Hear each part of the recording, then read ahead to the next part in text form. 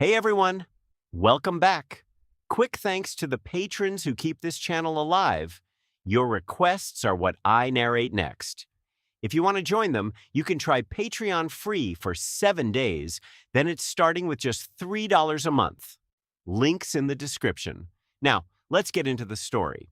Shane's magic circle teaching class continued until the evening without stopping for a minute. Hermione felt like her mind was filled with so much stuff that it was hard to digest for a while. That's it for today. Shane put away his wand and began to warn, you only need to roughly remember what I just said. The main thing is the carving of the basic formation pattern. It must be like what I just led you to do. Just keep practicing and let your body become familiar with the feeling instead of using your brain. Do you understand? I understand. Hermione nodded faintly. It was only an afternoon, but Shane's class made Hermione feel better than a day of doing anything or reading a book. After class, it was time to have dinner. The rest of the Swinton family returned home one after another, and Hermione also stayed at home for dinner at Shane's invitation. After dinner, Arya excitedly pulled Hermione and chatted non-stop. At the end of the conversation, she suggested that Hermione just spend the night at her house tonight and sleep with her. Of course, this was dropped due to Shane's strong objections. What a joke. If it were you, it would be understandable if your daughter was invited to dinner at her male classmate's house for the first time. But being left home overnight? If it were me, Mr. Granger, I'd drive right over and kill him. However, a few days later, Shane also visited the Granger family at the invitation of Hermione's parents, and was warmly welcomed by the Grangers. Perhaps she heard from Hermione that Shane's magic was very powerful. Mrs. Granger always asked Shane to take good care of her daughter at school, saying that although her daughter was good at studying, she was actually a weak-minded person. At the same time, when Mrs. Granger was enthusiastic, she also revealed all of Hermione's dark history from childhood to adulthood, which made Hermione so embarrassed that she wanted to give her mother a obliviate. So just like that, the Christmas holiday passed quickly. The little wizards at Hogwarts have also begun to return to campus one after another and begin their new semester. The time has come to February, the time of winter and spring. Evening, Hogwarts Great Hall. For some reason, Harry, who had always been prejudiced against Shane, suddenly found Shane who was having dinner. On the long table, Shane looked at the boy in front of him who was hesitant to speak, rolled his eyes angrily, and then said, I mean Harry Potter, you are already sitting here and squirming like a girl. I've been pinching you for several minutes, so what's the matter with you? Hearing the impatience in Shane's words, Harry pursed his lips nervously and hesitated for a few moments before stammering, that's it, Dolea, I want to ask you something, do you know Nico Flamel? Huh? Shane raised his eyebrows, and a teasing expression suddenly appeared on his face. He narrowed his eyes and looked at Harry and said, why, don't you think of me as Voldemort's subordinate? Harry immediately lowered his head in embarrassment. In fact, the reason why Harry suddenly came to see Shane today was entirely because he encountered something at school during the Christmas vacation. Go back in time to more than a month ago. Shortly after the Christmas vacation started, Harry was bored in the common room, so he put on the invisibility cloak that someone gave him and started walking around the school at night. However, when he was exploring the secrets of Hogwarts alone in the dark, he unexpectedly encountered Snape threatening the weak Professor Quirrell in a corridor. At that time, Harry couldn't quite understand the conversation between the two, but he felt that Snape seemed to be planning something very bad, which made him even more eager to find out the clues about Nico Flamel as soon as possible. But that's not the most important thing. What's important is that after Harry met Snape and Quirrell, he accidentally discovered a very special mirror in a room. That mirror allowed him to see his parents, whom he had never met since childhood. Therefore, Harry, who had lacked the care of his relatives since childhood, would run to the mirror every day for a long time and silently look at his parents in the mirror, gradually sinking into it and unable to extricate himself. And this situation lasted until a few days ago, when he suddenly met Professor Dumbledore in front of that mirror. Stop. So don't remember it anymore. Shane said, rubbing his temples with a headache. Just now, after Harry finished asking Nick Flamel's questions, he fell into silence again. He knew the causes and consequences of everything through legilimency. That mirror is actually the mirror of Erist, a mirror that allows people to see the most urgent and strongest desires deep in their hearts. Let's not talk about other things about brainwashing Harry, the little lion. Shane saw what the old bee said to Harry in Harry's memories. Harry, the mirror of Erist cannot give us knowledge and truth. Many people will waste their time in front of it and even go crazy. Among the many people I have met, there is only Shane Doria. When he went to the mirror of Erist, he said something boring, Dumbledore said. Dolea? Harry didn't expect to hear this name suddenly. Yes, he is the most sober and intelligent student I have ever seen. He seems to know everything, but he never loses his heart like Voldemort. Dumbledore said, but suddenly changed the topic. Harry, the mirror of Erist can confuse people, so don't come here again, this mirror will be moved away tomorrow. Shane looked at Harry's memories and looked up in the direction of the principal's office with his head full of black lines. These seemingly careless conversations have a huge conspiracy hidden inside. The mirror of Erist had been placed in Old B's office before, and he did say, boring thing, to the mirror when he visited his office before. But that's not the point. The point is that Dumbledore said so much, and his real purpose was to clear up Harry's misunderstanding about him, and at the same time, he also wanted to create a bond between Harry, the Savior, and himself. He said that it was no wonder that Harry came to him suddenly. It turned out to be a good plan made by the old bee. 0, please give me flowers, 0. Shane thought to himself. Snape usually has a pure villain style, coupled with the little lion's self-righteous mentality. After Harry had been searching for Nicola Flamel's clues for several months to no avail, he finally found him after Dumbledore's hint. Thinking of this, Shane sighed helplessly. Forget it, just be a favor, anyway, I need the help of Old B to establish the guild. So, he opened his mouth and said to Harry, Nicholas Flamel, he is a famous alchemist and the only master of alchemy in the world who can make the magic stone. He relies on the magical power of the magic stone to make the elixir of life and prolong life. He and his wife Perino lived more than 6 centuries. After saying this, he immediately took his dinner and disappeared. The little lion in front of him was completely stupid, and Shane was afraid that his stupidity would be passed on to him. When Harry saw Shane suddenly disappearing in front of his eyes, he couldn't help but be stunned, but he quickly realized that he seemed to have found a clue to Nick Flamel. 0. The Philosopher's Stone. Nico Flamel. Harry exclaimed with excitement and ran back to the common room like crazy to find Ronald and Hermione and tell them what had happened.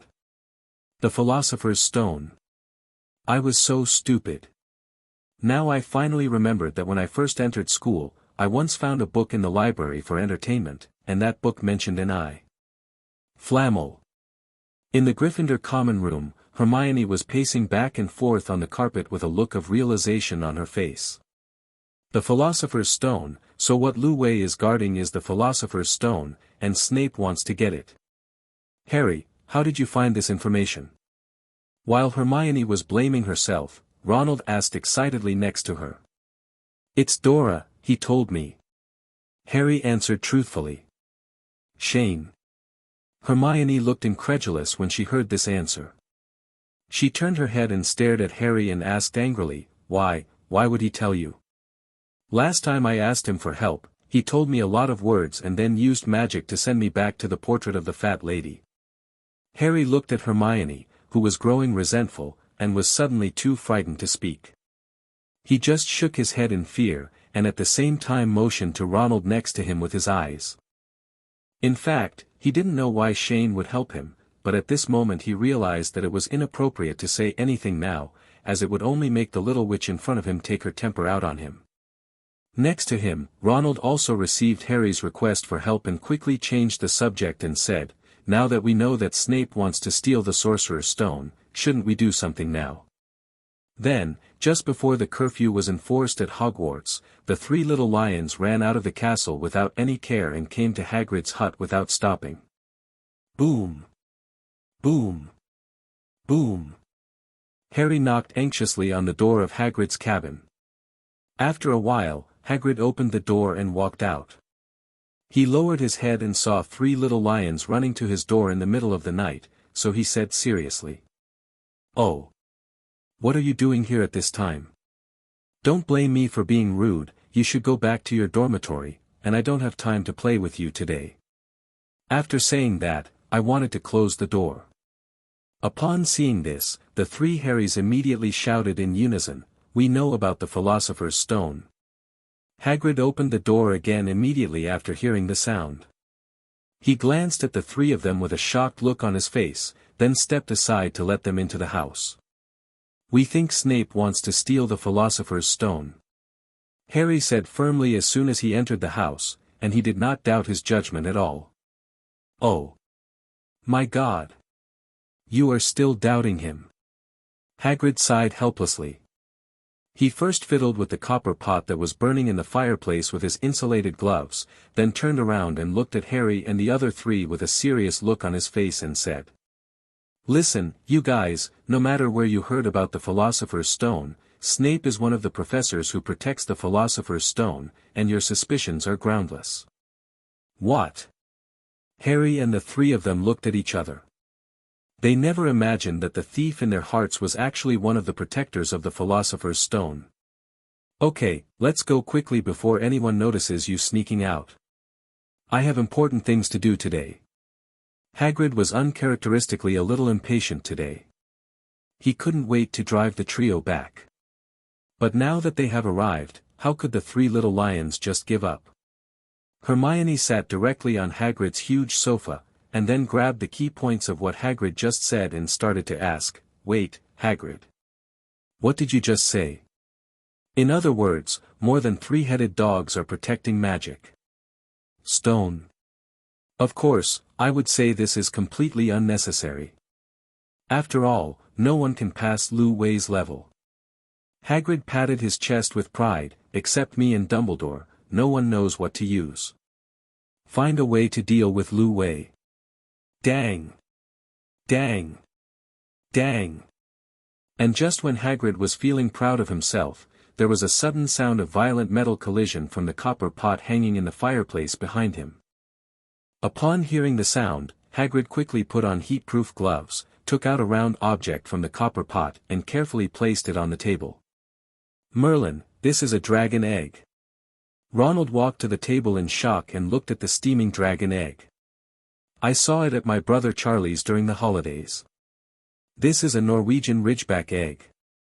"It's just, Hagrid. How did you get it?" "I won it from a stranger." Hagrid replied, with a look of confusion on his face, "It's just weird. I don't know why he seems to have to lose." And while the 2 were talking, the dragon egg on the table began to shake. After a while, the eggshell outside the dragon egg exploded, and the Norwegian Ridgeback, still covered in egg liquid, slowly crawled out with a sound similar to a crow. Hagrid suddenly looked fascinated. He stretched out his hand to tease Charmander's chin and said softly, "Oh, it's so beautiful. Look at the little guy treating me as his mother. He wanted to raise a fire dragon himself a long time ago, and now he finally got his wish. Hi, Nobel. Norbert. It has to have a name, doesn't it?" Hagrid said to Harry matter-of-factly, still teasing Norbert with his fingers, and making strange tut-tooting sounds from his mouth. Gradually, perhaps because he was annoyed by Hagrid, the little Norwegian Spinosaurus named Norbert tilted his neck back and spit out a stream of fiery dragon breath, which directly set Hagrid's thick beard on fire, and the room suddenly became ablaze. There was a smell of burnt protein. Hagrid quickly used his gloves to extinguish the flames on his beard in panic, and his face instantly showed a hint of embarrassment. He defended Harry and the others, "Haha, of course, it still needs some training." But just when Hagrid was embarrassed and excited, he suddenly saw a figure flashing past the window. He immediately frowned and shouted, "Who is there?" Harry followed Hagrid's gaze and immediately recognized it. It was his nemesis, Draco Malfoy, who was peeking out of the window. "Oops. The three of them looked at each other and ran frantically out of Hagrid's cabin without saying a word. They had to run back to the dormitory before Malfoy could tell the truth. But at the same time, Hagrid was sitting in the room blankly, looking at the door that was still shaking, with a look of, "It's over." The next day, news spread throughout Hogwarts that the 3 Gryffindor lion cubs and the Slytherin snake were sentenced to solitary confinement. It was really because the gemstone hourglass used to track college points suddenly dropped a lot and was too conspicuous. Gryffindor was deducted 150 points, and Slytherin was also deducted 50 points. Commonly known as the limit of 1 for 3. Late at night, Harry, Ronald, Hermione, Malfoy, 3 little lions and a little snake were following Filch dejectedly, looking anxious and scared. Filch walked ahead while holding a kerosene lamp, showing his ugly black and crooked teeth, and said in a sinister tone to the 4 little wizards following him, "It's such a pity that we can no longer use the old-fashioned punishment methods for you. When I was in solitary confinement, I had to be hung in the basement with my thumbs tied." The screams were really nostalgic. Just 2 sentences frightened the 4 of them. After a while, Filch brought the 4 of them to Hagrid's hut, where a huge figure was already waiting there. "You have to go to the Forbidden Forest with Hagrid for the confinement tonight. He has some small things to take care of. You have to go to the Forbidden Forest with him," Filch said to the 4 people, and then turned to look at Hagrid who was holding a huge crossbow. "Troublemaker, the ghost is here, Hagrid." Hagrid nodded. "Okay, little guys, it's time for us to set off." But Draco on the side immediately became frightened when he saw this, and his previous arrogance instantly disappeared. He looked at Filch and Hagrid in horror and said, "Are you kidding? Are we really going to the Forbidden Forest? We can't go there. Students are not allowed to go there, and there are werewolves in there." Filch listened to Draco's words and slowly turned his head with a gloating and evil smile. He stared at Draco with an extremely threatening tone and said, "Young man, there are more than just werewolves in the Forbidden Forest, that's for sure. But one thing you can rest assured is that there is no moon tonight, and werewolves usually won't come out, but other things are not guaranteed. Have a nice night, trick-or-treaters." After saying that, he left with a grin. Watching Filch leave, Hagrid strung up his crossbow and looked at the 4 of them with a serious expression. "Let's set off and come back quickly. I don't want you to stay in the Forbidden Forest for too long. The longer you go, the more dangerous it is in the Forbidden Forest." After saying that, he held the kerosene lamp and led the 4 of them towards the Forbidden Forest with the faint light. The Forbidden Forest seemed unusually quiet tonight for some reason, and even the howling of wolves that could often be heard suddenly disappeared. Hagrid looked around with a crossbow in his hands with a vigilant look on his face. He also used a kerosene lamp to shine on the ground from time to time, as if he was looking for something. Harry followed Hagrid.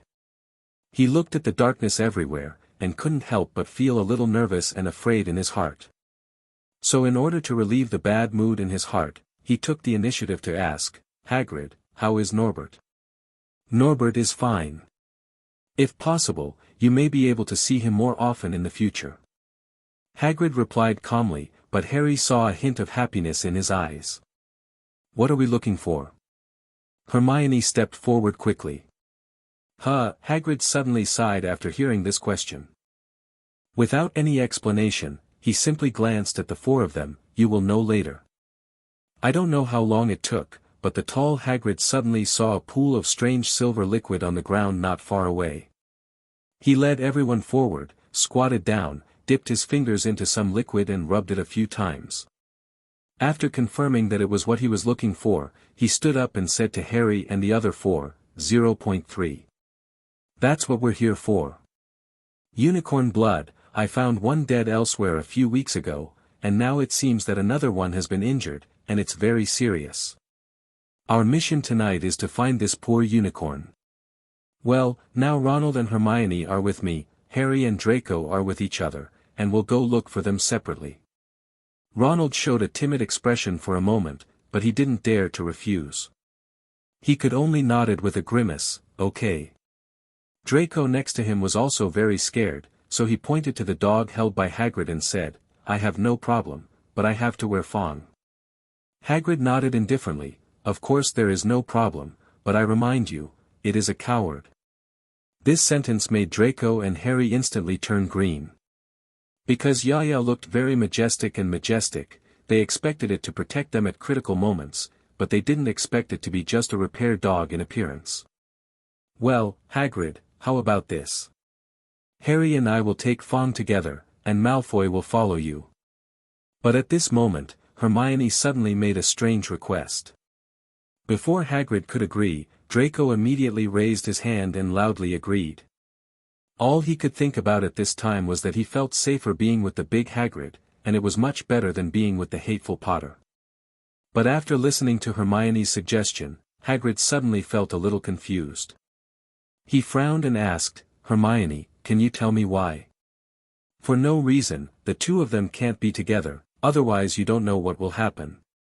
Hermione pointed at Harry and Draco with something in mind, and then continued.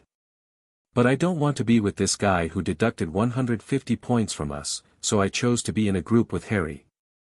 While saying this, he glared at Draco fiercely, causing the latter to feel something in his heart.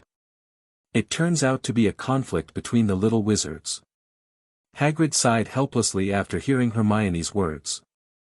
To be honest, after Hermione reminded him like this, he really wasn't worried about Harry and Draco being together.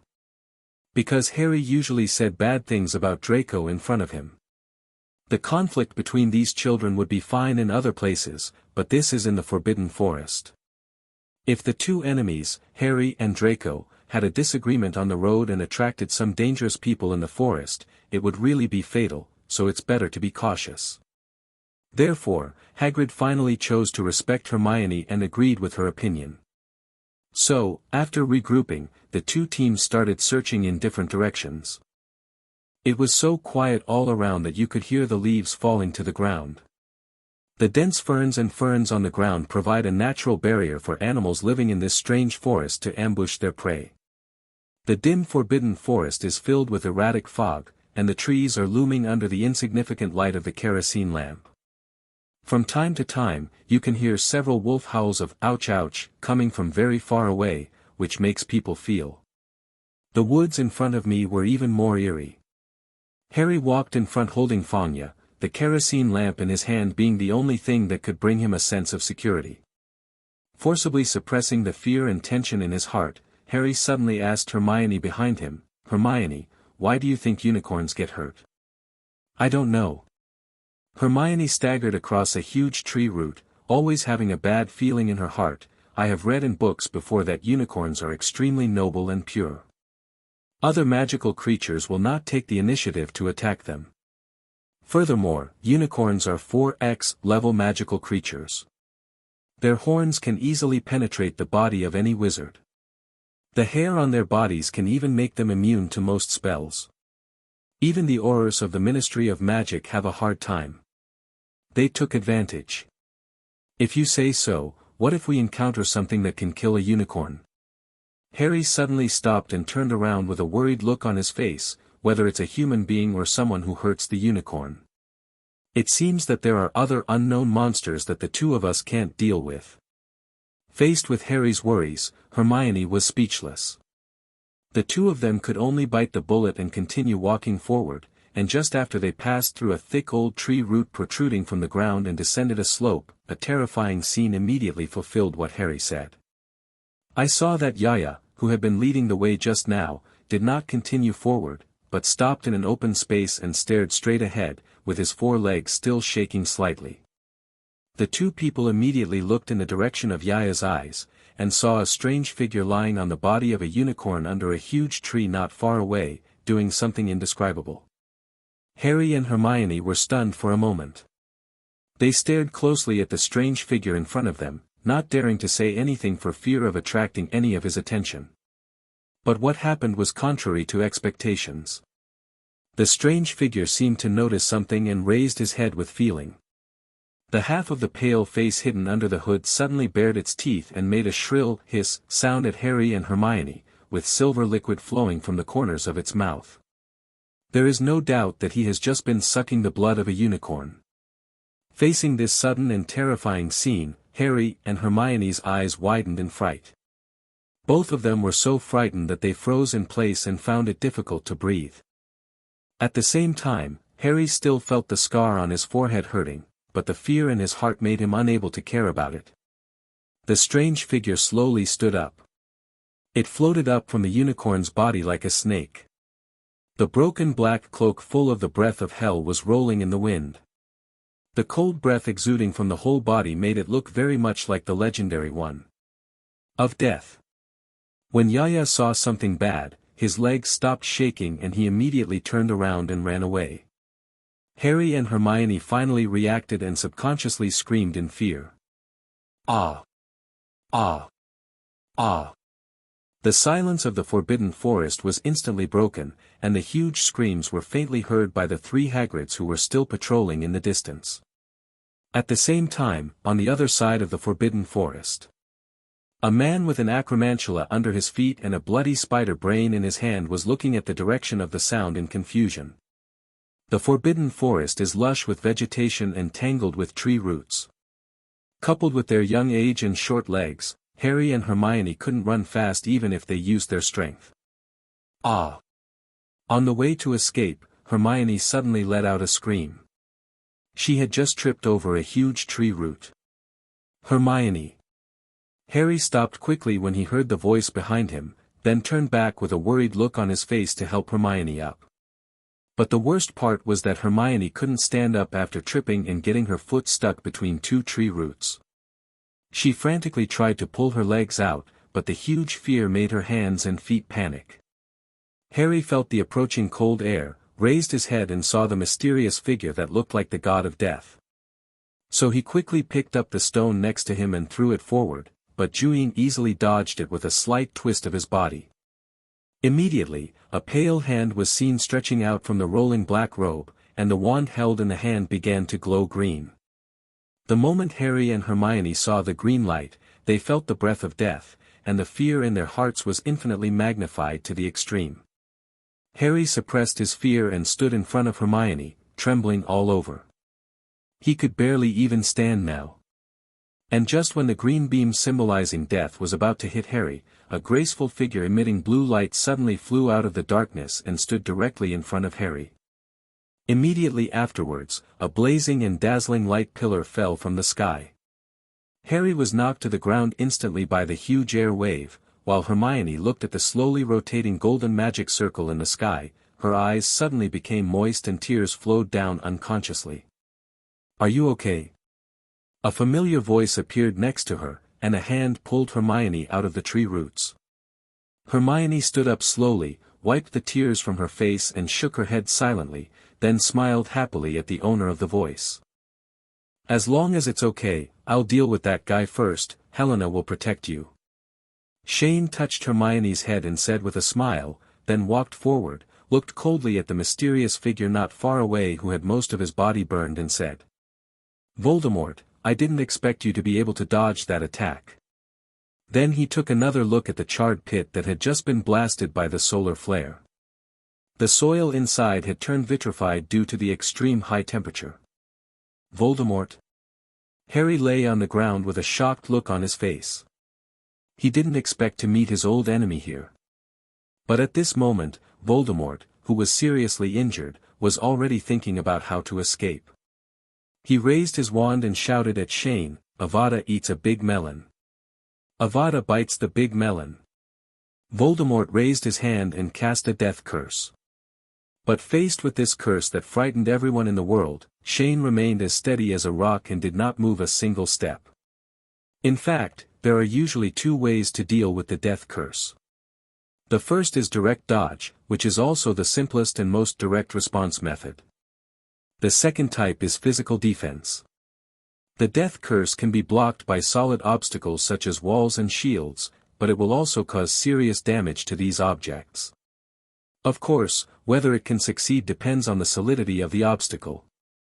However, Shane, an outsider, is an obvious exception, and he uses the third bell method. The space in front of him suddenly distorted, and it was as if a dazzling kaleidoscope mirror stood in front of him, reflecting Voldemort's entire body, and the killing curse was instantly reflected. Voldemort was shocked when he saw this, because this was the second time he had seen a death curse that could rebound. He hurriedly dodged, and the green spell of the mirror image penetrated his robe and hit a big tree behind him. The whole trunk of the tree was immediately blasted with sawdust flying. After Voldemort dodged a death curse, he immediately fled into the darkness in the distance without looking back. He didn't dare to use disembodiment. The island's severely injured body no longer supported him in using this magic. If it is used forcefully, it will be a trivial matter if you lose an arm or a leg. If you lose half of your body, you may die in the middle. At the same time, Shane lost interest when he saw that Voldemort only fired one shot and ran away. Damn it, why are you so coward? Even in the remnant state, he still wanted to see the power of the Dark Lord, but he didn't expect this guy to be so afraid of death. No wonder he was able to create 7 Horcruxes before. But since the other party doesn't intend to play with him, Shane doesn't intend to hold back either. He slapped his hands on the wet ground, water droplets splashed on the moss, and a forest green magic circle patterned by trees instantly unfolded beneath him. Natural magic, the spirit of the sea of trees. In an instant, the power of magic uses the earth as a medium, giving the spiritual power of life to all things around it.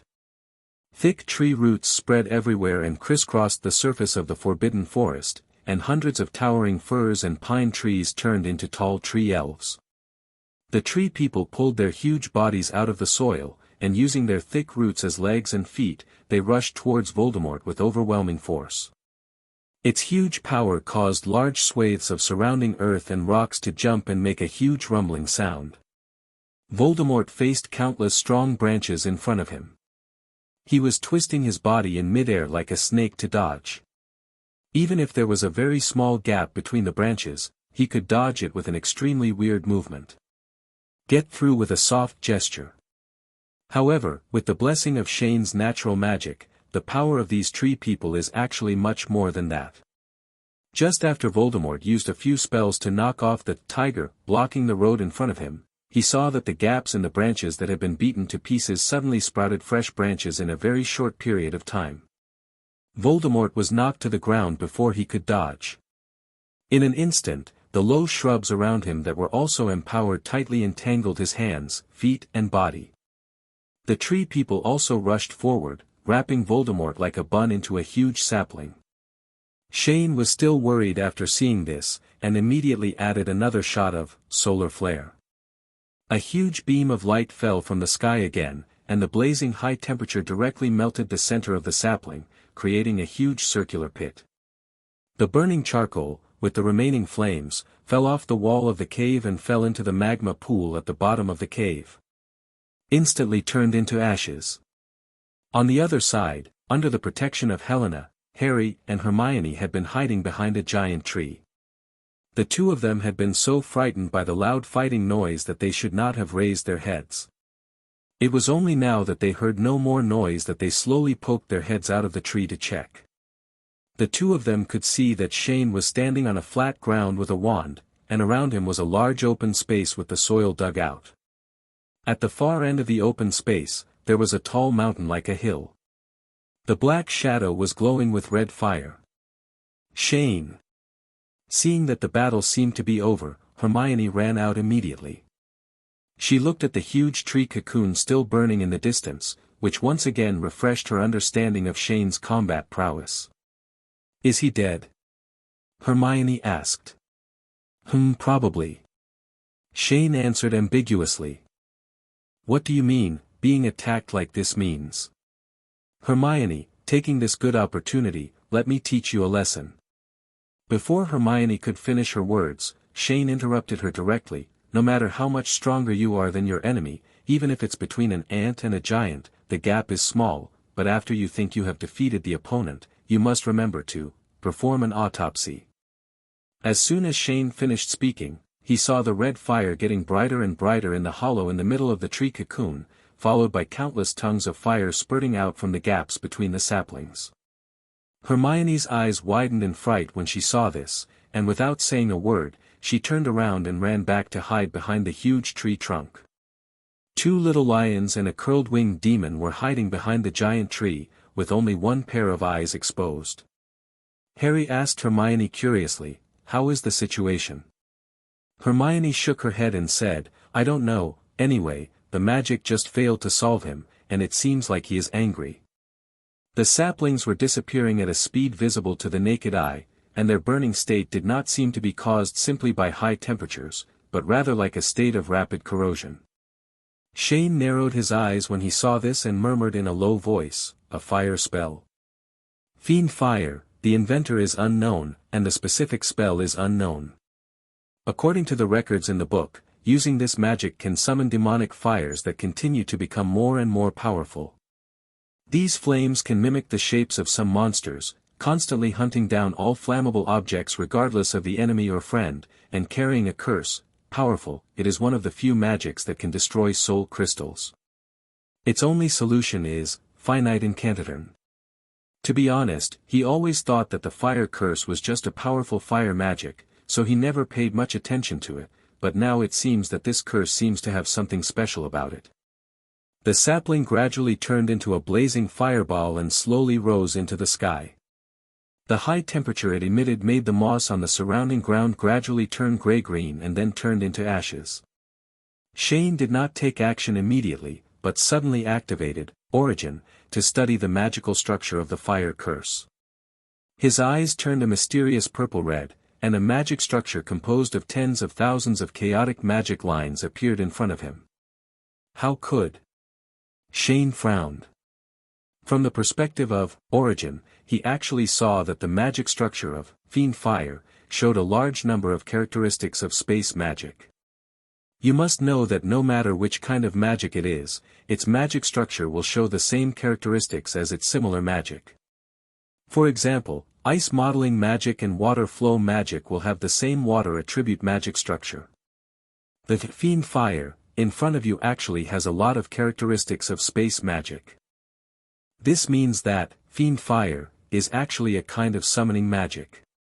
This is why Shane suddenly made a questioning voice just now, which is completely different from his previous understanding of Li Hua. Good Li Zhao, however, just when Zhenan was studying the Fiend Fire spell carefully. Below the Li Hua fireball, on the magma pool, a figure whose skin had turned into charcoal was suspended in mid-air, letting out a painful roar, and at the same time, the fireball above his head began to expand. Voldemort wanted to detonate a fireball and kill Shane together. However, Shane faced the coming huge explosion, and all he could see was that he raised his hands expressionlessly, like an elegant music conductor, gently turned his wrist upwards, and lightly scratched the wand from bottom to top. Air column. Under Voldemort's feet, several huge earth dragons suddenly rose up from the ground, rushed into the air and tightly enveloped the entire Li Hua fireball, forming an earth cocoon in which Li Hua's energy was continuously compressed and then released. After a while, a huge magma ball was suspended in mid-air, but Voldemort was nowhere to be seen. Harry and Hermione, who were hiding behind the giant tree, stared at everything in front of them with their mouths open, and they were so shocked that they could not speak for a long time. At the same time, the people who had been watching the battle also walked out at this time. It seems that my guess was correct. The only one who can cause such a big commotion around Hogwarts is you, Shane Dolea.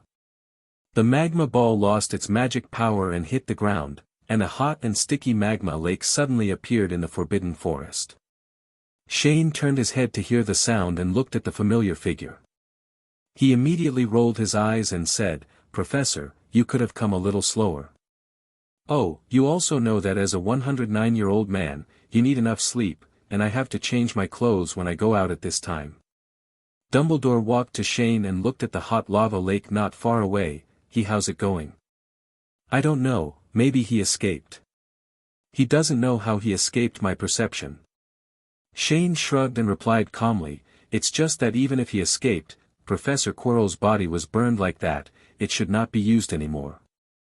Professor, I suggest that you let Professor Snape teach the defense against the dark arts class in the next few months.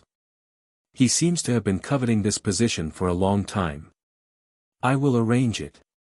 Dumbledore nodded, and then his expression became a little complicated. I'm afraid you didn't expect that he could do this in his half-dead state. I was indeed a little surprised.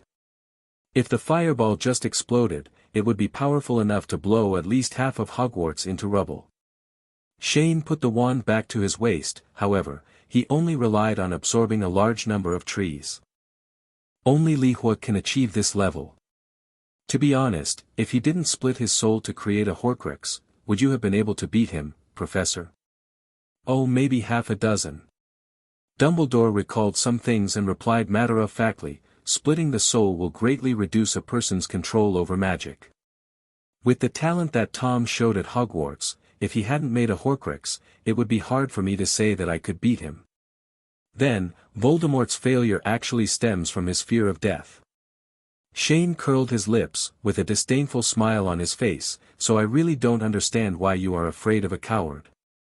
Dumbledore was stunned when he heard Shane's comment about Voldemort, and then seemed to realize something, and suddenly began to murmur in a low voice, yes. For people with a clear mind, death is just a great event. Taking risks, and Tom's courage may not even be as good as our little Gryffindor wizard. On the other side, Harry and Hermione, who were hiding behind the giant tree, suddenly saw a tall figure appearing next to Shane after seeing the spectacular magma ball.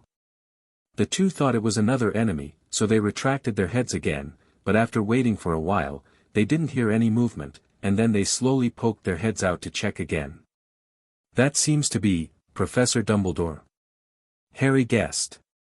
Of course, yes, there must have been such loud noises from the battle just now at Hogwarts. Hermione affirmed, let's go out. After saying that, he took the lead and ran out of the giant tree. Professor Dumbledore. Hermione stepped forward and said hello, and Harry followed closely behind. Good evening, two young wizards. Dumbledore turned to look at Hermione and Harry. I apologize to you on behalf of Hogwarts. I'm sorry that you encountered such danger in the Forbidden Forest. Ada. Professor, we are fine. Harry shook his head, and then glanced at Shane with a complicated look. Thanks to Dolea, if it weren't for him, we might have been killed by Voldemort. You two can have fun secretly. If I hadn't happened to be looking for food for Helena in the Forbidden Forest, just the two of you alone would have had a double body. Chomin held Helena in his arms and complained. In fact, he remembered that there was such a scene in the Forbidden Forest in the original book, but it happened that he had been training Helena in the Forbidden Forest for the past 2 days and only went back late at night. During the day, the courses at Hogwarts were all taught by Nien Nien T was a substitute teacher, so he didn't know that Harry, Hermione and others would come to the Forbidden Forest tonight. However, let's not talk about Voldemort for now. Let's talk about the issue of confinement first. At this moment, for some reason, Shane suddenly changed his attitude and looked at Dumbledore with a reproachful look. Professor, you know how dangerous this Forbidden Forest is. Isn't it inappropriate for Hogwarts to send these little wizards here as punishment for confinement? As I said last time, the school system of Hogwarts. Listening to Shane's chatter, Dumbledore's head began to hurt again. Because every time Shane had the opportunity, he would talk about all kinds of unreasonable things in the school and instill in him his own ideas of campus reform. And just when Shane started to preach to the old bee, Harry and Hermione next to them looked at all this and were once again stunned. They don't understand why Shane treats the headmaster of his school so much. And Dumbledore looks helpless. Woof. Woof. Woof. But just when Dumbledore had a headache, a dog barking came from not far away, which instantly rescued him. Hagrid and the three of them arrived late. Fawn ran to Dumbledore from a distance and kept wagging his tail around Dumbledore. Hagrid came panting with a crossbow in hand. As soon as he saw the magma pool in the distance, he said in shock, "Oh, my God. What the hell happened?" Then he saw Dumbledore present again. After being shocked, he immediately stepped forward and said, "Good evening. Professor Dumbledore, what on earth is?" And looked at the magma pool again. "Good evening, Hagrid." Dumbledore responded, and then looked at Harry beside him thoughtfully. "Unfortunately, something happened tonight." Can you please send these 4 children back to Hogwarts first? Of course, no problem. Hagrid immediately understood the meaning of Dumbledore's words, and then looked at Harry and Hermione aside. Okay, let's go, otherwise you will have to fight in class tomorrow, Sleepy. After saying that, he immediately pulled the 2 of them towards Hogwarts. However, Ronald and Draco on the other side were hesitant to move because they had not yet reacted to the shock of the magma pool. Ronald, let's go. When Harry saw this, he grabbed Ronald's arm hard and dragged the latter away. In the process, he could be seen turning back every 3 steps. Draco was exactly the same as Ronald, except that he was kicked awake by Hermione. Watching Hagrid and the others gradually go away, Dumbledore looked at the mess in the Forbidden Forest and suddenly sighed, what a pity. This large forest is the habitat of many creatures in the Forbidden Forest. What's a pity? Shane yawned, and then the magic circle of natural magic under his feet instantly unfolded. Under the influence of magical power, the magma pool cooled instantly, and the land affected by the battle continued to grow new plants like mushrooms after a rain. After a while, in addition to the piece of hard obsidian, the destroyed Forbidden Forest once again showed the scene of towering ancient trees with deep roots and luxuriant leaves. Professor, I forgot to tell you, I am a person who loves nature. Shane said with a smile, and then disappeared into the Forbidden Forest. Dumbledore looked at the Forbidden Forest that had been restored to its original appearance, with mixed feelings in his heart. It can be seen from tonight's battle that Shane's ability has far exceeded his imagination. Although he can achieve the same effect in terms of the destructive power of magic, it will never be that easy. Moreover, thinking of Shane's usual free-spirited character, he also saw the ruthlessness of his actions in the battle just now. He understood that the student Shane was somewhat evil, which made him think more. Dumbledore shook his head helplessly, throwing away the thoughts of how to deal with his relationship with Shane, and then activated his apparition and returned to the principal's office. As soon as he landed, he saw a familiar figure in the office. Good evening, Minerva. Oh Albus, you are finally back. Something happened in the Forbidden Forest. Professor McGonagall looked anxious, but when she saw Dumbledore's magic robe, it was obvious that he had just come back from outside, and then she said, I think you already know that. Don't worry, everything is fine. Dumbledore explained calmly, how is it at school? The students are fine, they were just a little frightened by the explosion just now. Professor McGonagall said with a worried look, how are Harry and the others? She personally gave the instructions for the confinement of the 4 little wizards last night. They are all fine. Hagrid should be on his way back to their dormitories now. Dumbledore replied. That's good. Professor McGonagall breathed a sigh of relief. Ever since the unusual explosion sound came from the Forbidden Forest, she had been worried. Albus, what happened in the Forbidden Forest? Dumbledore was silent for a moment, then said slowly, Tom appeared in the Forbidden Forest. On the other side, just as Hagrid was sending Harry and the 4 back, Harry couldn't wait to tell them what they had just seen. Hagrid, I'm sure I heard correctly. Shane did say that man was Voldemort. Hermione heard it too. Hermione also nodded in agreement, yes, it's Voldemort. When we met him, he seemed to be sucking the blood of unicorns. Hagrid looked at the 2 little wizards in front of him with a complicated expression. He knew that they were not lying.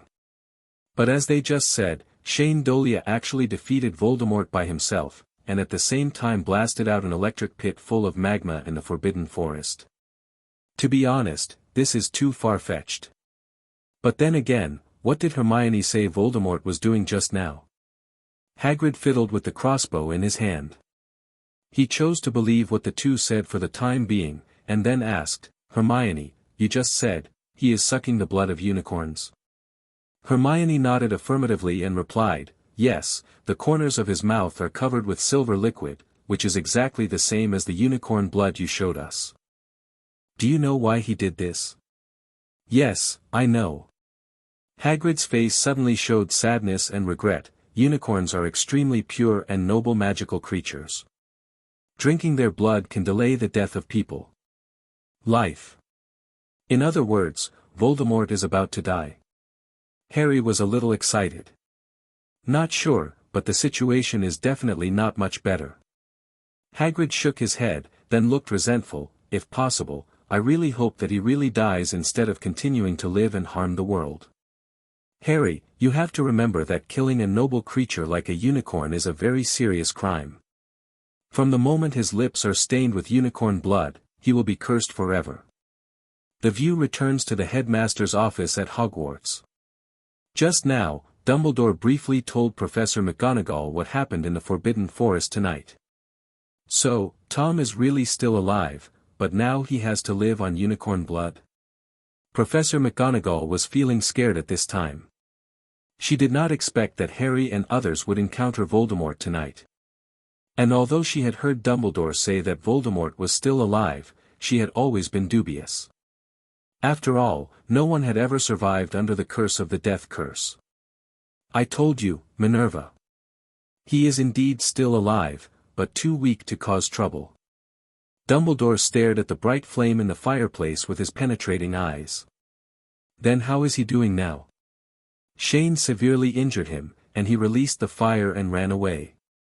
Dumbledore shook his head, but you don't have to worry, Quirrell's body will definitely not be usable. Quirrell. Professor McGonagall frowned. What does this have to do with Professor Quirrell?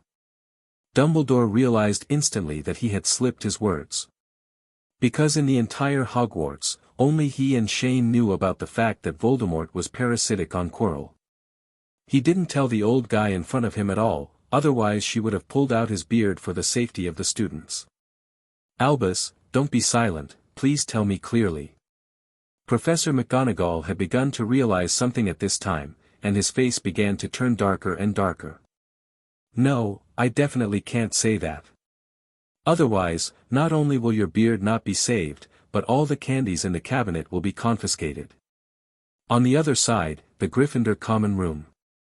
The three little ones have been sent back here by Hagrid, but although it is already late at night, they are not sleepy at all and are sitting around the fireplace discussing what happened tonight. You said the Dark Lord is in the Forbidden Forest? Ronald asked in horror. He had gradually recovered from the spectacular magma pool and had already listened to Harry tell what happened to him and Hermione tonight. Yes, we did meet him. Harry paced back and forth in front of the fireplace, and he is very weak now and can only rely on unicorn blood to continue his life. And I think we all thought wrong before. Snape probably stole the Philosopher's Stone not for himself, but for Voldemort. The Philosopher's Stone can create the elixir of immortality.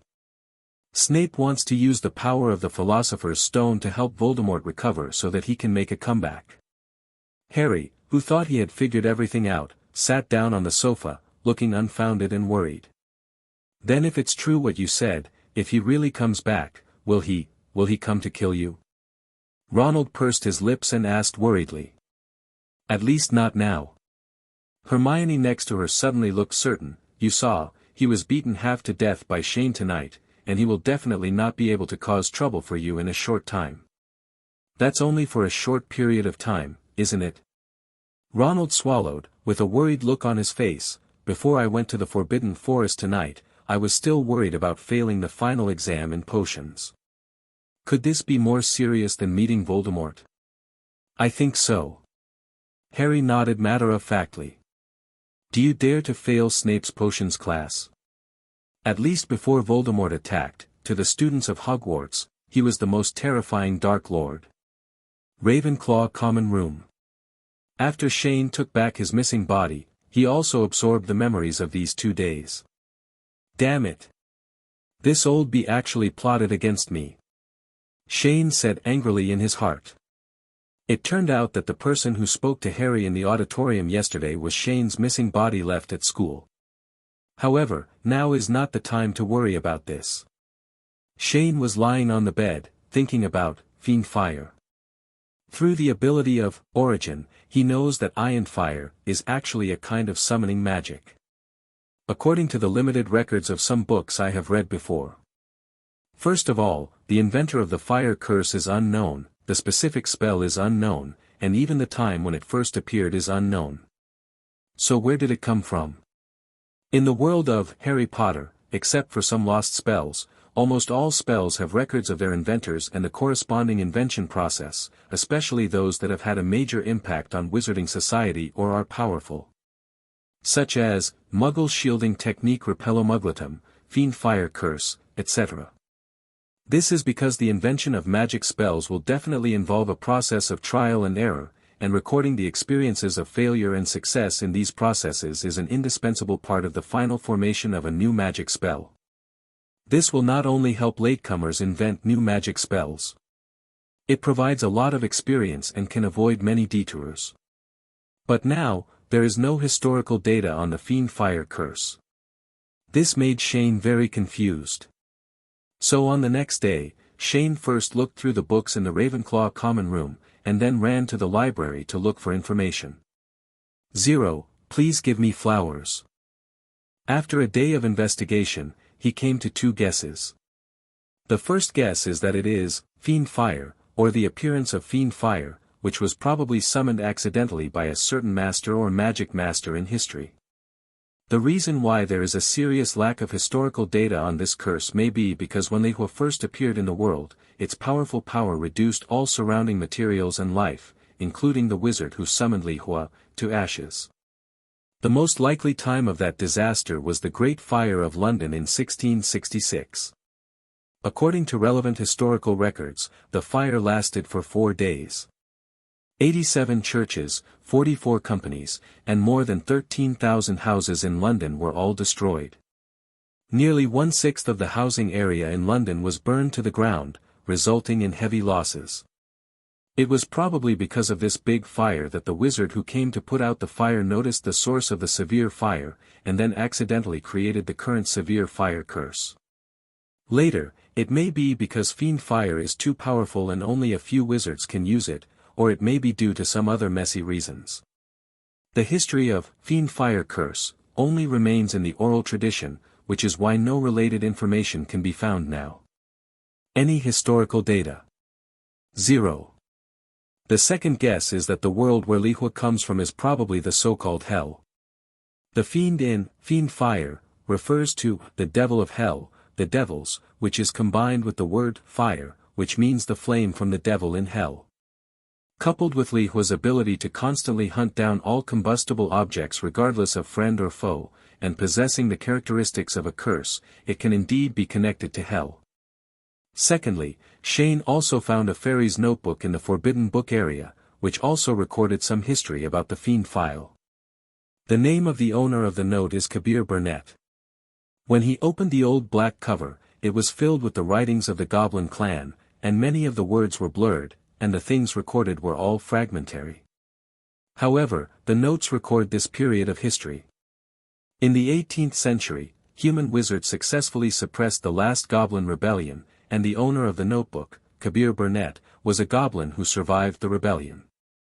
He wrote this thought-provoking sentence in the notebook: "In what we are about to do, at the time of victory, mankind sold itself and summoned the fire from hell, Fiend Fire, to drive us away."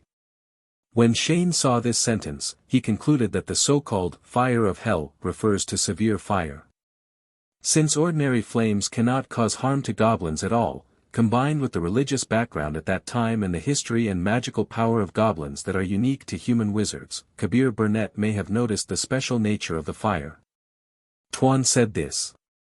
So, if these 2 guesses are true, then there will be something to play with.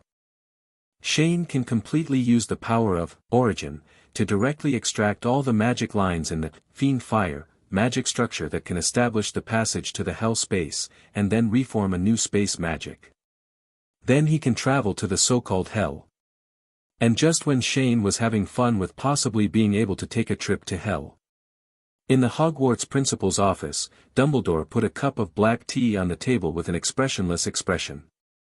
To be honest, he didn't really welcome the arrival of the blonde man in front of him. "Welcome, Lucius. You are here. Do you have any special opinions from the school board?" Dumbledore asked a little eccentrically. The person coming was none other than Draco's father, an ancient, wealthy and influential pure-blood wizarding family among the 28 holy tribes, the head of the Malfoy family, Lucius Malfoy. With his pale blonde hair, cold grey-blue eyes, and pale pointed face, except for the luxurious clothes, he looked exactly like Snape. In the original Harry Potter books, Malfoy was arrogant, thoughtful, and good at taking charge of everything. After graduating in 1972, he joined the ranks of Death Eaters and was extremely afraid of his master Voldemort. In a sense, from the late 1970s to the early 1980s, Voldemort's power expanded wildly, and the financial power of the Malfoy family behind Lucius played an important role in it. Although Voldemort was seriously injured 10 years ago, he escaped the Ministry of Magic's 120 calculation at the expense of a large amount of wealth and the reason of being under the Imperius curse. But Dumbledore knew very well that even a 3-year-old wizard would not be able to use this kind of rhetoric. Facing Dumbledore's ironic question, Lucius' face was arrogant and stiff, and he only heard him say in an unquestionable tone, "I only have one purpose here." Hogwarts expelled the student named Yuan Enel. Dumbledore was silent at first, and then said, "The reason. You know what I'm talking about." The snake staff in Lucius's hand hit the carpet hard, and then he threw the comic strips that his son secretly took home on the ground. The one named Dolea student, I don't care how he knows these things, but his staying at Hogwarts will only bring great danger to the students. Dumbledore glanced at the comics on the ground, took out a cockroach from the glass jar with one hand and put it into his mouth. "Lucius, unlike him, at least you understand family affection, don't you?" These words made Lucius' stiff face twitch twice more. To be honest, when he accidentally found this picture book in his son's room, he was so frightened that he almost couldn't stand still. Because he knew very well that Voldemort was not dead and the dark mark on his arm had not dissipated. The content in this picture book is extremely insulting and blasphemous to Voldemort. If Voldemort really comes back one day and he learns that his son Draco has read this picture book, he will simply not even think about the consequences. Dare to think. So out of fear, he first destroyed the picture book that Draco had hidden in the room, and then after learning the origin of the picture book through many inquiries, he rushed into Hogwarts without saying a word. The purpose is to expel the author of the picture book from Hogwarts so that his son will not suffer the consequences when Voldemort takes revenge. Shane Dolea, I will not fire him. Faced with Lucius's request, Dumbledore said expressionlessly, I know what you are worried about. In fact, Voldemort was in the Forbidden Forest last night. After Shane's words of coward last night, he no longer cared about the so-called curse of the name. But when Lucius heard these 3 words, his face immediately turned pale. He tried hard to suppress the trembling of his body, grabbed his right arm with his right hand and said, "No. This is impossible. I don't need to lie to you, Lucius." Dumbledore said calmly, "And your son was also in the Forbidden Forest last night, but he was lucky enough not to meet Voldemort. I'm getting Draco out of here." As Lucius said this, he turned around and staggered towards the oak door of the principal's office. He pulled the handle hard several times, but found that he couldn't pull it open. Then he turned his head and looked at Dumbledore in shock. "I'm sorry, Lucius." Dumbledore suddenly exuded an aura of terror, and the blue halo in his pupils continued to flow. "There are some things that you must explain clearly before you can leave here." At this moment, Malfoy, who had followed Voldemort, once again experienced the power of the White Devil. On the other side, the Hogwarts Great Hall. The little lions are discussing a strange thing that happened today. "Hey, do you know? I heard from people at Ravenclaw that the Professor of Defense Against the Dark Arts seems to have been replaced by Snape." Seamus, the demolition wizard, took a bite of the chicken leg and whispered. "What?" When Ronald heard the bad news, he immediately drooped his head like an eggplant beaten by frost. "Forget it about potions class. Do I have to be tortured by Snape in Defense Against Dark Arts class? I feel pretty good. I can't stand the strong garlic smell of Professor Quirrell for a long time. I get a headache every time I take Defense Against the Dark Arts class." Neville frowned. Disgusting, he was one of the few people who didn't have any dislike for Snape. It seems that Professor Quirrell was afraid of vampires, so he sprayed garlic essence all over his body.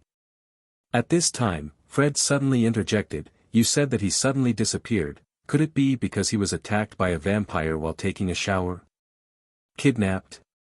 Everyone rolled their eyes after hearing Fred's nonsensical idea. They must know that the last vampire who dared to approach Hogwarts was directly tied to a cross and sunbathed repeatedly for several days. Then take a break. Seamus, did you hear why Snape suddenly took over the defense against the dark arts class? Thinking of Snape's attempt to steal the Philosopher's Stone, Harry felt that there must be something fishy about it. "I'm not sure." Seamus shrugged and replied, "I just heard from the people at Ravenclaw that by the end of this semester, Professor Quirrell will no longer be the Professor of Defense against the Dark Arts. But I guess it's probably related to the explosion last night, otherwise it wouldn't be such a coincidence. Although I don't know what happened last night, I think it must be related to Professor Quirrell's disappearance. I think it's very possible." Neville agreed, "My bed is right next to the window. After I woke up from a fright last night, I saw a lot of red or golden flashes in the Forbidden Forest." Hearing this, Harry and Hermione looked at each other. They knew that what Neville saw must be the light emitted by Shane when he was fighting Voldemort. "Harry, that can't be." "Shut up." Before Ronald could finish his words, Harry and Hermione interrupted him in unison. It was about Voldemort. How could he say it so casually in front of everyone? This would easily drag the little lions around him into unnecessary danger. However, Ronald didn't seem to understand what the two meant. He looked at his two friends with wide eyes and asked why. But he only received two pairs of blank eyes in response. At the same time, a young eagle suddenly rushed out of the auditorium, took off directly from the corridor, and headed straight to the common room of his college. Dinner time was almost over, but at this time, Shane was still reading information about Fiend Fire in the library. He wanted to collect as much information as possible so that he could be fully prepared before going to hell. But just then, Hermione suddenly burst into the library. She broke into the restricted book area without saying a word, then panted and grabbed Shane's hand and said, "Sya, Shane, third floor corridor." "What the hell?" A string of question marks appeared on Shane's head, and he asked in surprise, "Voldemort is here?" You will know when you go and take a look." After saying that, he pulled Shane and ran to the corridor on the third floor of the school. "I saw magic spells flying in front of me, and a group of little eagles and a group of little snakes started fighting for some unknown reason. Why did this fight start?" Shane looked at all this in shock. "I don't know, we were having dinner just now, and suddenly we heard a loud noise outside the auditorium, so we all ran out curiously to see what was going on, and found that they were fighting for no reason." Hermione explained. "What about the professors?"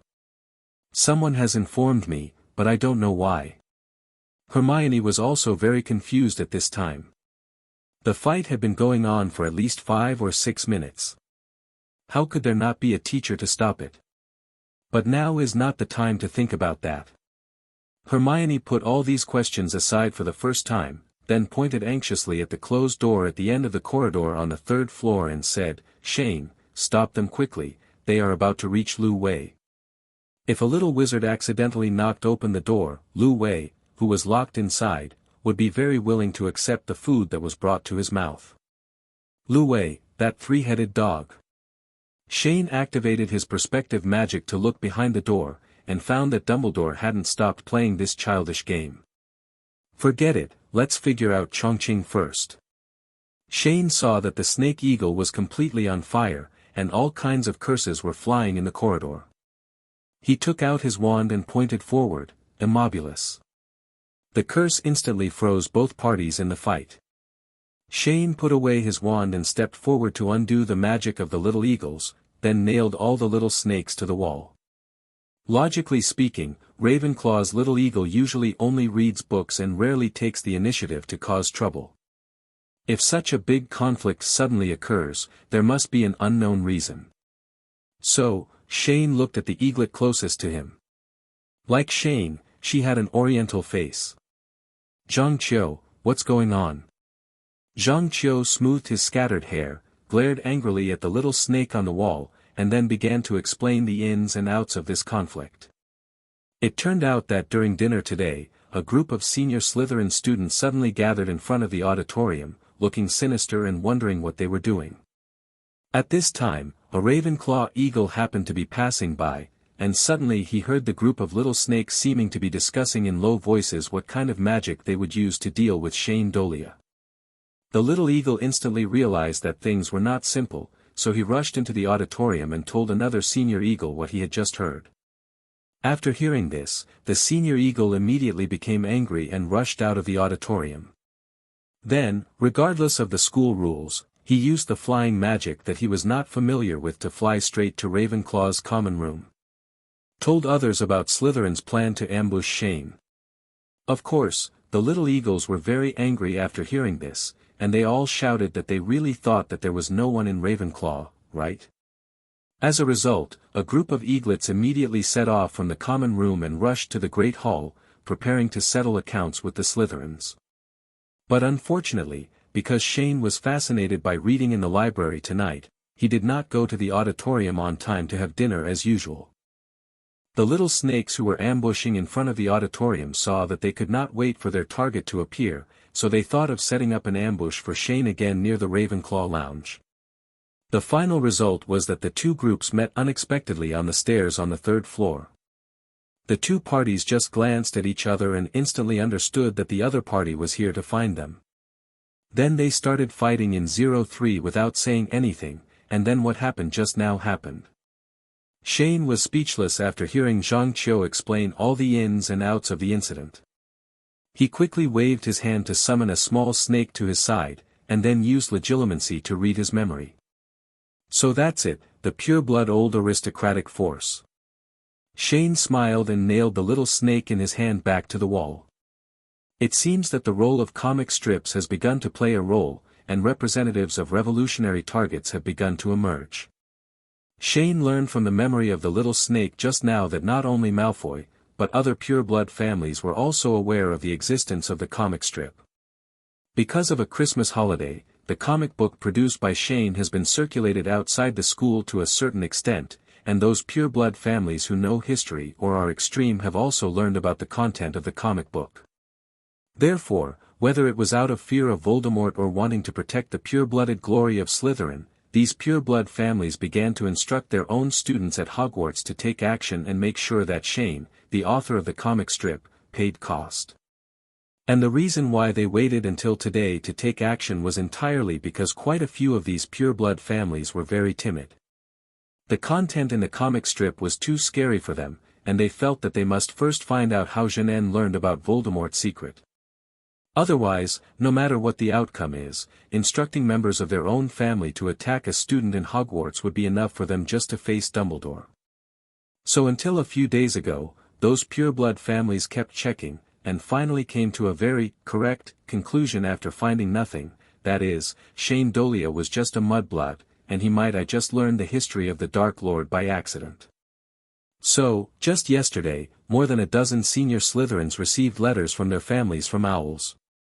Seeing that it was for the glory of their families and pure bloods, these little snakes acted like chickens and acted without hesitation. To ambush Shane. After resolving the conflict between the little hawks and the little snakes, Shane originally wanted to leave it alone. He plans to let their parents pick up the little snakes he pinned to the wall. That's right, it's the parents. It's no use even if the professor comes.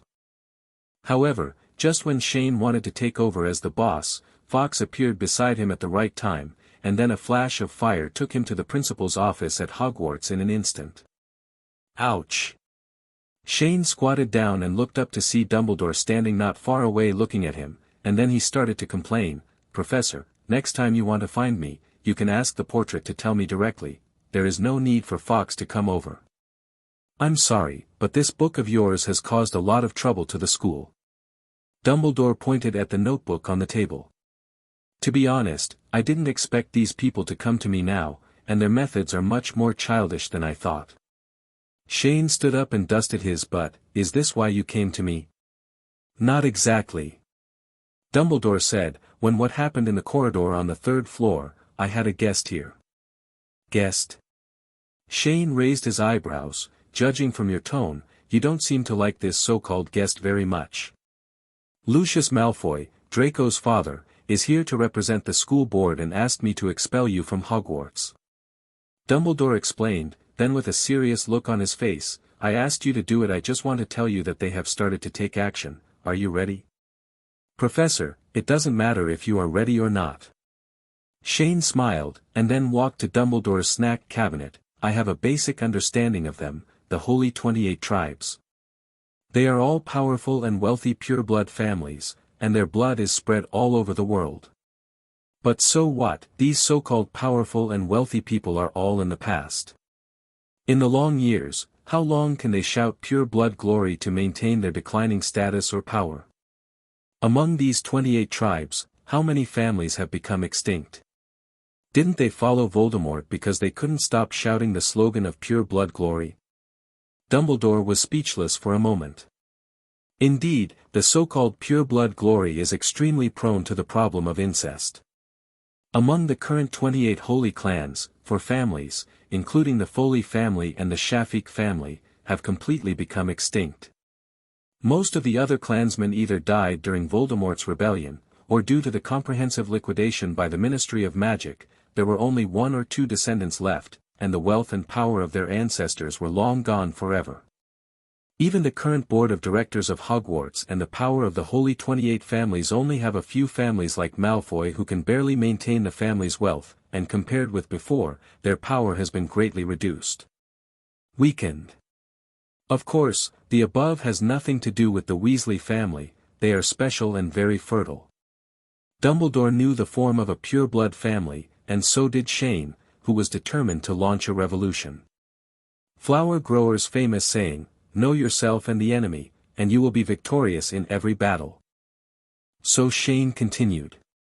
Professor, my goal has never been these half-defunct pure-blood families or Voldemort. What I want to do is to remove the cancer of pure-blood glory. Pure-blood families are just mud under the wheel of history. This is why I have been pestering you to reform Hogwarts, because Song has this way to remove the bullshit concept of pure-blood glory from the hearts of young wizards. You also saw what happened in the corridor on the 3rd floor today. If Hogwarts can provide guidance on daily education, these Slytherin students will not even hesitate to think of dealing with me. Dumbledore was silent for a moment and found that he had no way to refute Shane's words, so he said, the Malfoy family is considered a powerful force on the Hogwarts board of directors. Even if I support your approach, they don't have the funds of the board of directors. Even if you don't support it, your ideas will be difficult to realize. Shane smiled when he heard this question. Professor, Lucius Malfoy is a very smart man. From the way he just asked you to fire me, I know that he is not the kind of person who believes in extreme pure blood. He is actually a 270 spirit of self-interest. Activists. I guess that at first he just wanted to use Voldemort to expand his family's power, but he didn't expect that Voldemort's madness was far beyond his control and knowledge. I think you have already told him about the Horcruxes. Do you think he will take the initiative to find Voldemort's Horcruxes for us? He definitely wants Voldemort to die completely more than anyone else. Hearing this, Dumbledore once again refreshed his understanding of Shane's wisdom. Shane's guess was not wrong, he had told Lucius about the Horcruxes. Whether it was for protection or destruction, Lucius would help find Voldemort's Horcruxes out of fear, intentionally or unintentionally. At least one. On the other side, the Malfoy family's mansion. It is located in Wiltshire, England. Legend has it that it was the land given by King William I 1,000 years ago, and Armand Malfoy established Malfoy Manor here.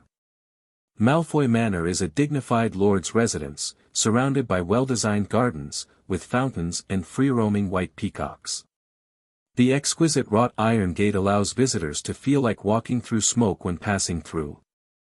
The interior of the manor is described as lavishly decorated, with a large entrance hall, portraits hanging on the walls, stone floor tiles almost entirely covered by gorgeous carpets, and other luxurious furniture, marble fireplaces, gilded mirrors, etc. But at this moment, Lucius Malfoy returned here with a cold sweat on his face. When his wife Narcissa Malfoy saw her husband's pale face, she was frightened and stood up from the sofa. "Lucius, are you like this?" Narcissa quickly walked forward and helped her husband sit down slowly, then asked worriedly, "Didn't you go to Hogwarts? What happened?" "Narcissa, open the basement at home," Lucius ordered as calmly as possible. "Narcissa, you stay here." With the support of his wife, Lucius quietly walked down to the basement door that had been sealed for a long time. He looked at the wooden door in front of him that had not been opened for 10 years, and his heart could not be calm for a long time. He had never allowed his family to enter behind this door before, just because the basement contained an item that Voldemort had entrusted to him for safekeeping. Locking the basement door behind him, Lucius took a magic lamp and began to walk slowly down, leaving clear footprints on the dusty stairs. "Go all the way down to the end of the stairs, and there is another iron door." Lucius took out his wand, pointed it at a gem on the iron door, and said a secret word. Then there was a bang, and the iron door suddenly made a metallic groaning sound. When I walked behind the iron gate, I saw an extremely empty space in front of me. Apart from a table and some other old portraits, there was nothing else. Lucius walked to the only table in the basement, reached out and opened the cabinet of the table, and what he saw was a diary with a black leather cover. Lucius didn't dare to touch it, but he looked at the name, Tom Marvolo Riddle, on the cover of the diary, and this book instantly reminded him of that dark period. For a long time, he didn't know what this diary was. But out of fear of Voldemort, he had never dared to explore it. Even after Voldemort disappeared 10 years ago, he did not dare to throw it away. Instead, he sealed it in the basement of his home. It wasn't until Albus Dumbledore suddenly told him about the Horcruxes just now that he immediately understood that the diary Voldemort had given him for safekeeping was most likely one of the Horcruxes. Looking at Voldemort's Horcrux in front of him, Lucius was constantly struggling in his heart. He is now thinking about whether to destroy the Horcrux or keep it until Voldemort returns, so as to claim credit and preserve the survival of his family and clan. But after thinking for a long time, he still couldn't make a decision. As a Death Eater, he knew very well how terrifying Voldemort's methods were. Lucius's clenched fists had lost their color due to excessive force, and at this moment some of the words Dumbledore had said to him came to mind again. Dumbledore said, "Horcruxes are the secret to Voldemort's immortality, but no one knows how many Horcruxes he created. But if all the Horcruxes can be found, then he will be no different from a poisonous snake with its fangs pulled out." Thinking of this, Lucius seemed to have something in his mind. With a sudden force, he closed the cabinet containing Voldemort's Horcrux again, then turned and left the basement. Narcissa, who had been waiting anxiously for her husband at the basement door, saw her husband coming up, and immediately stepped forward and asked, "Lucius, what happened?" "Narcissa, I need you to do something." It was also when Lucius Malfoy began to plan his future because of the Horcrux incident. In the Hogwarts office, the conversation between Shane and Dumbledore was suddenly interrupted by two people, Headmaster. Snape rushed in with a sullen face, and his face turned even darker when he saw that Shane was also there. He immediately said coldly to Shane, "Dolea, I order you to release my student immediately. He just used many methods in the corridor on the 3rd floor but failed to put down the student who was stuck to the wall." After grabbing a random person and asking about it, he found out that it was Shane who cast the magic. But when faced with Snape's so-called order, Shane looked very disapproving and replied, "Professor Snape, let me put them down from the wall so that their parents can come to Hogwarts to collect them in person. Otherwise, I guarantee they will be nailed to the wall for the rest of their lives. Of course, you can also let their parents choose to dig out the walls that are stuck to them and take them away. Do you want him to just let him go? Do you really think he is a soft persimmon and can be pinched at will?" But at the same time, not only Snape, but also Professor McGonagall, the vice principal of Hogwarts, also wanted to persuade Shane to release him quickly. "Mr. Dolea, this is not the time for joking. Do you know how much impact it will have on the school if they continue to behave like this?" Professor McGonagall said solemnly. You must know that Slytherin students are all born into pure-blood families, and they have considerable influence in the British wizarding world. If they collectively attack Hogwarts, there is no guarantee that there will be any trouble. No matter what the impact, just let those pure-blood families come after me. Shane said, since they dare to instruct their family members to deal with me, they should also have the courage to bear the consequences of failure. Against you. Professor McGonagall caught the key point of Shane's words. What on earth is going on? Shane was speechless when he heard this question. The two professors in front of him seemed to have come here before they could figure out what was going on. So he started to complain. Two professors, you didn't come here without fully understanding the cause and effect of the matter, did you? Sure enough, upon hearing this question, Professor McGonagall and Snape fell silent. Shane sighed helplessly when he saw this. Let Professor Dumbledore explain to you what exactly happened. As the person involved, it seems that nothing I can say is appropriate. Then he looked at Dumbledore, who was standing aside. Professor, I hope you can seriously consider what the two of us discussed just now. I also put the application for establishing a guild here. After saying that, he disappeared into the office instantly. Snape immediately looked at Dumbledore wordlessly, his expression clearly indicating that he wanted to give him an explanation. And Dumbledore was silent for a while before saying, Severus, Slytherin students do some very bad things. So let's do this for now. Let the families of those students come to Hogwarts. We can't just let this matter go. If we follow school rules, these Slytherin students will all be expelled from the school. After hearing these last words, Snape truly realized the seriousness of the matter. Because there are only a few young wizards enrolling every year. Even though Hogwarts is so big, there are no more than 100 students enrolled here every year. Therefore, in order to ensure the source of students, it is very rare to expel students. The last time this happened in Hogwarts was decades ago, and the expelled student now lives near the Forbidden Forest and is banned from using wands by the Ministry of Magic. Snape turned and left the principal's office. He now wanted to go back and ask his lovely students what they had done that might have caused them to be grouped together. As Professor McGonagall watched Snape leave, she also recalled that there were many questions about what happened tonight. Logically speaking, if such a big thing happened, she, the vice principal, should be the first to know. After all, her office is not like the principal's office, which requires a password to enter. Any student can come in. But the strange thing is that she was almost the last one to know about what happened tonight. When she arrived at the scene, there were already little badgers starting to carry stretchers for the injured eaglets. Albus? At this time, Professor McGonagall just wanted to know what happened from Dumbledore. On the other side, after Shane left the principal's office, he went straight to the room of requirement. He had just talked to Dumbledore about establishing a guild, and had agreed in principle. Therefore, he now needs to prepare a guild base camp or residence. After much thought, Shane still felt that the room of requirement was the most suitable. The place was large enough and few people set foot on it. It was basically a land reclamation state. Shane pushed open the door of the room of requirement, looked at the mountains of debris inside, and started to release his fierce fire without saying a word.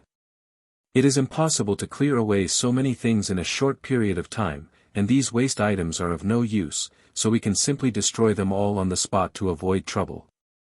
But why is his fierce fire this color? Shane closed the door to the room of requirement with doubts and started waiting by the door. With Li Hua's powerful ability, all the old things inside should be burned down in about 10 minutes.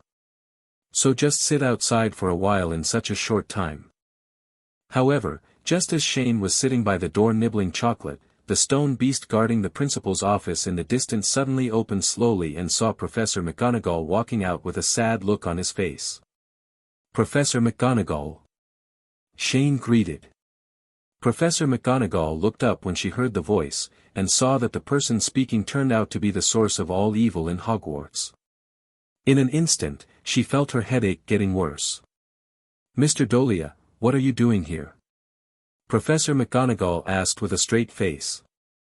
I'm not doing anything. Shane said nonchalantly while chewing some chocolate, "I'm just burning something." "Burn something?"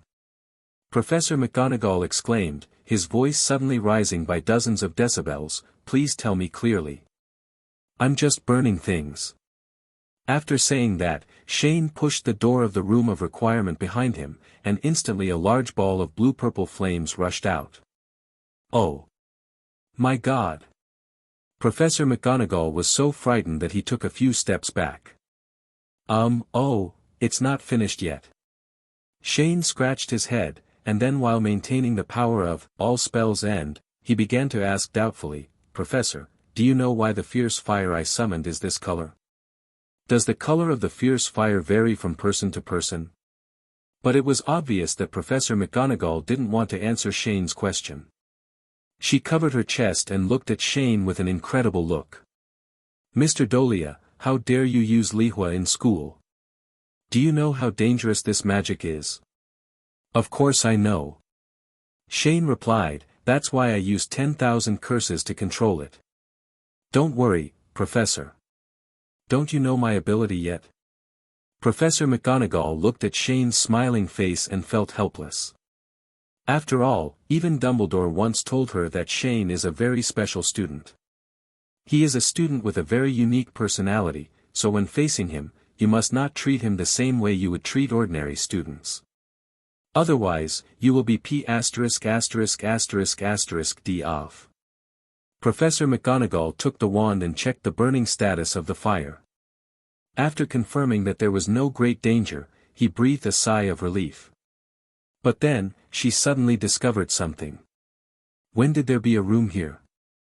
Professor McGonagall frowned. She has been at Hogwarts for so many years, and has often been in and out of the 8th floor since she became a professor, but she has never discovered that there is such a room here. Shane was confused when he heard Professor McGonagall's question. Because as far as he knew, it was no secret that the room of requirement was located in the upper floors of Hogwarts, and students who often traveled at night had discovered it accidentally before, but they all thought it was an ordinary place. Few people can find the characteristics of the room of requirement. So with doubts, Shane began to ask, "Professor, this is the room of requirement, don't you know? You never discovered this place before when you went on a night outing in school?" "The room of requirement? I've never heard of it." Professor McGonagall replied, then showed a hint of embarrassment, "Also, I never had it at night when I was studying." "Swim through." Pfft. Who are you kidding, Professor McGonagall? Shane couldn't help laughing. Is there any Gryffindor student who hasn't gone out at night? Isn't this a tradition of your college? This sentence made Professor McGonagall even more embarrassed. Because what Shane said was right, 90% of the students who were caught wandering at night in Hogwarts were Gryffindors. Even though some of the obedient little lions did not dare to go out at first because of school rules, the atmosphere of the college was such that they were gradually led astray. As for Professor McGonagall, from her previous behavior of daring to take action against the Sorting Hat, you can tell that she was definitely not a peaceful person when she was a student. That she never went out for a night swim? Who believes it? During the boring conversation between Shane and Professor McGonagall, the fire burning in the room of requirement no longer continued to expand, which indicated that all the waste items inside had been burned. So Shane immediately activated, all spells end, to dissolve all the fierce fire in the room. To be honest, this spell is really omnipotent. It can instantly turn all magic into original magic particles floating in the air. However, even though all the fire had been extinguished, there was still thick smoke billowing in the room of requirement, and a strong smell of gunpowder smoke assaulted the nostrils. Shane covered his nose and waved the wand in his hand, and then a whirlwind swept up all the remaining ashes and smoke in the room of requirement, and then piled them all at the door under Shane's control. Phil sure the house elves will come and clean up the garbage. After finally clearing the room of requirement, Professor McGonagall and Shane both walked in. McGonagall looked curiously at the room in front of him that was comparable to a Quidditch pitch, and exclaimed in disbelief, "I didn't expect that Hogwarts actually has such a place. The room of requirement has countless rooms. It can satisfy a person's wishes to the greatest extent. Shane looked around and said, I heard that Professor Dumbledore has been using this place as a toilet. It's really a waste of money. Then what kind of guild do you plan to set up here? Professor McGonagall asked. Professor Dumbledore told you all. Shane nodded, yes, the whole of Hogwarts is different from this place. 527, then could you please tell me what you think, Mr. Dolea? For some reason, Professor McGonagall suddenly turned around and looked at Shane seriously and said, Principal Dumbledore just told me that you wanted to form a student group. But no reason was given. Shane looked at Professor McGonagall's sense of responsibility hidden deep in his eyes, and he knew that he would still have to face Professor McGonagall. Because although the principal of Hogwarts is Dumbledore, it is Professor McGonagall who actually handles specific affairs. When Voldemort was a student, he secretly recruited people at Hogwarts to gather power, and organized some classmates in the school who fanatically followed him to form the Knights of Walpurgis, the predecessor of the Death Eaters. As for this knighthood, both Dumbledore and Professor McGonagall knew about it at the time, but they ignored it because there were countless incidents of students forming small groups in the school. Harry's father also established a plundering order while he was at school. Therefore, based on the lessons of history, Professor McGonagall is now very concerned about the student groups on campus. She is afraid that an organization similar to Death Eaters will pop up again. Of course, Shane was also aware of Professor McGonagall's worries, so he waved his wand without saying a word, and 4 different light and shadow animals appeared between the two of them. Shane looked at the lions, snakes, eagles, and badgers in front of him and began to ask, Professor, what do you think of Hogwarts now? I think it's pretty good. Professor McGonagall replied.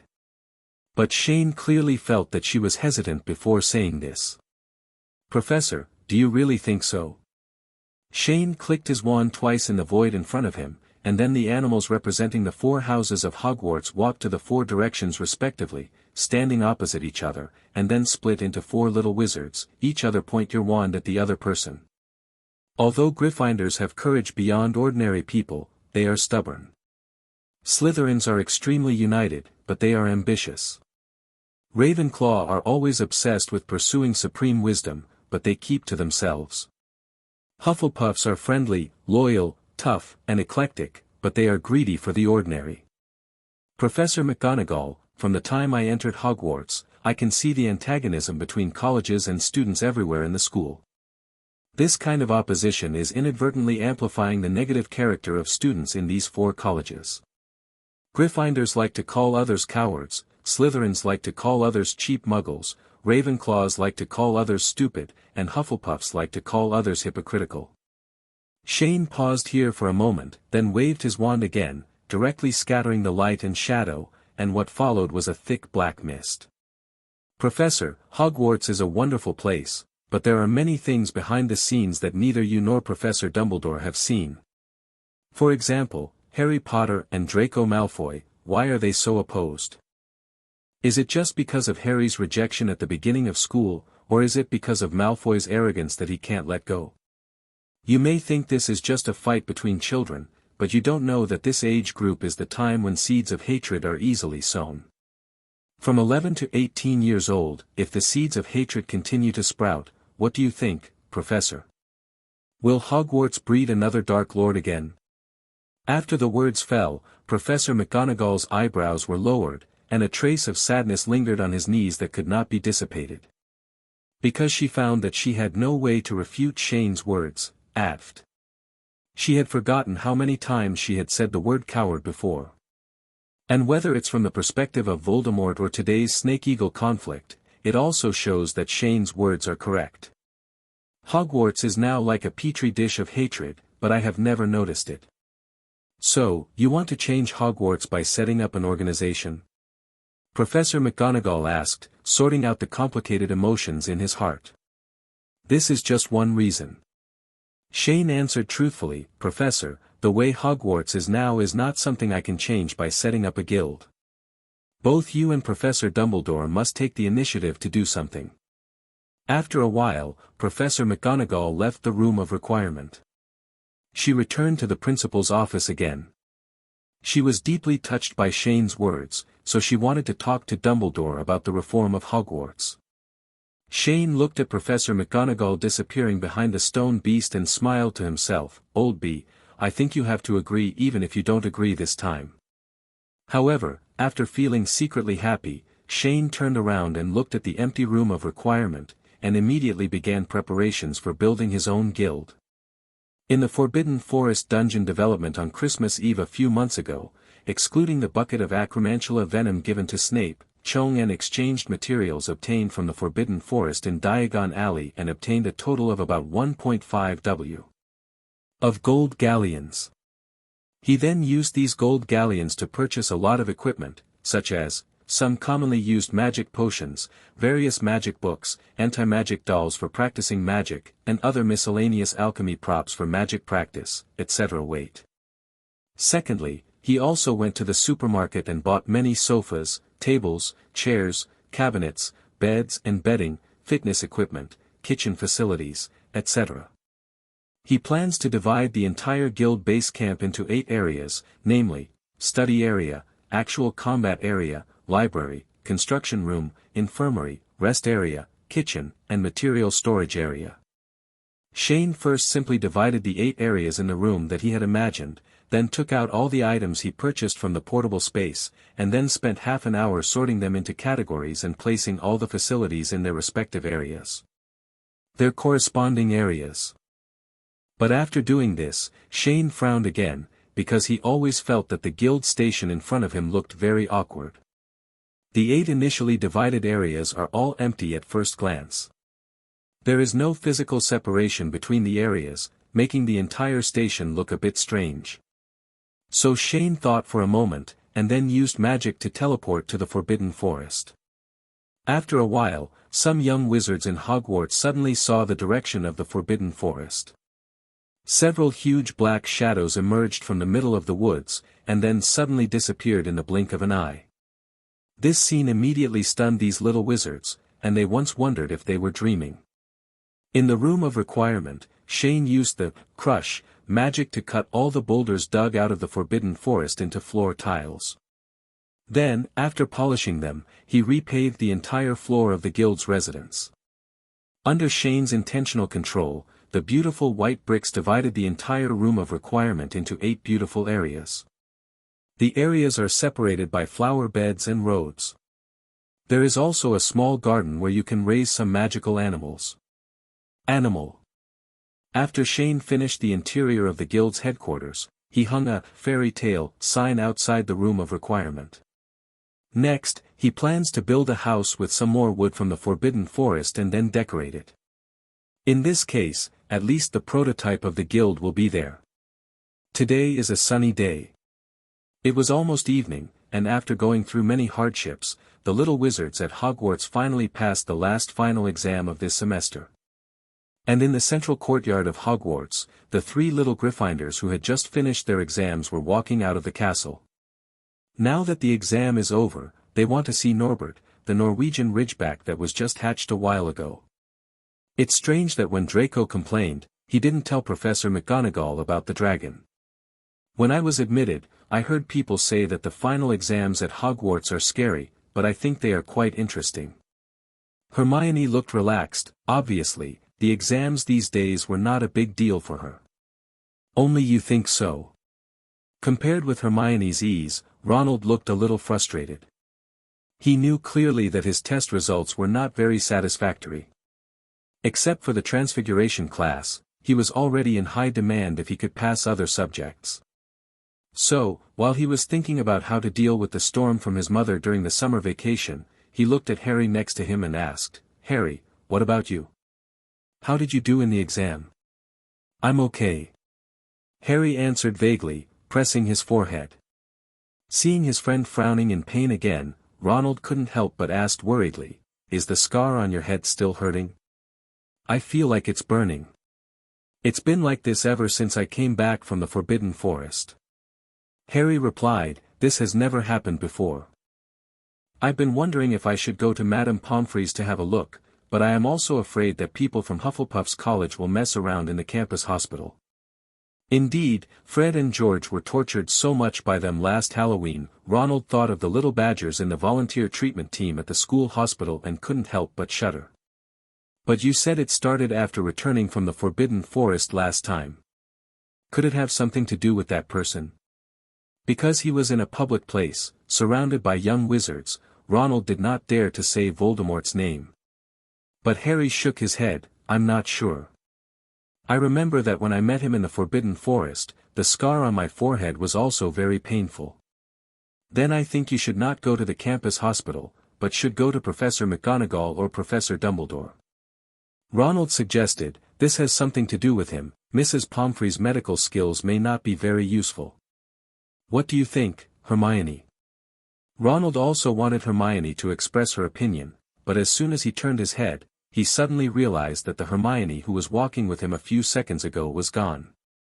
Harry and Ronald looked around quickly, and then found Hermione looking up at something not far behind them.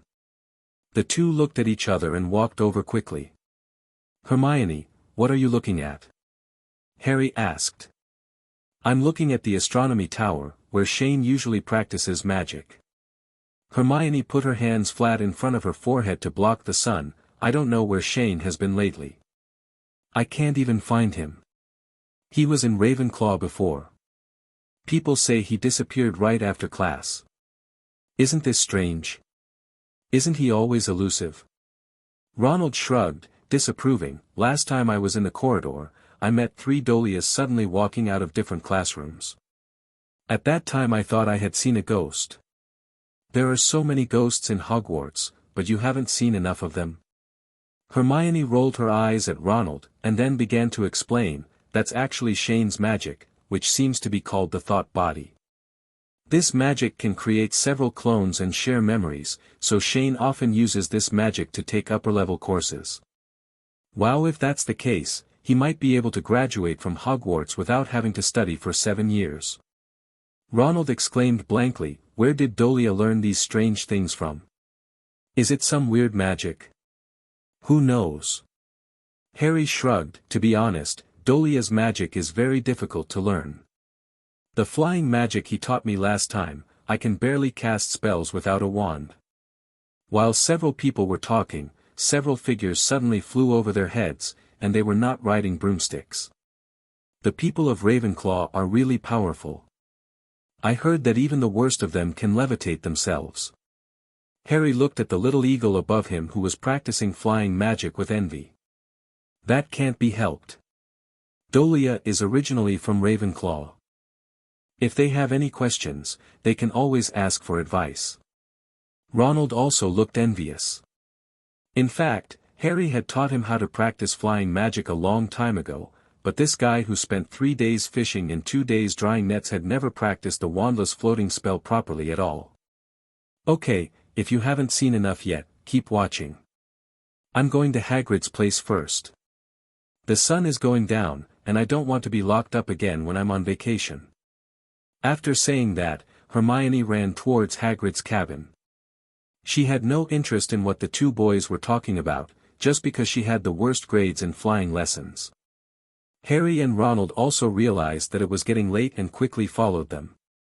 Arriving at the hut by the Forbidden Forest, I saw Hagrid sitting on the steps in front of the hut playing the bagpipe under the setting sun.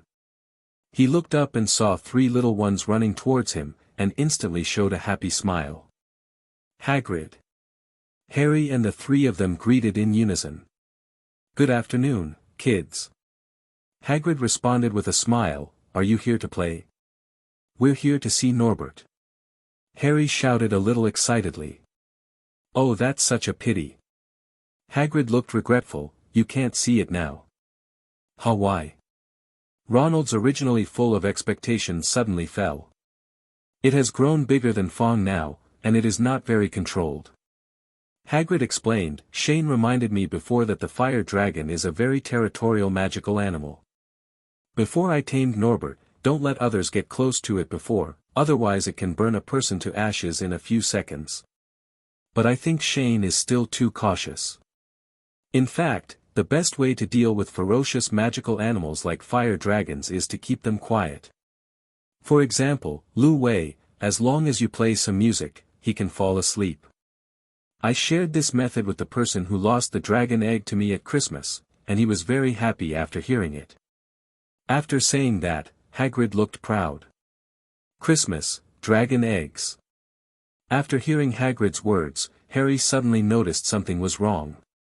Then he immediately began to ask, Hagrid, is the person who lost the dragon egg to you very interested in Lu Wei? Of course, after all, even magical beast dealers rarely see three-headed dogs. Hagrid replied proudly. Oh my God.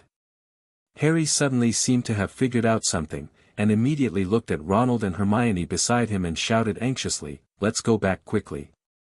After saying that, he ran towards Hogwarts Castle without looking back. Ronald and Hermione were immediately confused when they saw this. They looked at each other and quickly followed suit. Hagrid was left alone, still looking like he didn't know what was going on. Harry, what's wrong? Ronald asked after catching up with Harry. 020. I should have thought before, Hagrid wanted a dragon, and at this moment a stranger happened to appear next to him holding a dragon egg. Think about it, who would walk down the street holding a dragon egg? Harry said with a look on his face. Said regretfully. You mean that stranger gave the dragon egg to Hagrid on purpose? Ronald understood instantly, but he immediately thought of another question, but if that's the case, since Snape already knows about the three-headed dog weakness, why hasn't he taken action yet? Of course, Ronald naturally regarded this so-called stranger as Snape himself or someone sent to talk to him. Dumbledore.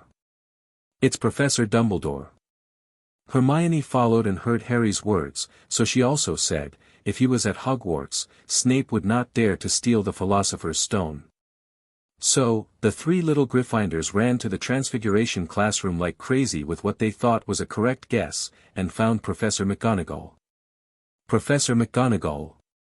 Harry rushed to the front, panting, we want to see Professor Dumbledore, and we want to see him now. Professor McGonagall raised his head and glanced at the three little lions in confusion, then put down the quill he was using to mark the test paper and said, Professor Dumbledore is not in school right now. He received a letter from the Ministry of Magic yesterday and went east to deal with some matters urgently. He's gone. But this matter is very important. Harry looked anxious, it's about the Sorcerer's Stone. Professor McGonagall's expression changed immediately when she heard the words, Philosopher's Stone. She looked at the three little ones in shock and asked, how did you know about this? Someone wants to steal the magic stone, it's, oh ho. Just as Harry was about to say Snape's name, Hermione behind him immediately twisted his waist, causing him to grimace in pain. Harry turned to look behind him in confusion, but Hermione just shook her head to signal him not to speak. Seeing the suspicious looks on the three little ones, Professor McGonagall sighed and immediately gave a serious warning. You three, listen to me, no matter how you learned about the Philosopher's Stone, I guarantee that it is very safe now. What you should do now is to bury this matter in your heart and not mention it to anyone. Now, go back to the dormitory. Immediately, the three people were immediately kicked out of the Transfiguration classroom. The three of them walked down the corridor with sad faces. Hermione, why didn't you let me continue? Harry asked strangely. Are you stupid? Have you forgotten what Hagrid said before? Hermione explained with a look of hatred, Snape is also one of the professors who protects the Philosopher's Stone. Do you think Professor McGonagall will believe us three students? Believe Snape? Then what should we do now? Ronald felt that his brain was a little out of use. As you just heard, Professor Dumbledore is not in school right now. Tonight may be the best time for Snape to take action. Then let's take out the Philosopher's Stone in advance and find a new place to hide it. Harry suggested. No. Hermione immediately objected, if we met Snape, how could the three of us deal with him? She had never forgotten what Shane had said to her before in the astronomy tower. Then what do you think we should do? Ronald asked. I'll go find Shane for help. Hermione said after thinking for a while. You just said that you can't find anyone else in the near future. At this moment, the sun in the west of Hogwarts has half covered his face, and the night is getting closer. Late at night, on the 8th floor of Hogwarts, in the room of requirement. After Shane took back the memory body that took the exam, he continued his work of building the guild. His main purpose now is to build a house in the rest area of the guild station. He plans to build a 3-story wooden house here. The design is that the first floor is a place for leisure and entertainment for guild members, while the second and third floors are office areas and bedrooms. I saw that Shane first used magic to remove the bark from the pine trees and firs cut from the Forbidden Forest, and cut them into cylinders of the same size. Then he used crush to carve out perfect gaps on both sides, and then each one had of the wooden house components of the mortise and tenon structure came out. But after doing this, Shane continued to release the dragon-slaying magic of fire and began to remove excess moisture from these log components. This requires precise control, otherwise it will easily ignite the wood, especially pine wood that contains a lot of resin, so don't burn it too quickly. The components of the wooden house still need to be roasted for a while, and Shane is sitting aside waiting, nibbling a chocolate popsicle. The big wooden house behind him is just about to be topped off. Looking back on it, it took exactly 1 week from the beginning of the construction to the present. Since he is not a professional architect, he encountered many difficulties in the process. The reason why Shane went to such trouble to build the guild's house by himself was entirely because the natural magic he had mastered could not be used to build the house. The conditions for using natural magic require 4, 5, and 7 plants and water. No matter what shape the things made with this magic are, they must be living plants. The plant will take root and sprout. Shane has never been able to control the root system of the plant spawned by natural magic so as not to damage the ground. So in the end, he honestly decided to build a house according to traditional methods. After waiting for more than half an hour, all the log components were finally dried. Shane used it to install it on the corresponding groove, and the guild house was finally capped. I checked the stability of the overall structure of the house again and found it to be very good. It was not in vain that he spent so much money to find someone to draw a special drawing. It took a week to finally build the wooden house, and Shane felt proud. Then he took out his pocket watch and looked at the time. Unknowingly, it was close to midnight. Time flies so fast. I didn't expect to spend a whole school year at Hogwarts like this.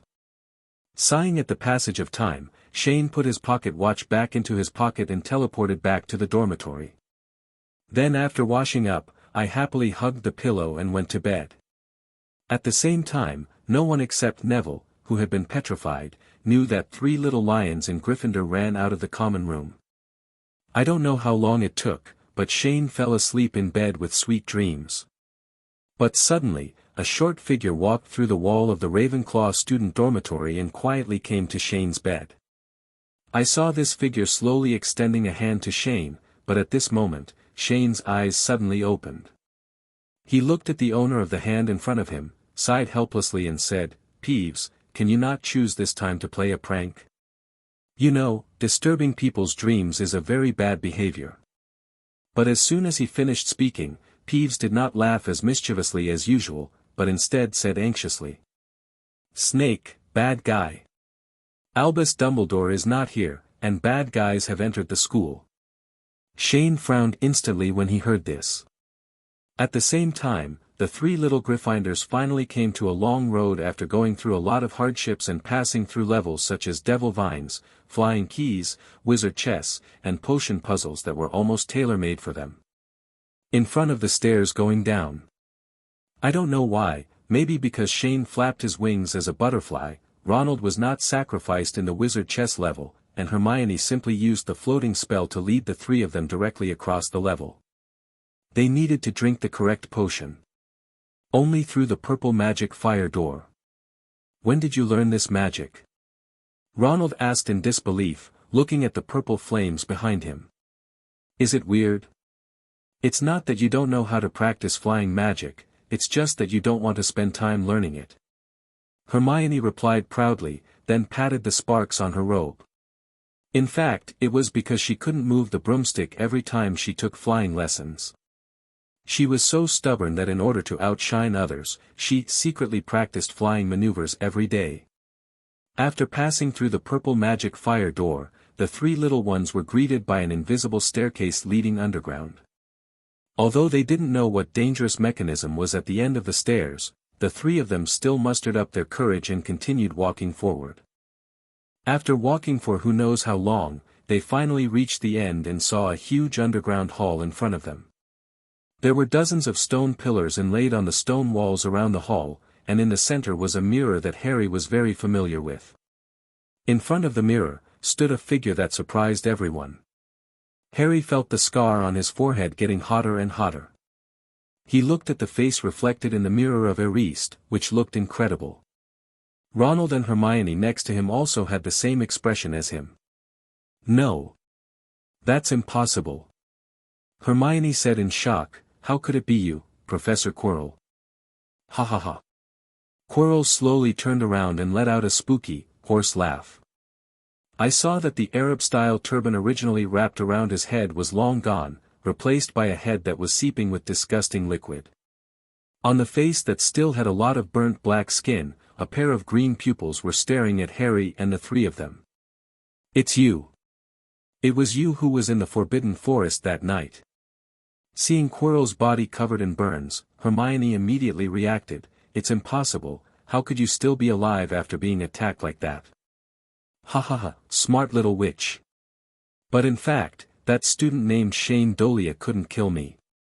Quirrell's green pupils suddenly exuded endless resentment, but then he calmed down, "But it doesn't matter, it just so happens that both him and Dumbledore thought I was dead, so I was able to sneak in secretly."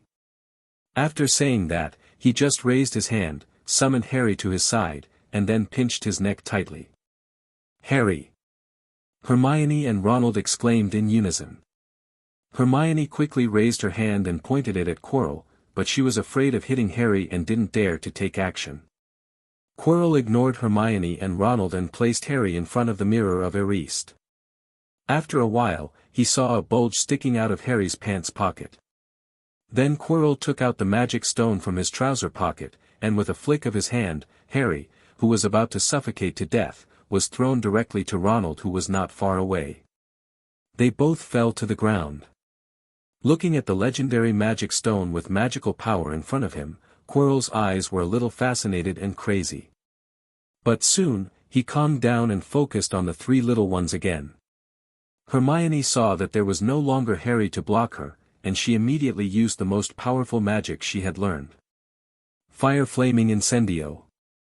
A fireball the size of a football rushed towards Quirrell, but Quirrell didn't move a step or even make any movement. The fireball dissipated instantly not far in front of him. Quirrell stared at Hermione with emotionless green eyes and said slowly, "I see the shadow of that annoying woman in you." After saying that, the wand in his hand slowly raised. Avada eats the big melon. Hermione stared blankly at the familiar green light in front of her eyes, and the cold feeling of being about to fall into death filled her body again. At this moment, she regretted very much why she didn't listen to Shane and said that she would protect the Sorcerer's Stone without thinking of her own capabilities. But after a while, the expected death did not come. Hermione slowly opened her eyes and saw that at some point, a familiar figure was already standing next to Quirrell, who was holding a wand. I saw him kick Quirrell to the ground hard, and then cursed angrily. "You old fool. If you don't sleep at night, I have to get up to save people. And old B, you owe me a favor." Shane. Hermione rubbed her eyes, making sure it was the person she longed for, and quickly ran over. Harry and Ronald, who had just hugged each other and were beaten to pieces, breathed a sigh of relief when they saw Shane. They stood up and followed Hermione staggeringly. Shane knelt down and took the magic stone out of Quirrell's hand. Looking at the stone in front of him that was emitting red light and flowing with special magic power, he couldn't help but feel a desire to study it. Shane. Hermione ran over and threw herself into Shane's arms, and tears began to flow down her face. Shane raised his hands and saw the little witch in this state, and couldn't help but sigh, and then looked at Harry and Ronald who were running towards him with a serious face. your self-righteousness almost caused 3 more cold corpses in Hogwarts. Upon hearing this, Harry and Ronald immediately lowered their heads in shame. And you, don't think it'll be okay if you cry. Shane knocked Hermione on the head again. Hermione felt pain and immediately withdrew from Shane's arms, then wiped her tears resentfully. What's wrong with Quirrell? Harry asked curiously as he looked at Quirrell, who looked like he was under a petrifying spell. Illusion magic.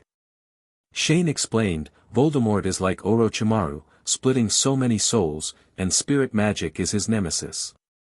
Orochimaru, what did you come from? The 3 little ones were confused when they heard this unfamiliar term, but they didn't pay much attention to it, thinking that it was a magical animal they had never heard of before. Soon, they were attracted by another term in Shane's words. Voldemort. Ronald took a few steps back from Quirrell when he heard the name. Isn't he Professor Quirrell? Why is he Voldemort?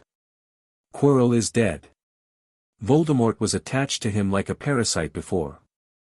After he was seriously injured by me that night in the Forbidden Forest, Voldemort may have used some unknown magic to sacrifice Quirrell's life. The last breath that held this 2.2 body. With that said, Shane kicked Quirrell in the face. Look at it, these burnt skins are all covered with scales. So, we have been in the same classroom with Voldemort for almost a school year? Ronald looked frightened. He really didn't expect Professor Quirrell, who usually stuttered and was submissive, to be the Dark Lord. Shane, how did you find yourself here? Hermione finally calmed down and asked Shane with red eyes. Peeves called me here. He discovered that Voldemort had turned into a snake and slipped into the school, and he called me over immediately. Shane explained, then he raised one hand, and a ball of blue-purple fire appeared in his palm. I will settle your matters with you later. I will first kill this guy who ruined my dream. After saying that, before the 3 little ones could react, Shane threw Lihua on Quirrell. Immediately, a black smoke spurted out from Quirrell's body. Voldemort's soul howled and merged with the fire, and rushed towards Shane desperately. But that ugly face couldn't move even an inch away from Shane. Immediately afterwards, the howling of Voldemort's soul became weaker and weaker, and Quirrell's body gradually turned into ashes. With this, Voldemort's Horcruxes were reduced by 1. After wiping out 1/7 of Voldemort's soul, Shane put away the Philosopher's Stone and turned to look at the Gryffindor trio. Miss Granger. Shane called Hermione by her last name without expression, and her stern tone startled Hermione. Ignore these 2 idiots for now. Shane pointed at Harry and Ronald, who looked confused next to them. I remember I told you before, you must consider the causes and consequences before doing anything. Can you tell me, what is the purpose of what you did tonight, and what is the reason for it? We thought. Hermione lowered her head, hesitating and unable to explain. You thought Snape would come over to steal the Philosopher's Stone, did you? Shane directly helped Hermione say what she wanted to say. Okay, please, Miss Granger, what guesses did you base this conclusion on? That's because she saw Snape chanting a curse to me on the Quidditch pitch. He wanted to harm me. Harry looked at Hermione's pitiful expression and couldn't help but help defend. He's saving you, idiot.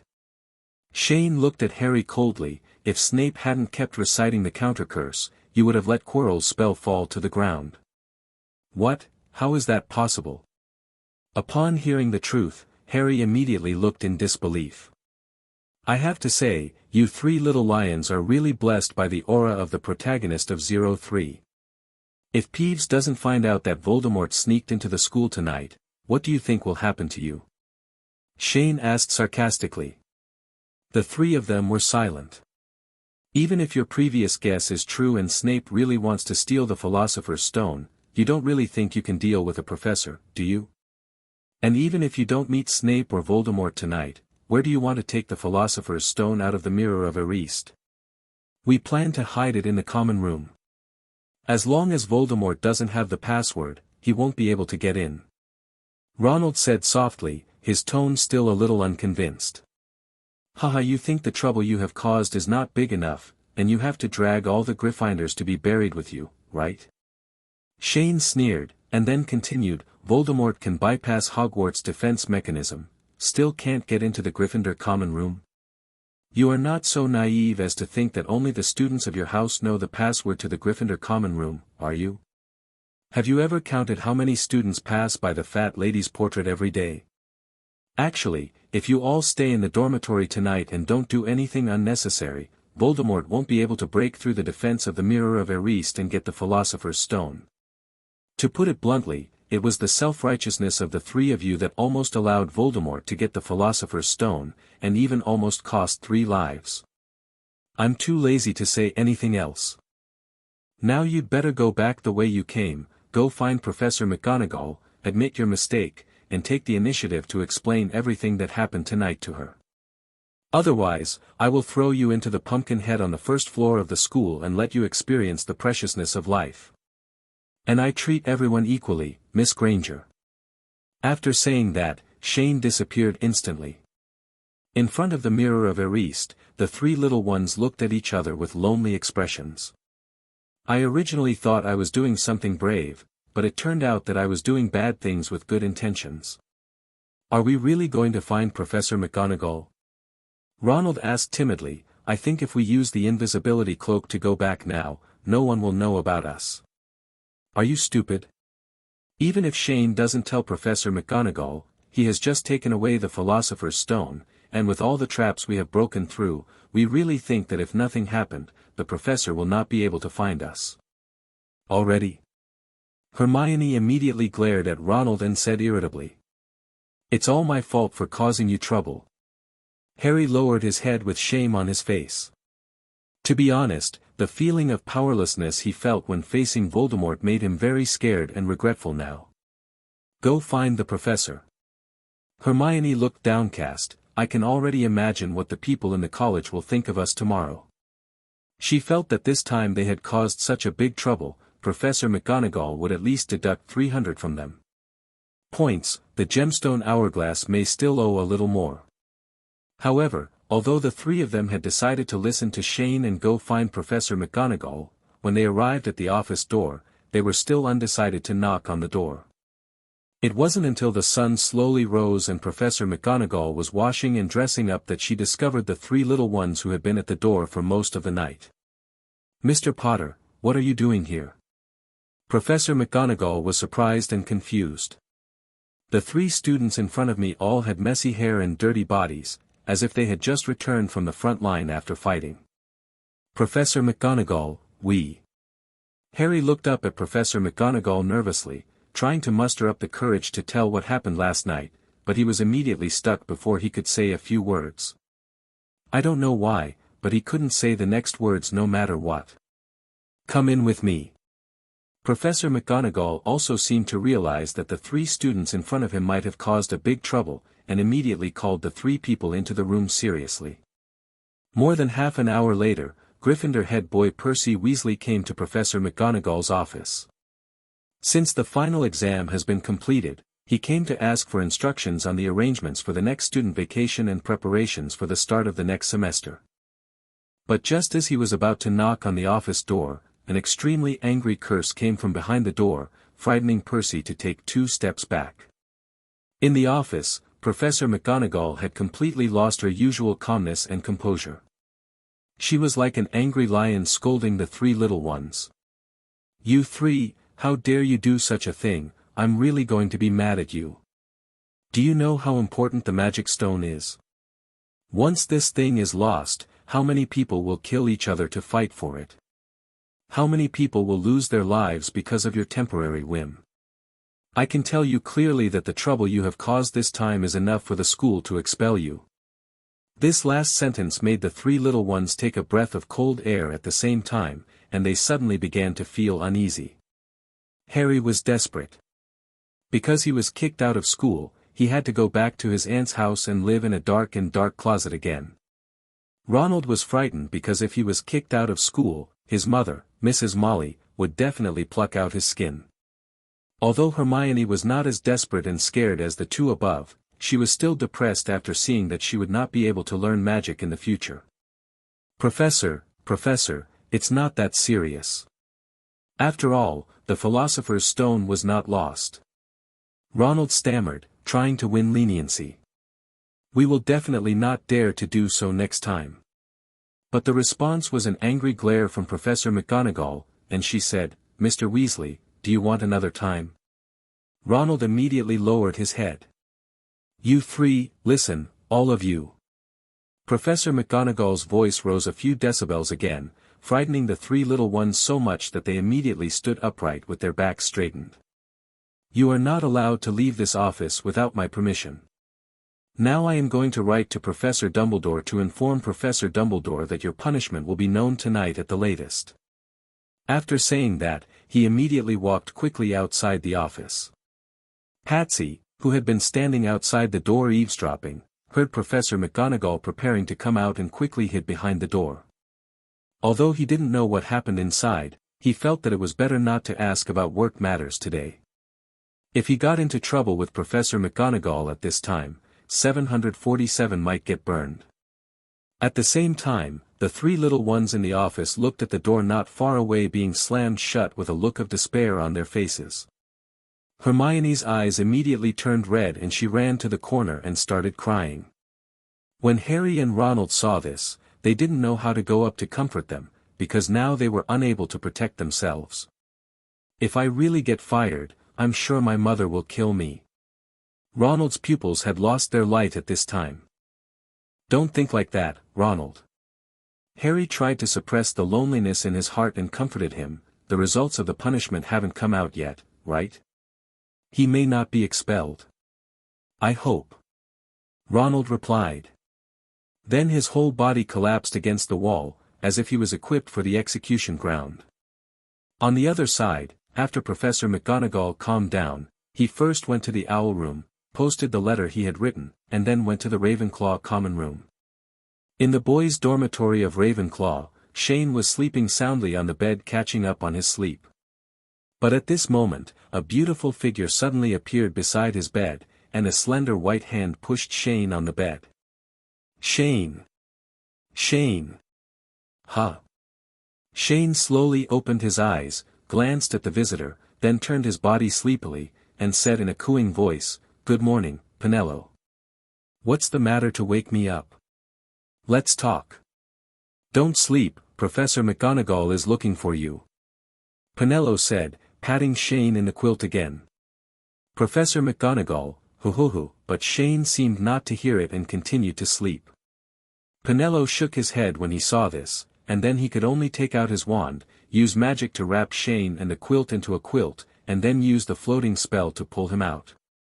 Professor McGonagall stood in a common room and suddenly looked at Shane floating in mid-air on the stairs, and suddenly became furious. She immediately walked forward quickly and stuffed a ball of mashed potatoes transformed from apples into Shane's mouth. You! Who gave me the mashed potatoes?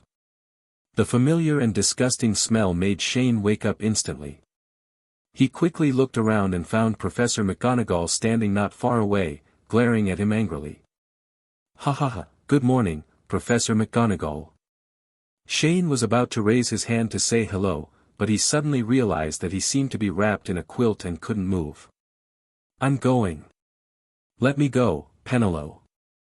Shane was writhing up and down in midair like a maggot. His funny look made the usually stoic Penelo laugh out loud, and he quickly freed him from the quilt. When Professor McGonagall saw this scene, he felt angry and funny, and immediately said with a straight face, Mr. Dolea, please be serious, you should know why I am here. Yes, I know. Shane agreed helplessly, and then said to Penelo next to him, Penelo, please step aside, what I will say later is not suitable for you to listen to. Surprisingly, Penelo didn't ask why, just nodded, and then went upstairs again with Shane's quilt. Let me mention here that Hogwarts has a very strange rule. Girls can enter and exit the boys' dormitory at will, but boys cannot enter the girls' dormitory. Professor McGonagall looked at Penelo's back and suddenly said with deep meaning, Mr. Dolea, it seems that you are well liked in Ravenclaw. I'm born with such a charming personality, I can't help it. Shane boasted, and then said, "Professor McGonagall, are you here for the Philosopher's Stone?" "That's right." Professor McGonagall nodded. "Do you have the Philosopher's Stone in your hand now?" "Here." Shane took out the magic stone from his pajamas pocket. Professor McGonagall leaned forward and took a closer look, confirming that the precious stone was not lost, and immediately breathed a sigh of relief.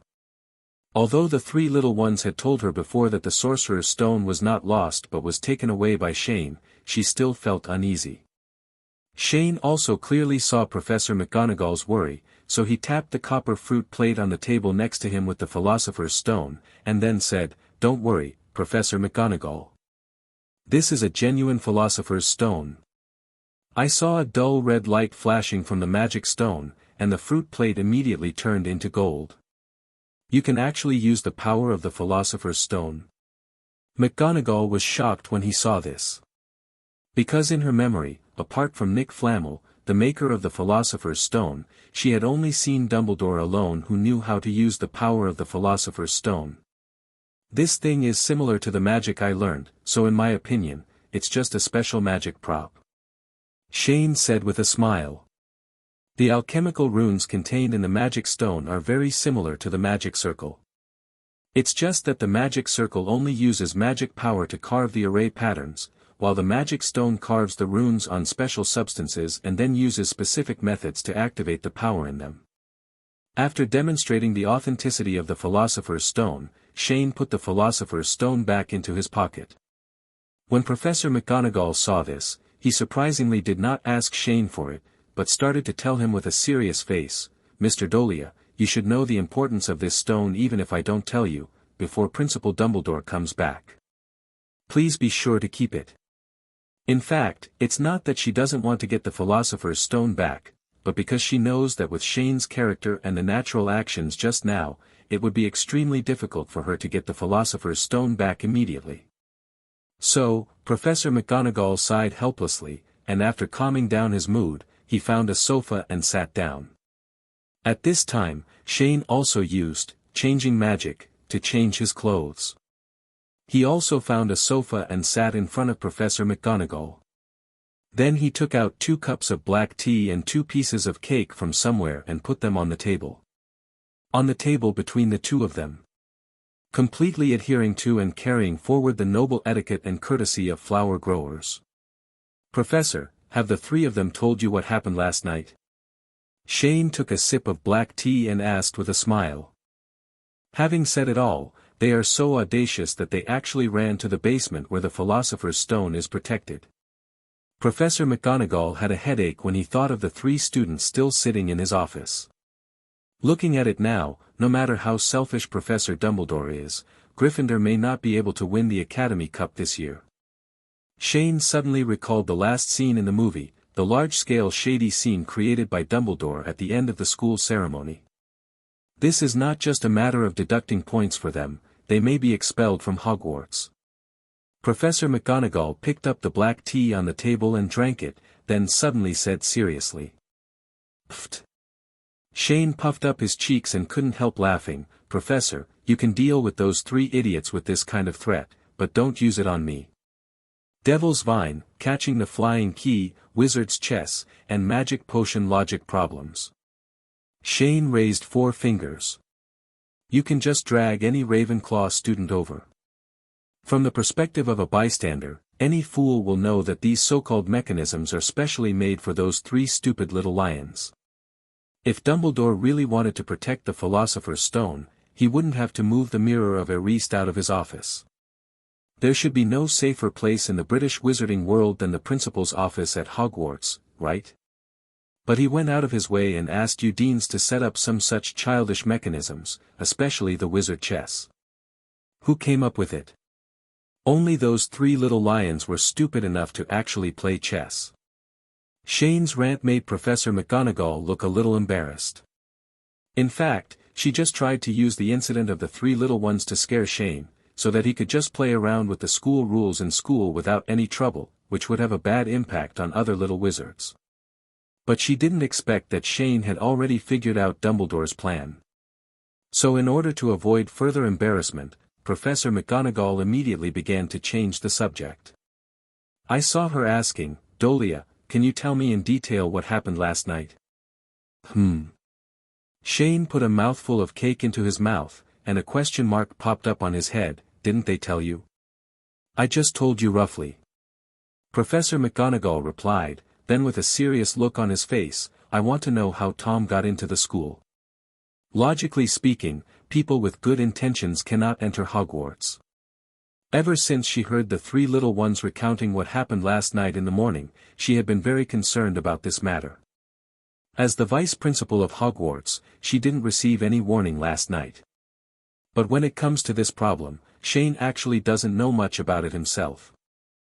Because he didn't know much about the defense mechanism of Hogwarts, he knew that if the portraits in the school saw strange people, they would immediately report it to Dumbledore or the four heads of house. So, he answered Professor McGonagall truthfully. Professor, as to why Voldemort was able to enter the school quietly, to be honest, I am just guessing.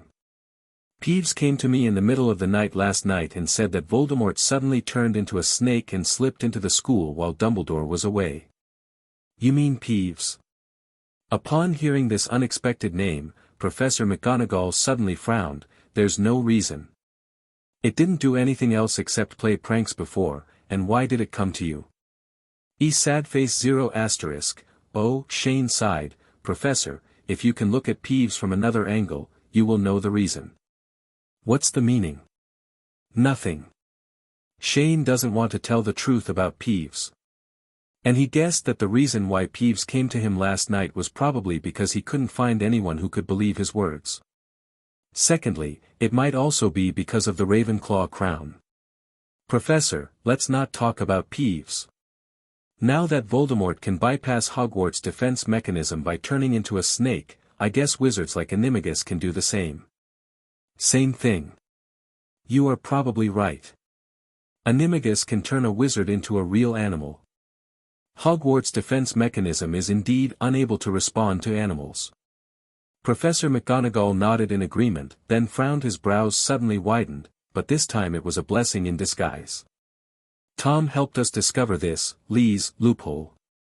So, Professor, you still want to thank him? Shane said with a smile. He is never a person worthy of gratitude. Professor McGonagall immediately denied, but to be honest, the last time I heard Dumbledore say that you severely injured him, I didn't really believe it. Thanks to you this time, Harry and the others were able to come back alive. Actually, if you didn't do so many things, the three of them wouldn't have so many messy ideas. Shane complained, besides, when will Professor Dumbledore come back? This time his miscalculation almost killed our dear the Savior, and owls don't deliver letters that fast. There are big things happening in Eastern Europe right now, and he is helping to mediate there. Even if he gets the letter and asks Fox to send him back immediately, it will take some time, Professor McGonagall said. Oh, that's it. Shane suddenly understood, and he asked why the old bee had been absent from school from time to time since the last Christmas. It turned out to be that the furry bear was dying. It seems that the split in the Muggle government has also caused violent turmoil in the magical world over there. If there is no white devil sitting in charge, I am afraid that something serious and uncontrollable will really happen. At night, in the border area where the furry bear has degenerated into a big fur, there is the Kodos Dorais magic school. At this time, Dumbledore was holding a letter that had just been opened, looking at the stars on the horizon, not knowing what he was thinking. At this moment, an important member of the International Federation of Wizards suddenly walked over and whispered. Professor Dumbledore, everything has been discussed. Kodos Dorais will be temporarily taken over by the Federation. After everything stabilizes, we will discuss the final ownership. How many are for or against? Dumbledore asked without looking back. Nearly 70% of people. Everton.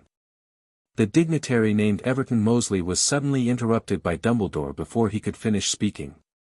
Don't think that I don't know the thoughts of those people, but no matter what, the magic school is just a place to teach and train new wizards, not someone's private property, let alone a tool for fighting for power. So, please tell the truth. Facing Dumbledore's invisible pressure, Everton shed a trace of cold sweat on his forehead. He rubbed his fingers nervously, and then explained in a low voice, "Professor, the woolly bear has disintegrated, and the whole of Eastern Europe is now in chaos. The most important thing now is that there is a problem within the Magic Bear's ministry, and the second is..." Everton stopped talking mid-sentence, but Dumbledore understood the meaning of his words. Now not only are some people in the Federation harboring evil intentions, but the top brass of the Woolly Bear Ministry of Magic also seem to be betraying Kodos Dorai's magic school for their own personal interests. Thinking of this, Dumbledore was silent for a moment, and then began to suggest. It has been more than 217.5 years since the incident happened. The United Federation of Nations cannot take care of Kodos Dores forever. It should consider handing over the management power back to the newly built local Ministry of Magic after 1 to 2 years and selecting an appointment. New principal. I will report to the top. Everton nodded. In that case, my mission is basically completed. Dumbledore lowered his head and looked at the time on the pocket watch in his hand. There are some things at Hogwarts that I need to go back to deal with. If there are any more urgent matters, I will contact you through the owl. Okay. Everton took 2 steps back. Immediately, a melodious cry came, and a burst of golden-red fire suddenly appeared in the distant night. Fawkes flew toward Dumbledore wrapped in flames, and one person and one phoenix disappeared in an instant. On the other side, inside Hogwarts Castle. The 3 little ones have been in Professor McGonagall's office for almost a whole day. During this day, the 3 of them were constantly tormenting themselves. This feeling of waiting for the exact death to come made them extremely tormented. How long do we have to wait? Ronald asked weakly, holding a piece of toast with only one bite. Can you shut up? You've asked me this question so many times today. Hermione hugged a pillow and glared at him. I just want to end this quickly, Ronald responded, taking a bite of void toast. Ronald, come on. Harry cheered for his friend, but he didn't know that he had said the same thing countless times today. However, as time slowly passed, the 3 little ones also ushered in the moment when they could end this day's torture. The office door creaked open, and Professor McGonagall, a dag, walked in and said to the 3 of them, "You 3, follow me." The 3 little ones looked at each other, and they could see some relief in each other's eyes. Immediately, the 3 of them stood up and quickly followed Professor McGonagall, walking in circles and finally arriving at the principal's office at Hogwarts. Pushing open the shiny oak door and walking into the office, I saw Dumbledore with his back to the 4 people, eating licorice wand in front of the snack cabinet. Can an old guy like me behave properly in front of students? Professor McGonagall sighed silently upon seeing this, and then reminded him, Albus, Mr. Potter and the others are here. Dumbledore turned around when he heard the sound, wiped his hands with a handkerchief and said, "Oh, welcome. Want to try the licorice wand?" This strangely relaxed atmosphere stunned the 3 little ones who were already preparing to face the violent storm. Harry was the first to react and walked forward and said, "Yes, I'm sorry, Professor Dumbledore, we are here to admit our mistakes, we were wrong." "Oh yes, you did something wrong." Dumbledore nodded with relief and said softly, "But Harry, from another perspective, in fact, you didn't do anything wrong, you just lacked just some more mature thinking. You want to protect the Philosopher's Stone so it doesn't fall into the wrong hands. In this respect, you are brave." When the 3 Harrys heard that Dumbledore did not blame them, but praised them, they all immediately looked at each other in disbelief. "Then Professor, will the school expel us?" Ronald asked cautiously. "Oh, of course not, Mr. Weasley. Although you made mistakes, your intentions were good, not to mention the Sorcerer's Stone was not lost, right?" Dumbledore winked mischievously. The 3 of them suddenly felt that the big stone in their hearts fell to the ground, and their faces began to change from gloomy to sunny, with happy smiles on their faces. "Due to the special circumstances this time, I will not deduct points from Gryffindor House." Dumbledore looked at the 3 little ones and continued, then stretched out a finger, "However, you cannot be exempted from the punishment for violating school rules. What's the punishment? Hermione asked immediately. Strangely enough, she felt very happy when she asked this question. Oh, then we have to invite another of our guests over. As soon as Dumbledore finished speaking, a ball of golden-red flames suddenly appeared in the middle of the huge office. But what was different from Dumbledore's imagination was that suddenly a frightened voice came from the flames. F***K. Be careful. A green lightning-like magic spell shot out from the flames, and directly blasted a huge gap in one of the walls of the office. Everyone immediately stared in shock at Shane emerging from the flames. I saw that he was desperately using his two hands to maintain a broken magic circle that looked like the death array. There are constant green lightnings trying to break through the limitations of Shane's powerful magic power and fully release the huge power contained in it. Dumbledore narrowed his eyes when he saw this. This was the first time he saw a magic circle. At the same time, he also felt the power of the death curse contained in the magic circle in Shane's hand. I don't know how long it took, but the broken magic circle in Shane's hand began to become complete, and the green lightning emitted by it gradually shrank. Seeing that the magic circle was finally stabilized, Shane breathed a sigh of relief and clapped his hands together.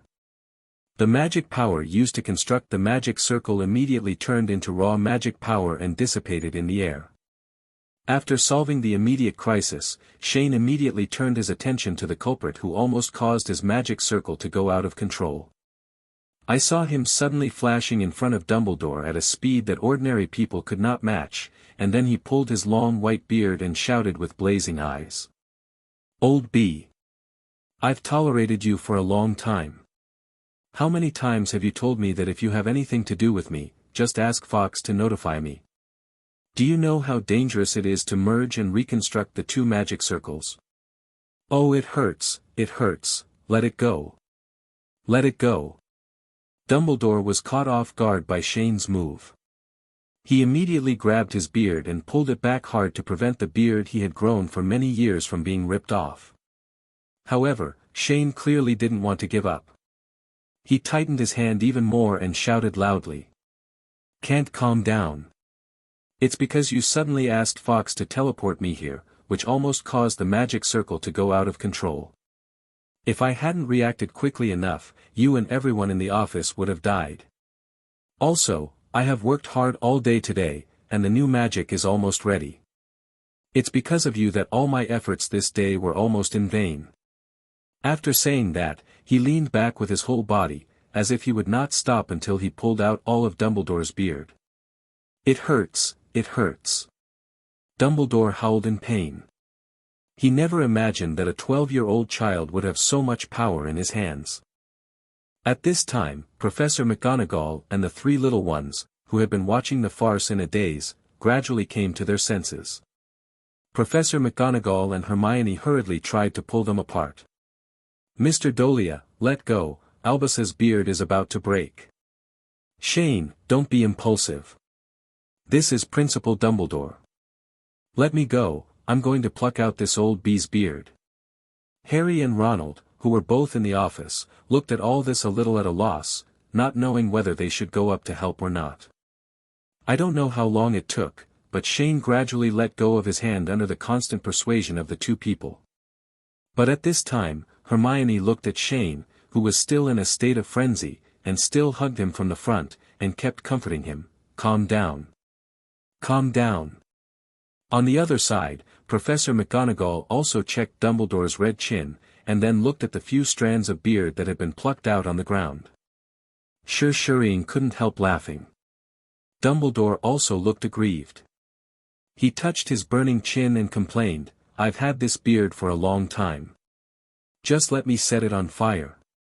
As he spoke, Shane's eyes glowed red, and his hands suddenly burst into flames.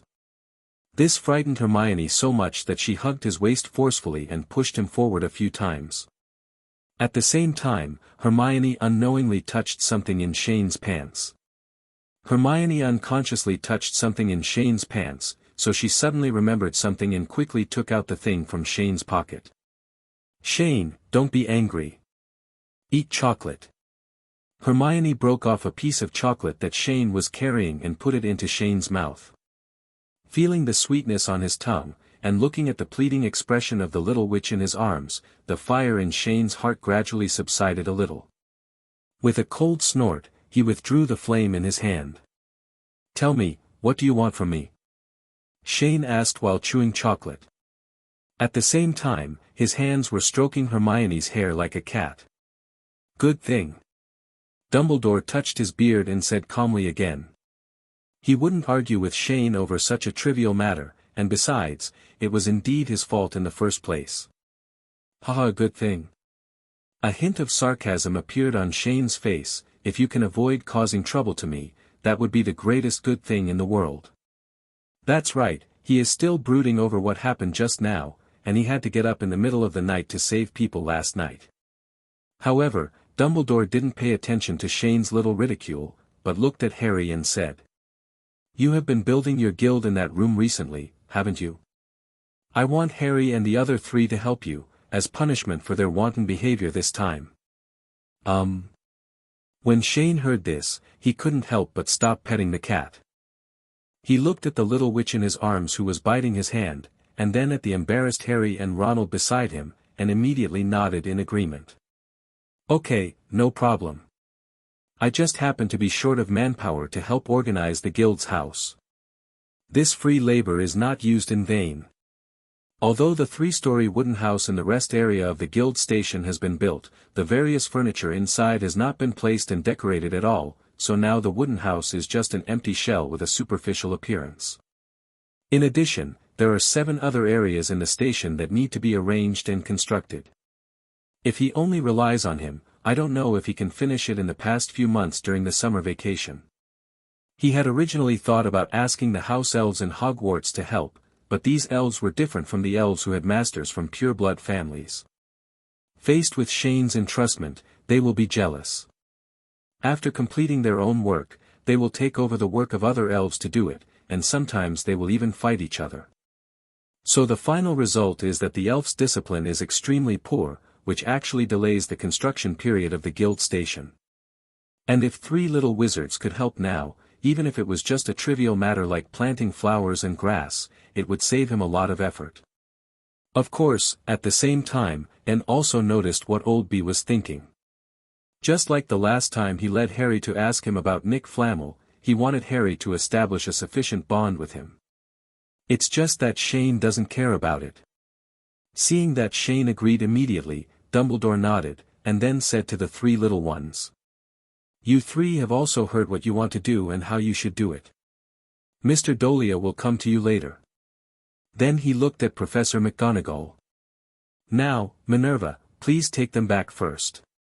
After going through so many things, our little wizard deserves a good rest." "Okay." Professor McGonagall nodded, then looked at the 3 little ones and said, "Sir and Madam, it's time for us to go." After saying that, he led the 3 of them towards the door. As the oak door was gently closed, the office suddenly fell into an eerie silence. Dumbledore looked at Shane who was rummaging around in front of his snack cabinet, and suddenly felt a little heartbroken. However, compared to the snacks that could be bought with money, he cared more about the power Shane had just shown. "Can you tell me about the alchemy-like spell just now?" Dumbledore asked. "Are you talking about the magic circle?" Shane turned around with a chocolate frog in his mouth. "What do you want to know?" "Actually, I don't want to know anything, I'm just simply curious about what kind of power can make 10 children reach the level of disaster." Dumbledore said without concealing the truth. "You seem to have some misunderstandings about the power of the magic circle, Professor." Shane opened another chocolate frog and looked at the wizard card inside. "I am special. In fact, the magic circle is not something I want to learn. Something that can be learned. Basic learning alone can screen out a large number of people, and in-depth learning requires extremely high talent. So you don't have to worry about someone mastering this power to do evil. I can 100% guarantee that no one in this world can cultivate the magic circle to the level I do, not even 1% of what I can achieve." Shane knew that Dumbledore took it for granted that through the power he controlled, a power system like the magic circle could easily and quickly gain extremely powerful power. In fact, to be honest, without the blessing of Origin, Shane doesn't think he can beat Wendy. She is the youngest dragon slayer in the guild. That's good. Dumbledore nodded, believing that Shane wouldn't lie. Because when his power reaches his level, lies are often just superfluous. The reason why he was so worried was entirely because Shane told him before that after the guild was successfully established, the official members of the guild could learn his magic. In fact, he was already very concerned about it at that time, but he was too polite to pry. After all, even the Dumbledore family has some secrets that cannot be passed on to others. However, after getting the answer he wanted, Dumbledore began to ask another question that he cared about. I felt the power of the life-killing spell in that so-called magic circle in your hand just now. Have you found a way to destroy Tom's soul and Ravenclaw's crown? Huh? How did you know? Shane suddenly looked confused. He remembered that he had never said anything about this magic from beginning to end. It's no secret to me that the death curse can directly destroy people's souls. Dumbledore explained. In addition, you just said that the two magic circles were merged and reconstructed, so I guessed what you just said magic is used to deal with soul crystals. This is indeed old and almost demonic. Shane sighed in his heart, as expected of an old fossil that has lived for more than 100 years. Just through a few words, you can tell that he has successfully developed the magic to deal with Horcruxes. Yes, that is indeed the magic used for Voldemort's soul. The name is called Soul Purification Bell. Shane nodded, and then took out Ravenclaw's crown from his pocket. It's better to choose the day than to hit it. I will destroy Voldemort's soul hidden in the crown now. After saying that, a golden-green magic array suddenly unfolded in the hand holding the crown. The death array on it changed from holding a sickle to holding a bell. There was also a trace of golden light flowing in the middle of the entire array. 0, please give me flowers. As the power of the magic circle was activated, Voldemort's soul in Ravenclaw's crown felt a serious threat, turned into a black mist and poured out, letting out a painful and angry roar.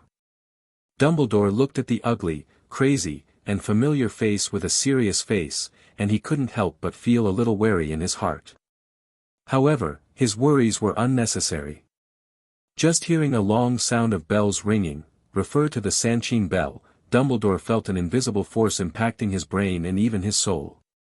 Immediately, the howling of Voldemort's soul became weaker and weaker, and he soon completely disappeared from this world with the sound of bells. Voldemort's Horcrux -2. Shane looked at the intact Ravenclaw crown in his hand and instantly smiled happily. Because his magic worked. It was not in vain that he spent so much time combining Fairy Law and Avada Kedavra, two magics with extremely complex magic structures. 000. Because Voldemort's soul has disappeared, the gems on Ravenclaw's crown have gradually changed from black back to their original dazzling Klein blue. Congratulations, Shane. Dumbledore smiled and expressed his blessing, and he was also happy that he could find a way to destroy Voldemort's Horcrux. Can this magic remove Voldemort's soul from Harry? It's a bit hard to say. Shane took back the crown, then shrugged and said, if Harry's soul does not merge with Voldemort's soul, that's okay. But if a fusion occurs, this magic may purify Harry's soul together. Is that so? Dumbledore was a little disappointed, but he quickly recovered. But it doesn't matter, Harry's matter can be put aside for the time being. I am currently investigating the traces of other Horcruxes, hoping to find them later. Can you help destroy these Horcruxes? Why are you looking for me? Can't you do it yourself? Shane raised his eyebrows, and then he seemed to notice something. Professor, you don't think that only my magic can destroy Horcruxes, do you? Dumbledore was stunned for a moment, the surprise on his face seemed to say, isn't it? Professor, I created this magic to destroy Voldemort's soul without damaging Ravenclaw's crown. If you don't have this requirement, you can just use waste fire. Hearing Shane's explanation, Dumbledore was speechless. He realized that he seemed to have entered a dead end. Because after learning about the Horcruxes, he collected all the books about Horcruxes in Hogwarts and studied them non-stop. A book in the Forbidden Book area called Decryption of Cutting-Edge Black Magic introduces in detail the method of making Horcruxes, and it also states that Horcruxes are almost indestructible and cannot be destroyed by pure violence. At the same time, in the long history, Voldemort was not the first dark wizard to make pottery. The first person to make, or should say invent, a Horcrux should be the despicable Herbo, the notorious dark wizard from Greece more than 1,000 years ago. According to legend, he may still be alive in this world with the help of Horcruxes. To make a Horcrux, you need to split your soul into pieces through evil things such as murder, and then extract the split soul from the body and seal it in the vessel. However, according to the laws of nature, the human soul should remain intact. Splitting it is an evil act that goes against nature. Splitting the soul will make a person go crazy and lose his mind, so even a large number of dark wizards are not willing to making Horcruxes, they are more willing to die happily. It seems that I am still old and my brain is not as bright as before. Dumbledore scratched his head and laughed at himself. No one can resist the erosion of time, right? Shane replied calmly, just like your friend, Nick Flamel, can his current body support him to live in this world? You actually know. I studied the power contained in this stone. Shane took out the magic stone. I guess the legendary elixir of immortality does not really make people immortal. Created through the magic stone, it may be a magic potion that can forcibly fix the soul in the body and strengthen the power of the soul to a certain extent. Am I right, Professor? Yes, that's right. Dumbledore nodded slightly, and then sighed. I didn't expect you to have such attainments in alchemy. If 277 hadn't had a very in-depth study of alchemy, it would have been difficult for him to realize the essence of the magic stone's power. But in fact, I don't understand alchemy. Shane shook his head and denied, it's just because the runes in alchemy are very similar to the magic circle I master, so there is no need to study them. Too much difficulty. In fact, Nick has long wanted to destroy the Philosopher's Stone, and he also understands that it is time for him to face death. Dumbledore's face suddenly showed a trace of reluctance for his old friend. The Philosopher's Stone was born in this world, carrying too much sin. While Nick is alive, the Philosopher's Stone is a legend that people can touch, but once he is no longer in the world, this thing will only cause unnecessary bloodshed. Do you want to take this stone back? Shane asked, holding the magic stone. It depends on whether you need it or not. Dumbledore replied. Okay, although this stone is useless to me, it is still of some use. Shane put the magic stone back into his pocket, and then took out a book, but I didn't take it from you in vain. I don't think the contents inside will trouble you. After saying that, he turned around and prepared to leave. Wait. Dumbledore called out to Shane, and then took out a money bag from the cabinet on the desk behind him. I think you should take this thing back. Oh, I almost forgot about this. Shane quickly took the bag and weighed it in his hand. How much is in it? I didn't send you a coppernut. After all, they are also afraid that this scandal will spread outside. Dumbledore said. Haha, what a bunch of tough-talking guys. Their family had such a big scandal in school, even if I didn't say it, others would. They always do. Forget it, since they paid the ransom, I will keep my promise. Shane put the money bag away and said, when those Slytherin students come back next semester, I won't nail them to the wall anymore. But Professor, I also hope that you or Hogwarts can consider my opinion through this matter, otherwise I'm not sure the same thing will happen next time. Slytherin's so-called unity is used to intercept students from hiding from professors. I think you can see that if things continue like this, it is hard to imagine how lawless Slytherin students will become. I have discussed this matter with Minerva, and some things can be implemented next semester. The next day, at noon, Hogwarts held the end of the school year ceremony as scheduled and prepared to announce the winner of the House Cup. However, because Shane, the butterfly, stepped in from the middle, Dumbledore was no longer able to create a large-scale shady scene. Ding! Ding! Ding! The luncheon was coming to an end, and the crisp bell rang. Professor McGonagall took a copper spoon and knocked on a tall glass, and the originally noisy Hogwarts Great Hall fell silent instantly. Immediately, Dumbledore stood up from the chair and began to speak with a serious but slightly smiling expression. Another year has passed and today is the day to award the Academy Cup. Now, on behalf of Hogwarts, I announce the scores of each house as follows. 4th place, Gryffindor, with a total score of 30 points. Upon hearing this score, the little Gryffindor lions lowered their heads and sighed. Although they don't care about the Academy Cup as much as Slytherin, this score is really too low. This school year, first of all, Snape deducted points for various difficulties he initiated against Harry Potter. The scattered scores added up to 60 or 70 points. Secondly, there are points deducted for the Weasley twins for playing pranks everywhere, but the most serious ones belong to the trio of Harry, Ronald, and Hermione. The three of them were deducted 30 points once for Halloween, and another time for a night out after Christmas. 150 points were deducted. To be honest, if Hermione hadn't taken the initiative to raise her hand to answer questions during class, which brought Gryffindor's score back a bit, the Little Lions might not have even gotten 300 points this school year. However, the 3rd place announced next made the Little Lions' faces turn rosy again. 3rd place, Slytherin, with a total score of 312 points. Dumbledore continued. As soon as this result, which was only 3 points higher than Gryffindor's, was announced, the Little Lions applauded enthusiastically, but the little snakes and Snape were livid. The Slytherin Academy's score was originally far ahead, but they were deducted 300 points for ambushing Shane. If Snape hadn't desperately found various reasons to get the points back, this year's Slytherin would definitely be outclassed. Enter the annals of history. The 2nd place is Hufflepuff, their score is 36 points.n. Although they rarely came in 2nd place, the little Badgers just shrugged and said it didn't matter. Their college doesn't care about college points the least. Rather than chasing that false honor, they think it's more practical to work hard.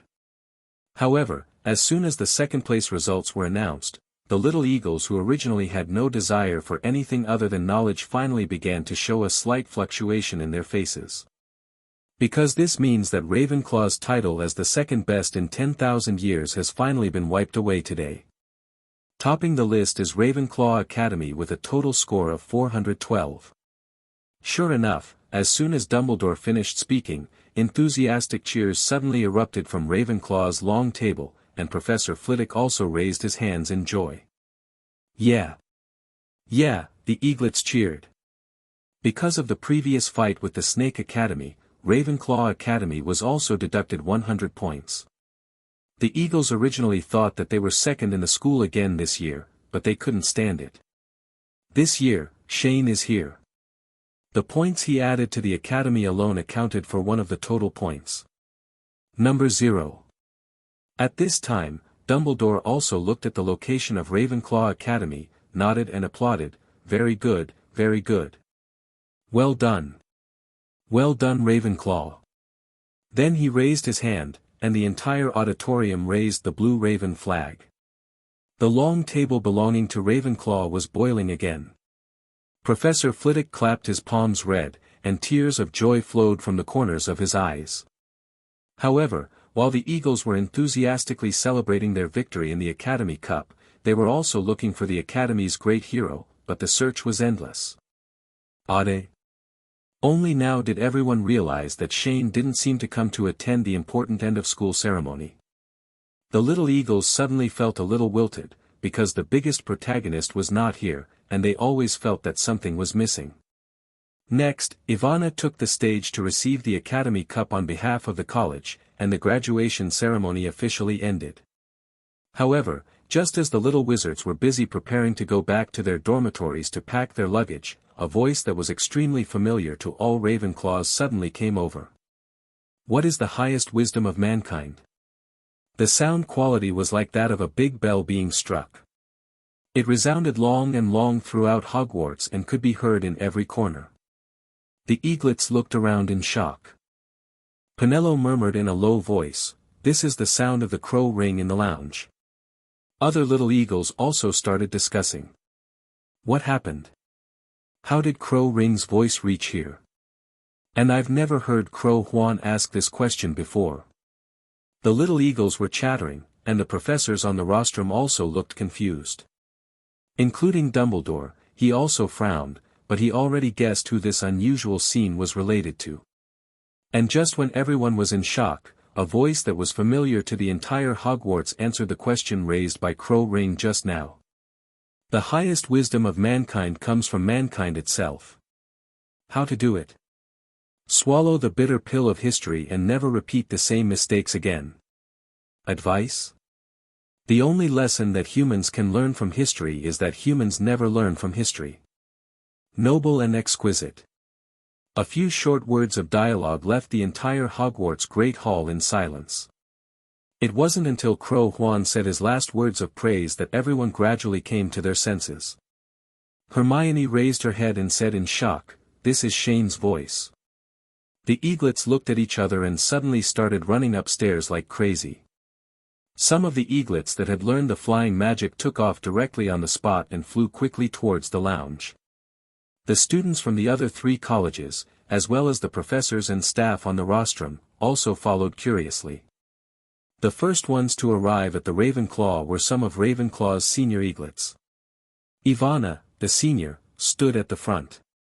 At the same time, she was holding Penelope, who had just learned flying magic. Everyone saw that the door to the Ravenclaw lounge had been opened at some point, and strangely it did not close automatically. The crow ring on the door is still the same crow ring, without any change. However, when everyone walked through the door, they found that they were not in the lounge of their own college at all, but in another completely unfamiliar place. Time went back more than half an hour. Shane had no interest in attending the noon end-of-school ceremony and luncheon because there was a more important thing waiting for him to do at this time. After washing up in the morning, Shane walked around the campus and finally found Peeves in a room next to the Hogwarts kitchen. This room is where the elves place the food for the banquet. On the surface, Peeves wants to play a prank here, but in fact, being refused to attend the banquet, he simply wants to come and feel the atmosphere of the banquet. Peeves, I found you. Shane lifted a long white tablecloth, and Peeves was hiding under the table. You found me. Peeves showed a smile that was completely different from the one he usually wore after playing pranks, a happy smile from the bottom of his heart. You should know that the bad guy in the crown has been eliminated by me. Shane took out Ravenclaw's crown and showed Peeves the gem glowing with sacred blue light.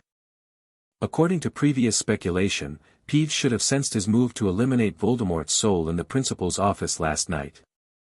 Peeves crawled out from under the table, bowed respectfully to Ravenclaw's crown, then looked up at Shane and said with a smile, "Follow me.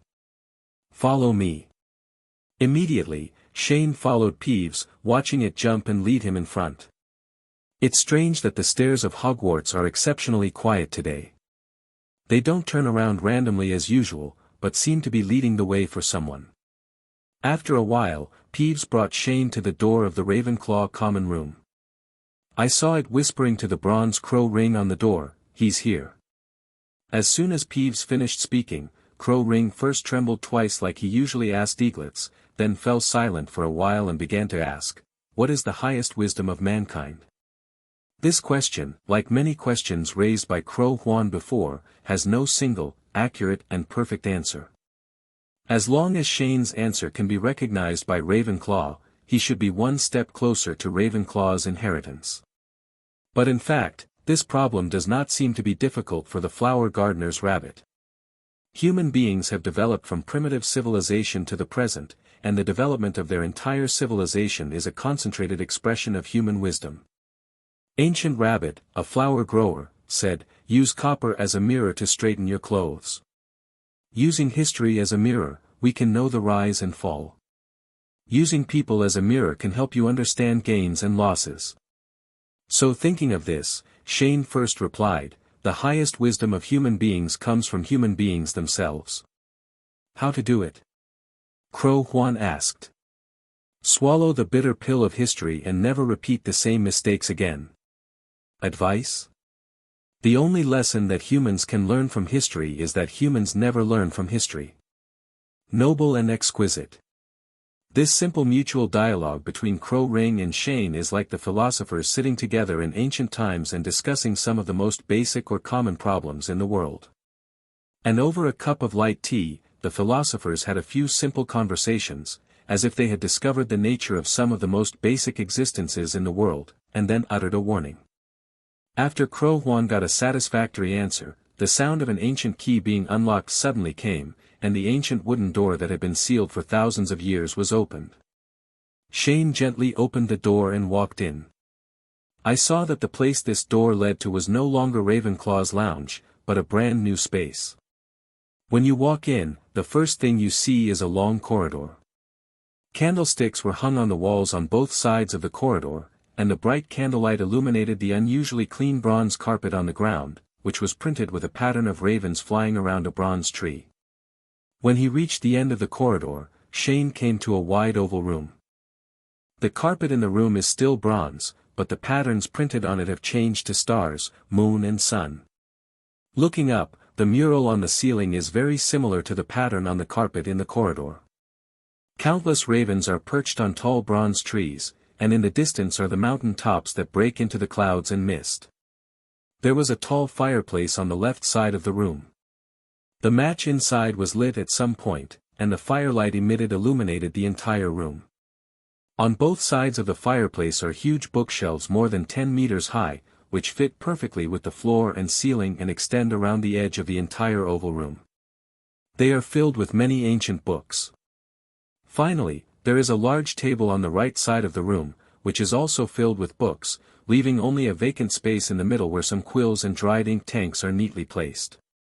The greedy raven steps on the sun, moon and stars, gazing at the top of the mountain. And the number of books in this collection is almost as big as Hogwarts' 1000-year collection. Shane looked at everything in front of him and exclaimed. He guessed that this should be Rowena Ravenclaw's office when she was still alive. However, just when he thought the books in front of him were the Ravenclaw inheritance he was looking for, Peeves pulled his clothes, pointed to the center of the room and said, "Go over there." Shane was stunned for a moment, and then realized that Ravenclaw's inheritance might not be as simple as it seemed, so he followed Peeves' instructions and walked up.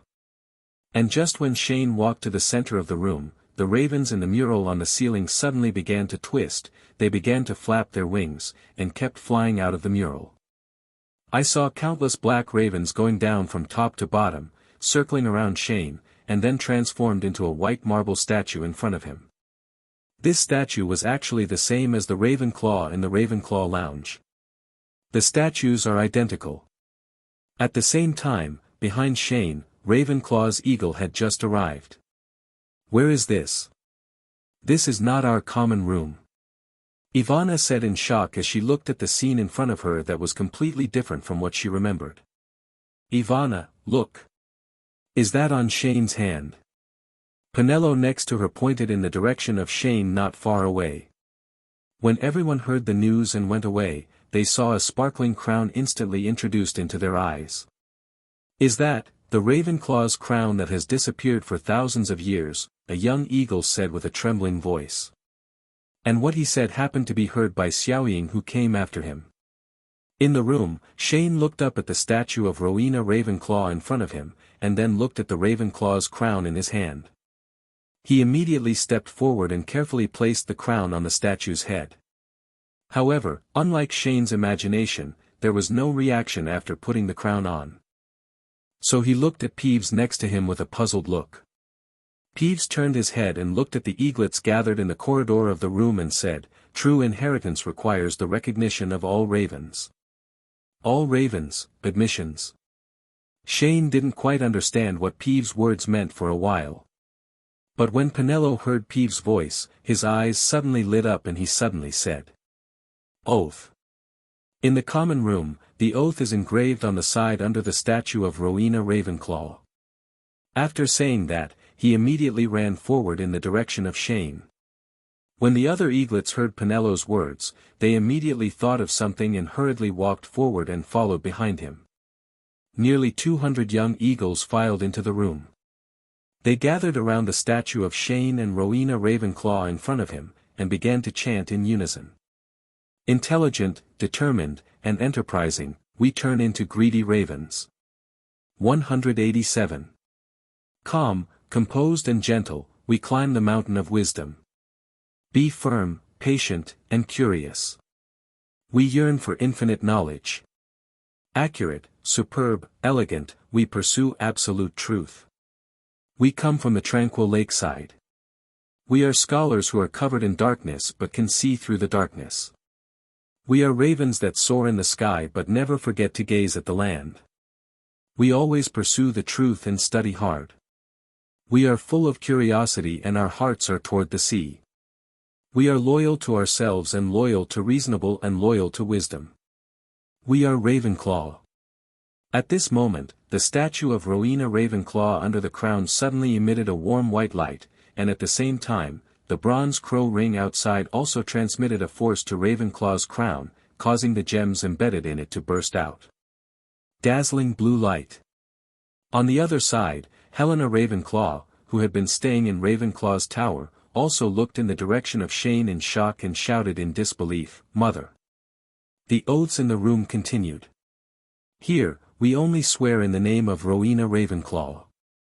Shane Dolea, Ravenclaw is willing to crown you with the crown of wisdom. Your wisdom will become our eternal glory and faith. We will use you as our guide to become the supreme wise slaughterer in the world." At this point, the oath is made. The solemn chanting echoed throughout Hogwarts.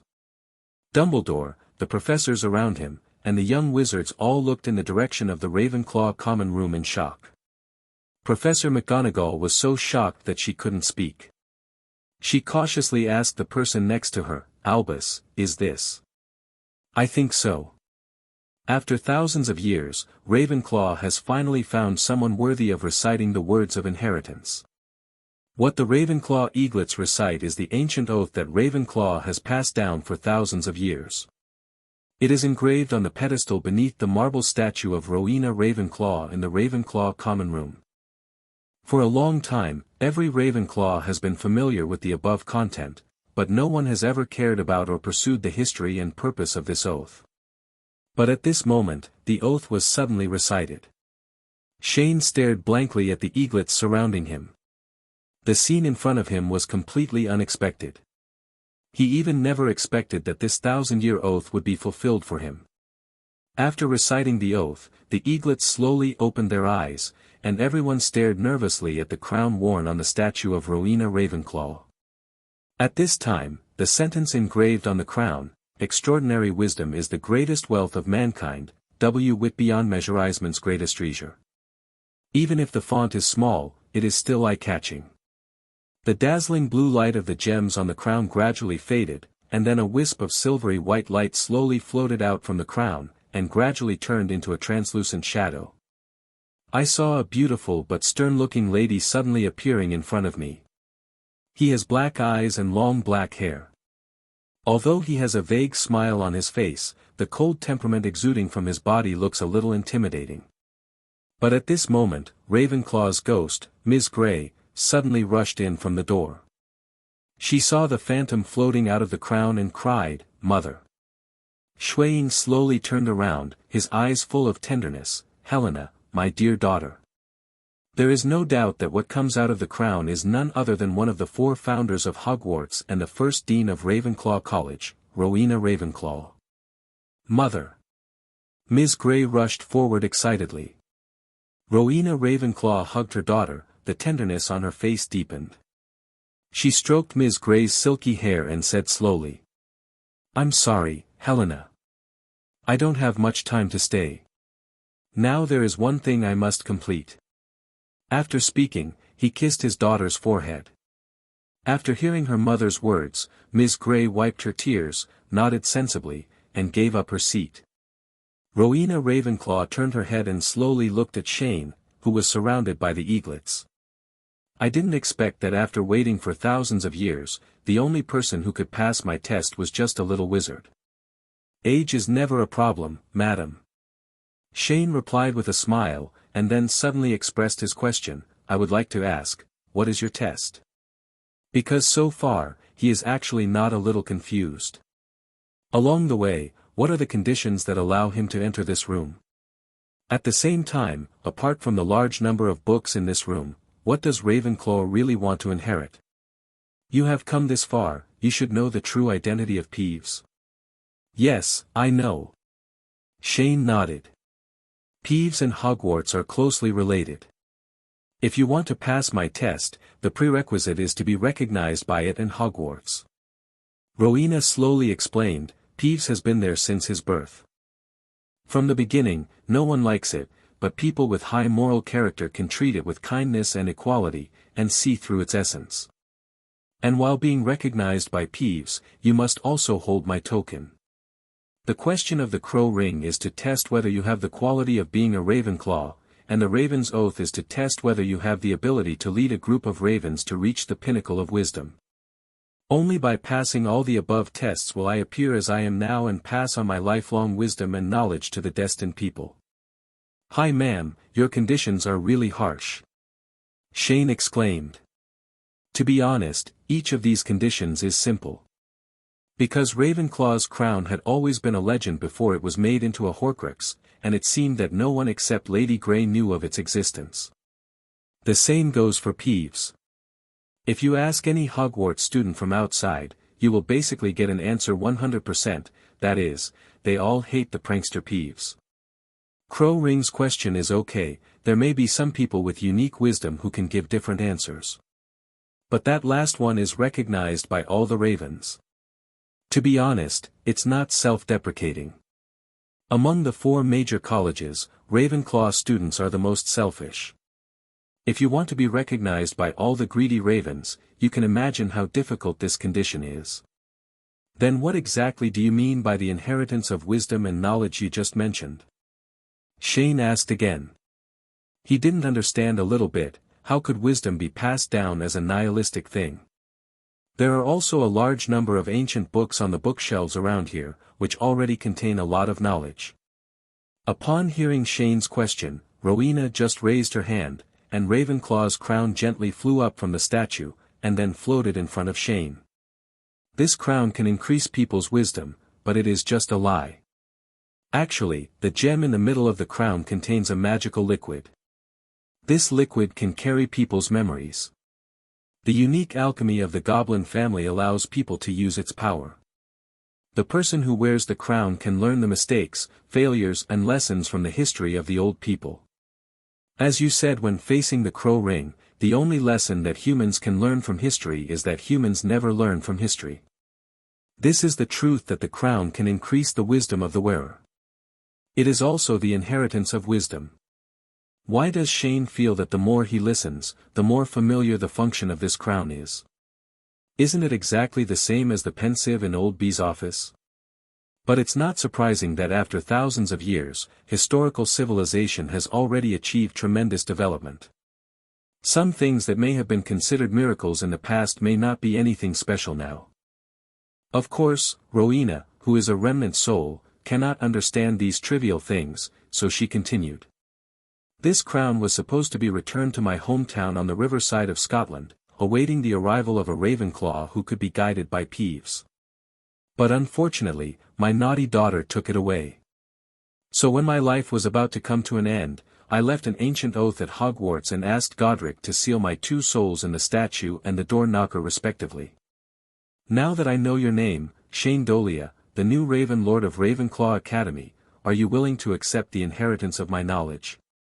Is this even worth thinking about? Shane nodded immediately and said, of course. And at the moment Shane agreed, Ravenclaw's crown burst out with dazzling light again, and Rowena's soul merged into the crown again. Immediately afterwards, a silver flake floated out from the gem in the middle of the crown and merged into Shane's brain.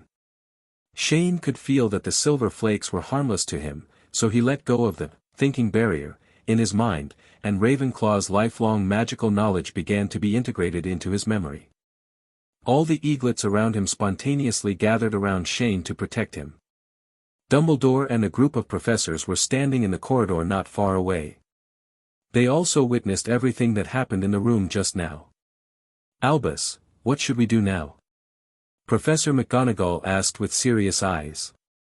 At the same time, she was also thinking about whether Godric Gryffindor would have a legacy left back then. Inform the Department of Transportation of the Ministry of Magic that the end of school at Hogwarts will be postponed by 1 day, so that they can rearrange work related to the express train. Dumbledore thought for a while and began to say, then he notified the students outside that Hogwarts something important happened here, let everyone move freely first, but don't let them get close to here. After saying that, he lowered his head and looked at the excited Professor Flitwick next to him. Filius, you should know how to do this. I will protect Mr. Dolea to the death and let him successfully accept the inheritance of Ravenclaw. Professor Flitwick said firmly. He is the champion of the duel competition and the master of spells. I'm afraid there aren't many people in the entire European magic world who can absolutely defeat him. Very good. Dumbledore nodded, and then looked at Shane, who was receiving the inheritance not far away with a lot of emotions. He knows that with the blessing of being the heir of Ravenclaw, what Shane wants to do in the future will be even more unstoppable. The Ravenclaw inheritance time is neither long nor short, just over half an hour. As the light of the crown gradually extinguished, the light strands connecting it to Shane also gradually disconnected. Shane suffered from indigestion because too much information was suddenly stuffed into his mind, and he fainted on the ground. Penelo quickly ran forward and hugged him, Chiens, and rested his head on her soft thighs. At the same time, Rowena's spirit reappeared in the room. Upon seeing this, Bulido stepped forward with his robe attached and said respectfully, "Welcome, Ms. Rowena Ravenclaw, the founder of Hogwarts and representative of supreme wisdom." Rowena looked up and down at the old man in front of her, whose beard had almost fallen to the ground, and nodded, "Hello, Albus Percival Wulfric Brian Dumbledore, the Master of the Phoenix. I have been observing you and you are a very good principal. Thank you for the compliment." Dumbledore gave the eagle ancestor in front of him the greatest respect, but the coldness on Rowena's face did not seem to diminish because of this, but instead deepened. Just listen to Rowena continue. "But Principal Dumbledore, although you are very good, there are some things I still need to remind you. The current Hogwarts has completely deviated from the original intention of establishing this school. Especially Slytherin House, Salazar would never like to see the students of his house become like this." When Dumbledore heard this instruction, he couldn't help but be stunned for a moment, then seemed to understand something, and then nodded, "I understand, madam. Rowena Ravenclaw's mission has been completed." She turned her eyes to Shane, who was digesting the inheritance, then glanced at the eaglets in the room who were looking at her with admiration, and began to say, "My mission has been completed. I hope you can all inherit Ravenclaw's qualities of intelligence, determination, enterprising spirit, calmness, composure, gentleness, firmness, patience, curiosity, precision, mastery, and elegance. I will turn into the breeze, accompany the raven, and soar in the blue sky to bless you. Follow your teachings," all the Ravenclaw said in unison. At this time, they seemed to show the same sense of unity and honor that was unique to Slytherin. After leaving her last blessings, Rowena turned around and looked at her daughter with a gentle face. "Helena, I don't have much time." Ms. Grey quickly stood up and flew over, holding her mother's hand, and then passed through the bookshelf in the room, going to no one knows where. However, everyone felt that the mother and daughter had a lot to talk about. Shane continued to lie unconscious on Penelo's lap. In fact, he can feel everything happening around him, but he can't be distracted at all now. Rowena Ravenclaw's inheritance of wisdom and knowledge. Wisdom refers to the ability of Ravenclaw's crown, and knowledge refers to all the knowledge she stored in the crown before her death. But let me tell you, this amount of knowledge is too exaggerated. How many books did the founder of Hogwarts read during his lifetime? Shane's mind is now filled with all kinds of knowledge and experiences about magic, alchemy, spells, runes, souls, etc. He took a cursory look and found that in fact, after so many years, the magic mastered by wizards in Rowena Ravenclaw's time was a little backward and complicated compared to today's. But it doesn't matter, there are still many useful ones. In addition to the lost magic and a large number of conjurations, probably due to the special background of that time, many of the magics Rowena Ravenclaw mastered were war magics. What is war magic? It's magic of mass destruction used to fight wars. For example, in Ravenclaw's knowledge inheritance, there is a magic that releases a large cloud of highly corrosive mist to kill enemies. This kind of magic is a treasure among treasures for Shane. With Origin, as long as he analyzes and reconstructs these magics, his strength can definitely rise to another level. The digestion of Ravenclaw's heritage continued into the night. Shane slowly opened his eyes, and the first thing that caught his eye was the color of bronze, and at the same time there was a hint of fragrance flowing in his nose. Feeling the softness close to his own face, Shane's head arched forward unconsciously, making Penelope, who was holding him on his lap, very distracted. Penelope's face turned red with embarrassment. Why hadn't she noticed that the person on her legs was a little pervert before? Then she reached out and gently pulled Shane's ear, and said angrily, "Get up when you wake up." Seeing that he could no longer pretend, Shane stood up like a carp. Let me first explain that he is not a pervert, he just has poor resistance to beauty. After exhaling a breath, Shane noticed that Professor Flitwick and the eaglets were all looking at him expectantly. "Thank you for your hard work, everyone." Shane stood up and thanked him. He could tell that Professor Flitwick and these eaglets had been staying up for most of the day for him, and they might not even have had dinner. "You're finally awake, kid." Professor Flitwick ran up to Shane excitedly. He was still wearing the flying shoes that Shane had given him for Christmas. "Kid, have you obtained the inheritance of Ravenclaw?" Flitwick looked impatient, and so did the eaglets. "We've been waiting for a long time, don't tell them to be happy for nothing." "But obviously, yes." Shane smiled and nodded, "Yes, I have obtained the inheritance of Ravenclaw."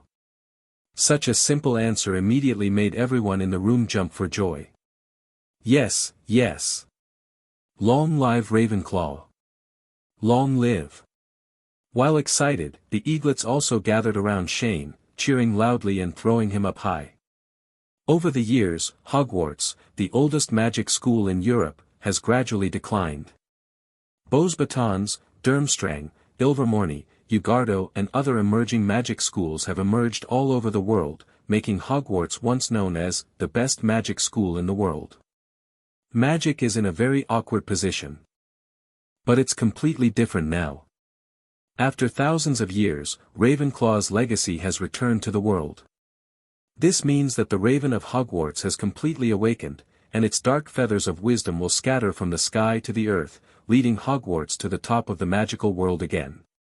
After the extreme excitement, the eaglets put Shane down. Professor Flitwick stepped forward again and asked, "Child, can you tell me what inheritance Ms. Rowena Ravenclaw gave you?" "Professor, don't get excited." Shane stretched out his hand to comfort Professor Flitwick, and then glanced at the hawks surrounding him. "In fact, Ms. Rowena has taught me her whole life's knowledge. As Ravenclaw as a member, I should share this knowledge with everyone. But no matter who it is, especially for Ravenclaw, our pursuit of knowledge must not be unearned. The process of chasing or climbing is also our extremely precious wealth." With that said, Shane took out his wand, took a deep breath, and then his whole person began to exude an indescribable temperament, and he officially started his speech. "Hello everyone, I am Shane Dolea, and I am very happy to welcome you to Ravenclaw Academy. Our emblem is an eagle, and the colors represented are sky blue and bronze, which means soaring high to the unreachable peak. We have the eyes and quick thinking like an eagle to see through all things, and we are transcendent. We are calm and reserved, but also public and enthusiastic. The world says we are weird, but geniuses and madmen are like people's right and left hands. Worldly disputes can never influence people who pursue wisdom. Ravenclaw often soars under the storm to listen to the cry in the heart that fights against ignorance. A wise heart keeps us from getting lost. Here, on behalf of Ravenclaw, I offer wisdom from ancient times to every wise man who pursues the truth." As he spoke, Shane pointed the wand in his hand at the mural above his head, and a huge blue magic circle rose into the sky, and the permanent super magic, hometown of Horai, was activated. Under the influence of magical power, the bronze tree in the mural is growing rapidly downward at a speed visible to the naked eye, and is taking root on the carpet printed with the sun, moon and stars. Countless people are perching on the branches extending from the trunk. The clear raven generally gives people a mirror or chaotic feeling. While the mural was changing, Shane continued. Ravens, under the guidance of the forefathers, you will step on the sun, moon and stars to climb the never-ending mountain of wisdom. So far. I wish every Ravenclaw can ascend to the palace of supreme wisdom and become a supreme wise man. All the power of, hometown of Penglai, has been released. With the blessing of this permanent super magic, all the knowledge about the Ravenclaw heritage stored in Shane's mind has been poured into the bronze tree. In the future, if someone wants to obtain the knowledge, he only needs to ask the raven a question. If he answers the question correctly, he will obtain the knowledge he wants. Of course, the more difficult the knowledge is to obtain, the more ravens you need to face. Only when all the answers are correct will the raven turn into a book carrying knowledge. As for the above methods, Shane has already told the little eagles through the speech just now. Maybe others may not understand it, but the smart Ravenclaw certainly can. However, just as the eaglets were excitedly staring at the tall bronze tree in front of them, Ivana, the senior, suddenly thought of a question. Shane, what about our common room? As soon as this question came up, all the little eagles reacted instantly. That's right. The door of the room they are in now seems to be the same as the common room of their college. Oh, this is a question. Shane took out a piece of chocolate nonchalantly and started to replenish his energy. He puffed up his cheeks and said, you just need to tell Crow Juan which room you want to enter, and then answer the questions correctly, and he will give you which door did you open. Also, you can read the books on the shelves around here, but you can't take them outside. Then what's the name of this room? Asked one of the eagles. This place used to be Rowena Ravenclaw's office, so why not call it the Bronze Tree Palace now? Shane thought for a moment before finalizing the name of the room, and then shouted towards the door, Ravenclaw, Bronze Tree Palace, did you hear it? The crow ring immediately shook twice. It said it heard it. Shane said with a smile. The eaglets were all speechless for a moment. So careless. It's not because of the name, but shouldn't the process be a little more sophisticated? At least take a wand and recite a few spells. It seems so simple and expensive. However, Shane didn't care about the little eagle's thoughts. From the morning to the present, he just wants to have a good late-night snack and then have a good sleep. So after leaving a few instructions, under the escort of Pinello, the eaglets watched Shane leave the Bronze Tree Palace. The day after receiving the Ravenclaw inheritance, Shane slept until 3 o'clock in the morning before getting up. He didn't know why, but when he looked at the bright sun outside the window, he felt particularly refreshed. He slowly climbed out of bed, and after a simple wash, his only thought was to go to the auditorium to work. But, why is there not a little eagle in the lounge? They wouldn't have stayed in the Bronze Tree Palace all night, right? With such doubts, Shane wanted to go to the Bronze Tree Palace first, but he didn't expect that as soon as he opened the door of the lounge, he was stunned by the scene in front of him. What the hell? Shane looked outside the door and exclaimed. Did you act too aggressively or did you open the wrong door? Why are so many little wizards gathering outside the lounge door, and they all look expectant?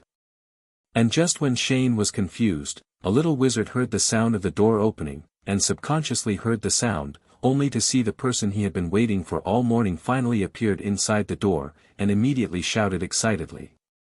It's out! Shane Dolea is out! The successor of Ravenclaw is out! In an instant, everyone's eyes immediately turned to Shane who was still inside the door, and they exclaimed. Oh oh oh!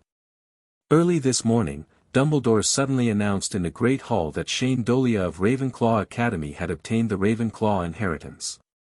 When the young wizards at Hogwarts heard this shocking news, they all excitedly wanted to have a close contact and interview with Shane, the successor of Ravenclaw.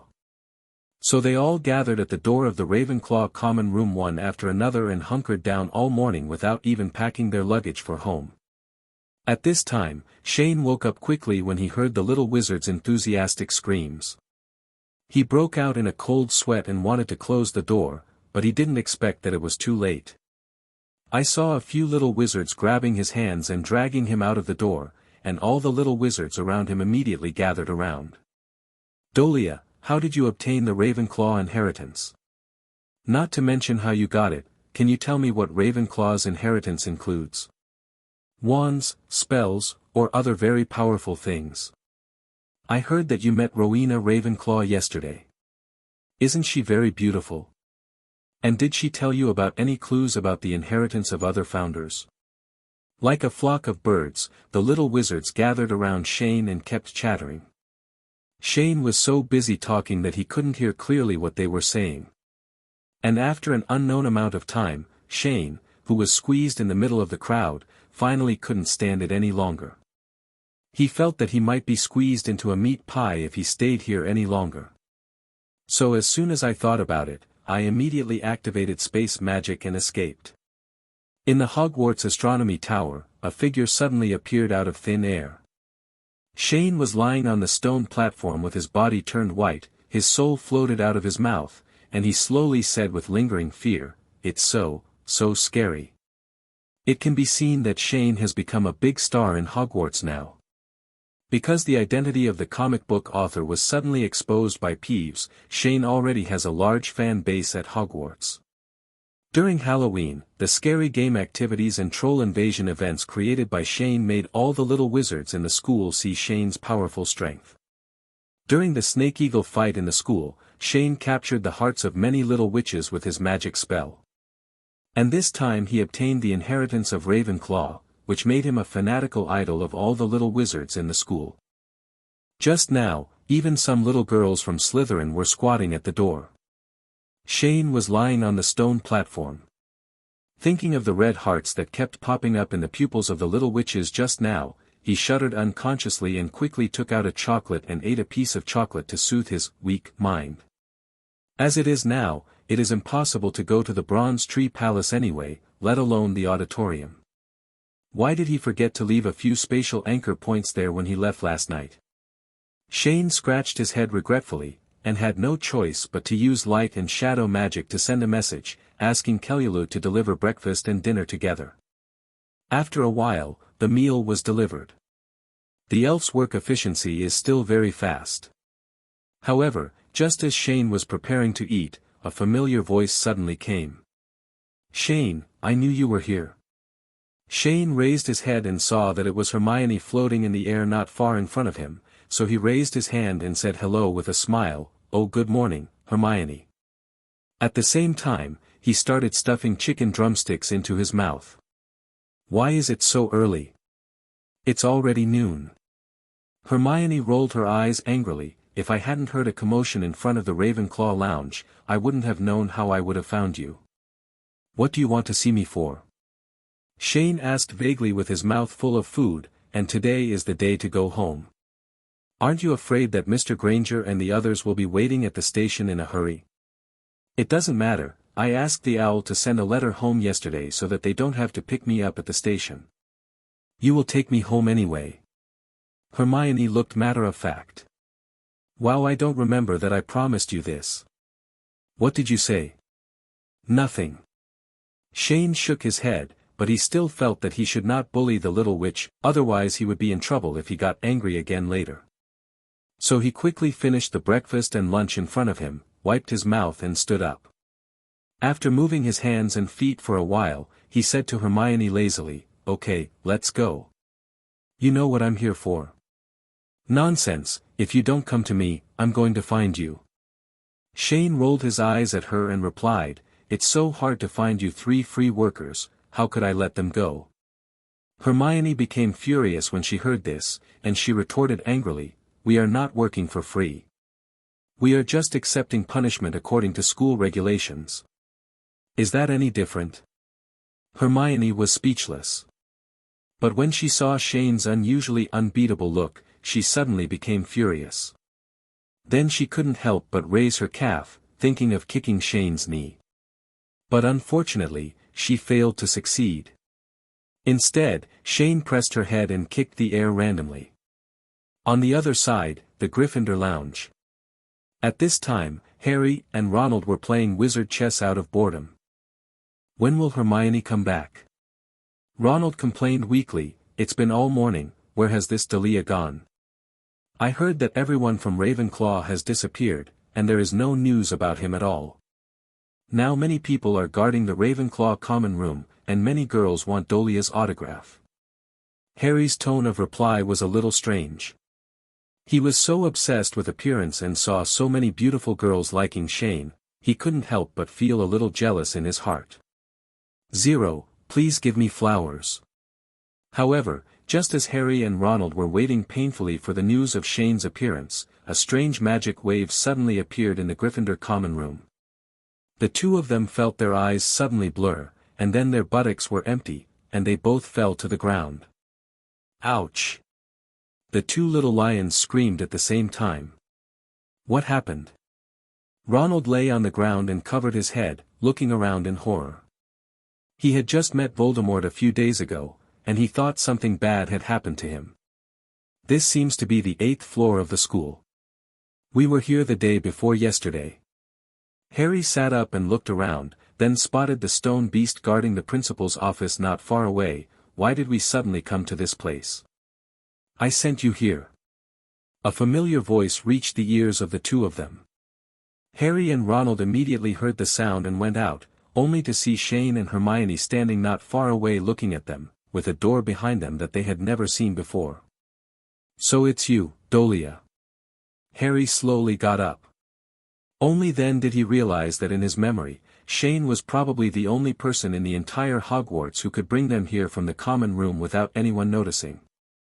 Was there a door before here? Harry walked forward and asked, rubbing his butt. Gryffindor's common room was also on the 8th floor, but it was on the other side of the floor. Although he didn't pass by it often, he clearly remembered that there must have been nothing here before. Ronald from the side also came over and said, "Yes, I remember there is only one wall here. When did there be an extra door? This is actually the room of requirement, where you will be punished by the school rules." Shane explained, the entrance to the room of requirement can only be opened when the user concentrates on thinking about the place they need and walks through the wall in front of them 3 times. Appear. The room of requirement. Hermione looked confused when she heard the name. Why is it called that? It can satisfy your wishes as much as possible. For example, if you want a toilet, the room of requirement will become a toilet. If you want an empty room, the room of requirement will also provide you with an empty room. Then if I want a room full of gold galleons, can it be given to me? Ronald said with excitement when he heard about the room of requirement's ability. He has begun to fantasize about becoming a rich man. But soon, Shane poured a basin of cold water on his head and heard him say contemptuously. Think too much, look at your potential. The room of requirement is not omnipotent. What it can give you can only be a room that actually exists within Hogwarts, and its authority is not the highest. Permissions? A question mark appeared on Hermione's head. What do you mean? For example, if you want to go to Dumbledore's office, the room of requirement cannot grant your wish.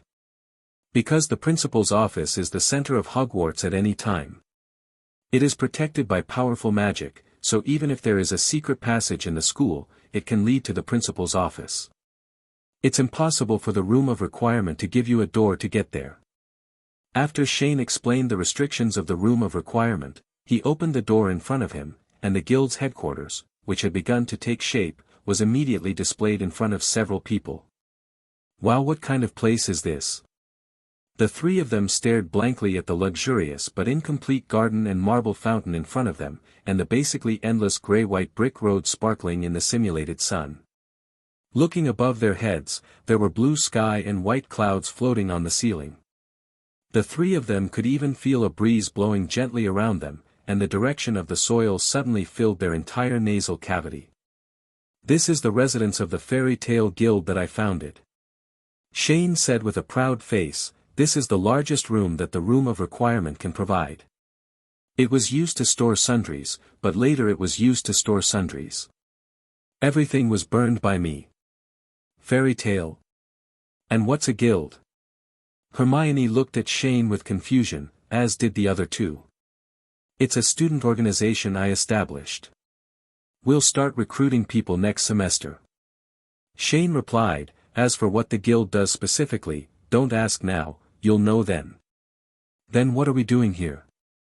Harry asked, 920. Now I am building a house in the station.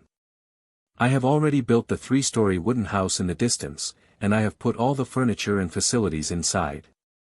Shane pointed to the house in the rest area in the distance and said, what you three have to do is to arrange all the furniture and facilities in the wooden house, and I will guide you then. Of course, if you feel that there is still something missing in the house, such as decorations, etc., you can also tell me and I will buy it back. Is this the end? Ronald asked weakly. What are you thinking about, young man? Shane turned around and smiled sinisterly, then pointed to a few large sacks stacked not far away. After taking care of the inside of the wooden house, you have to continue plant those bags of seeds into the base of the flowers, then water and fertilize them. So many. Ronald looked at the big bags of seeds and was stunned for a moment. This is just the beginning, there is still a lot of work to be done. Shane said calmly, but if you feel it's too hard, you can also ask Fred and George to come over and help. I can pay them galleons. 1 piece a day. Then do I have one? Ronald looked up and his eyes suddenly lit up. That's a good idea. You came here to be punished for violating school rules. You don't get paid. Shane suddenly looked like an evil capitalist. And if you are short of money, you can go to Pumpkinhead on the 1st floor. I remember that since free after Germany, it seems that no one can get the game rewards I set. Forget it then. Ronald immediately shook his head in horror. He had entered that Pumpkinhead once, but that game experience gave him nightmares for almost a week. But Dora, there is a problem. Harry raised his hand and said a little embarrassed, Hogwarts does not allow students to return to school during the holidays, and we have all gone home, then. You don't have to worry about these problems.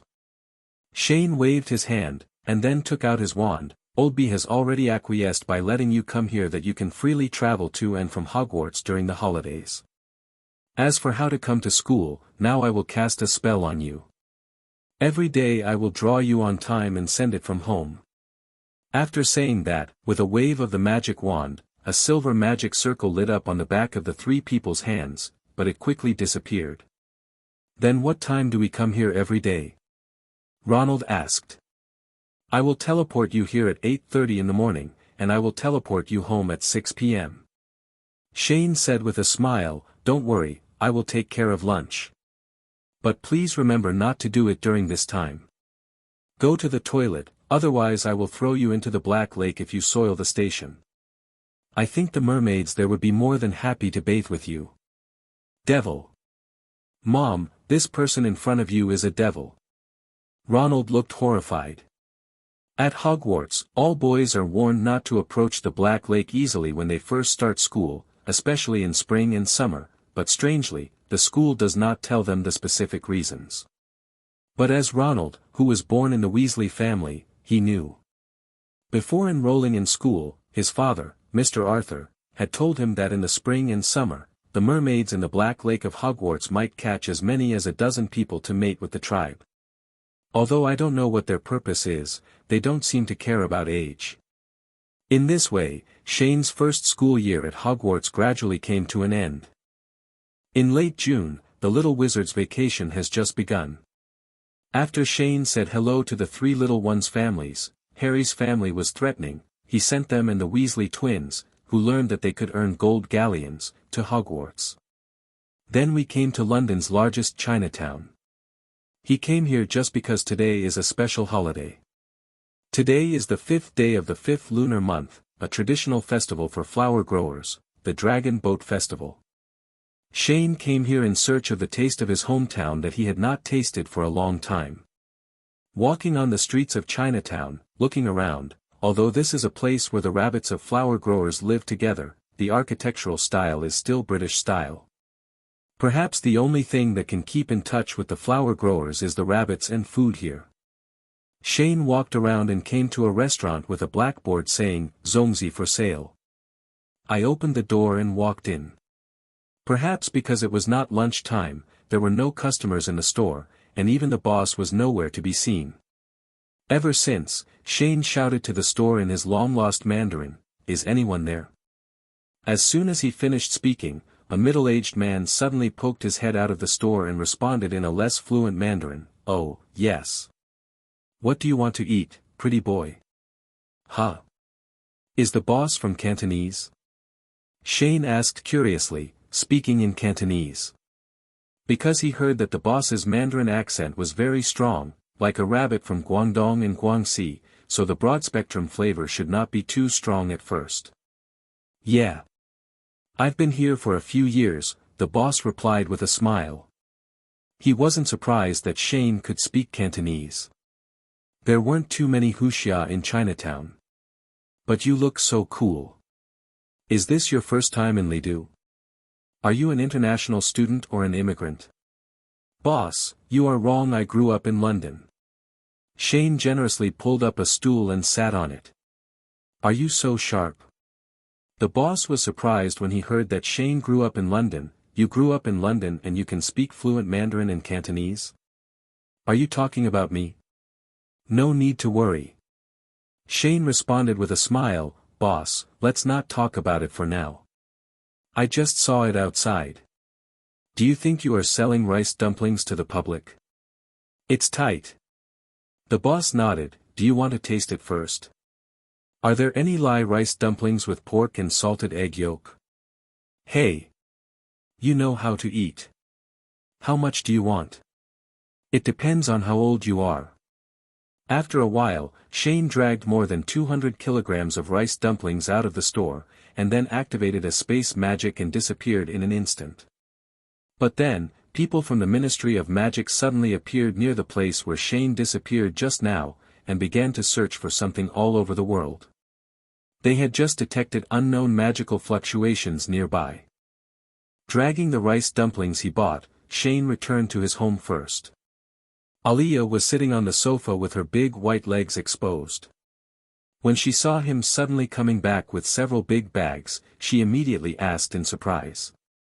"Shane, didn't you go to Hermione's house to play? Why did you come back suddenly?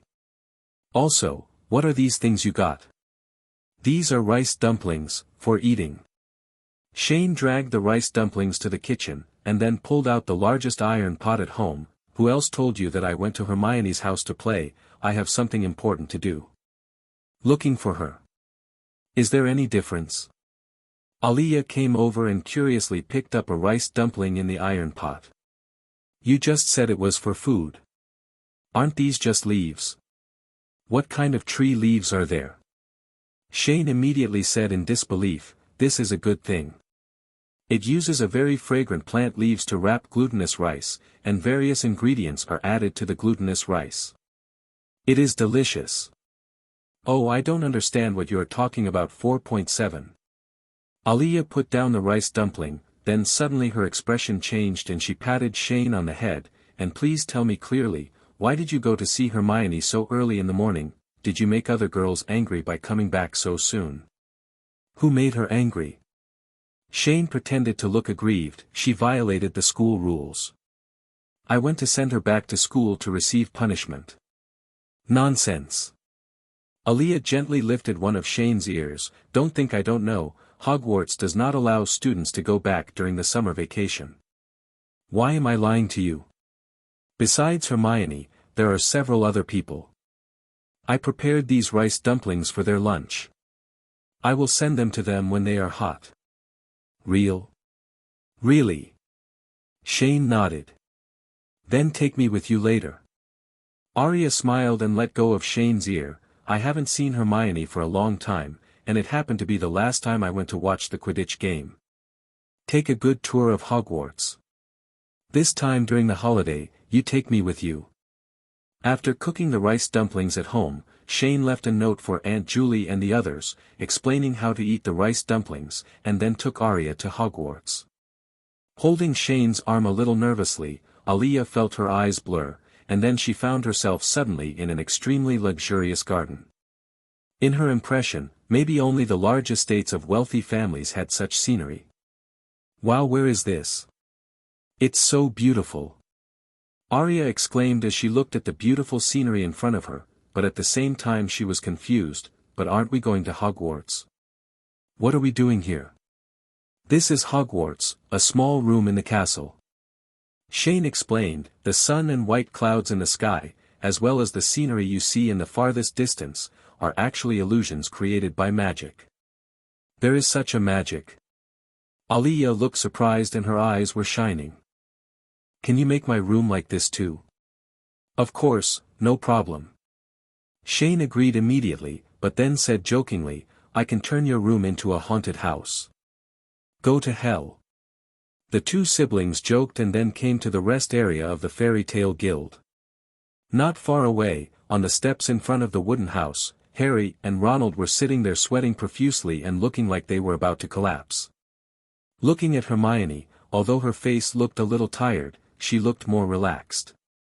Hermione. Arya ran towards Hermione as soon as she saw her. When Hermione heard this familiar yet unfamiliar voice, she immediately raised her head. Seeing that it was Shane's sister, she quickly got up and ran forward. Aliyah. The two girls hugged each other happily. Aliyah, why are you here? Hermione asked happily. I heard Shane say you were at school, so I asked him to bring me here. Aliyah held Hermione's hand and was smiling. On the other side, Harry and Ronald looked at the scene in front of them and couldn't help but feel a little strange. Ronald looked at Aliyah's extremely unfamiliar face and asked, Harry, do you know her? I don't remember there being such a beautiful girl in our school. I'm not sure, I've never met her before. Harry shook his head, but it seems like she has a good relationship with Hermione. Are they from other colleges?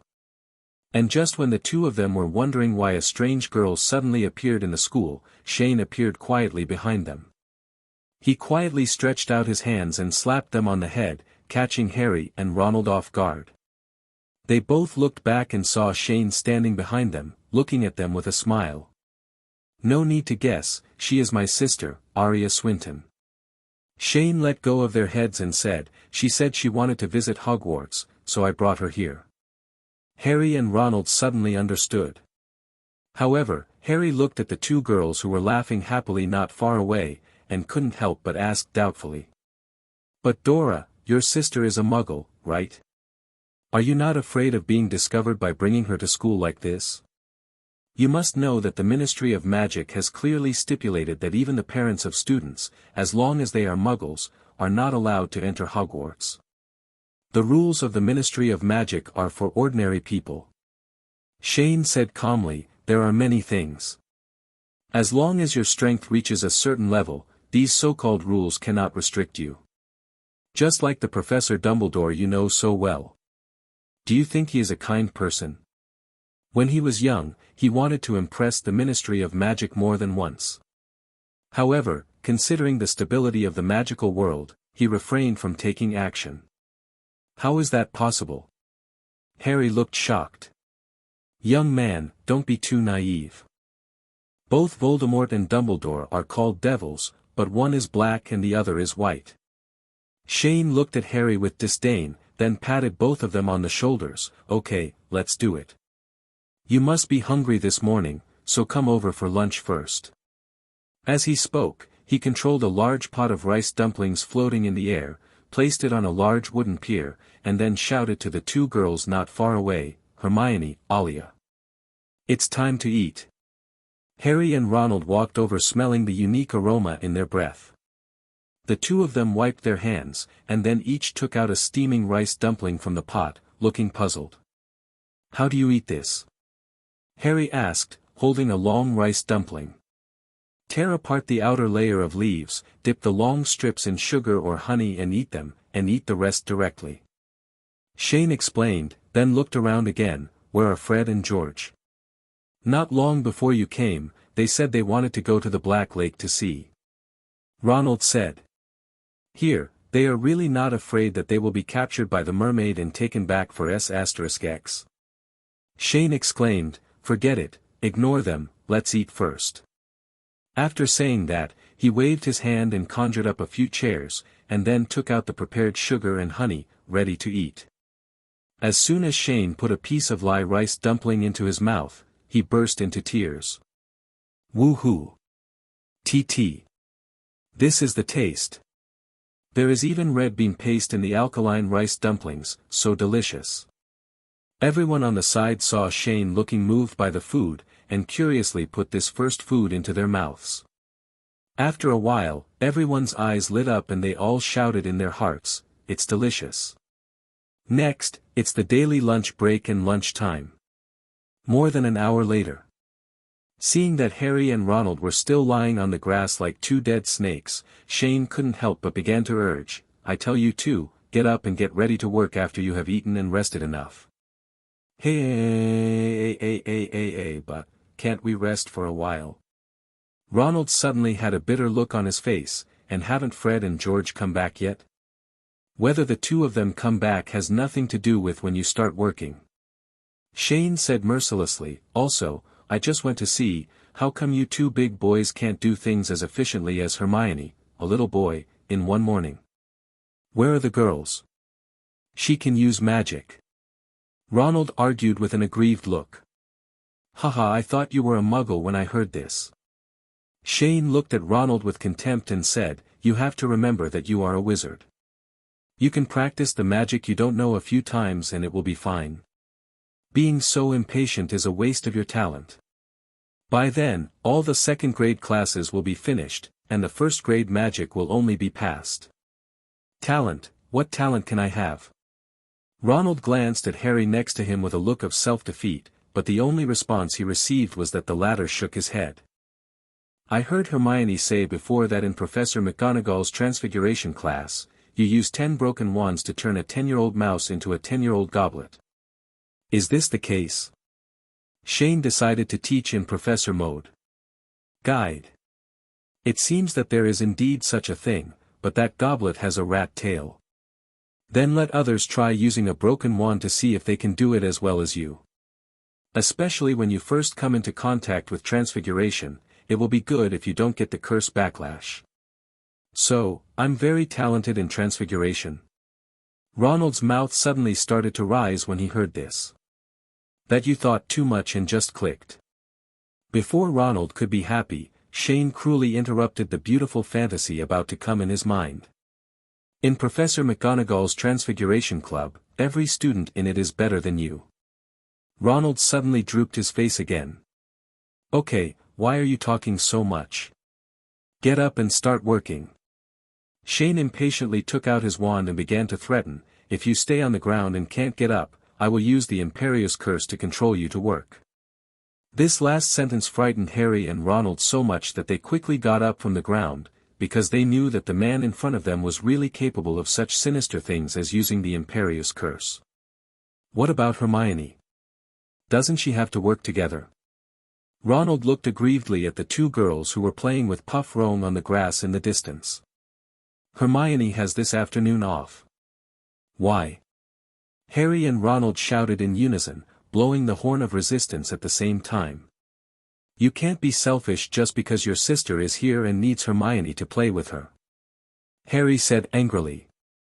Yes, you must know that she received the punishment with us.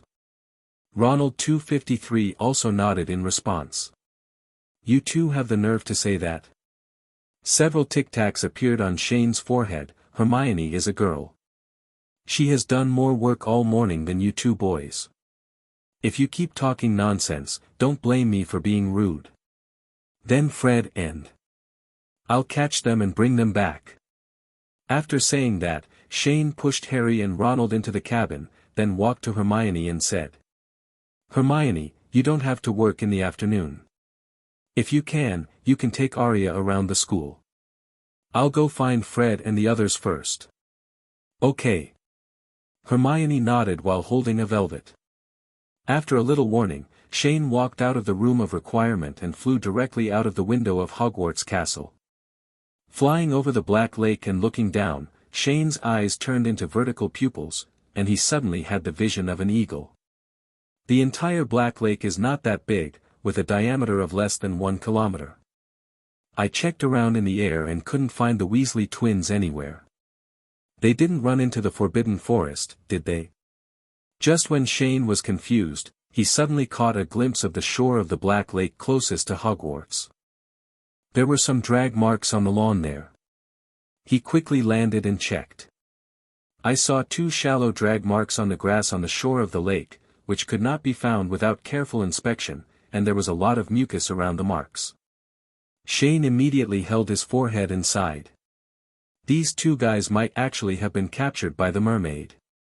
Just when Shane was complaining that the Weasley twins might lose their virginity, several dark figures in the Black Lake had quietly approached. Suddenly, several rope loops made of water and straw bales shot out of the water, aiming directly at Shane's neck. However, Shane didn't even look at it as the rope loops were all reduced to ashes not far from him. Then he hooked his fingers, and several ugly mermaids were pulled directly out of the water by Shane. Shane looked at the ugly mermaids in front of him, which were completely different from the images of mermaids in fairy tales. It has protruding brow bones, large yellow fish eyes, a flat nose, incomplete fangs, and clear black-green hair like thin strips of waterweed on its head. The skin all over the body is iron gray, with mucus and thin scales. The upper body is human and the lower body is fish tail, and it always exudes a strong fishy smell. Several mermaids were struggling in midair, and one of them with a spear wanted to attack Shane, but the spear made of fish spines and stones turned into ashes as soon as he threw it. Shane sighed, then used light and shadow magic to simulate the appearance of the Weasley twins, and then asked politely, "Have you seen these 2 people?" However, in the face of Shane's question, the mermaids just kept struggling and made hoarse screams, as if they were very angry. "It seems we can't communicate." Shane was helpless. When he watched Goblet of Fire a long time ago, he remembered a scene where mermaids could talk. Moreover, Fantastic Beasts and Where to Find Them also says that mermaids have an IQ no lower than that of humans, and they like to sing and have their own unique culture and language. But now it seems that creatures like fishmen may have more beast aspects than humans. However, since we can't communicate, we can only do it hard. So he waved his hand and flicked it casually, and several mermaids flew out instantly, and bounced on the lake's surface a dozen times as if they were floating on water, and then slowly sank to the bottom of the lake. After dealing with the mermaid, Shane stamped 1 foot on the grass, and a huge purple magic circle quickly unfolded. The twisted patterns on it looked extremely oppressive. Super Magic, Celestial Magic Super Gravity, activates. Suddenly, the entire Black Lake began to fly rapidly into the sky as if it was attracted by some force. The creatures in the lake soon discovered the strangeness, got into a mess one after another, and began to run rampant in the lake. The mermaids were even more frightened. They looked at the exposed bottom of the lake and desperately followed the water up to the sky. After a while, the south side of Hogwarts Castle. I saw a huge water bag floating in the air. It was like a balloon filled with water, twisting constantly under the interaction of gravity. Giant squid, Grindylow, mermaid and other magical creatures are swimming quickly among them in a panic. Under the water bag, the bottom of the Black Lake has been completely exposed and formed a huge cavity. Countless water plants and many fish are jumping between the wet sand and cloth. And at this moment, the direction of Hogwarts Castle. Hermione, who was showing Arya around the school, suddenly saw the water bladder floating in mid-air in the distance and the completely empty Black Lake, and she suddenly became stunned. "Oh my God, what is Shane doing again?" Hermione said in shock as she leaned against the window. Then, that was Shane's doing. Aaliyah looked at the almost miraculous scene in front of her with disbelief on her face. Because this was the first time she had seen how powerful magic could be. Did something happen to Fred and George? Hermione frowned and guessed to herself. Fred and George,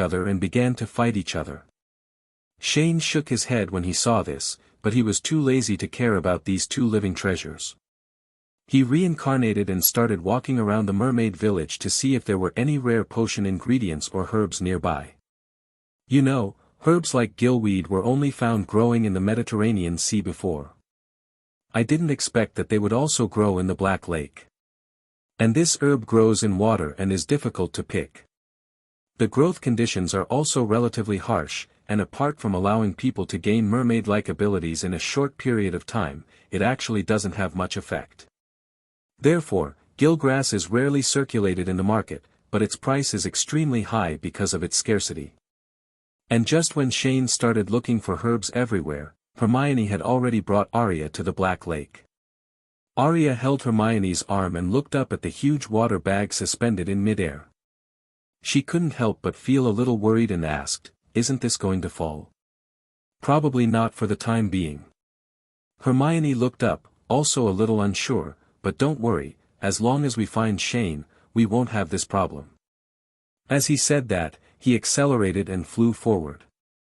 After a while, they saw the Weasley twins wrestling with each other in the middle of the lake, and Shane digging for something not far away, so they quickly flew in the direction of Shane. After landing at the bottom of the lake, Arya looked curiously at the strange lake environment around her, while Hermione walked up and asked, "Shane, what are you doing?" "Oh Hermione, Arya. You are here," Shane said, pulling out a huge lake clam with a diameter of more than 2 meters from the mud, and then said happily, "Look, tonight's dinner is ready." He didn't find the herb first, but he discovered that it was fresh from the rising lake.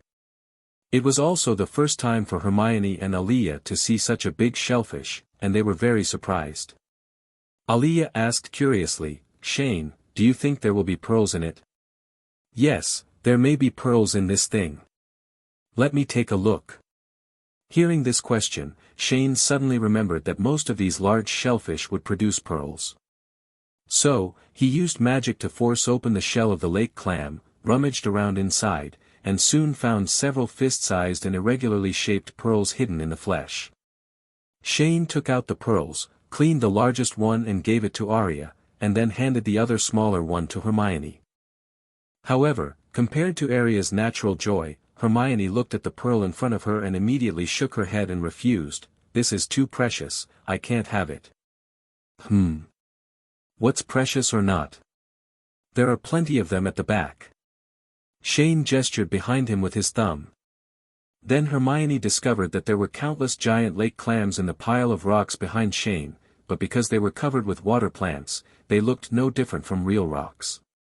So without feeling any pressure, Hermione happily accepted this pearl, which could easily be sold for tens of thousands of pounds in the Muggle world. However, just as the two girls were happily playing with the gifts in their hands, there was suddenly no sound from Fred and George. Shane looked curiously and found that they were exhausted from the beating and were lying on the ground limply, looking as if they were hopeless. At this moment, Hermione suddenly remembered that there were two other people, and immediately asked curiously, by the way, Fred and George, what happened to them? It's nothing, they were just kidnapped by the mermaid. Shane explained nonchalantly, then suddenly he felt sick in his stomach and shuddered. I just don't know if they were ed by the mermaid while they were kidnapped. Something indescribable. What indescribable things? Why are children asking so many questions? Shane knocked Hermione on the head and walked straight towards the Weasley twins. Let's finish the quarrel. After the quarrel is over, I will take you home first. Anyway, you can't work today like this. After saying that, without waiting for the twins to respond, he pulled them and flew to the shore without saying a word. After a while, several people returned to the shore. However, a huge figure was also standing on the shore of the lake at this time. Oh, my God! Shane, it's you! Hagrid saw several people slowly descending from the sky. What the hell happened? A few minutes ago, he had just returned to Hogwarts from Diagon Alley. He saw the incredible scene on the Black Lake from a distance. He thought something terrible had happened. The two of them were caught by the mermaid and taken into the lake. Shane explained with a teasing look at the Weasley twins on the grass. Hello, no, oh that's really... Hagrid suddenly became embarrassed when he heard the news. He looked at Fred and George with his mouth open, and after a while he asked in a pitiful tone, are you two okay? The Weasley twins shook their heads, but said nothing. It was obvious that they did not want to tell what happened at the bottom of the lake. Only they know if something is wrong. Shane said, while also unblocking the lake water. I saw that the water bag floating in mid-air suddenly lost its support and began to plummet to the ground. Then there was a loud bang, and a large amount of water hit the bottom of the Black Lake, causing a huge storm. However, just when a huge amount of lake water was about to fall on Shane and everyone, an inexplicable force suddenly pushed the lake water back. Hagrid, this is my sister, Arya Swinton. Shane first introduced Arya to Hagrid, and then grabbed the Weasley twins with both hands. I will send these two unlucky people back first, please take care of them. They. Oh, okay. Of course that's no problem. Hagrid nodded. Also, there are more than a dozen rice dumplings on the 8th floor of the school. They were originally prepared for these two guys, but now they are no longer tasty. You can take them back and try them. After saying that, Shane activated his magic and left Hogwarts. Immediately afterwards, he came to the outside of the village of Ottery St. Catchpole in Devon, England, where the Weasley family lived, the Burrow. The Burrow is where the Weasley family lives. It is a crooked little building several stories high that was built using magic. There are 4 or 5 chimneys on the roof that are emitting smoke. Its base seems to be a large pigsty made of stones. It can be seen that from the beginning to the present, the owner must have built some rooms on top and around it with wood and other materials to form its current appearance. At this time, Shane looked at the fairy tale-filled house in front of him. He still couldn't figure out why the Weasley family was so poor until now. Even Ronald's wizard robe was worn by his brother. To be honest, it was ordinary. There is no difference in price between the clothes. It didn't matter before. I had a large group of children to raise, so I needed to live frugally. But now, the male owner of this house, Arthur Weasley, works in the Ministry of Magic's office for the prohibition of the misuse of Muggle items. Although the salary is not very high, it is still acceptable. The eldest son, Bill Weasley, worked as a cursebreaker at Gringotts Bank after graduation. This job is not something you can do casually. Because the cursebreaker may be killed by ancient jinxes, poison spells or curses in daily work, and this position requires wizards to learn arithmetic and divination, as well as defense against the dark arts, charms, potions and transfiguration. The subject's NEWT certificate sometimes requires them to be able to read ancient runes, which is a very dangerous and serious profession. So accordingly, the rewards for curse breakers are very generous. The second son, Charlie Weasley, is studying fire dragons in Romania. This job is also extremely dangerous. There is no guarantee that one day he will be sprayed into ashes by the dragon's breath, so the salary is also not low.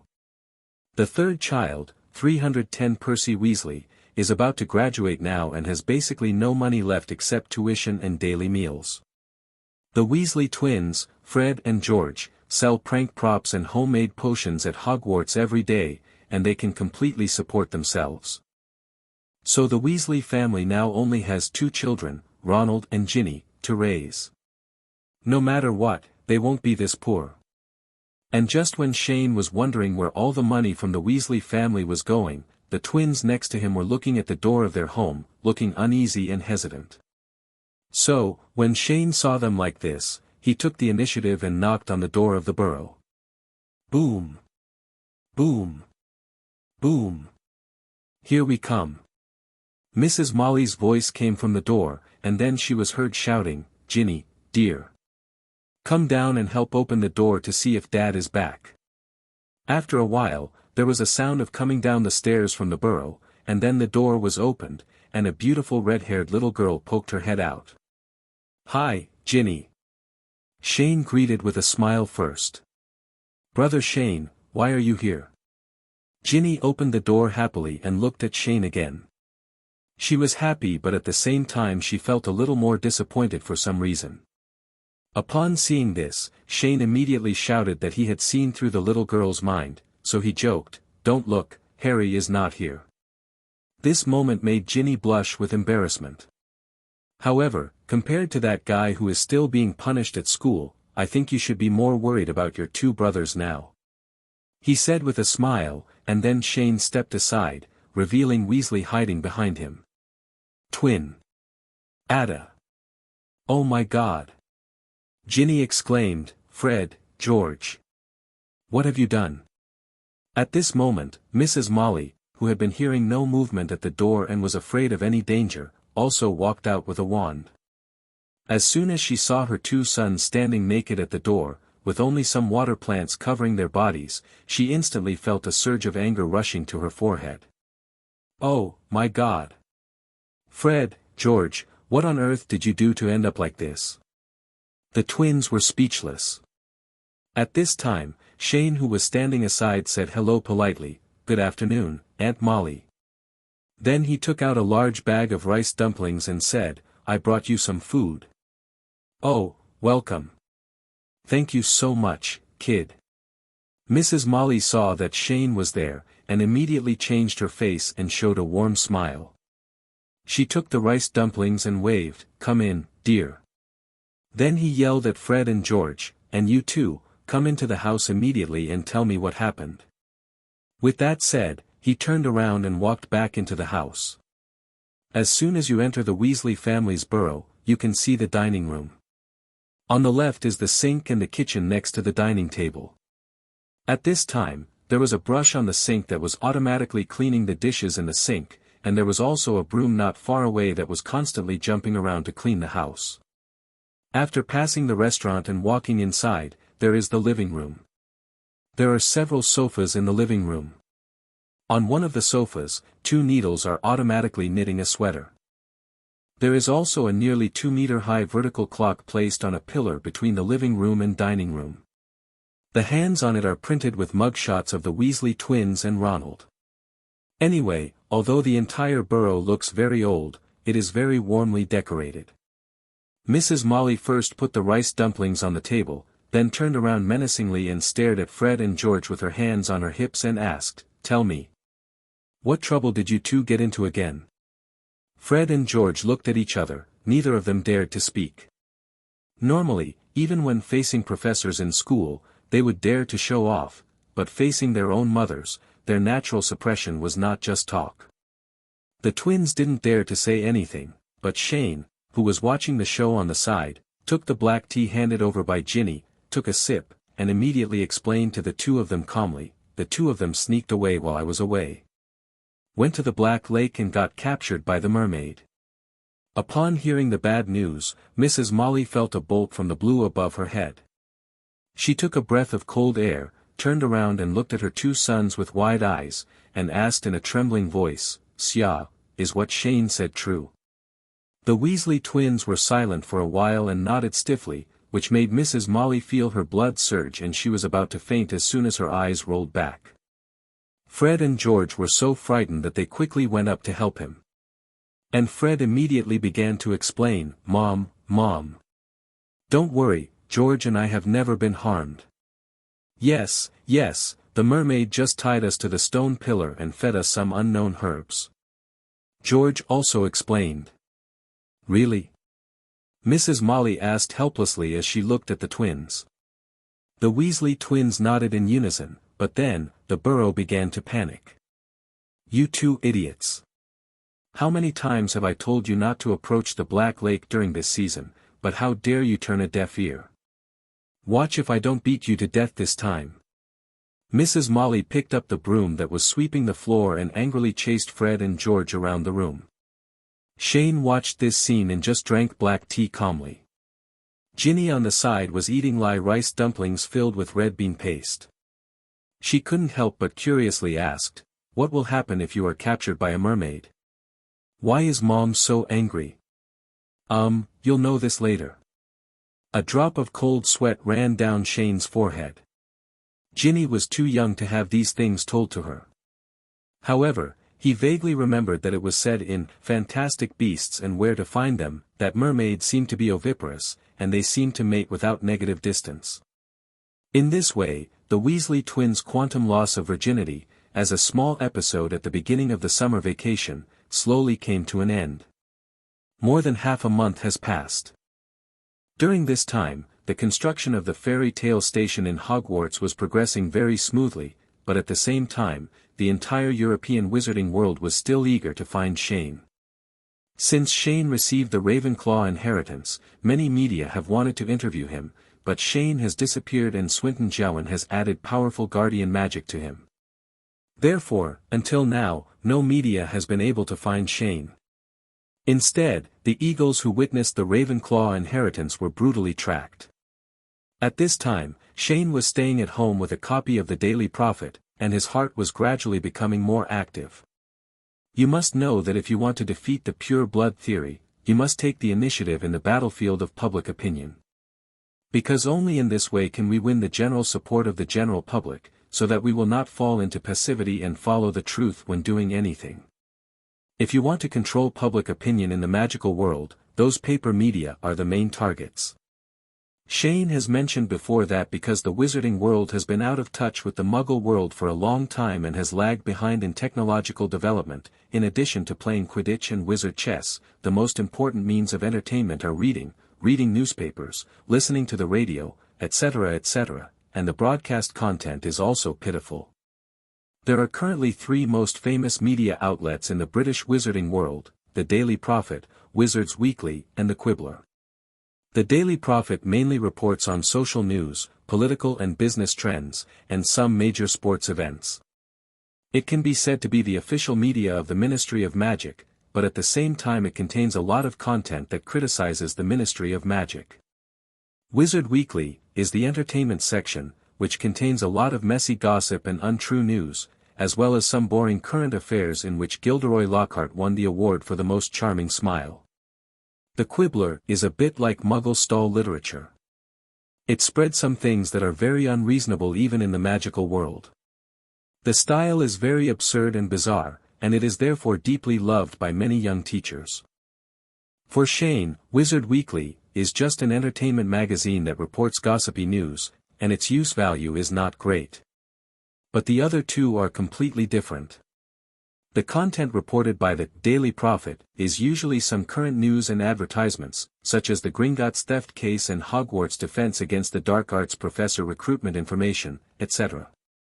Therefore, because of its seemingly serious and high-sounding characteristics, it has always been the main channel for people in the British magical world to obtain information, and its credibility has always been the highest in people's minds. But at the same time, as an official media not completely controlled by the Ministry of Magic, the Daily Prophet has always been a thorn in the side of the current Minister of Magic, Cornelius Fudge. Ever since Fudge became Minister of Magic, his desire for power has continued to expand. In order to consolidate his power, he has always wanted to completely control the entire Daily Prophet, and there are even rumors that he wants to bring Gringotts into his sphere of influence.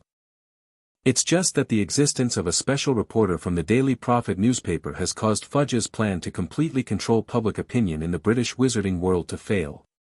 And this reporter is Rita Skeeter, the beetle animagus in the original work who likes to exaggerate the truth and describe the news in all kinds of extravagant language. It can be seen from the usual content of the Daily Prophet that most of the sections she writes are negative news about the Ministry of Magic and Fudge. What is interesting at the same time is that these news reports are all based on certain facts. Of course, it's just a little bit. When Rita Skeeter writes news, she will use her wonderful writing to attach various logical conjectures that are in line with people's favorites to these facts, and unreasonably expand, conjecture, idealize, and visualize. The main focus is on selling sales and gaining attention, without any regard for the truth, which often brings great pressure and trouble from public opinion to the protagonists of the news content. And the reason why Fudge and the Ministry of Magic have been helpless with the annoying reporter Rita Skeeter is probably because this little beetle has obtained some information through its own ability that can ruin the reputation of some people or some institutions. Secret. So, she has been around here for at least a week, so I should talk to her about it. Thinking of this, Shane ducked out of the way and instantly captured the little beetle that had been wandering near his house during this time into his room. There was a muffled sound, and Skeeter, who returned to his human form, fell to the carpet and looked at the unfamiliar surroundings with a horrified look on his face. Oh! Oh! Oh my God! What happened?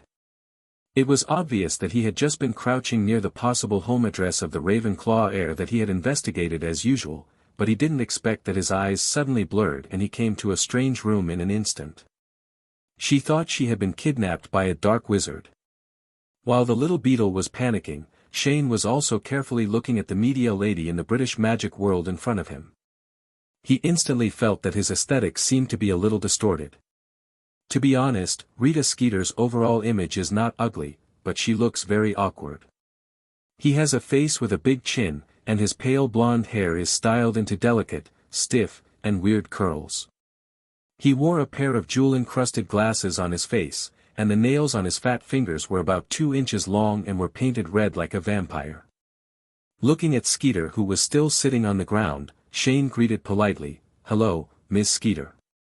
Skeeter immediately heard the sound and turned around to look behind him, only to see that the man who had been searched for by the entire British media industry for half a month was sitting in front of him. "Oh Mr. Dolea, it's an honor to meet you." Skeeter stood up immediately, not caring at all that Shane caught her rashly, and showed a professional fake smile. "I think you know whether you really feel honored to meet me or not," Shane said teasingly while sitting on the bed. Then he drew his hand in front of him, and a table, a chair, and a cup of black tea appeared between the two of them. "To be honest, Ms. Skeeter, I kind of admire your professional ability. I cast a powerful protective spell on the house under our feet and my family, but you can still find it around here. I have to say, you are much better than your peers." "Thank you for the compliment. But let me tell you, no matter how powerful the magic is, it can't completely erase the traces of a person's growth, can it not?" Skeeter sat on the chair unceremoniously and took out the dark green shorthand quill and notebook she carried with her.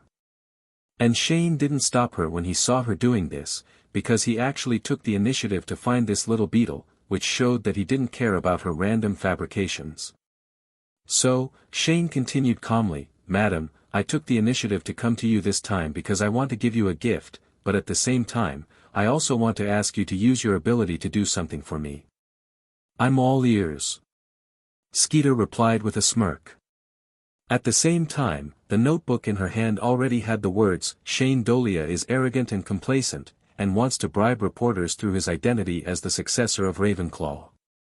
But Shane ignored it, instead picked up the black tea in front of him, took a sip, and began to say, "MS. Skeeter, I can grant you exclusive rights to report on the Ravenclaw legacy, and you alone. But at the same time, I need you to help me dig out as much of this man's history as possible." With that said, he handed over a piece of paper. Skeeter picked up the note and looked at it, only to see a name written on it, Tom Marvolo Riddle.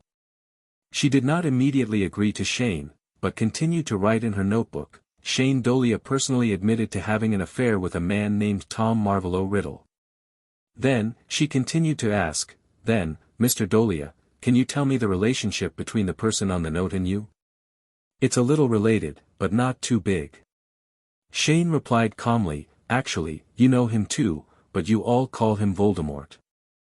As soon as he finished speaking, the proud and confident expression on Skeeter's face suddenly froze.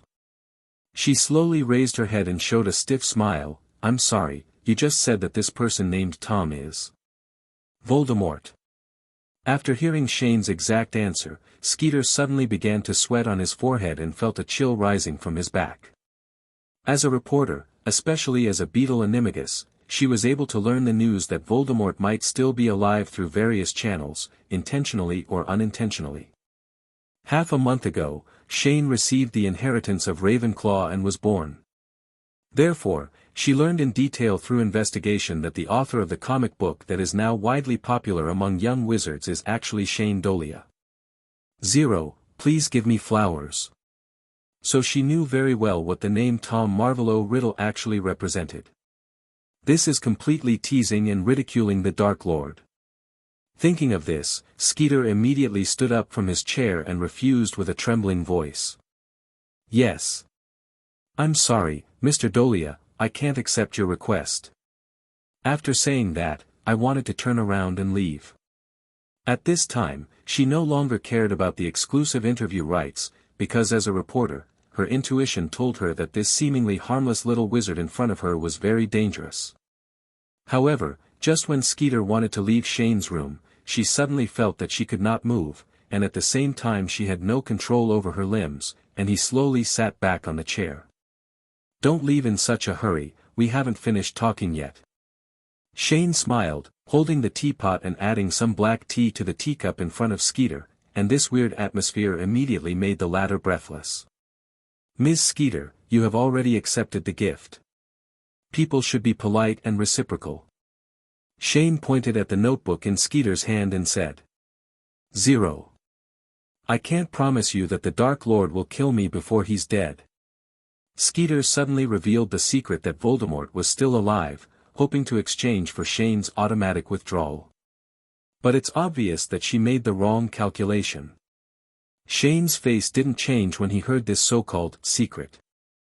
Instead, he added some black tea to himself, and then said slowly, "To be honest, as a reporter who often deals with the Ministry of Magic, Ms. Skeeter, you are a little too confident. There are so many unknown secrets hidden in your heart, you should practice a clemency." Hearing these words from Shane, Skeeter's scalp instantly went numb. Because only then did she realize that a blue halo was flowing in the pupils of the little wizard in front of her. So he was so frightened that he screamed at the top of his lungs, "How is that possible? You can actually use legilimency." If he was shocked when he learned Voldemort's real name just now, then Skeeter's mood now is pure fear. Because Shane can use legilimency, this means that the secrets he knows have been completely exposed. Let's not talk about the fact that she is an illegal animagus and may make her spend 3 years in Azkaban. She had offended so many people by writing articles before, and the Ministry of Magic would definitely add insult to injury and aggravate her punishment during the trial. Coupled with other secrets that she accidentally learned, if these were leaked, some people would definitely try their best to shut her up permanently. Therefore, after struggling repeatedly in his heart, Skeeter nervously asked with a cold sweat on his forehead, "Mr. Dolea, can you tell me why you want to revisit his past? You don't have to worry about the specific reasons, but what I can tell you is that Voldemort's history will be of great help to some of the things I want to do in the future." Shane replied. "Now, let me ask you, Miss Skeeter, do you want to agree to my request, or do you want to go to Azkaban to dance with the Dementors? What other options do I have?" Skeeter's face turned pale. She tried her best to suppress the chill in her heart, then took a deep breath, nodded reluctantly and said, "I promise you, Mr. Dolea. A pleasure to work with." After providing some limited information about Voldemort, Shane sent Rita Skeeter out of the house. The current editor-in-chief of the Daily Prophet, Barnabas Guffey, is basically a hands-off boss, while Rita Skeeter is one of the most influential staff members of this mainstream newspaper.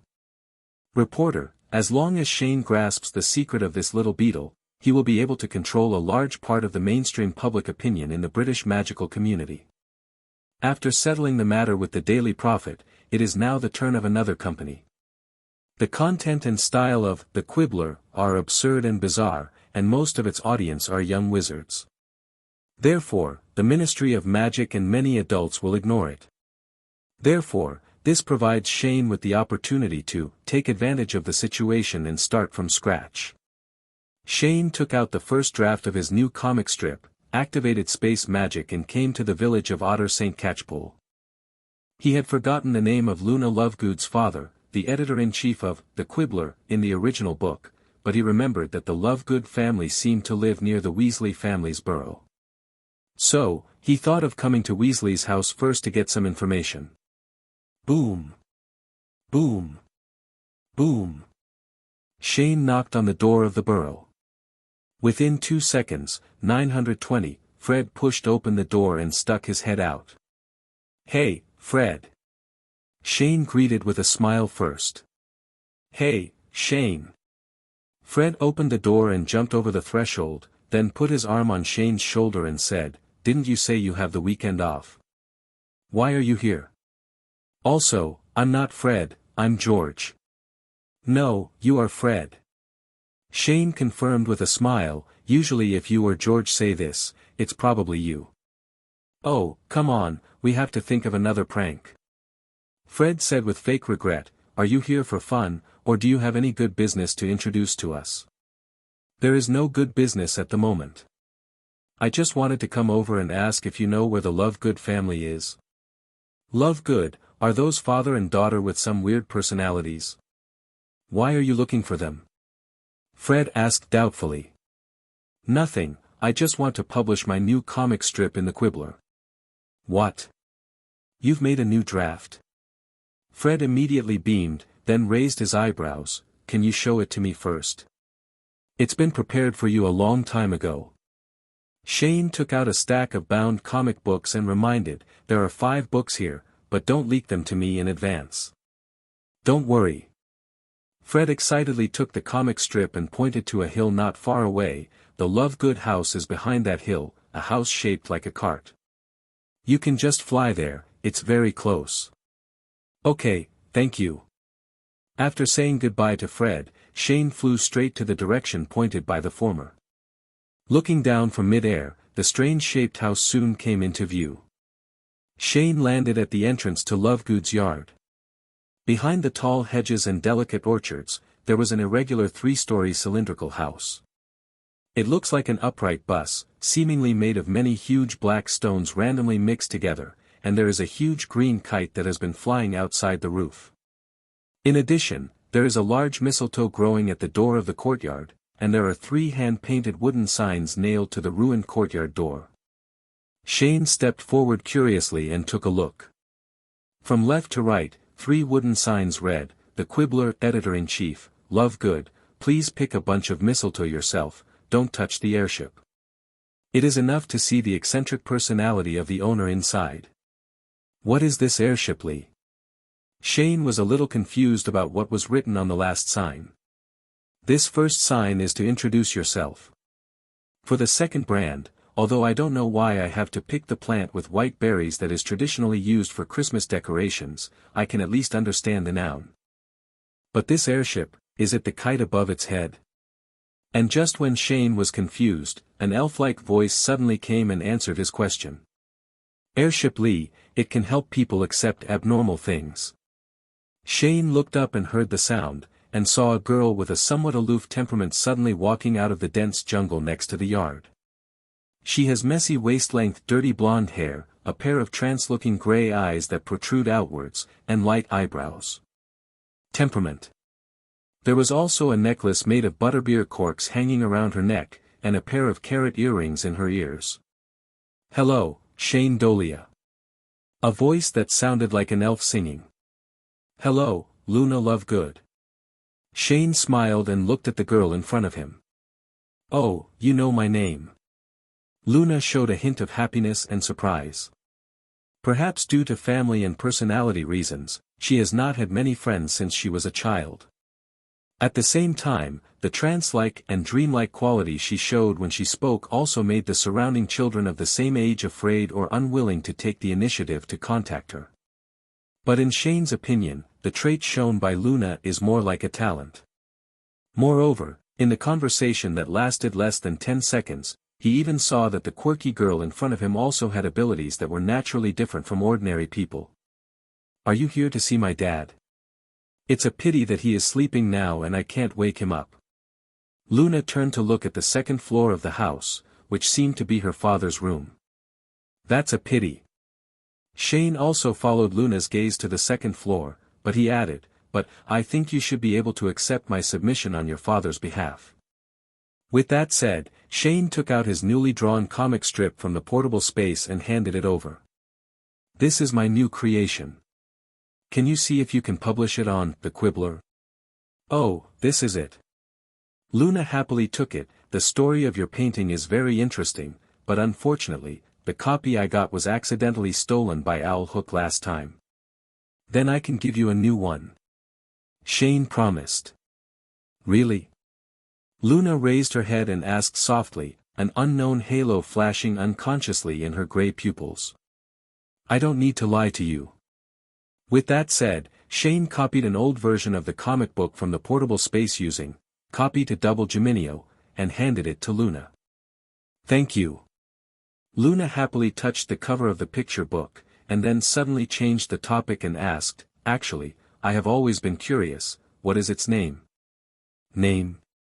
Shane didn't realize what Luna's words meant for the moment, but when he saw Luna staring at the empty white skin on the comic strip, he instantly realized it. It seems that my comic book never had a decent name. So he thought about it and suggested, how about you give it a name? I can call it Tom Marvolo Riddle's Diary.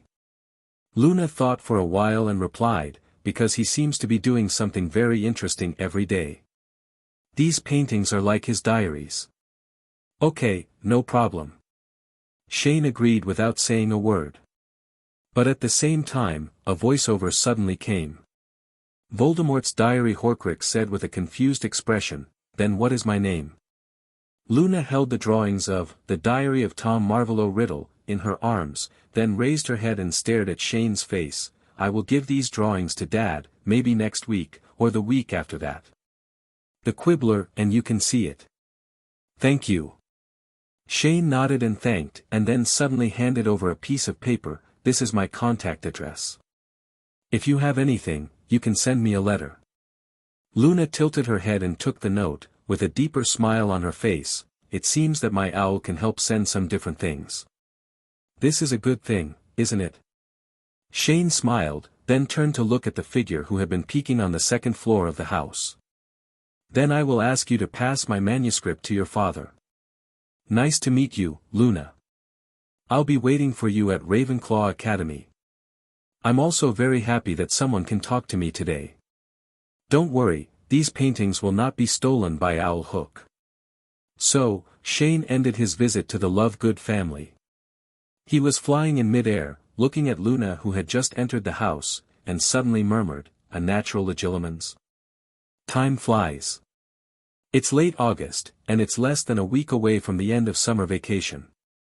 However, just when Shane was accelerating the completion of the construction of the 0.8 Guild station, he suddenly received a special express delivery.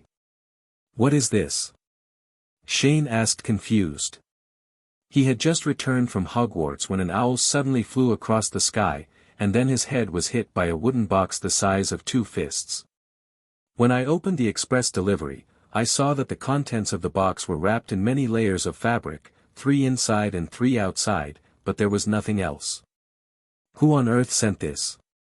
It's not signed yet," Shane complained, and then took apart the fabric. After a while, a bottle of magic potion suddenly appeared in front of me.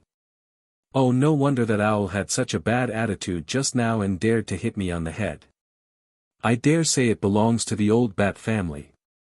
Shane picked up the potion and looked at it. It seemed like it was a potion made from Helena's venom. Although Snape did not leave any letters, he also wrote on the potion bottle the effect of the potion: it can keep people absolutely awake for 24 hours and immune to the Imperious Curse. With this simple sentence, Shane immediately saw the characteristics of this potion, which was completely a double-edged sword. The potion made by Snape using Helena's venom can be described as a double-edged sword. Let's talk about the advantages first: staying awake and being immune to the Imperious Curse. Let's not discuss whether this potion is immune to the Imperious Curse before drinking it, or whether it has the effect after being hit by the Imperious Curse. Anyway, looking at the entire magical world now, the bottle in Shane's hand is probably the only potion known to be able to resist the Imperious Curse.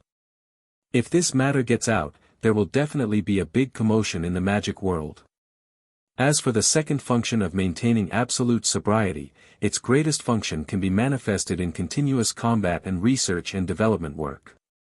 For example, when Shane uses Origin to develop magic, if he can stay awake for a long time, this will greatly improve his efficiency in developing new magic. Because to be honest, facing those intricate magic structures and magic patterns, just looking at them is already dazzling, so when Shane uses Origin, he usually has to take a break every once in a while, otherwise he will be very fast. I fainted. Then let's talk about the disadvantages: staying absolutely awake for 24 hours. If this is not used properly, it may be fatal.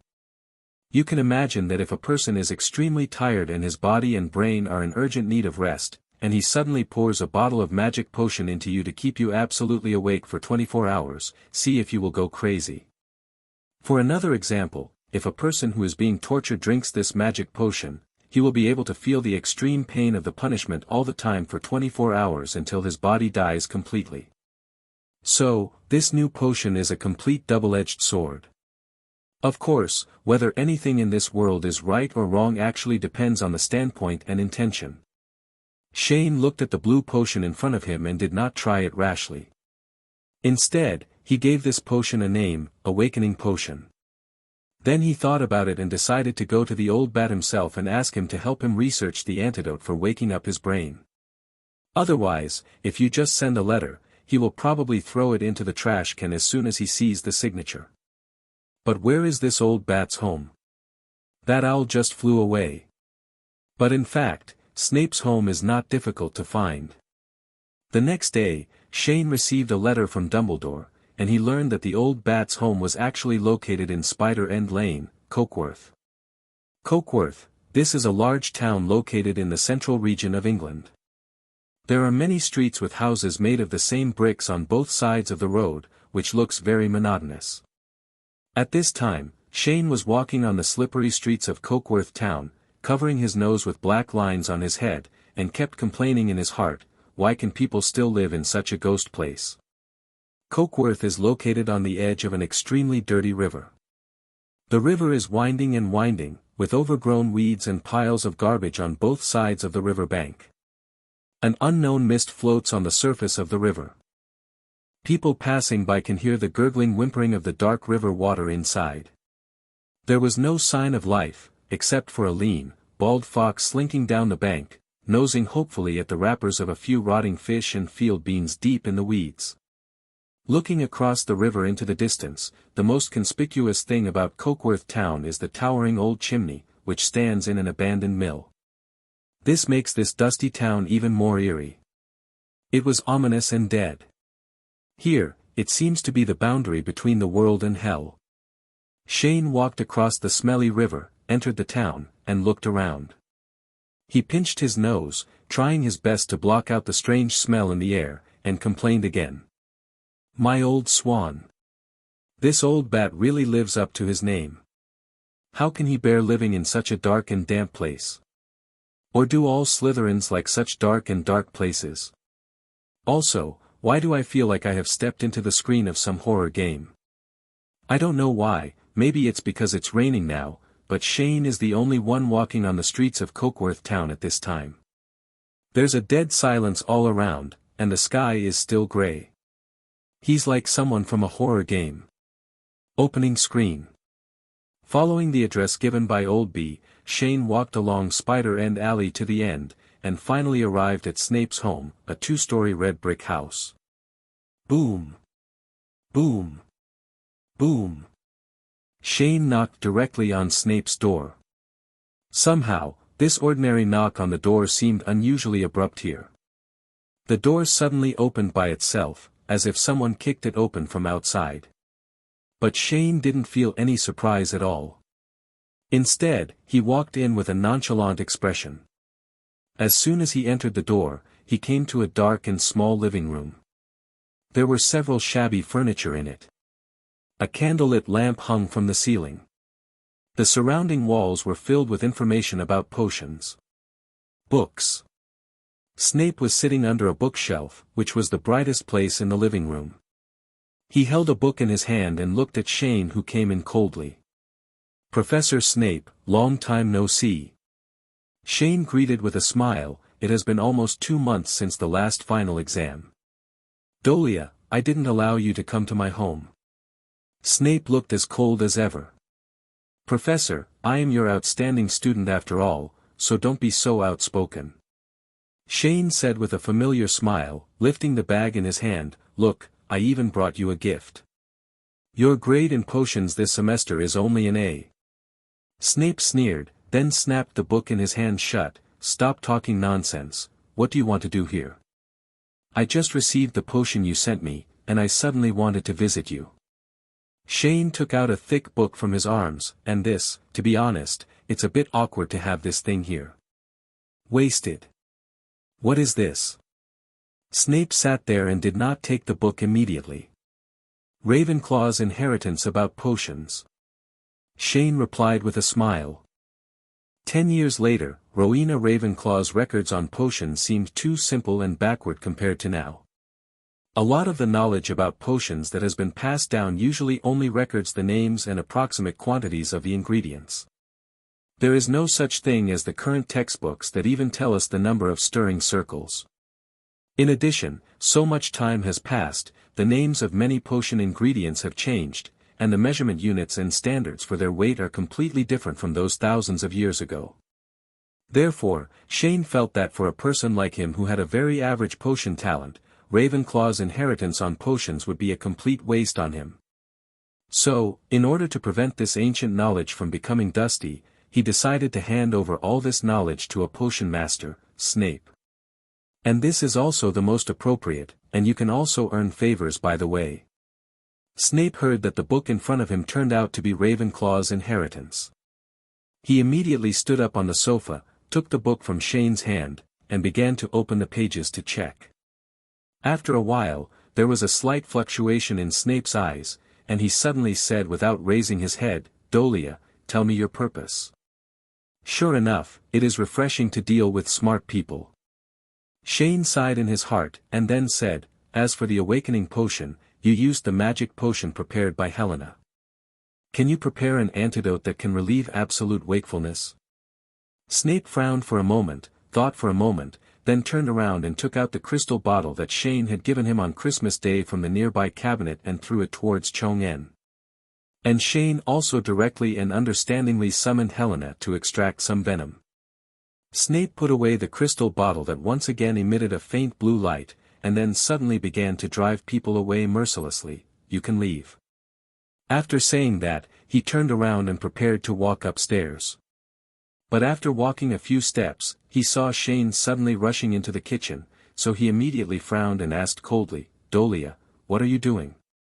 Shane did not respond. He just opened the refrigerator, which was only about 1 meter high, and then complained, "Wow, Professor, you usually eat these things. No wonder your face is so white, it turns out to be caused by malnutrition. I saw only stacks of cold bread in the refrigerator, nothing else. This old bat doesn't usually use magic potions as condiments, right?" When Snape saw this, the veins on his forehead twitched, and he immediately said in a cold voice, "Dolea, I order you to leave my home immediately." Okay, Shane agreed, then took some bread from the refrigerator and left. "Thank you, Professor." After saying that, he disappeared instantly. He simply finished eating the chocolate in his pocket, and wanted to find something to eat when he was hungry, and to make the old bat feel sick. Who told him not to even give him a cup of tea? When Shane was young, Snape stared at the squeaking and shaking refrigerator door, feeling depressed. He forced himself to calm down, waved one hand, and the refrigerator was slammed shut. Then he turned around and opened a secret door on the bookshelf and walked up to the second floor, leaving only the candle light in the living room creaking and shaking. Another week passed quickly, and finally it was the first day of school. The Hogwarts Express is spewing white steam and running across the endless grassland, and its huge whistle echoes in the distant mountains. And Shane also did not use space magic to go back to Hogwarts directly for the so-called sense of ritual. Instead, like many young wizards, he went to platform 9 3/4. Got on the express train to school. In the empty train carriage, Shane was reading a book leisurely and eating delicious afternoon tea. But suddenly, a commotion came from outside, and the carriage door suddenly opened suddenly. Then a little witch rushed in and shouted, "Shane, I finally found you." At the same time, a little eagle followed him and said apologetically to Shane, "Sorry, Wisdom Master. She rushed over suddenly and we couldn't stop her. They say just call me by my name." Shane sighed helplessly. Ever since he got on the bus, he inexplicably gained the title of Lord of Wisdom. The eaglets even spontaneously occupied an empty compartment for him to rest and read.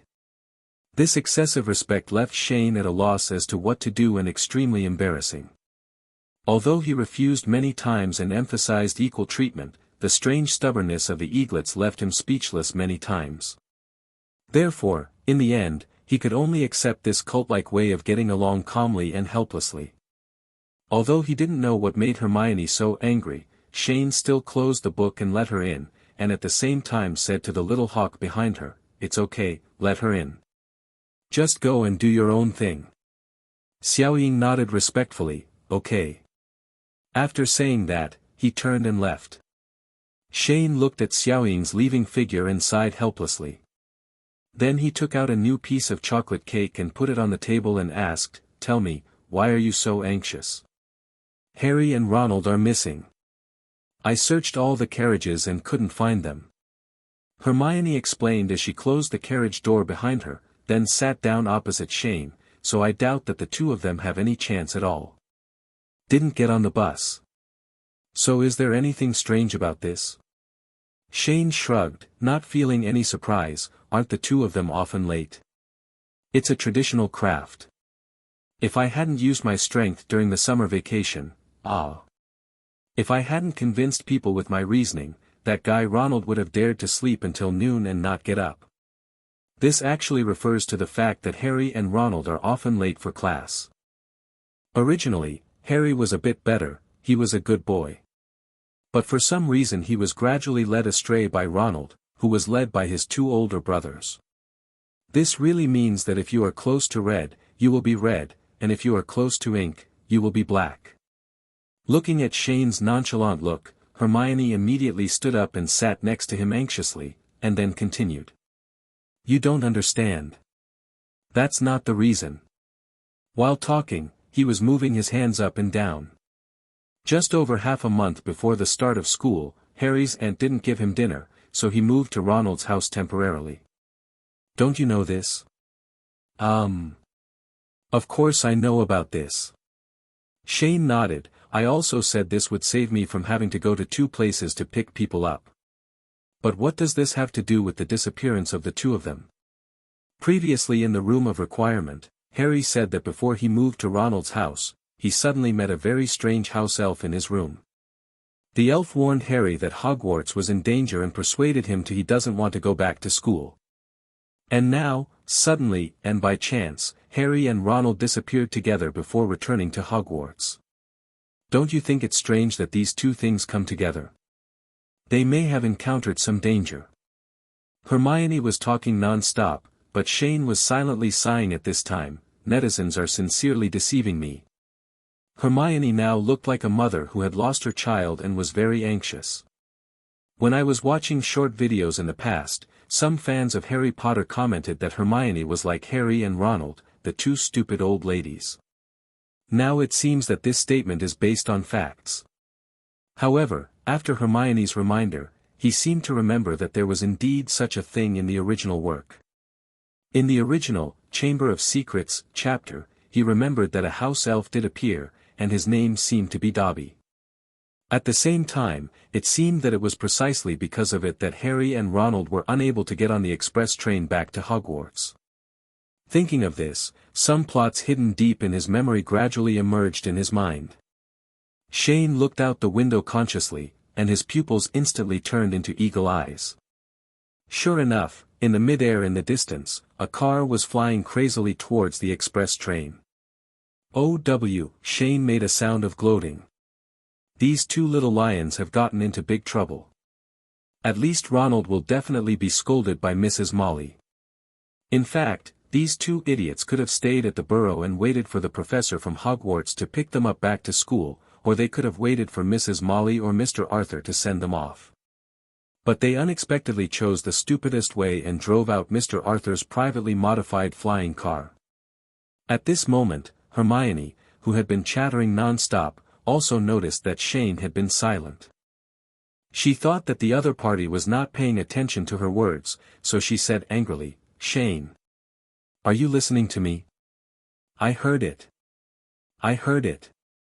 Shane responded helplessly, then reached out and pinched the little witch's face. "Don't be so anxious, let's have something sweet first." Then he stuffed a piece of cake into Hermione's mouth. Feeling the sweetness on the tip of her tongue, the little witch's face instantly turned red, because what Shanann was eating was what he had just eaten in front of her. "Don't worry, those two idiots will be fine, but that won't be the case later." Shane started stroking Hermione's head again like a cat. "How did you know?" Hermione asked, frowning in confusion. "It will be clear when you look at it." After saying that, Shane got out of his way. Hermione leaned against the car window with questions and looked outside. She immediately discovered that 10 Ford Anglia 105E deluxe speed cars were flying outside with Hogwarts. Express trains are competing against each other. The question mark above my head instantly turned into countless exclamation marks. She recognized the car in front of her. When she visited the Weasley family during the summer vacation, Ronald's father, Mr. Arthur, pulled her along more than once to introduce his favorite works, and asked her for advice on modification more than once. "Why are they there?" Hermione exclaimed. "Because they are little lions." Shane replied matter-of-factly. At the same time, he stood up happily, opened the door of the carriage and suddenly shouted outside, "Ravenclaw!" Boom! Boom! Boom! As soon as Shane finished speaking, the sound of more than a dozen doors opening echoed throughout the carriage corridor, and then the eaglets swarmed out. "That car outside, try to rescue the people inside without damaging the car." The eaglets all looked out the window. Although they didn't understand what was going on, they still agreed in unison, "Copy that." Wisdom Lord, at any time, the truly valuable wisdom comes from the development process of each thing, not the result.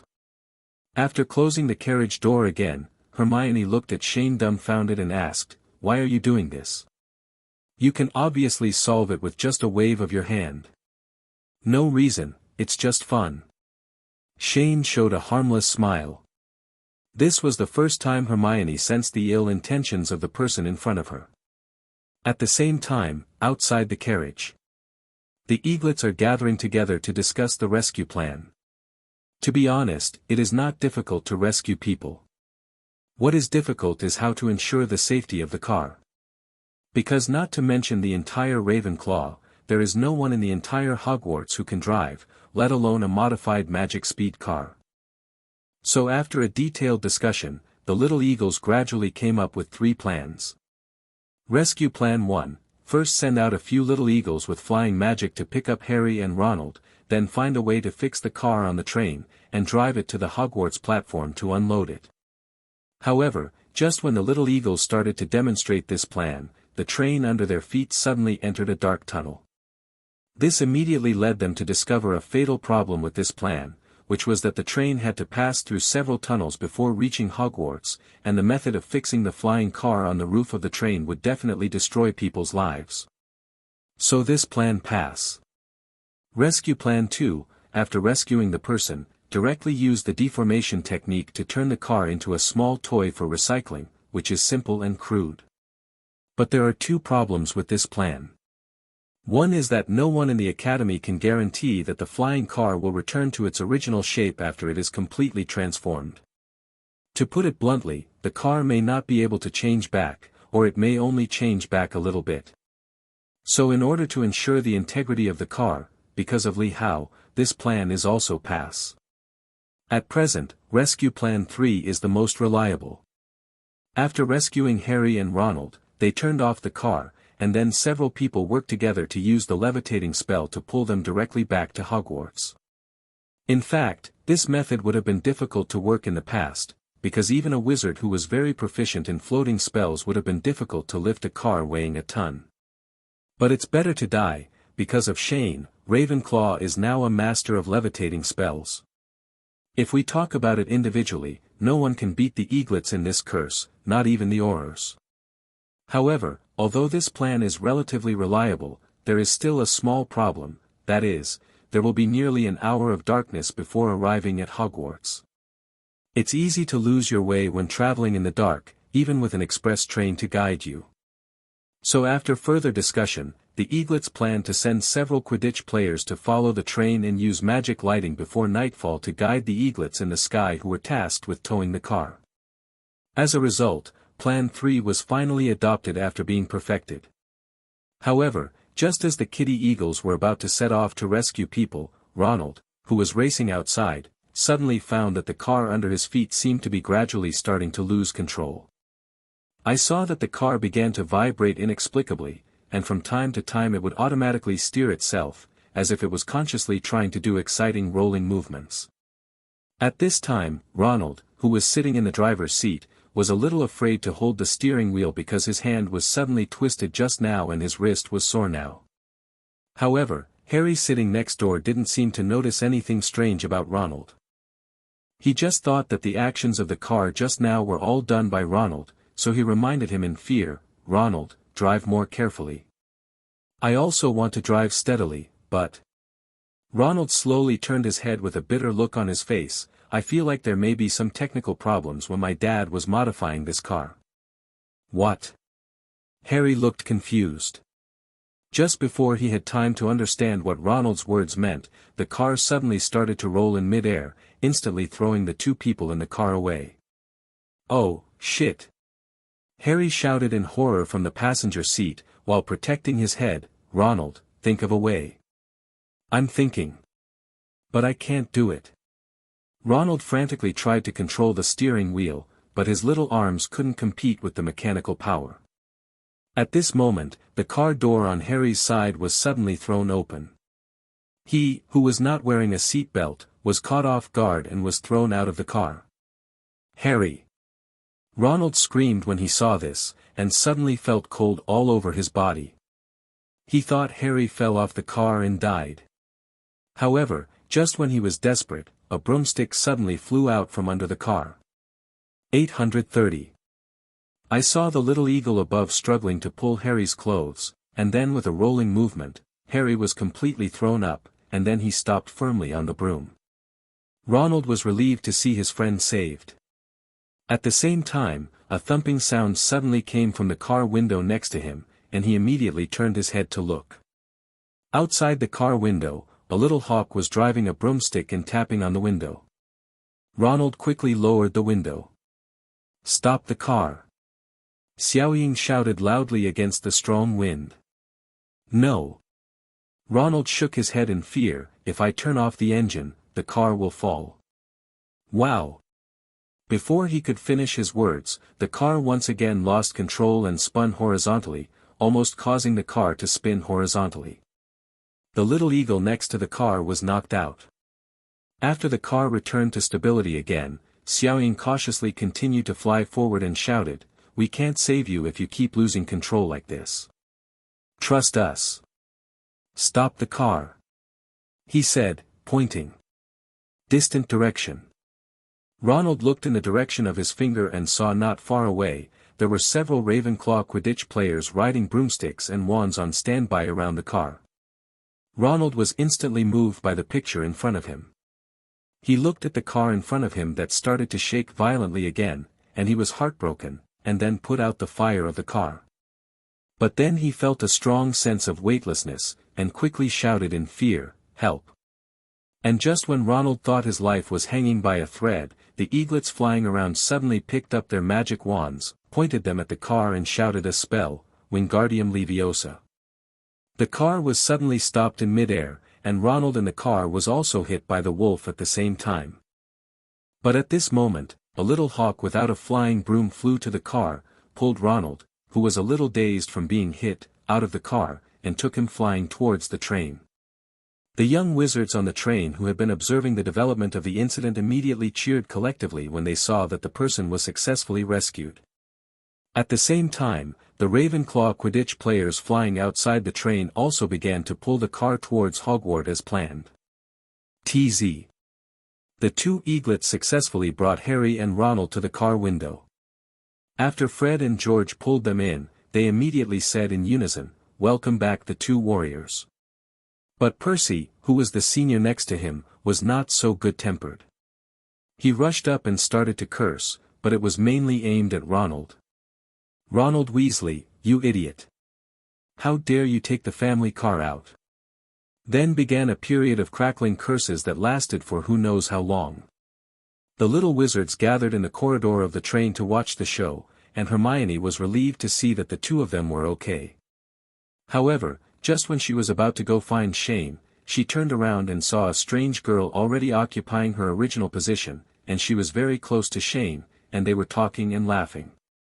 Click midline horizontal ellipsis midline horizontal ellipsis midline horizontal ellipsis midline horizontal ellipsis midline horizontal ellipsis midline horizontal ellipsis. A strange sound, like something breaking, suddenly sounded. Neville raised his head and looked around in confusion, and then asked the demolition wizard next to him, "Seamus, did you hear any strange noises just now? Something seems to be broken." "No." Seamus shook his head and replied, "Did you hear it wrong? Maybe." Neville scratched his head, and then continued to step into the carriage to watch the show. The little wizards were all joining in the fun, but on the other side, Luna had crossed the crowd in the aisle and came to Shane. "Hello, Shane Dolea." "Hello, Na." The two greeted each other as if they were meeting for the first time. Luna walked forward holding a stack of magazines, tilted her head and stared closely into Shane's eyes. "Your eyes are still very clean, just like mine. Ravenclaw's eyes have to be clear at all times, right?" Shane replied with a smile, "Are you here to deliver me the new issue of the Quibbler?" "Yes." Luna said softly, "Adad," then took out a brand new copy of The Quibbler and handed it over. "Tom's interesting stories are all published in it, there are also scimitar-horned beasts." "Thank you." Shane reached out and took the magazine, but didn't open it immediately. Luna slowly turned her head, looked at the changing scenery outside through the carriage, and suddenly said, "I hope the train can go faster." "Why?" Shane asked confused. "I'm hungry, I hope there will be pudding tonight." Luna replied with some confusion, and then shifted her gaze to Shane's eyes again. My dad hopes to know which college I will go to as soon as possible. Then I think you can use the owl to send messages now, and you will definitely be assigned to Ravenclaw. Why? Luna looked a little confused. Why are you so sure? That's it. Shane replied confidently, then took out Ravenclaw's crown from his pocket and placed it between the two of them. Want to give it a try? I feel like something is attracting me. Luna stared curiously at the mysterious crown in front of her, and at the same time, her hand began to stretch forward unconsciously. The moment Luna's fingers touched the crown, the gem embedded in the middle of the crown suddenly began to emit a faint blue light. This phenomenon immediately attracted the attention of the little wizard in the train. That's Ravenclaw's crown. How is that possible? That girl seems to be a new student. This has nothing to do with whether you are a new student or not. Have you forgotten what Jishu once said? Those with a clear mind will be recognized by the crown. Are you so envious of the natural Ravenclaw? She is the first person besides the Wisdom Lord to be recognized by the crown. The eaglets discussed in shock.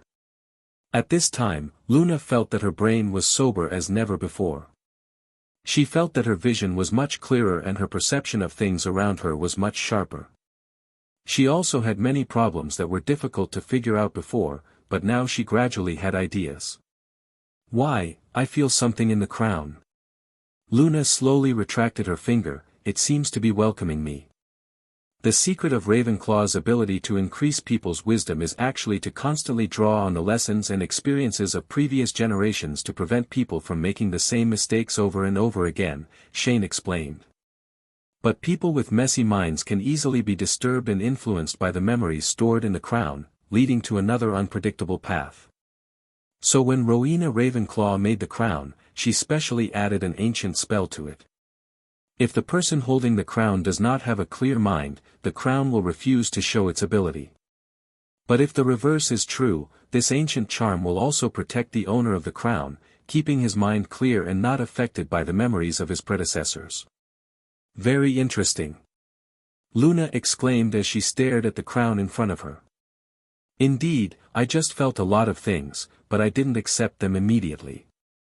That's the memory and lessons of the predecessors. Shane continued to explain with a smile, and then put the crown on Luna's head. Congratulations, from now on you are the new owner of the Ravenclaw crown. That's right, he decided to give Ravenclaw's crown to the girl in front of him. Facing the sudden gift, Luna was stunned for a moment. After a while she tilted her head and asked, why? The most important thing is that this thing is for women, and I can't wear it even as a man. Shane scratched his head and said with a bit of resentment. Is it because of this? Hearing Shane's reason, the little wizards around him suddenly went crazy. This is Ravenclaw's crown. It is the relic of the 4 founders of Hogwarts, Rowena Ravenclaw. It is also a sacred object of Ravenclaw Academy. Why don't you find a noble reason to give it to others? The crown you make like this will be very cheap. But then again, why does this scene look so familiar? At this time, the eaglets silently recalled the scene when the Bronze Tree Palace was named a few months ago. As the sun sets in the west, the halo of the setting sun has completely disappeared from the mountains in the distance, and night has enveloped the earth. In Hogwarts Castle, the elves and school staff are busy preparing for tonight's opening dinner. This should be a happy day.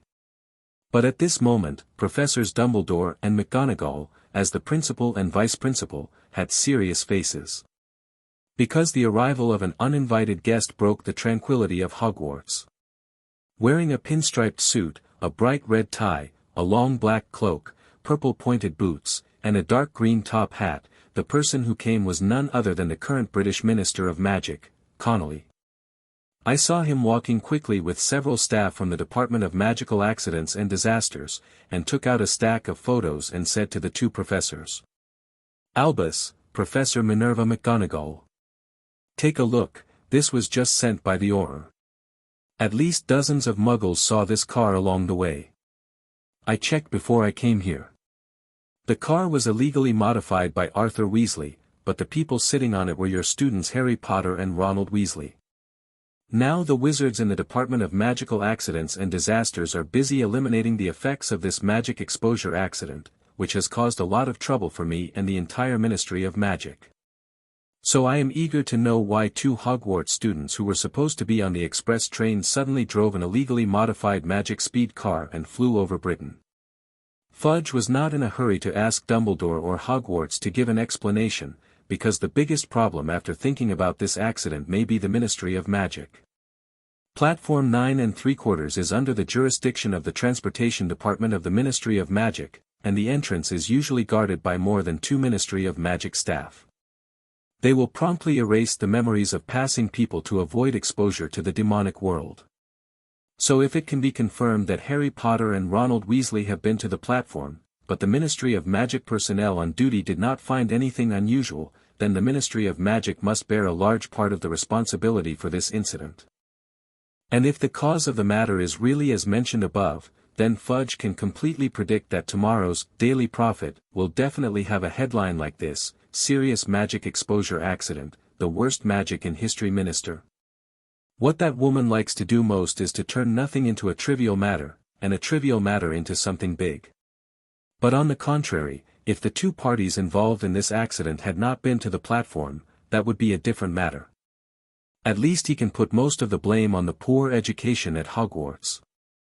However, although he still didn't know the cause and effect of the incident, Dumbledore still maintained a calm look when facing the somewhat excited Minister of Magic in front of him. I saw him reaching out his hand to comfort me. "Connolly, please be patient. Mr. Potter and Mr. Weasley may have had an accident. Everything will have to wait until they return to school to determine." Albus. As soon as he finished speaking, Professor McGonagall next to him suddenly patted Dumbledore's arm and gestured to the distance with a hint of worry in his eyes. Everyone followed Professor McGonagall's gaze curiously, and saw in the farthest valley, a red light spot suddenly flew from bottom to top into the sky, and bloomed under the night, making it particularly dazzling. "What is that?" Fudge asked in confusion. "Is there a fireworks show at Hogwarts tonight?" Before anyone could react to what was happening, another firework suddenly exploded above the even closer Black Lake. After a while, a dull explosion sounded, followed by a whizzing sound in the air above their heads. So everyone subconsciously looked up and saw 2 students riding flying sweepers circling in front of Hogwarts Castle. One of them shot a stream of fireworks into the sky, while the other landed on the ground. "Walk straight towards the crowd. Professor Dumbledore, Professor McGonagall. Miss Blanchard." Professor McGonagall stepped forward and looked at Ivana in surprise. "What is going on with you?" "The Wisdom Master asked us to deliver a magic flying car safely to the school, but it was already dark, so we could only lead the way on flying broomsticks," Ivana explained. "Magic speed car?" Professor McGonagall was stunned, and quickly handed over the photo Fudge just brought. "Can you look at this car?" "Yes." Ivana took the photo and looked at it carefully, nodded and replied. "What about Mr. Potter and Mr. Weasley?" "They are all fine. They should have almost arrived at the Hogwarts platform by now. However, I think it's better to let Madame Pomfrey prepare, because when they were in the car, the magic speeding car suddenly lost control several times, and Weasley even hit a big bag on his head." Ivana roughly explained the situation at that time, and at the same time drew an extremely exaggerated circle in front of her with her finger. "Oh, at least the 2 of them are not in any danger." Professor McGonagall breathed a sigh of relief, but it could be seen that her face suddenly became not so pretty. After a while, the Quidditch eaglets escorting the magic speed car back to school also arrived in front of Hogwarts Castle. I saw the car slowly falling onto the grass, bouncing up and down a few times, and then stopped safely on the spot. However, the little eagles who had just completed their tasks also fell to the ground, sweating profusely and breathing heavily. Upon seeing this, Professor McGonagall hurriedly stepped forward and asked worriedly, "Oh, my God. Children, are you all okay?" "We're fine, Professor McGonagall." One of the eaglets raised his hand feebly, but with a smile on his face. Although maintaining the floating spell for a long time was very exhausting, he also gained a lot at the same time. After passing this escort mission, he felt that not only had his attainments in the floating spell become more refined, but he had also accumulated a lot of experience in using the spell. At the same time, other Xiaoying who participated in this escort mission also felt the same way. At this moment, Dumbledore also came over. He looked at the eaglets lying on the ground and nodded appreciatively. "Good job, kids. You did a great job this time." Then he ordered Professor McGonagall, "Minerva, please send them to the campus hospital and let Poppy take a look at their bodies." "Okay, I'll go right away." Professor McGonagall nodded in agreement. Then with a wave of the magic wand in his hand, a few stones on the ground turned into four-legged stretchers, and then the tired and half-dead little eagle was pulled away directly. Watching Professor McGonagall go away, Dumbledore stroked his beard, and then said to Fudge next to him, "Connolly, this unexpected incident may take some time to deal with. Maybe you can go back to the Ministry of Magic and wait. 0, please give me flowers 0. Oh no. Actually, I don't want to go back just yet." What people didn't expect was that Fudge directly rejected Dumbledore's proposal, and he continued, "It's rare for me to come back to Hogwarts, and I want to attend tonight's banquet." "Of course." Dumbledore nodded expressionlessly. In fact, he already knew in his heart what the Minister of Magic in front of him was doing. To be honest, whether this magic exposure accident is big or small, there is no need for the Minister of the British Ministry of Magic to make a personal trip. So just like that, at the opening dinner of the new school year at Hogwarts, there was suddenly such a habitual master. On the other side, after a long drive, the Hogwarts express train finally sounded its whistle for entering the station. The carriage door opened, and the little wizards began to pour out of the car one after another. At this time, on the platform, Harry was supporting Ronald, whose legs were still weak, and kept comforting him. "Ronald, don't worry too much, I think the car will be fine." 0. "Harry, you don't understand. This has nothing to do with the car." Ronald looked like he was about to collapse, while looking blankly in the direction of Hogwarts. "I'm so stupid. In fact, we should stay at home and wait for the professor to take us back to Hogwarts, but I drove the family car out without permission. My mother will definitely beat me to death as soon as she finds out." Harry looked at the other person who was ready to die generously and didn't know what to say for a moment. After all, this matter had nothing to do with him. But at this moment, Hermione who was following them suddenly glared at the two of them sharply, and the cold voice made the two of them suddenly startled, and they suddenly sobered up a lot. "I just heard her start to curse in an endless stream. What's the use of regretting it now? Why did you go there earlier? If you are so afraid of Mrs. Molly scolding you, why didn't you know how to notify the school with an owl in the first place? Or do you think Hogwarts will expel you for this matter? Now you two are awesome and have become famous. You raced an express train on the edge of the track in front of the whole school. Have you ever thought that you could drive? Can you reach the accelerator with your legs while sitting on the seat? Can you see the road ahead clearly? I'm afraid your brains were eaten by trolls to do such stupid things." This sudden series of venomous words immediately stunned both Harry and Ronald. They stared dumbfoundedly at Hermione, who was filled with resentment. The nervousness and fear they felt just now suddenly disappeared. What's wrong with her? Did she take gunshot or did Snape get pregnant?" Ronald asked in a low voice in Harry's ear, full of questions. "It didn't seem like this in the car just now. You'll know, just look at the front." Harry glanced at Hermione secretly to make sure she didn't hear him, and then continued furtively, "You forgot that last Christmas, she was 2. Is it like this now? So who do you think it's related to?" When Ronald heard Harry's explanation, he immediately looked forward subconsciously. Not far away, in the Ravenclaw team, Shane and Luna were chatting and laughing, while the crown on Luna's head was also shining. "Oh, I understand." Ronald nodded in realization. But at this moment, Hermione suddenly turned her head and glared at them fiercely for some unknown reason. Harry and Ronald were so frightened that they quickly pretended to be fine, lowering their heads and not daring to say anything. I'm afraid this is the dimensionality reduction blow that the old lady used on the fool. As the bright moon hangs high and the stars converge, the long-lost Hedwig Variations plays. In the Great Hall of Hogwarts, the freshmen of the class of 1992 are following Professor McGonagall's footsteps into the Great Hall, preparing for the solemn sorting ceremony. First, Dumbledore read out a few more important school rules as he did in previous years, and then Professor McGonagall took the list and began to read out the names of the new students. At this time, on the long table of Ravenclaw, Shane looked with interest at the nervous little wizards who had just entered school not far away, and at the same time lamented how time flies. Now I think back to when I attended the branching ceremony at this time last year, as if it was yesterday. Luna Lovegood. Professor McGonagall called Luna's name.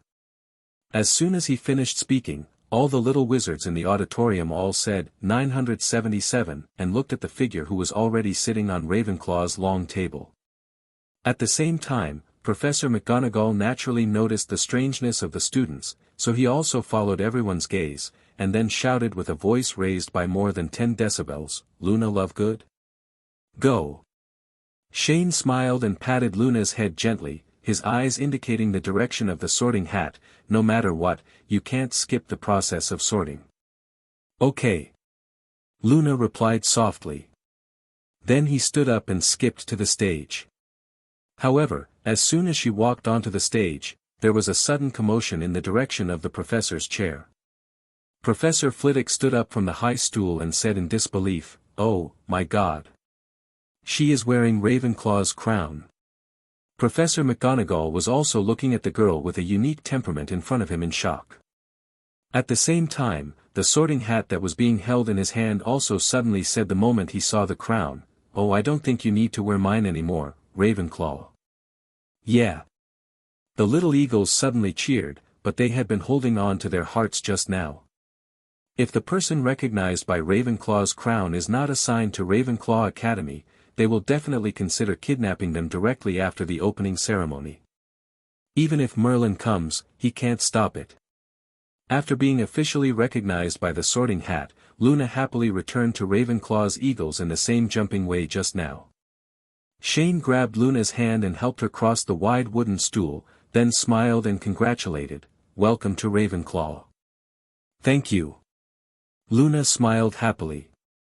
But at this moment, under the influence of the crown, she seemed to suddenly feel something different, and then her hand touched Shane's chest. Click. The sound of something breaking suddenly came from the long table on the other side of the little lion. Both Harry and Ronald looked at the direction of the sound in horror, wondering if they should take some life-saving measures now. Ginny tugged on her brother's sleeve and asked in a low voice, "What's wrong with Hermione?"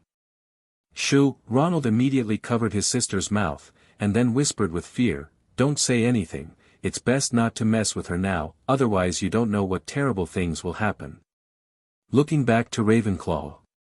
Luna put her hand on Shane's chest and asked curiously, "I seem to feel the beating of a heart here." "Oh, you found it." Shane looked down and instantly knew what Luna was referring to. "It's called Helena, it's my pet, a very beautiful crouching devil." "Really? I have never seen such a magical creature." Luna's eyes were suddenly full of curiosity. "Is it a girl or a boy?" "Girl." Shane replied. "I want to get to know her, is that okay?" "No problem at all." To be honest, Luna is really an incredible witch, because she was the first person to know that Helena was a winged demon, but she was not timid, and instead wanted to take the initiative to approach it. You know, even Hagrid, who has a passionate love for magical animals, was so frightened that he put the iron brocade on his head when he saw Helena for the first time. Gradually, the dinner came to an end. But Dumbledore did not immediately send the students back to the dormitories as usual, but began to talk about the precautions for this new school year. However, this time his speech seemed to be a little bit longer. "Good evening, fellow students." Dumbledore first gave a friendly greeting. "Tonight we usher in a new school year and a new class of Hogwarts freshmen. Then there are a few things that I would like to announce to you on behalf of Hogwarts. Then a piece of parchment was spread out, and it was densely written with ministers. Students, please note that after careful consideration by the school, this year's College Cup competition will be temporarily suspended. Instead, a professor and dean responsibility system will be implemented within the school. The 4 deans and professors of each discipline will be directly responsible for their corresponding colleges or disciplines. At the end of the academic year, the school will rate the 4 deans and professors of each subject respectively. The scoring criteria are derived from the overall performance of the 4 colleges and the overall performance of students in each subject. The dean of the school with the best performance will be awarded the title of Outstanding Dean of the Year, while the professor with the highest academic performance will be awarded the Best Professor of the Year award. Yes, after hearing this, any flower gardener rabbit will feel that this system is very familiar. In fact, the new system that Dumbledore just mentioned was actually formulated based on Shane's opinions. Its purpose is to improve the vicious competition among students in Hogwarts School in the past, and instead let the 4 deans and professors in the school become wildly involved. But now, the simple-minded little netizens have not realized the seriousness of the matter. And in fact, if Shane wants to cause trouble, he will definitely not just do this. Sure enough, Dumbledore continued. Starting from this semester, the school will adjust the class time of each class from the original 30 minutes to 45 minutes, and change History of Magic to World History of Magic and Moral Politics. The professor of World History of Magic and Moral Politics is the ghost of our school, Miss Helena Ravenclaw, while Professor Binns Cuthbert is the associate professor of this new subject. His main job is to write the new subject. Teaching materials. After hearing this, the little wizards finally began to react a little bit. The professors didn't care about this paper, why did we also take it together? Also, Cuthbert Binns is no longer in class, so wouldn't the only class where we can sleep be gone? However, this is not over yet. Dumbledore continued. In order to test everyone's academic performance, starting from this semester, the school has decided to hold 2 centralized examinations at the midterm and end of each semester. The results of the examination will greatly affect the evaluation at the end of the school year. At the same time, after the end of the academic year, each subject professor will rate the overall performance of each college during the year, and each dean will rate each other's overall performance of the other 3 colleges. The comprehensive performance of the college includes students' academic performance, Quidditch points, the number of students who violated school rules in a year, etc. So here, I hope that every student can encourage each other to achieve excellent performance in the new school year. After saying that, there was dead silence in the auditorium. At this time, the little wizard only felt that his scalp was numb and his back was cold. Because when they heard this, they didn't know that they were actually the ones who suffered the most. If this new system is really implemented, then for all Hogwarts students, this castle will be tantamount to Devil's Purgatory. You have to know which of these deans and professors in the school, except for a few nagging ones, is the most economical person. You must know that last semester, because Ravenclaw practiced flying magic like crazy, the little wizard's homework had doubled. So you can imagine what methods the professors in the school will use to torture them in order to win the honor at the end of the school year. The little wizard looked in the direction of the professor's chair with cold sweat on his face, and saw that in another space. The lion roars, the eagle shows its sharp claws, the snake shows its fangs, and the badger is not afraid of death. The opening dinner hadn't even ended yet, but the 4 deans had already begun to fight secretly, especially Snape, who looked like he wanted to kill the other 3 deans right away. When the little wizards saw this, their faces turned pale with fright, and they quickly shouted in their hearts, "Mom, I want to go home." Just when the little wizards felt that the dark clouds were coming over them, Dumbledore began to announce the unlucky guy who won the defense against the dark arts professorship at Hogwarts this year. After talking about the school's new system, I will announce another thing. Our famous novelist and recipient of the Order of Merlin, 3rd class, Gilderoy Lockhart will be our defense against the dark arts professor this academic year. Also, Professor Sylvanos Kettleburn, who has been serving as our Career of Magical Creatures class, resigned from school 3.4 this year, and our gamekeeper Rubius Hagrid will take his place next. I'm done, thank you everyone. After finally finishing the messy content on the parchment, Dumbledore slowly sat down. At this time, Shane looked at Lockhart, who was waving his hands in embarrassment at the professor's chair, and couldn't help but feel a little headache. Because he knew the plot of the original work, he knew that Gilderoy Lockhart was just a liar who was proficient in Obliviate from the beginning to the end. Although he admits that this guy's novels are indeed very well written and he likes to read them, he still can't hide this ironclad fact. It's just that this old bee has always been afraid of the curse placed on Lord Voldemort's defense against the dark arts professor position, and he hires some parallel importers every year. As a result, the young wizards at Hogwarts now have absolutely no theory and no practice in this class. He had to find a way to solve this problem. He couldn't control what happened to other colleges.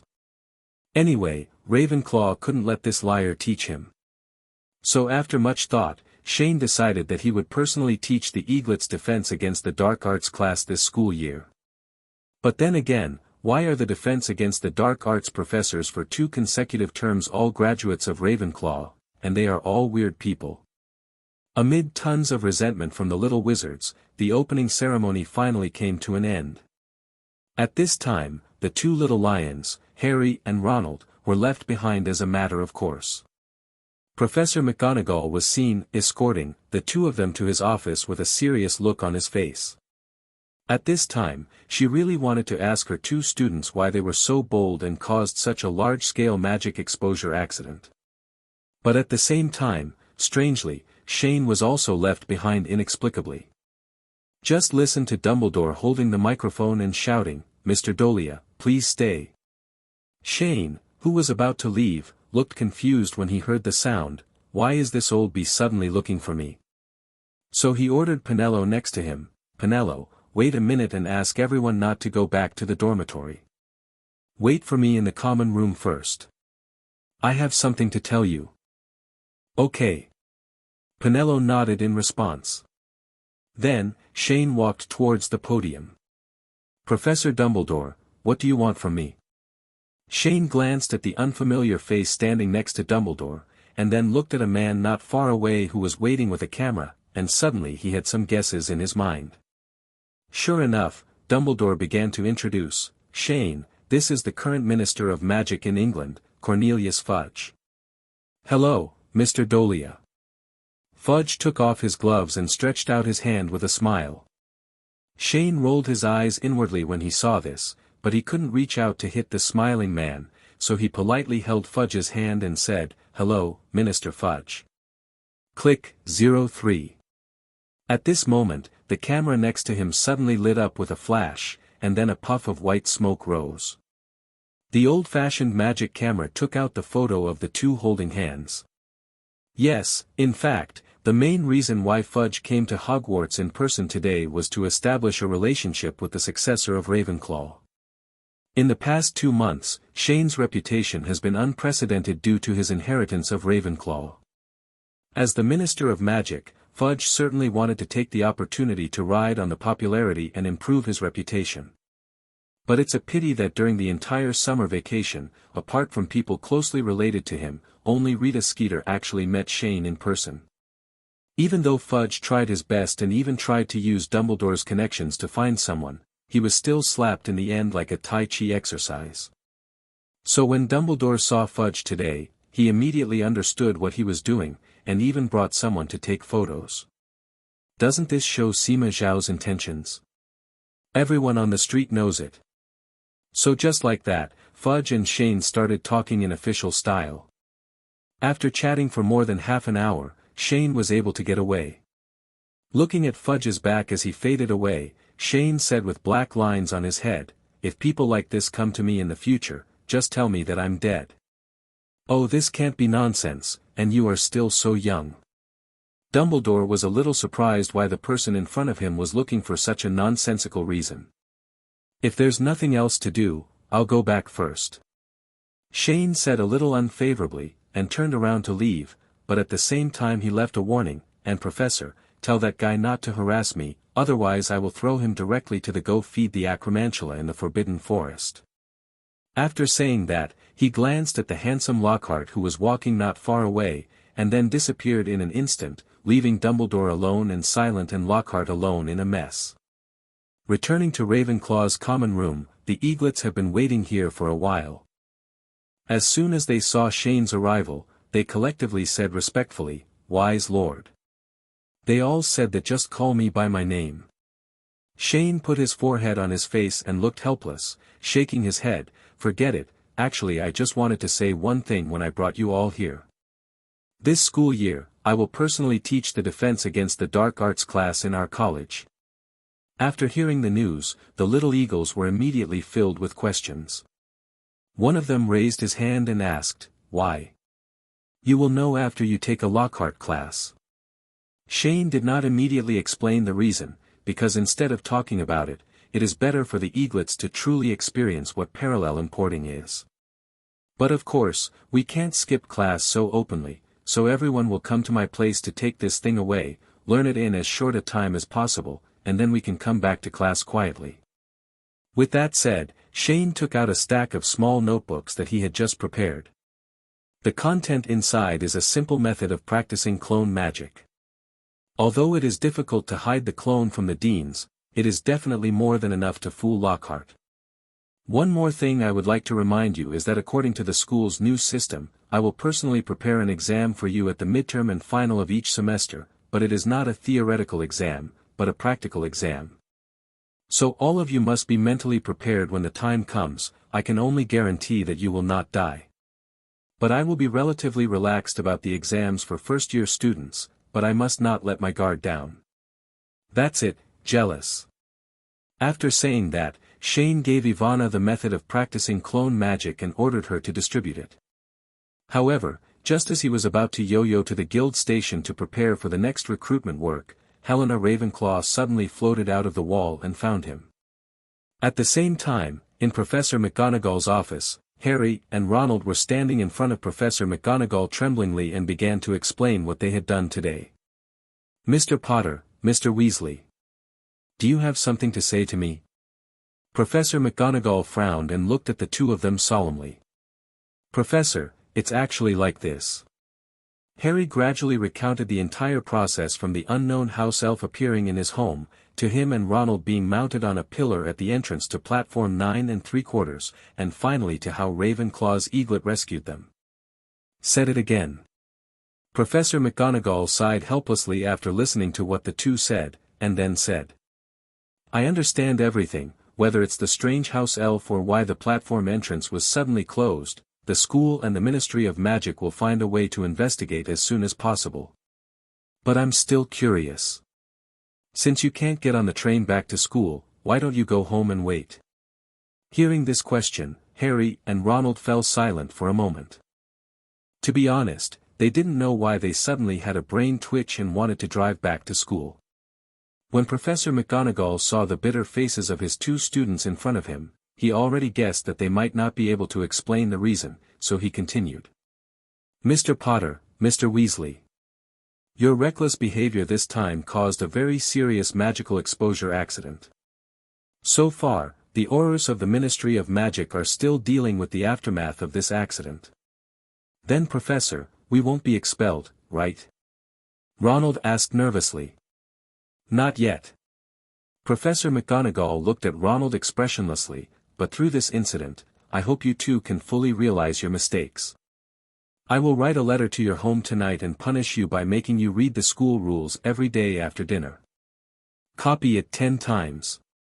When the weight reached the last figure, Ronald were stunned and looked at each other in disbelief. 10 times?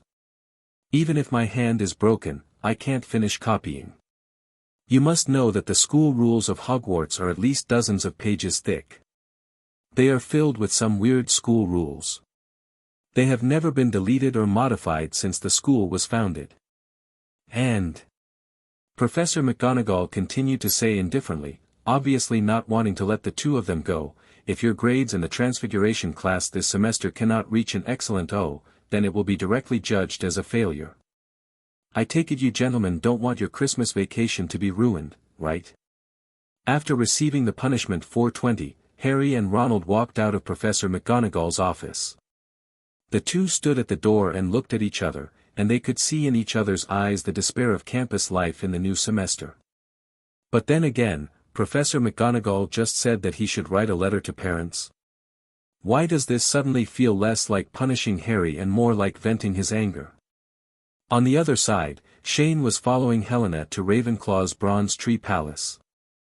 He looked at the wonderful figure floating in front of him curiously, and couldn't help but ask, "Helena, what do you want to see me for?" Just now, the beautiful lady in front of him suddenly found him and said that she wanted to ask him to do something. Before she disappeared, my mother said that in addition to her crown, there was another relic placed in her room. Helena floated in front and said slowly, "That was given to her by the father I thought I had never met." Of. What do you think? Never met before? A question mark appeared on Shane's head. Why does this sentence sound so confusing? Helena slowly flew to a bookshelf with Shane, then pointed to a book with a somewhat conspicuous red cover on it and said, "Mother told me that that thing is behind this book." Upon hearing this, Shane hurriedly stepped forward, pulled out the book Helena pointed to, and then reached out to explore inside. He actually touched an abnormal protrusion, so he subconsciously pressed it hard. Just hearing a snap, the bookshelf not far away suddenly split into two halves. Shane immediately walked over and took a look, opened the loosened bookshelf, and saw a fist-sized pine box with a three-dimensional lion head decoration lying inside the mechanism. Curiously, he took out the box, and after obtaining Helena's consent, he slowly opened the box, and a ring inlaid with a vermilion gem came into view instantly. Shane looked at the ring in front of him a little dumbfounded. Lion head decoration, red gems, this is obviously not Ravenclaw's style. On the contrary, it is more like. Thinking of this, Shane carefully looked at Helena aside and asked in a tentative whisper, "Helena, is your father?" "Yes, the founder of Gryffindor House, Godric Gryffindor." Shane was speechless and felt a strong smell of a bloody TV series coming to his face. "Then you came to me just to take out this ring?" "No." Helena shook her head, "I want you to help me. I want to see my father." "Impossible, Gryffindor has long, couldn't it be?" Shane subconsciously wanted to say that Gryffindor was dead, and there was no way for you father and daughter to get together. But at the same time, he immediately thought of the scene when Rowena Ravenclaw emerged from the crown, and immediately reacted and asked, "Gryffindor also left something of his own in Hogwarts?" "Yes, although my mother passed away before my father, she once told me before she disappeared that she could feel that her father was in Hogwarts." Helena said, "So, I want to ask you to help me. Father, find it." "But why?" Shane had another question at this time, "Why didn't you recognize each other then?" "My birth was a complete accident. Although Gryffindor loved my mother very much, he didn't even know that he had had a relationship with her." "Why is this?" "My mother cast a powerful oblivion spell on him, though why she did it is unknown." My old swan. Where did this real-life family ethics drama come from? It can even be bumped into by myself. At this time, Shane only felt that he was full of blood. He sighed helplessly, and then began to say, "After you said that, I probably understand why it had such a name at that time. To be honest, when I was in Dacia, I doubted whether Gryffindor also had a corresponding inheritance passed down." "What do you mean?" Helena was a little confused, but quickly asked eagerly, "Do you know where my father is hiding?" "Not sure, but there is a clue." Shane replied, "Now we have to go somewhere." At this time, the principal's office at Hogwarts. Dumbledore had just finished listening to Professor McGonagall repeat what Harry and Ronald had said to him.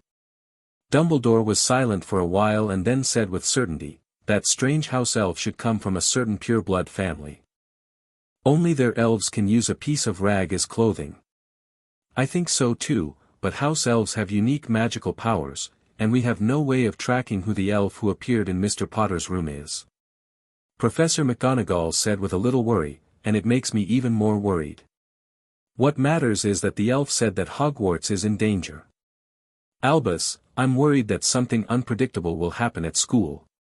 About this, I think we don't have to worry about it for now, Minerva. Dumbledore said calmly, facing opponents that may come from the invisible darkness, we can choose to wait for the time being. No matter what the house elf's purpose is, judging from its behavior of trying to prevent Harry from returning to Hogwarts behind its master's back, it will appear sooner or later. Tell the elves in the school to pay close attention to whether strangers come into the school. Their powers are from the same source and they can sense and track each other. Okay, I'll make arrangements right away.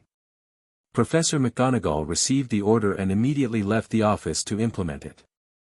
Dumbledore looked at the former's leaving figure and suddenly felt very tired. This is really an eventful time. Why have strange things that were unlikely to happen before suddenly started to happen one after another since Harry came to Hogwarts? I rubbed my aching head, sighed that I was getting old, and unwrapped a chocolate ball. And just when Dumbledore had finished enjoying the snacks and was about to take a dip in his memories, the arrival of one person and one ghost directly interrupted his regular program. "Oh Shane, Miss Helena. What's going on so late?" Dumbledore asked, looking at the person and ghost in front of him in confusion. "Professor Dumbledore, please borrow Gryffindor's sword and sorting hat." Before Dumbledore could agree, Shane walked to the glass box where the sword was stored without saying a word, and then took down the sorting hat next to it. Although Dumbledore was curious when he saw this, he did not stop him. Instead, he watched silently. He knew there must be an important reason why Shane did this. "Stinky hat, wake up!" Shane shouted, grabbing the sorting hat and shaking it up and down twice. "Oh! It's you annoying little wizard again." The sorting hat was shaken awake and immediately shouted angrily, "Don't think that because you have obtained the inheritance of Ravenclaw, you can insult Waityen's hat at will. I don't want to argue with you today, but I want to ask you if you recognize this ring." Shane took out the ruby ring he just got and asked. The sorting hat was silent for a while, and then replied, "I don't know him." "I don't know what you were hesitating about just now. If you don't know him, you just don't know him." I just suddenly felt an inexplicable sense of familiarity. Shane narrowed his eyes, and then looked at the Gryffindor sword in his hand. He suddenly remembered that in the original work, the sword in front of him absorbed the venom of the basilisk and gained the ability to destroy Horcruxes. According to the inheritance given to them by Ravenclaw, the weapons made by the elves can absorb things that can strengthen them. So, Shane suddenly thought of something and directly took off the gem from the ring and pressed it on the sword. Sure enough, at the moment when the gem and the sword came into contact, the sword made of mithril suddenly twisted like liquid mercury, and the red gem on the ring melted directly into the sword. Immediately, Shane picked up the sword and stabbed it directly into the sorting hat. The whole office suddenly fell into silence. "Godric Gryffindor?" Shane asked tentatively. "Oh, this is really a long-lost feeling." The sorting hat suddenly scratched his head with the tip of the hat in a very humane manner. "Boy, how did you discover my existence? Last time I asked you for clues about Ravenclaw's crown, there was a moment when you called Rowena Ravenclaw not an honorific, but Rowena directly. Since that time, I have always wondered whether you might exist in the sorting hat in another way. After all, the sorting hat is your hat. Even with the thoughts of the other three founders, you should still take the initiative." The one. Shane revealed what he had always suspected. As expected of Rowena's descendant, with extraordinary wisdom. Gryffindor praised, "But unfortunately, I am different from Rowena. Apart from this hat and sword, I did not leave any inheritance to future generations. If there is really one more thing, it is the ring you found that I gave to Rowena. Then you have some misunderstanding. I called you out today not for the so-called inheritance, but to be entrusted by others." After saying that, Shane stepped aside. Helena floated forward slowly, looking at the sorting hat, with a complicated expression. "0. Oh, it's Helena. I didn't expect to see you after so many years. I was the one who gave you your name back then." Gryffindor's tone was full of nostalgia. "I want to recall what you looked like when you were just born, and how It's so cute. Father. Just when Gryffindor was talking endlessly about his past memories, Helena's words, "Father," immediately interrupted Gryffindor's words. Dumbledore, who was standing nearby and had been watching the development of the matter, was also so shocked by his father's words that he spat out the hot cocoa he just drank in his mouth. What did you call me just now?"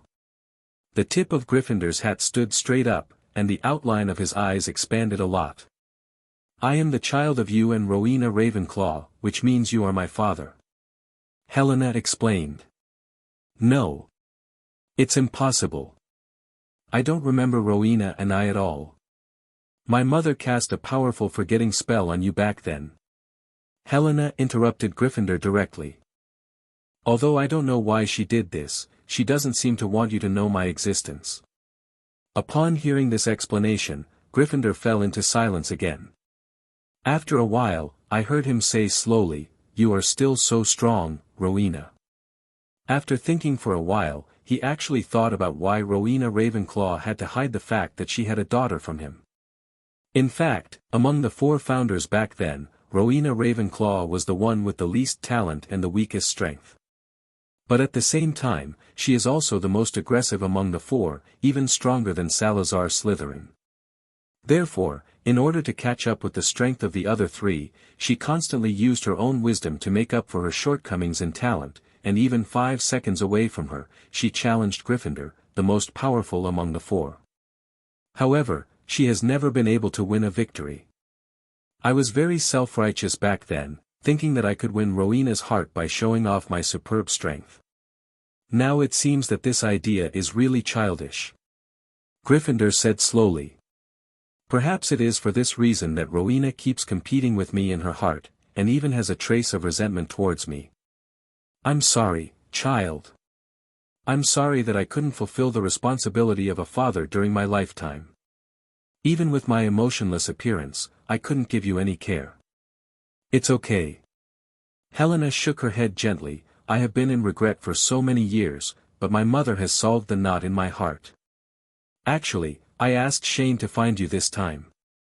I just wanted to ask, where did you hide the ring my mother gave you back then? Ring?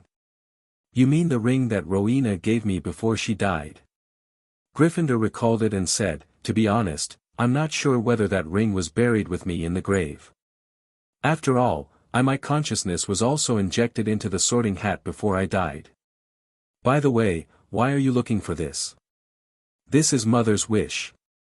The ring she gave you and the ring you gave her have been forged into a pair a long time ago. She didn't want the 2 rings that symbolized your hidden love to be separated, so she asked me to find the 2 rings before they disappeared. Helena said slowly. Then I think you can go look for it in my grave. That's the most likely place. So, where is your grave? At this time, Shane, who had been silent just now, suddenly interrupted. For some unknown reason, no news about the deaths of the 4 founders of Hogwarts has been handed down at all. We don't even know how they died or where they were buried after they died. Because I am the lycanthrope of a many-legged beast, I have always been connected with the creatures in the big lake next to Hogwarts. Gryffindor said, if I had followed my thoughts during my lifetime, I should have buried myself in the big lake. Guarded by the Fishman tribe. Many-legged beast. Lycanthrope. You are the giant squid's animagus. Shane scratched his head. This is a bit troublesome. It has been so long, do those fishmen still remember this? I don't know about that. The tip of the Sorting Hat swayed from side to side. Okay, then we can just ask those mermaids directly tomorrow. Shane shrugged. Since there is only one direction, we have to use a straightforward approach. However, after talking about the ring, Shane immediately started a new round of asking questions. In fact, some questions have been lingering in his mind since the beginning, making him feel like a cat scratching his heart. Gryffindor, I was actually curious just now. What is going on with you now? Is it a Horcrux or is it like Rowena Ravenclaw, who sealed part of her soul in the Sorting Hat? Of course I'm not a Horcrux. It's absolutely impossible for me to do such evil things. Gryffindor said with a little excitement. Although I don't know Rowena's situation, in fact, I am just a consciousness that holds most of the memory of my body. I can't feel emotions, and I can't think like a human being. Then why does the ring you gave Rowena Ravenclaw wake you up? I have to say you are very lucky. Gryffindor replied, the Sorting Hat has gathered the consciousness of the four of us, but for the sake of fairness in the sorting, the extra consciousness I injected before my death has been sleeping. Only the alchemical runes on the sword can awaken me. The alchemical runes on the sword are actually engraved on 2 gems. The one on the hilt is for attack, and the one on the sword is for protection. I gave the gem for protection to Rowena, and the one on the sword is for protection. The alchemical runes are incomplete, so I keep sleeping. I see, then I understand. Shane nodded after finally clearing up the doubts in his mind. Now that the questions are over, I won't disturb your father-daughter reunion. I will go to the Black Lake after class tomorrow morning to check out the situation. To be honest, it shouldn't be difficult to find an underwater grave. As he said that, he was ready to activate his magic right away. However, just before he disappeared, he left a message. That's right. Just ignore him, old bee, he won't mind you chatting here all night. Adka, after saying that, he disappeared in place. However, his last message before leaving made Dumbledore keep thinking in his mind, this seems to be my office. So, after thousands of years, a father and daughter suddenly reunited in a special way. At the same time, the dawn of the new semester at Hogwarts is coming. The next day, Ravenclaw's first class of the new semester was herbal medicine class. The herbology classroom is located behind Hogwarts Castle, where there are greenhouses and gardens. 3 of the greenhouses are usually used by young wizards for classes. Among the 3 greenhouses, the plants in the 3rd greenhouse are the most interesting, but also the most dangerous. Dangerous plants such as poisonous tentacles and mandrakes are planted there. If a little wizard who doesn't understand herbal medicine touches these plants, he will have to lie in the school hospital for a month or 2. Today's class is also in the 3rd greenhouse. Shane walked in front and brought the kids here early. Due to the reform of the school system and to promote student exchanges, Hogwarts no longer forces the 2 houses to have classes in a fixed combination. So, today is Ravenclaw's herbology class with Slytherin. Good morning, students. Professor Sprout walked into the classroom with his wand and shovel. Pomona Sprout, Dean of Hufflepuff College and Professor of Herbal Medicine. She is a short, fat witch with flowing gray hair. She is a very optimistic and kind-hearted person. She usually wears a thick hat full of patches, and because she likes to stay in the greenhouse playing with flowers and plants, you can always see her covered in dirt. At the same time, she worked with Professor McGonagall, Professor Flitwick and others a long time ago. Good morning, Professor Sprout, the little wizard greeted the professor as usual. Welcome all 2nd grade students to the 3rd greenhouse, we will start class now. Professor Sprout's teaching style is very vigorous and decisive. She pulled her sleeves, and then moved a pot of plants behind her to the table in front of her. Today I will introduce you to Mandrake. Does anyone know the characteristics of Mandrake? As soon as he finished speaking, a little eagle raised his hand first. It's not worth it. Her finger can only be a little higher than the head of the classmate next door. Ms. Scalia. Professor Sprout looked at the little black-haired girl. Mandrake, also known as screamweed, poisonous solanum and poison apple, is a very dangerous plant that emits a deadly cry when its rhizomes are pulled out of the soil. However, the cry of young mandrakes is not fatal and can only make the person who hears it faint for a few hours, so earmuffs are usually worn when picking mandrakes.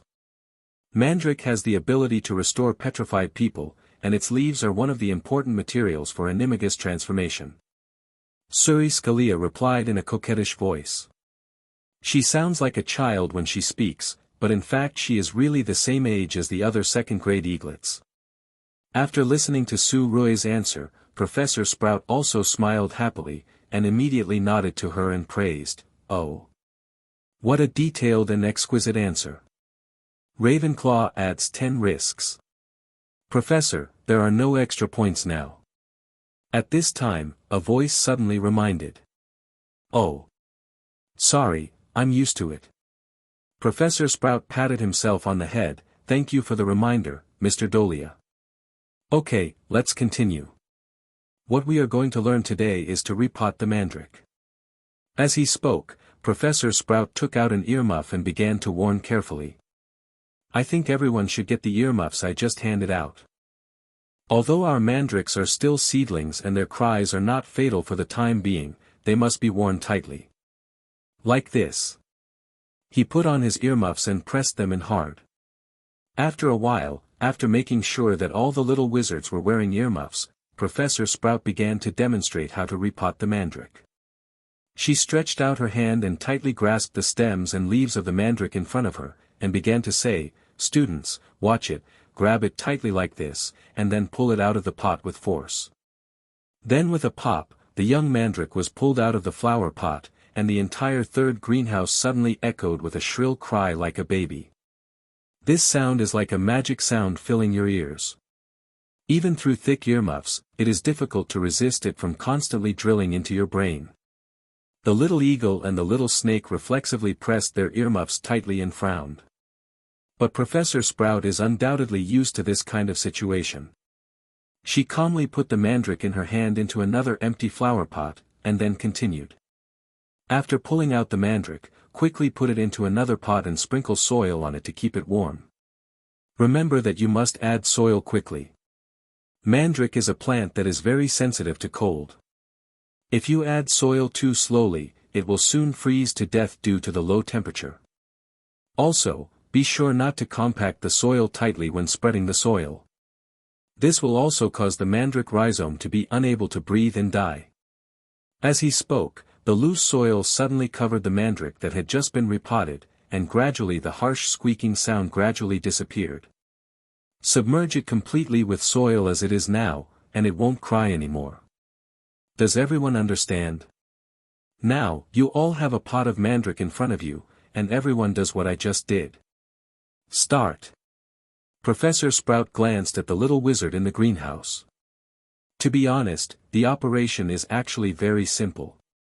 If you don't know how to pull out grass and bury the soil, you can just find a piece of tofu and kill yourself. At this time, Shane looked at the mandrake in front of him. To be honest, this was his first time seeing this thing. Because the previous first-year herbal medicine classes were all theoretical classes, and they were all taken in ordinary classrooms. Although he often wanders around the school, considering the problem of assimilating knowledge, he usually does not have more than 2 thought entities in class, and they are all concentrated on the 2 courses of transfiguration and charms. So this meant that he had never been to the 3rd greenhouse, nor had he attended a senior herbal medicine class. And because the temperature difference is too large, mandrakes don't grow in the forbidden forest. Shane pressed the earmuffs, then stretched out his hand, grabbed the stems and leaves of the mandrake and pulled it up like Professor Sprout did just now, and an extremely ugly and snarling grass root appeared in front of him. He stepped forward and took a closer look. The more he looked at it, the more he felt that he had seen the face of the mandrake in some anime. That thing seemed to be called a spinigu, right? Shane did not put the mandrake back into the pot in a hurry, but curiously opened a gap in the earmuffs. In an instant, he felt a strong dizziness, as if someone had taken his brain out of his skull and hit it hard with a hammer. His vision suddenly became blurred. Shane quickly put the earplugs firmly in place, and then quickly used sky magic to get rid of the negative state. Good guy, this cry is too cruel.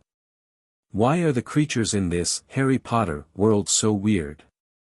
Thinking barrier has no effect, which shows that the cry is actually a physical attack and a special sound wave. And in fact, what he just heard was not just the cry of the mandrake in his hand, but the cry of the entire 3rd greenhouse.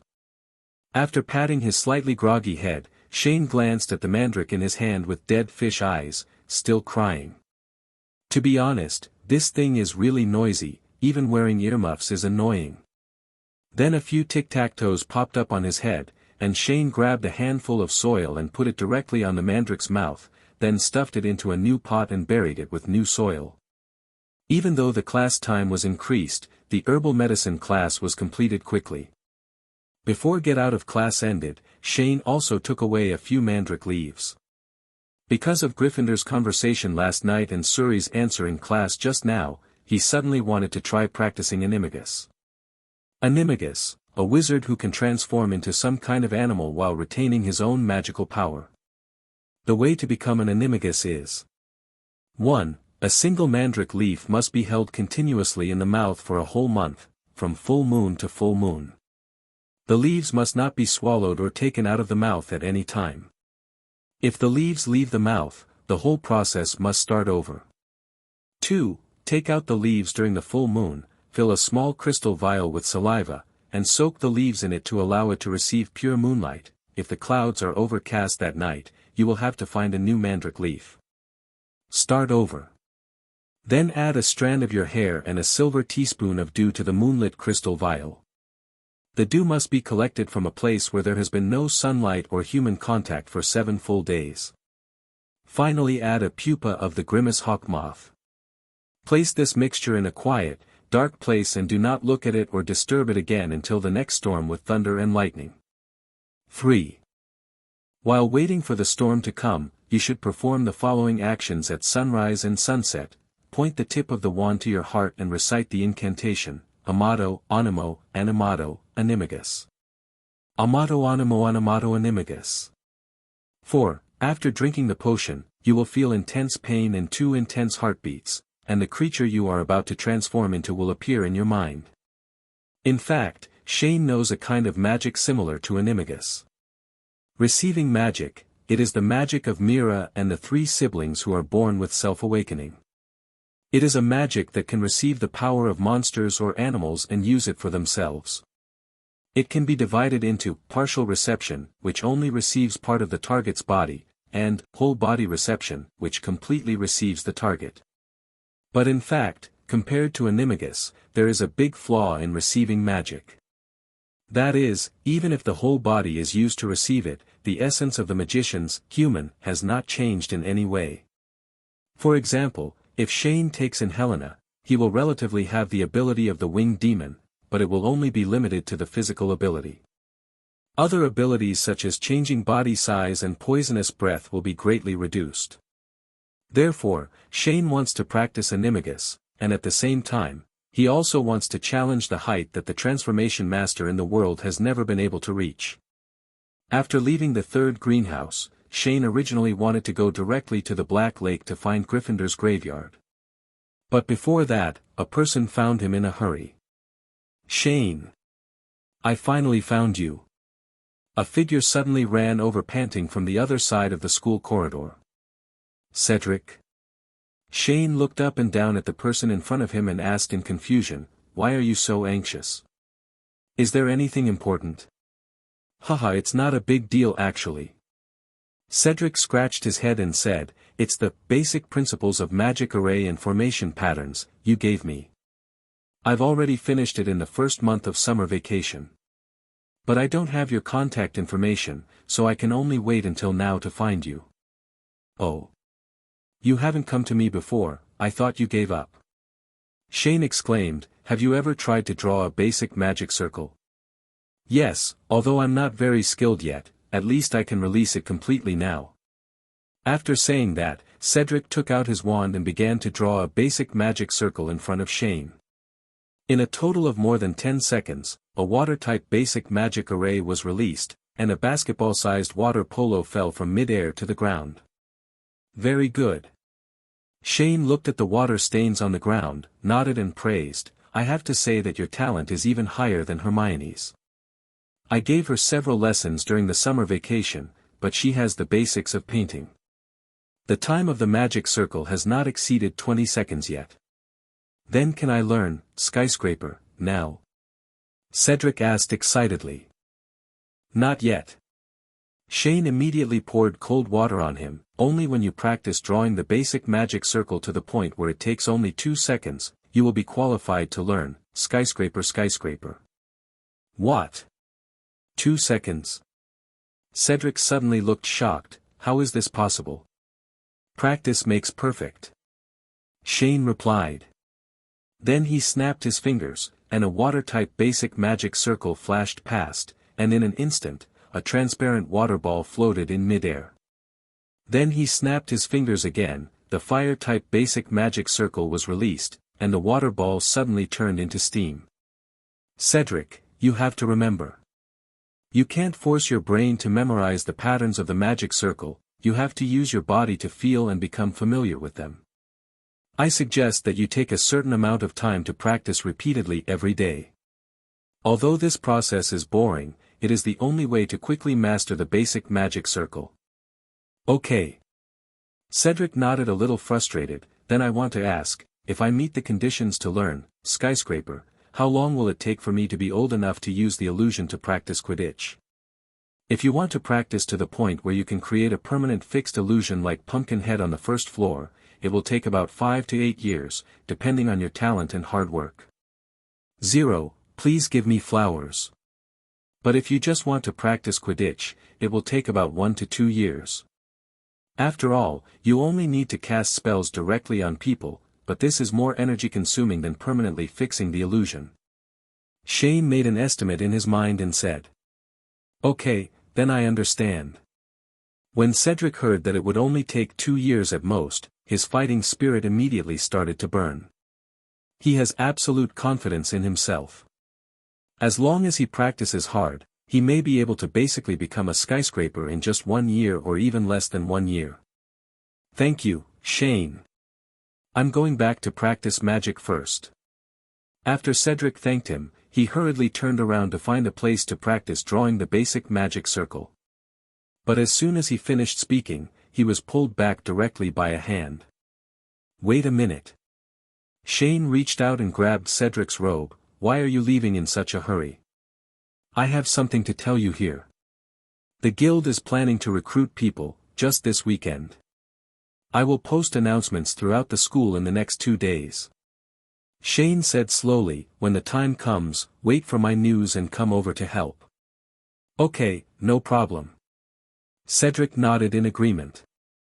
So just like that, after saying goodbye to Cedric, Shane came to the Black Lake as originally planned. Looking at the sparkling vast water surface in front of him, he did not intend to drain the entire Black Lake directly like last time. After all, school has started now, and it is not appropriate to make too much noise. Therefore, Shane didn't think much, applied a waterproof and moisture-proof impervious on himself, and went straight into the lake. Relying on his memory, Shane quickly came to the mermaid tribe in the Black Lake. Looking at the mermaid swimming toward him with a spear in front of him, and the dozens of Grindylows around him who were preparing to cause trouble, he just waved his hand, and 10 huge cavities immediately covered the entire mermaid tribe. Both the mermaid and Grindylow were caught off guard and fell to the ground one after another. Find someone who can talk. Shane shouted directly, ignoring the murloc struggling on the ground. After a while, a mermaid who was stronger than ordinary fishmen came out swinging his fish tail. He was a little nervous and asked respectfully, "Powerful wizard, why are you here? Do you know where the grave of Godric Gryffindor is?" Shane asked directly without much nonsense. "I know, it is in the deepest valley of the Black Lake, where countless foreign substances are deposited.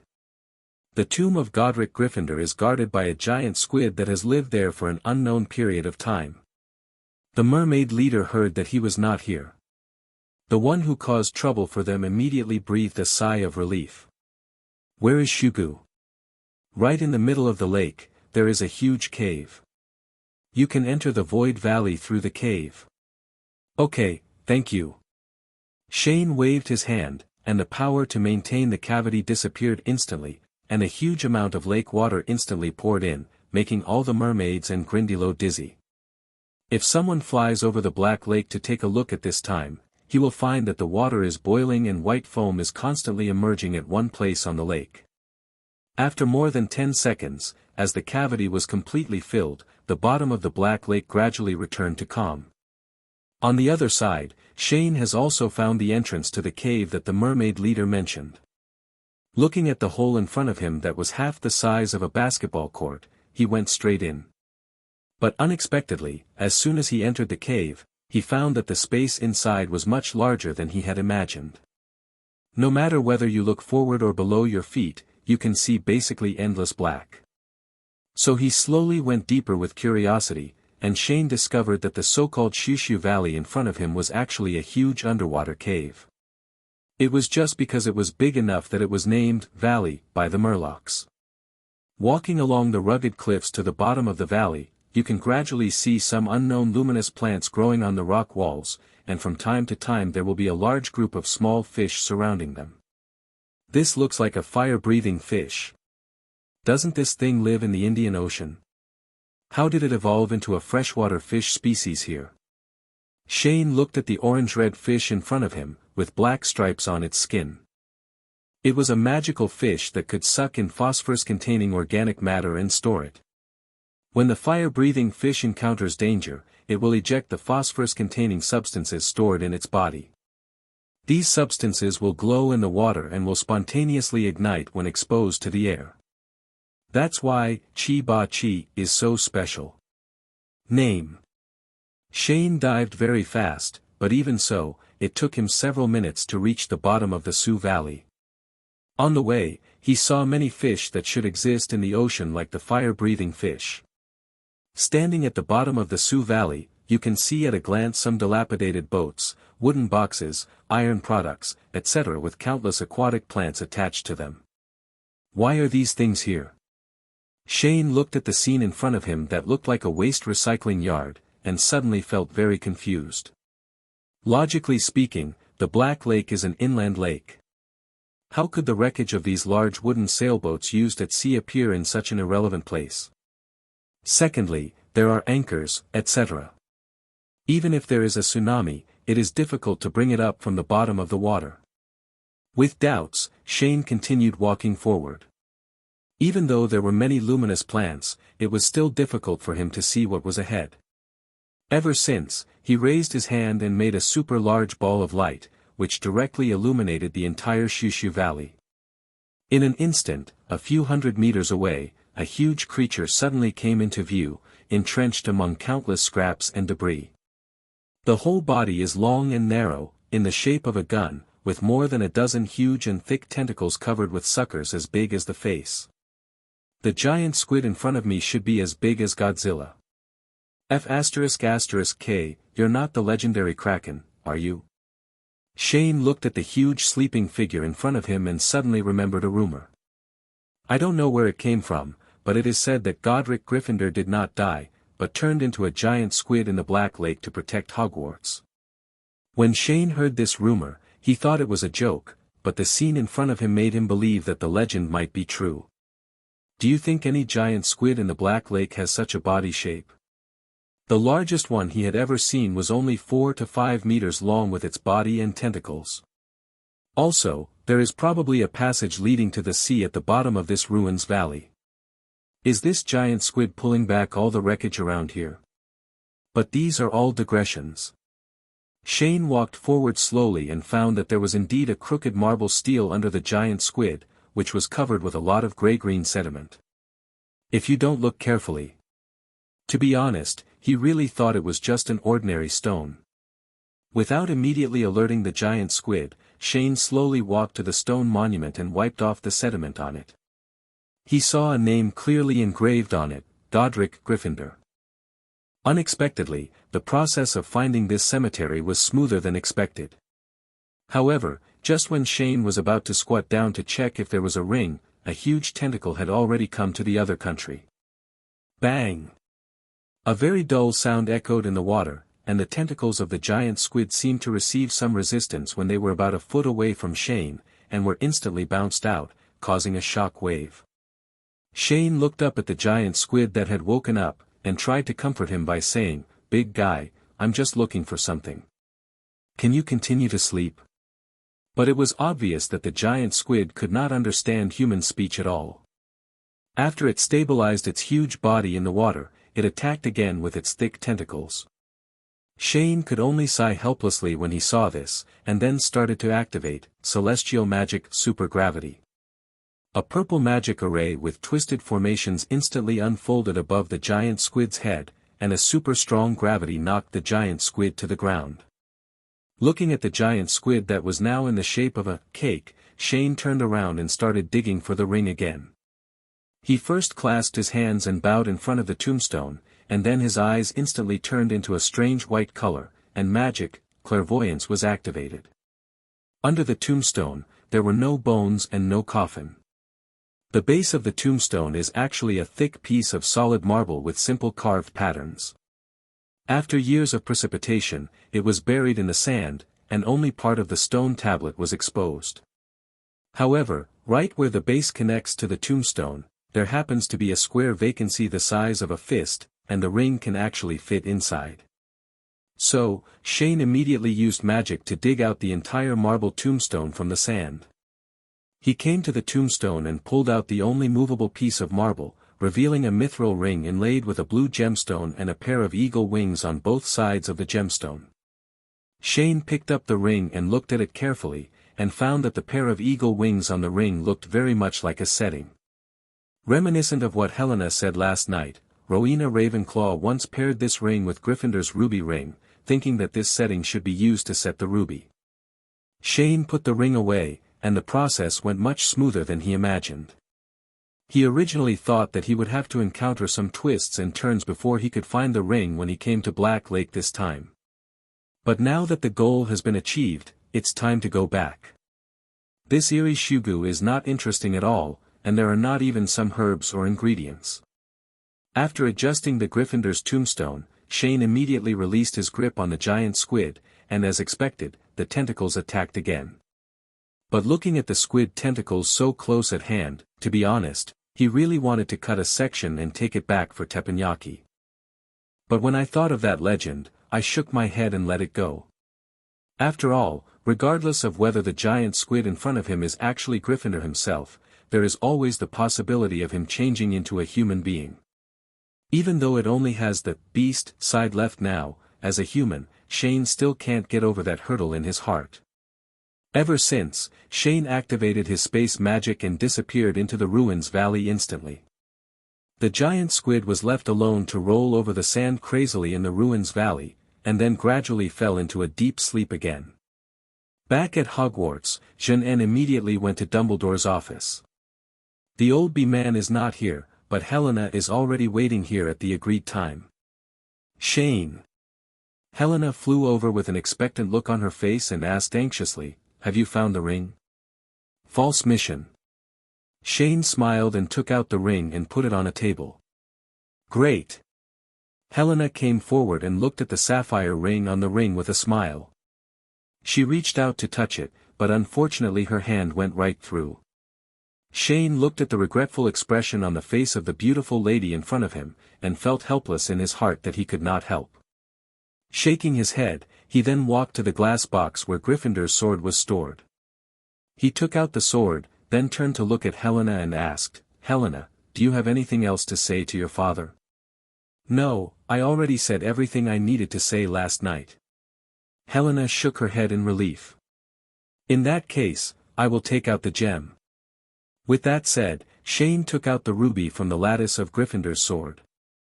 I saw the sword flowing like a liquid again, and soon the gaps in the sword grid were completely filled. Then he gently placed the gemstone on the eagle wings of the ring, and it fit perfectly without any surprise. Shane picked up the ring and immediately felt an inexplicable power coming from his hand. He suddenly felt that his body and brain were much more relaxed. "How is it?" Helena asked, looking at Shane's face. "It seems that your mother is very accomplished in alchemy. This ring has the same ability to keep people awake as the crown. Secondly, it also retains the alchemical rune that can activate the protective magic in the ruby." With that said, Shane directly activated the guardian magic on the ring, and then a translucent red protective shield enveloped his body. This strength can probably block 1 or 2 life-killing curses. Unfortunately, it needs to be released automatically. But according to the technology of more than 1,000 years ago, it is already very good. Shane took back the guardian magic, and then asked Helena, "What do you want to do with this ring?" "To be honest, it is not appropriate to put it back in the Bronze Tree Palace." Take it first and keep it for me. Helena said, my mother's last wish was to reunite the two rings, and now this wish has been fulfilled. And as my mother's descendant, you are qualified to hold this ring. Okay, I'll keep it for you first. When you want to see your father, you can come to me again. Shane nodded and put the ring on his finger. He didn't put it away. After all, it was an extra piece of armor that he didn't need in vain. Besides, this ring is not for women like Ravenclaw's crown. So just like that, the first day of the new semester. The ring symbolizing the love between the two founders of Hogwarts was worn on Shane's hand like this. And in the future course, World Magic History and Moral Politics, there will also be an additional love story between Godric Gryffindor and Rowena Ravenclaw. After taking care of the ring, Shane came to the auditorium. Since there is only one herbal medicine class in the morning, it is just time for lunch. At this time, the Hogwarts Great Hall had undergone tremendous changes due to the school system reform. The long tables that represented the four colleges in the past have disappeared, replaced by dozens of hexagonal wooden tables. Each table can seat 6 to 8 people. Shane roughly observed that although the junior teachers from the four houses of Hogwarts are still naturally gathered in one area, but without the barriers of hardware, communication between people will inevitably occur for various reasons. The little lion and the little badger are the most social. There are already many little wizards in these two colleges who can sit together to eat and chat with each other. Most of the little eagles have introverted personalities. Although they are not proactive in social interactions, they are always friendly to other little wizards. It's just that compared to the previous 3 academies, the little snakes are more unique, but not all of them are people who are full of pure-blood ideas. No matter what, there will still be some arrogant people. At this time, Shane couldn't help but feel a sense of pride in his heart when he looked at the bustling scene in the auditorium in front of him. After all, it is indispensable for his contribution to have such an atmosphere at Hogwarts. Shane happily found a seat and sat down, but he instantly scared away the little snakes at the same table with him. Shane was speechless when he saw this. Didn't I just beat you up last semester? Why should you be so scared? So he didn't care about these 03 nervous little snakes, but Lulu had already served a feast in time, and the auditorium reappeared the scene of starving ghosts. At the same time, the 3 little Gryffindors had just come to the auditorium after class. As soon as Hermione entered the door, she saw Shane devouring food not far away, so she happily trotted over. Harry and Ronald followed behind, and immediately showed puzzled expressions when they saw this. Isn't this jealous yesterday? He even broke a plate, why now? Ronald said secretly, while looking at Hermione's smile not far away and giving a signal. Who knows? It was the same during the last Christmas holiday. I heard from Fred that he met Hermione in Diagon Alley a few days after the holiday and said that she seemed to have gone directly to Dolea's house. Harry was also confused. Whispered. While the 2 little lions were whispering, Hermione also ran to Shane and sat directly next to him. Oh ho Min. Shane greeted with his mouth full. Swallow what's in your mouth before you talk. Hermione rolled her eyes, then saw a sparkling thing on Shane's hand and asked, why are you wearing a ring? Where did it come from? While speaking, there was a hint of nervousness in his tone. This. Shane swallowed all the food in his mouth, and then talked about the love story between Gryffindor and Ravenclaw. At this time, Harry and Ronald also sat over. After a while, the story was finished. Hermione immediately exclaimed, it's incredible, I didn't expect Gryffindor and Ravenclaw to have such a tortuous relationship. A tsundere girl and a straight man, these 2 people get together and they just don't know how to express their feelings. Shane also looked at the ring on his hand and continued to complain, I can't help it, it's normal for such a result to happen.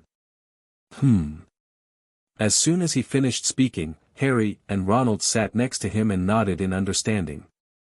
Aha, you two. 2 little brats who haven't even grown chicken feathers yet know how to love in a twisted way. Shane looked at Harry and Ronald and said sarcastically, besides, have you finished copying the school rules? Huh? Harry immediately lost his face when he heard the word school rules, and asked in surprise, how did you know we were going to set school rules? Hogwarts is so big, I'm afraid not many people in the school don't know about it. Shane took out the Daily Prophet that just arrived today and handed it over. Look, you two have become celebrities. Harry and Ronald immediately took the newspaper and read it. I saw a big headline on the cover. Harry Potter and his classmate Ronald Weasley caused the most serious magic exposure accident in the past 50 years. This has to make people wonder whether they acted recklessly based on their status as heroes. There is also a large dynamic photo attached under the title. From far to close, you can see Harry's face sitting on the flying army. Oh my God, who took this picture? We clearly pressed the button of the cloaking device. Ronald shouted in shock. If the stealth function of your car was normal, there wouldn't be so many people seeing a car flying in the sky. Shane showed a sarcastic smile and said, seriously, you two, if you have gotten into such a big trouble this time and haven't been fired yet, you should go home and burn incense and worship Merlin. If you follow normal procedures, you should be in Azkaban now. Hearing this last sentence, Harry and Ronald's faces instantly turned blue. Don't scare them too. If they were going to Azkaban, they would have been captured by the Ministry of Magic. I heard that the Minister of Magic was sitting next to Professor Dumbledore at the dinner last night. Hermione patted Shane's arm. Interjected. Oh my God. My mother will definitely beat me to death when she sees this newspaper. Ronald collapsed on the chair with a look of horror on his face. I wish I had heard this sentence last semester. You also had something to do with me last semester. Shane reached out and pinched Hermione's face, making the latter feel embarrassed and angry. And at this moment, a familiar voice suddenly came from above his head. An owl flew in through the skylight of the auditorium with a hooting cry, then flapped its wings twice and bumped into Ronald's arms.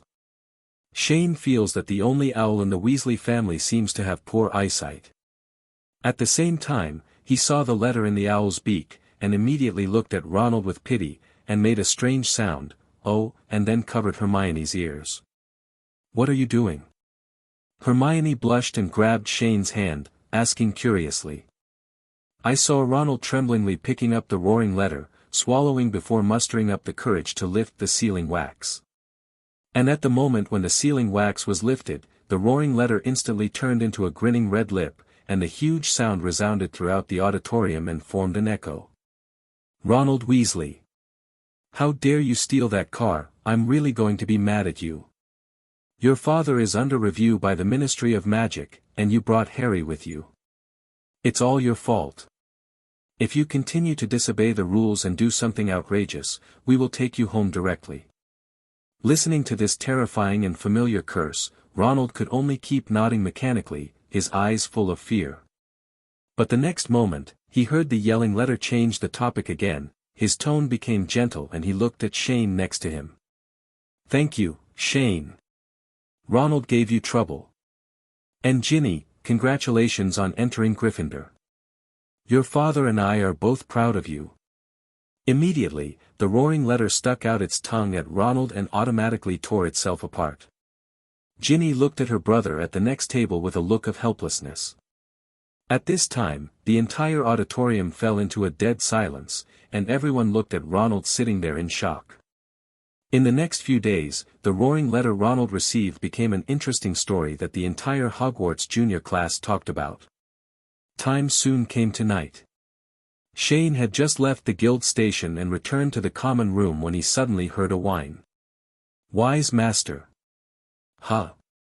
Shane heard the sound and went out, only to see a group of third-grade eaglets lying in the corners of the lounge, looking at him feebly, and immediately said in surprise, F***K. What's going on? Who is it? Bullied? They had 2 defense against the dark arts classes this afternoon, and that's it when they came back. Huh? Who's talking? Wise lord, don't pretend you can't see me. Su Rue said angrily, raising his head. Wise master, Zhang Qiu sat under a sofa with a tired look on his face. You are right, we had a defense against dark arts class this afternoon. Lockhart actually asked us for 2 consecutive classes. What is his favorite color? What is his ambition? When is his birthday and what is his ideal birthday gift? Oh my God! This is torture. At this time, another Xiaoying also started to interject from the side. After these 2 classes lasted for 90 minutes, they were all about his own affairs, and black magic defense had nothing to do with it. Pound sad face 0 asterisk, oh, that's why I said last night that I'm going to teach the defense against the dark arts class this school year. Shane sighed with some empathy. As long as he took one of his classes, everyone knows that he is a real parallel importer, and only his idiot fans will believe him. Wise Lord, when will you give us lessons? Zhang Qiu asked. I don't want to take Lockhart's lessons anymore, even if we haven't mastered the clone magic yet. Well, regardless of whether you have learned the clone magic or not, I'm going to buff Lockhart with the Imperious Curse, so you don't have to go to the defense against the dark arts class in the future. Shane thought for a moment and said. Then when will we have class? Just in the evening, just do it in the lounge. Shane said, from 7 to 9 p.m., the 1st to 3rd grade classes are in class, and everyone else is in class until 11 o'clock. Then Wisdom Master, let's start now. All the 3rd grade eagles immediately stood up as if they had been given a shot of blood. Don't you guys take a break? Shane looked at the little hawk in front of him in surprise, which was half dead just a moment ago. Why did he suddenly become full of life? We just expressed our temporary despair for the future. Zhang Qiu said. Okay, let's call all the 1st and 2nd graders. In this case, Shane also decided to familiarize the little eagles with his teaching method. In fact, Shane used to have a nickname in fairy tale, Devil Teacher. All the magicians in the guild who had experienced his training complained endlessly. Even a strong-willed person like Urza would be a little afraid of Chong'an's training method. Although the training effect was very good in the end, the way of training from physical to mental was simply making life worse than death. Natsu once challenged Shane without fear of death. After losing, he was directly dragged into the deep mountains and forests for special training by Shane. And when people in the guild saw him again a month later, he was already white anyway. Is everyone here? Shane glanced at the lounge and asked. Everyone from 1st grade to 3rd grade is here. Zhang Qiu nodded. She had just visited all the boys' and girls' dormitories and asked a few classmates who could fly to go out and call them all back. Okay, everyone, come with me. Shane turned around and walked into a mirror, and then the other eaglets looked at each other and followed in with a little nervousness. After passing through the mirror, everyone came to a brand new space in an instant. All I could see was the endless tropical rainforest in front of me, and the bright sunshine above my head, creating the Tyndall effect. It was a dreamlike scene, so beautiful. Wow, where is this? A little eagle exclaimed. This is an illusion, using the same magic as Pumpkinhead on the 1st floor. Shane turned to face all the eaglets and explained, to be honest, I shouldn't have let you 3 grades come to class together, but considering the streamlined nature of the defense against the dark arts professors at Hogwarts, I decided that you should take it together in the same grade. Then let's start class now. Today we will learn how to escape first. Before the eaglets could react, Shane waved his hand, and the 1st grade, 2nd, and 3rd grade eaglets instantly split into 2 teams, followed by a long howl of wolves, and they suddenly scurried through the dense trees. 3 werewolves came out. Wow! It's a werewolf. Run! When the 2nd and 3rd graders saw this, Xiaoying subconsciously screamed, turned around and ran away. But unfortunately, several of the eaglets were so frightened that they froze in place, and then were bitten by the werewolf's neck and thrown away. Regarding this cruel scene, Shane had no expression on his face. Instead, he turned sideways and began to introduce to the 1st-year Xiaoying.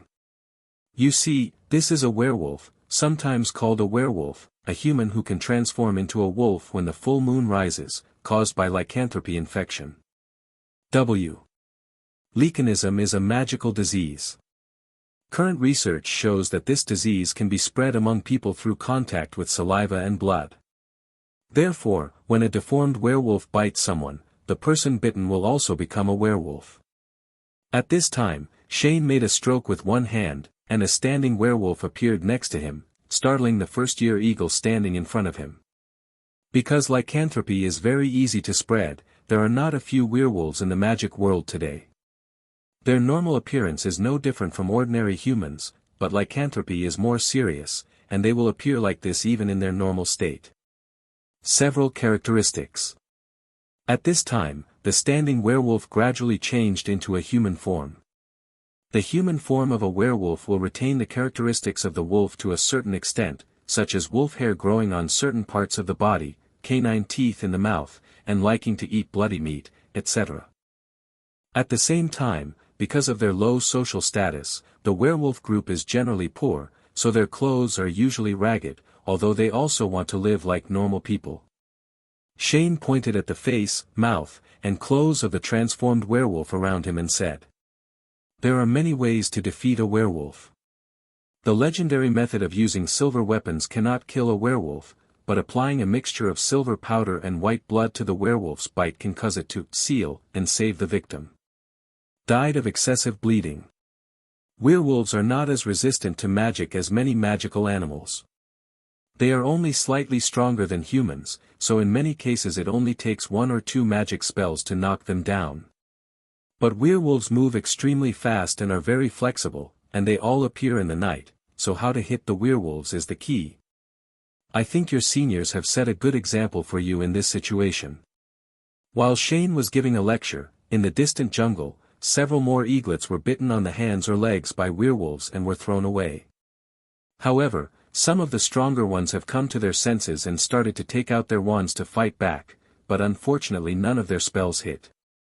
And just when the second and third grade eaglets were desperately trying to escape, a dozen little creatures that looked like goblins suddenly stood in front of them. So, after talking about werewolves, I will talk about another dark creature that is very similar to werewolves, the Red Hat. A short figure with a blood-red hat appeared next to Shane again. In this way, under the immersive squeeze teaching, 2 hours passed quickly. At 9 o'clock in the evening, in Ravenclaw's common room, all the young eagles in the 3rd grade and above were notified that they were going to take the defense against the dark arts class, and they were all waiting here. At this moment, the extra new mirror in the lounge suddenly rippled, and the little eagles who had been in class came out one after another. "What's wrong with you?" Penelo asked cautiously, but no one responded. "I saw that these little eagles in front of me seemed to have souls out of their bodies, like soulless walking corpses, using their body's instinct and subconscious to walk. Everyone who is in 3rd grade or above, come in."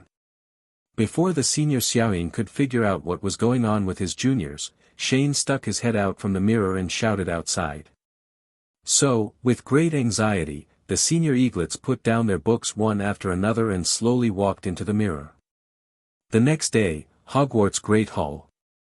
The young wizards around suddenly saw a scene like this. The people in Ravenclaw Academy were pale and listless, as if they had been drained dry. Many people were wondering what they had encountered, but no one answered. This reminded many little wizards of the grand occasion during Halloween last year when half the school was knocked unconscious. But just when everyone was surprised by the strange behavior of the little eagles, another thing immediately diverted their attention. At this time, Harry and Ronald had just finished their meal and were about to leave the auditorium, but as soon as they walked out of the door, they saw many people suddenly gathered not far from the corridor, raising their heads and not knowing what they were looking at. So both of them walked over curiously. Harry asked a familiar figure in the crowd, "Neville, what happened?" Neville said nothing, but raised his hand and pointed in a direction in front of him. Harry and Ronald looked in the direction of their fingers and saw that at some point, a text announcement made of light and shadow suddenly appeared on the wall of the corridor, which read, "To all my dear classmates at Hogwarts. Hello, I'm Shane Dolea. Partner is not just an ordinary noun, it represents a beautiful feeling and a kind of trust that can be given unconditionally. In the long and short life, people rely on each other.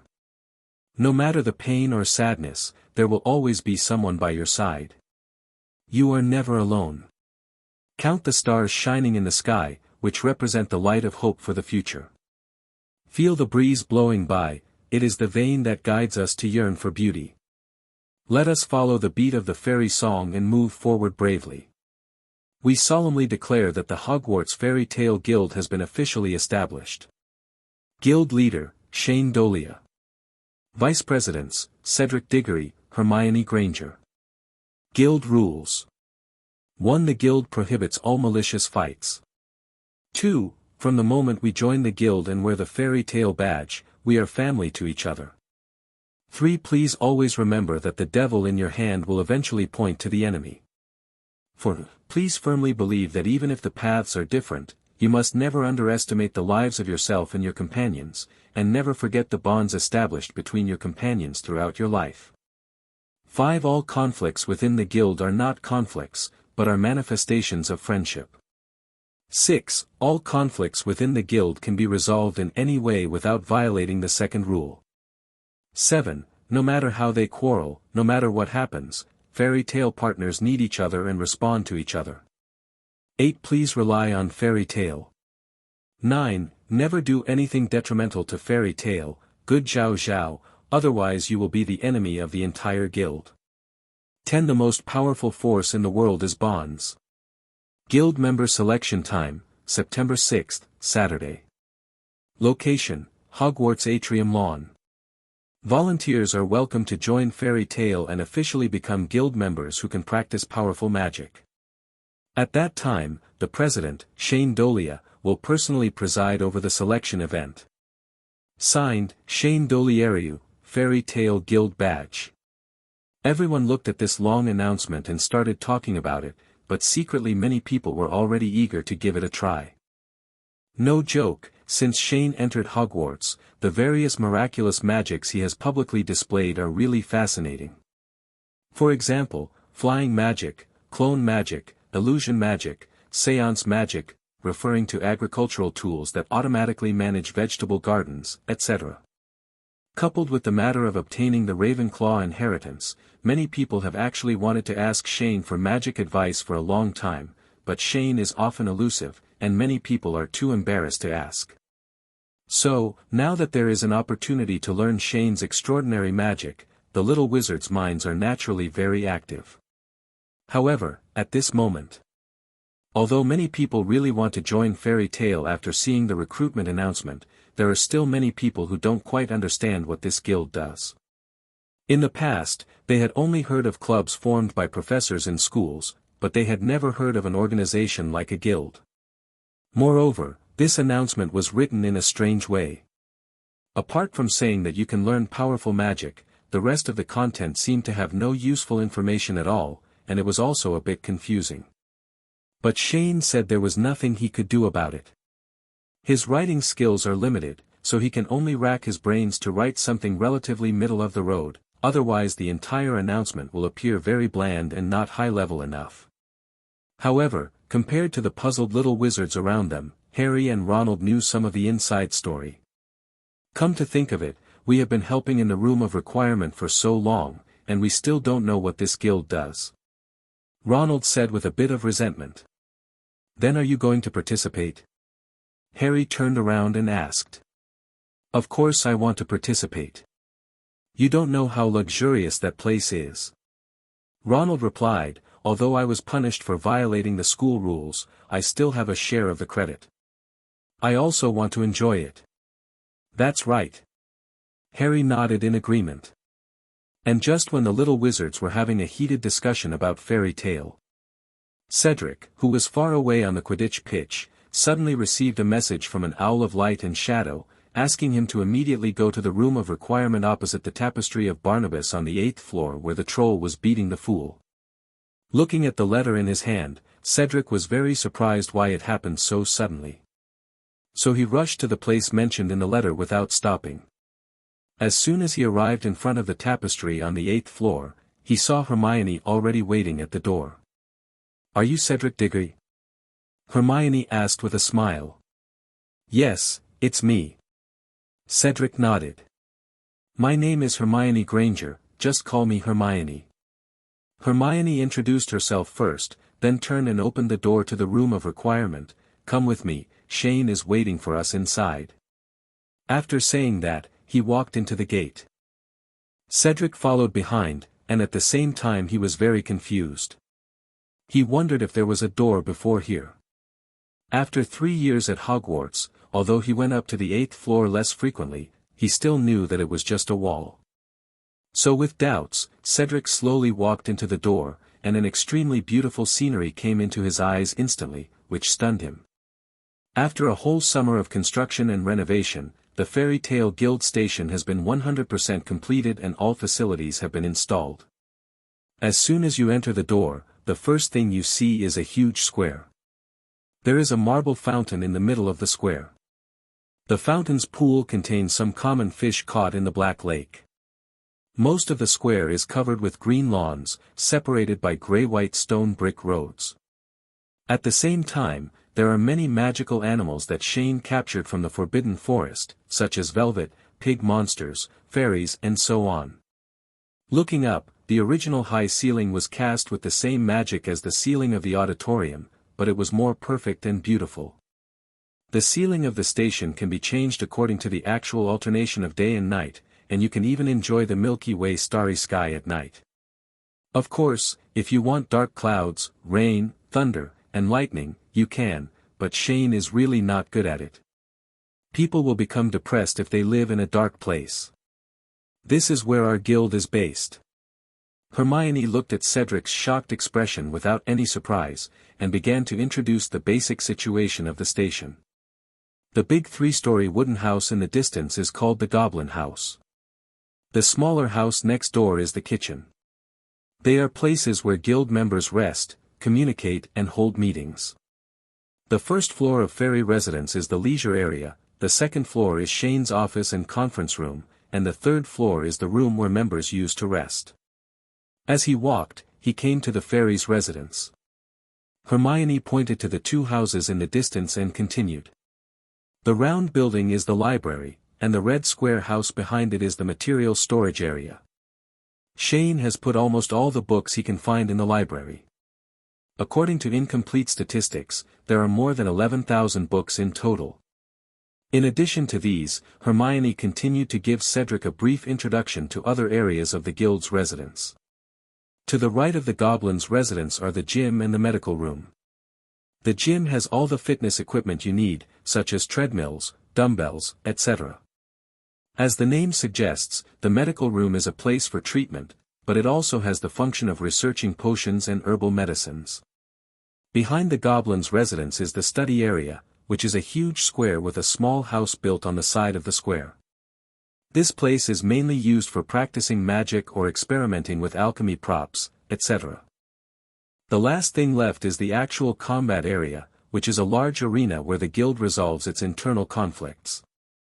And just when Hermione was introducing the basic structure of the guild station to Cedric, Shane also walked out of the Goblin Bureau. He looked at Cedric, who was still in shock, waved and said, "Now that you're here, don't be stunned, come in quickly." On the first floor of Goblin House, Hermione and Cedric were sitting on a brand new sofa.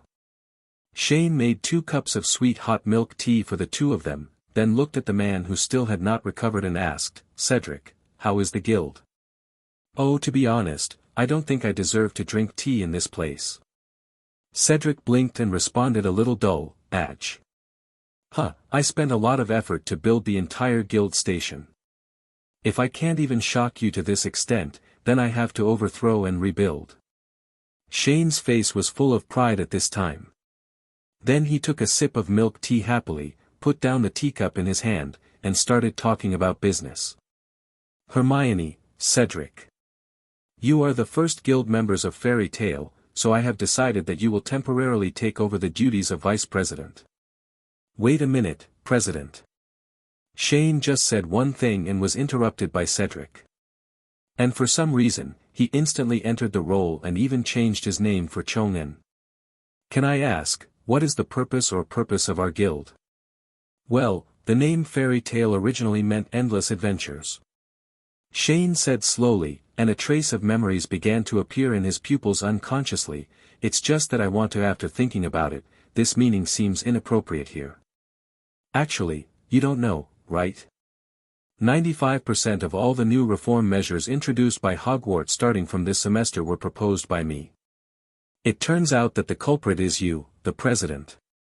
Cedric said in shock, if this news gets out, the students in the school will not be able to chop you up. Then they have to be able to beat me.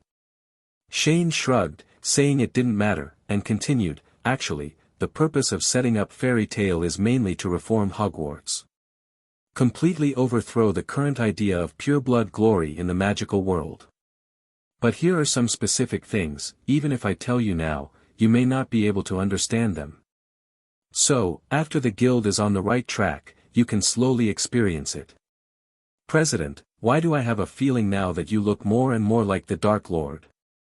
Cedric suddenly revealed a strange look in his eyes and complained. Why did I do that thing? I thought it was glamorous. Shane rolled his eyes and then changed the subject. By the way, how are you doing with your magic circle now? Show it to me. After saying that, Hermione and Cedric took out their wands naturally, and then continued to remind, don't use wands. Huh? Why? Hermione looked confused. You just rely too much on the wand, which is why your body has never been able to fully remember the depiction of the magic array. Shane knocked Hermione on the head. You too, give the water-type basic magic array a try. Then, he pushed the 2 empty cups out. Seeing this, the two had no choice but to put down their wands, and then began to use the feeling of practicing magic circles to release magic. After a while, both glasses were filled with water, and a lot of water drops were sprinkled on the table. Hermione took 41 seconds, Cedric took 27 seconds. It takes twice as long. Shane sighed and put away his pocket watch. I'll give you two a task, compress this time to 2 seconds within a month. There is a magic gathering array in the study area at the back. The magic power there is rich, which can speed up your practice. Magic? President, what is magic? Cedric raised his hand. Oh, by the way. I haven't told you this concept yet. Shane patted his head. In fact, during the summer vacation, when Shane was teaching Hermione, he accidentally discovered that Hermione was unable to sense magic, and then a problem that he had ignored suddenly surfaced. That is the wizard in the world of Harry Potter, and there is no concept of the term magic. It may be that the purity of magic power is too high. For people like Hermione who have grown up in this plain world, the original magic power of this world is like air and water, and has naturally integrated with human life. Therefore, the natives in the world of Harry Potter do not feel any special difference in the original magic power with their bodies, so it is difficult to perceive it unless the amount is huge enough. As for magic, let Hermione talk to you later. Shane said, there is one more important thing to do now, that is, I want to ask, what color do you two like? Color? Both Hermione and Cedric had a question mark over their heads. What kind of important question was this? But although neither of them quite understood what Shane wanted to do, they quickly answered. I like blue. He-Min said. I prefer green, said Cedric. Okay. Shane took out his wand. Where do you want to engrave the guild seal on your body? Cedric, you come first. Cedric's face became even more confused, but he still subconsciously pointed to his left upper arm. Then I saw Shane step forward, lightly swiping the wand on his arm, and Cedric's sleeve instantly opened a big gash. Then the wand touched the exposed skin again, and a green fairy wing appeared. The badge appeared on his arm. This badge has the ability to protect you at critical moments. No matter where you go, Fairy Tale will protect you. Shane repaired the damaged sleeve and said. Then Hermione, where do you want to carve it? Then he turned to look at the little witch. But when Hermione saw this, she covered her arms, took a few steps back and hid behind the sofa, and shouted with a face full of rejection, I don't want it. If my father knows that I have a tattoo on my body, he will definitely scold me to death. Immediately afterwards, he wanted to escape out the door, but was immediately carried back by Shane like a kitten. While Shane used the levitation curse Wingardium Leviosa to restrain the kitten who was about to escape, he said to Cedric next to him, "Cedric, you can move freely first, and I will do some ideological work for this girl first." The latter nodded when he heard the sound, and then immediately walked out of the goblin residence and walked towards the so-called study area. "Ah! Shane, you're so weak. Put me down quickly. I don't want a tattoo," Hermione shouted while struggling in midair. Shane, on the other hand, looked at her with dead eyes and began to reassure her, "I told you this is not a tattoo. It is just a symbolic symbol of fairy tale." But after hearing this explanation, Hermione immediately gave Shane a vicious look and said angrily, "Then let me ask you, is this printed on the skin?" Shane nodded naturally, "Yeah. Does that mean painting on the skin?" That's it. Is it difficult to remove once it's stamped?" "No one can go to this except me." "Then you still say this is not a tattoo?" Hermione got up on her hands and knees in mid-air and started to act unreasonably. Seeing this, Shane sighed helplessly, rolled up his sleeves and stepped forward. "Forget it. It's better to get hard faster. I won't go into details if I don't understand clearly. The matter of guild seals has no business district. Because this is the biggest button that strengthens members' identification with the guild. Are you ready or not?" Shane reached out and pinched Hermione's little face. "Not yet." Hermione replied firmly, determined to die. "If you don't, I'll tell Mr. Granger what happened to you at the end of last semester." Hermione felt aggrieved and finally gave in. She was really afraid that Shane would tell her family about her self-righteous attempt to die last semester, and her parents would definitely expel her from Hogwarts for safety reasons. "Where is it?"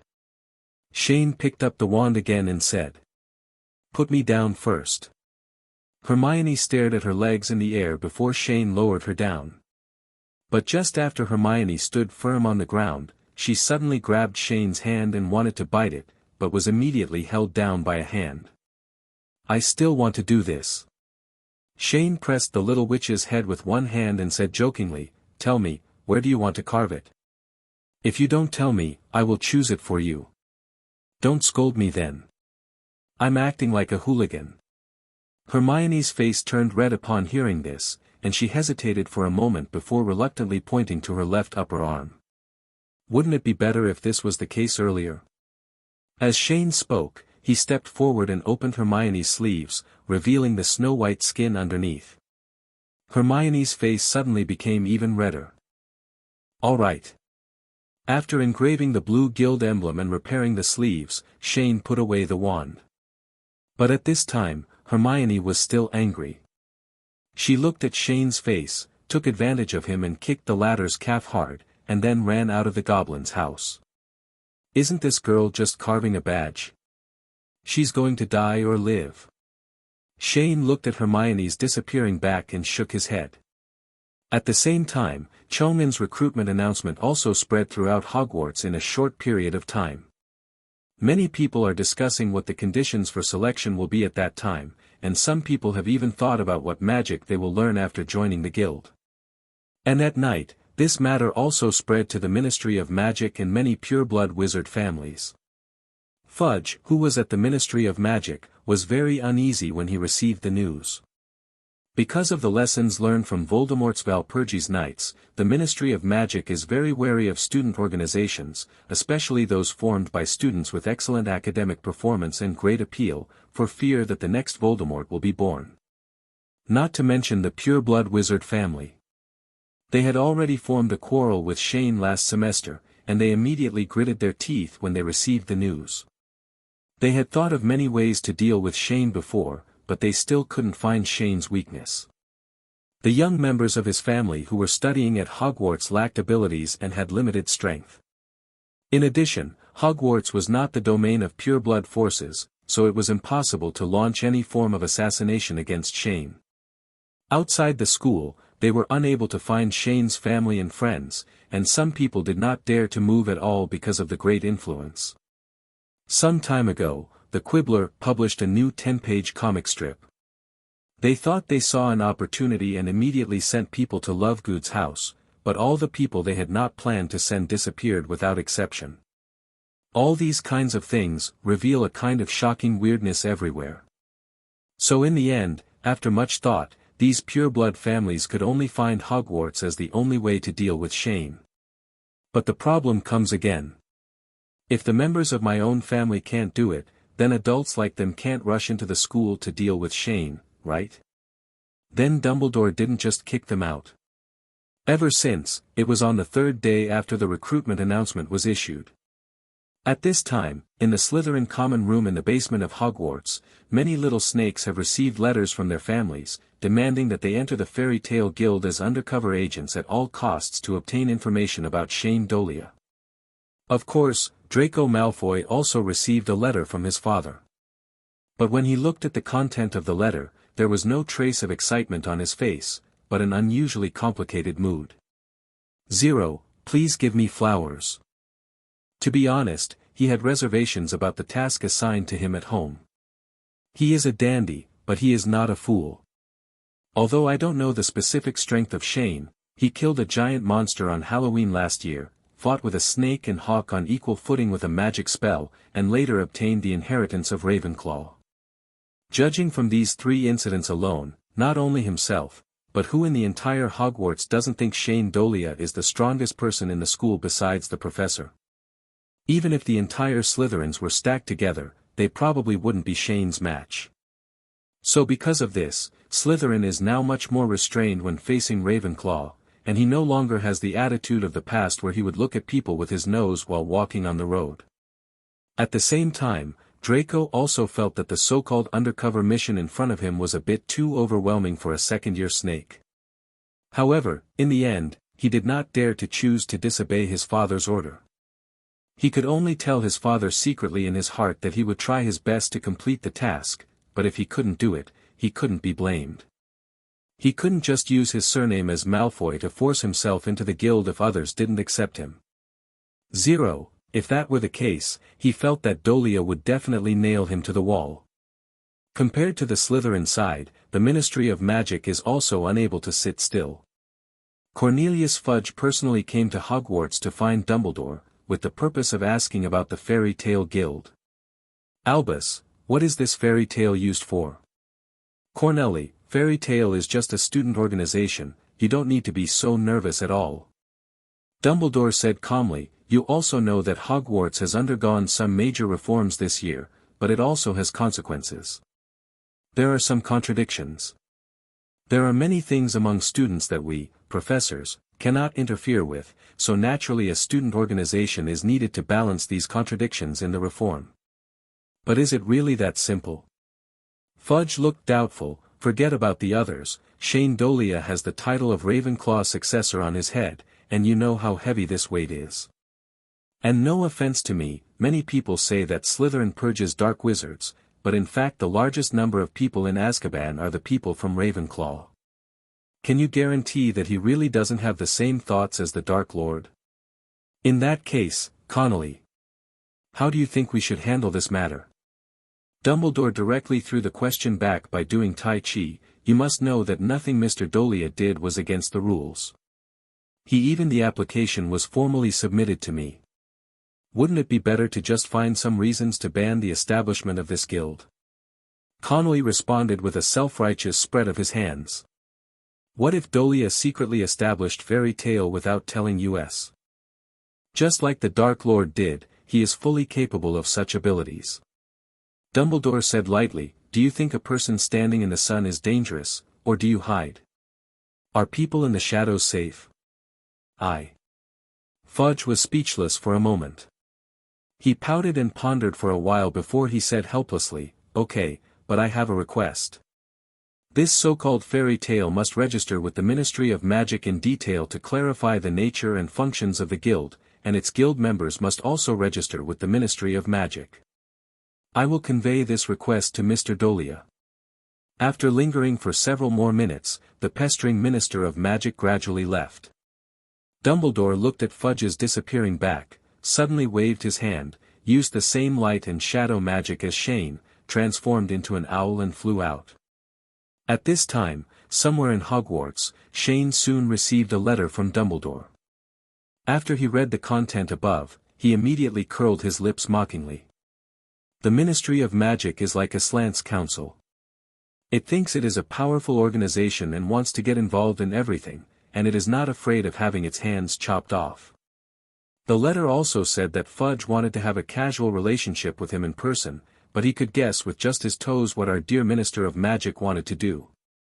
It's nothing more than promising various benefits, drawing a big pie, making conditions, and then letting Shane and Fairy Tale serve the Ministry of Magic, and finally indirectly extending the Black Hand into Hogwarts. After all, many people know that Hogwarts is independent of the Ministry of Magic's regulatory system. But this behemoth that connects all levels of the British magical world has always been outside the control of 953.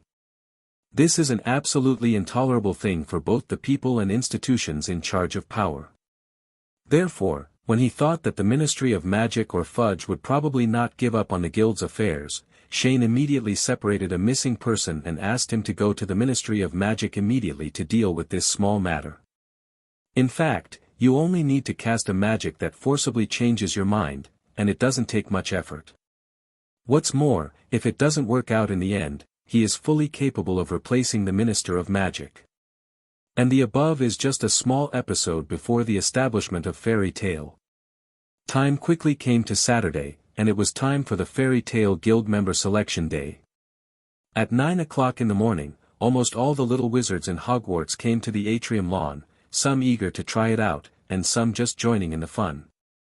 Of course, only a few join in the fun. At this time, the lawn in the atrium was crowded, and it was estimated that at least 80% of the students in the entire Hogwarts came to participate in the selection of Fairy Tale members. Around the selection team, there are at least 10 Shanes who are maintaining order. According to the previous work arrangement, Hermione was responsible for registering information for those who participated in the selection, while Cedric was responsible for guiding the registered people to participate in the first round of selection. At the information registration desk, Shane quietly walked up behind Hermione, looked at the registration status and then asked, "How many people are there now?" "I don't know. And no matter you are the main body or the clone, don't bother me now." Hermione was irritated now. Because there were so many people participating in the selection, even with the help of Shane's missing body, she was still a little overwhelmed. In addition, she was forcibly engraved with the guild seal before, and she is still angry about this matter. But faced with Hermione's little temper, Shane didn't want to spoil her. Except for the old man, no one in the guild had ever dared to treat him like this before. What's more, he is still the president of the guild. If he can't subdue a little girl, where is the majesty of the president? Ever since, in the shocked eyes of everyone, Jeanne once again separated into a missing person. After letting him take over Hermione's work, he picked up Hermione like a kitten. "Ah, Shane, what are you doing? Let me go." Hermione's face turned red instantly. With so many people watching around her, she felt unbearably shy for a moment, but because she couldn't borrow any strength in mid-air, she could only let Shane drag her towards the corridor. In a corridor in the atrium of Hogwarts, Shane put Hermione down, then pretended to be fierce, stretched out his hands and pinched the latter's cheeks. "You try to be cruel to me again? Let go." Hermione struggled angrily. "Hold on." Shane continued to squeeze, and moved his head forward, so that the tip of his nose was only a palm away from Hermione's face. "Are you still angry?" Feeling the warm breath hitting her face and looking around again, Hermione's face suddenly turned as red as a dry-heated copper kettle. Because she had discovered that many people were looking at her curiously, she felt panicked in her heart. "Let go, I won't make trouble anymore," Hermione said anxiously, grabbing the two wrists in front of her. Shane felt relieved when he saw the cute little witch in front of him with smoke coming out of his head. He thought he had bullied her enough, so he let go with satisfaction. But after Hermione was let go, she looked at Shane's smiling and proud look, and was immediately out of breath. With a blush remaining on her face, she pushed the latter's chest hard, and then ran away angrily. Then, the selection activities continued. In fact, there were only 2 casting challenges set by Shane. The content of the first challenge is to test the young wizard's ability to perceive magic. Shane has set up a magic gathering array on a lawn in the atrium. The process of the challenge is to let the little wizard enter the array to sense the magic, and then condense a visible magic particle within half an hour, and then he will be eligible to enter. A challenge. However, this first hurdle has already dissuaded many people. Because no one knew what the concept of magic was, when Cedric explained the rules of the challenge, all the little wizards looked confused and entered the magic gathering circle to challenge. The result was that half an hour later, only 2 of the first batch of 30 people passed, and the elimination rate reached an astonishing 97%. The second selection challenge is a fantasy magic that extremely tests human nature. The challenger needs to enter an isolated island in the sea with an area of 25 square meters, all memories about magic will be cleared, and at the same time maintain an extreme survival for 7 days with an ordinary friend in reality, a fictional fantasy, but the food on the island and fresh water can only sustain 2 people for 4 days at most. The main purpose of this challenge is to test the character of the challenger. And just when the entire guild selection event was going smoothly, Hermione naturally encountered 2 familiar little lions at the information registration office. Harry, Ronald. Are you also coming to participate in the selection? Harry scratched his head a little embarrassedly, just trying to come over and participate. It's not just the 2 of us, Fred and George are here too. Ronald pointed to a pair of red-haired twins not far behind him, who were gearing up and getting ready excitedly. We also had a share in the construction and renovation of that room. Credit, no matter what, we have to try to see if we can enter Fairy Tale. Okay, since you're here, let's register your personal information. Hermione nodded, and then handed over the registration form in duplicate. Harry and Ronald picked up the registration form and looked at it. Apart from the 4 options of name, gender, age, and specialty, there was nothing else. After a while, Hermione quickly put away the 2 registration forms, then pointed in the direction of Cedric and said, "You follow the team to the square over there, there will be someone there to guide you on what to do. I wish you a smooth pass." Thanks. After saying that, Harry and Ronald walked quickly in the tight direction. Time passed slowly, and the first round of the challenge of the Magic Gathering Circle lasted until 1:30 in the afternoon. According to statistics, a total of 617 people participated in this selection event throughout Hogwarts, and a total of 63 people have temporarily passed the first round. At this time, after a brief rest, these 63 people have collectively entered the second round of the Fantasy Challenge. Everyone in? Shane walked to Cedric and asked, looking at the dark tent entrance. Everyone went in, and the process went smoothly. 1.0 Cedric fiddled with the registration form in his hand, and then asked with a strange expression, "President, is this challenge you set a bit too cruel?" He had experienced the second round of the illusion test in front of him yesterday, and to be honest, it felt really uncomfortable. "Don't worry, I'm measured." Shane patted Cedric on the shoulder. "If you are an adult, almost no one can complete this challenge. But these little wizards who are inexperienced in the world are relatively simple-minded, so I am confident that some of them can pass the test." While speaking, a familiar name suddenly came into view, and then Shane said in surprise, "Luna? Is she here too?" "Luna? Are you talking about Luna Lovegood?" Cedric looked at the name on the registration form. "I remember her. She was a very special girl. She was the one who inherited Ravenclaw's crown." "Yes, she's a natural Ravenclaw." Shane nodded. While chatting about Luna, Shane also curiously picked up the registration list for the second round of challenges and looked at it. It has to be said that most of these 63 people have surnames that are familiar to the magic world. Many of those who can pass the first round of magic perception are people born in traditional wizard families. This has to be said that the pure blood theory is reasonable to a certain extent. However, there is only one point. At this moment, in the illusion of the second round of selection challenges, the little wizards are constantly experiencing the test of human nature. When each of them enters the illusion, under the influence of magic, they subconsciously believe that the illusion they are in is real. Among these 63 people, in order to better see the character of those being challenged, Shane gave certain special care to individual groups of people. That is, the survival partners assigned to them are not so-called friends, but people with whom they have extremely bad relationships in reality. For example, our young master Draco Malfoy, the life partner assigned to him in the island fantasy at this time is not one of his followers, nor is it Pansy Parkinson who has always secretly admired him, but his nemesis Harry Potter. In contrast, Harry's companion was not Ronald, but Draco. Now, more than 2 hours have passed in reality, but the people in the illusion have spent 5 days, and all food and fresh water have bottomed out. At this time, in Harry's fantasy, he was feebly calling Draco, who had fainted on the beach. Malfoy. Malfoy. He has experienced a lot in the past 5 days. Disgust, loneliness, fear, anxiety, confusion, etc. There are different emotions growing in the heart every day, making people feel like their days are like years.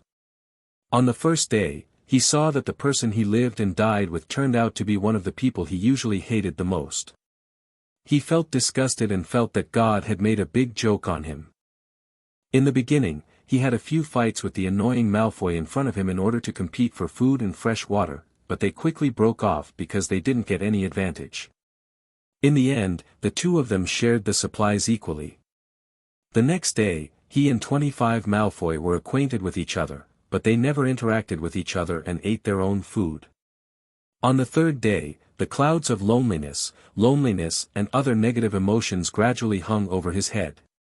Harry couldn't help but start to rely on his only partner to vent the negative emotions in his heart. On the fourth day, food and fresh water were scarce. The desire for survival coupled with the fear of death began to erode Harry's sanity. He wanted to snatch the remaining food and water from Draco's hands, but after struggling many times in his heart, he didn't choose to do it that way. On the fifth day, food and fresh water were exhausted, and physical hunger and thirst further eroded people's will. Harry saw Draco fainted and slowly walked to his side. After calling a few times, he found half a piece of bread and the last few mouthfuls of fresh water on Malfoy, which could barely support a person to survive for a day. Harry looked at the pitiful supplies in his hand, and then at Malfoy, who was lying on the ground and had fainted. The dilemma of whether to save others or survive himself was once again placed in front of him. So after who knows how long, Harry finally chose to divide the remaining supplies into 3 parts again. 2 of them were fed to Draco, and he ate the remaining one himself. At the same time, outside the fantasy world. While Harry and others were constantly going through life choices, in the tent that had been enchanted by the illusion, not only Shane, Hermione, and Cedric were watching and evaluating the performance of the 63 young wizards, but also several deans. Of course I am standing here. Dumbledore was concerned about Harry's performance. At this time, he was looking at one of the 63 crystal balls. He felt very satisfied with Harry's choice in the illusion, because the former showed the qualities of disregarding past resentment and calmness. However, Professor McGonagall expressed some concern when looking at this extremely challenging challenge to human nature. She walked up to Dumbledore and asked with an uneasy look on her face, "Albus, isn't this testing method a bit too much? They are still just children." "Minerva, I don't think you need to worry too much. It's precisely because they are children that they can withstand such a test." Dumbledore said lightly, "They are not saturated with the colors of the world like us. They are simpler than us old guys. Much more. I think Mr. Dolea set up such a test just because he took this into consideration." At this moment, Shane, who heard the conversation between the 2 professors not far away, suddenly said, "Professor McGonagall, a person's nature is not determined by his own abilities, but by the choices he makes when facing desperate situations. As you just said, these 63 people are just children who are not deeply involved in the world. But because of this, they lack absolute rationality to make the so-called correct choice. The lack of rationality must be replaced by their nature. The purpose of setting up this illusion is to allow us to better see the good and bad nature of each of them, so that they will not embark on an irreversible path after learning powerful magic. Oh! Mr. Dolea, your words are really inspiring. Professor Flitwick exclaimed. Just a little insight into life. At the same time, on the other side. After Snape entered the tent, the first thing he did was go to the crystal ball in front of Harry and look at it for a while, and then he went to see the situation of the Slytherin students. But after looking around, to be honest, he was very dissatisfied with the performance of his students.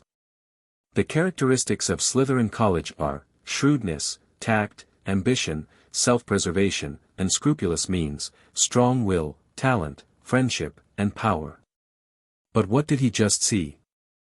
Facing the dilemma of survival on an isolated island, in addition to protecting himself wisely, he only saw 4 words: hysteria. Obviously the partners we live with are our friends, so why can't we choose to share will and woe? However, not all little snakes are so selfish and pretentious. Snape saw a student who had the hope of passing the fantasy test, and that was his friend's son, Draco Malfoy. In the fantasy world, when Draco woke up on the first day, he saw that the person lying next to him was Harry Potter, and his mood was similar to Harry's. However, compared to Harry, the young master's behavior on the isolated island was more arrogant. On the first day, it was the same as Harry's place, including field frames and platform supplies. The next day, I couldn't stand the loneliness, and while eating and drinking, I started to show off my glorious history to Harry crazily, but I don't know how much of these deeds were bragging and how much was true. The third day was no different from the second day, except that the supplies were almost exhausted.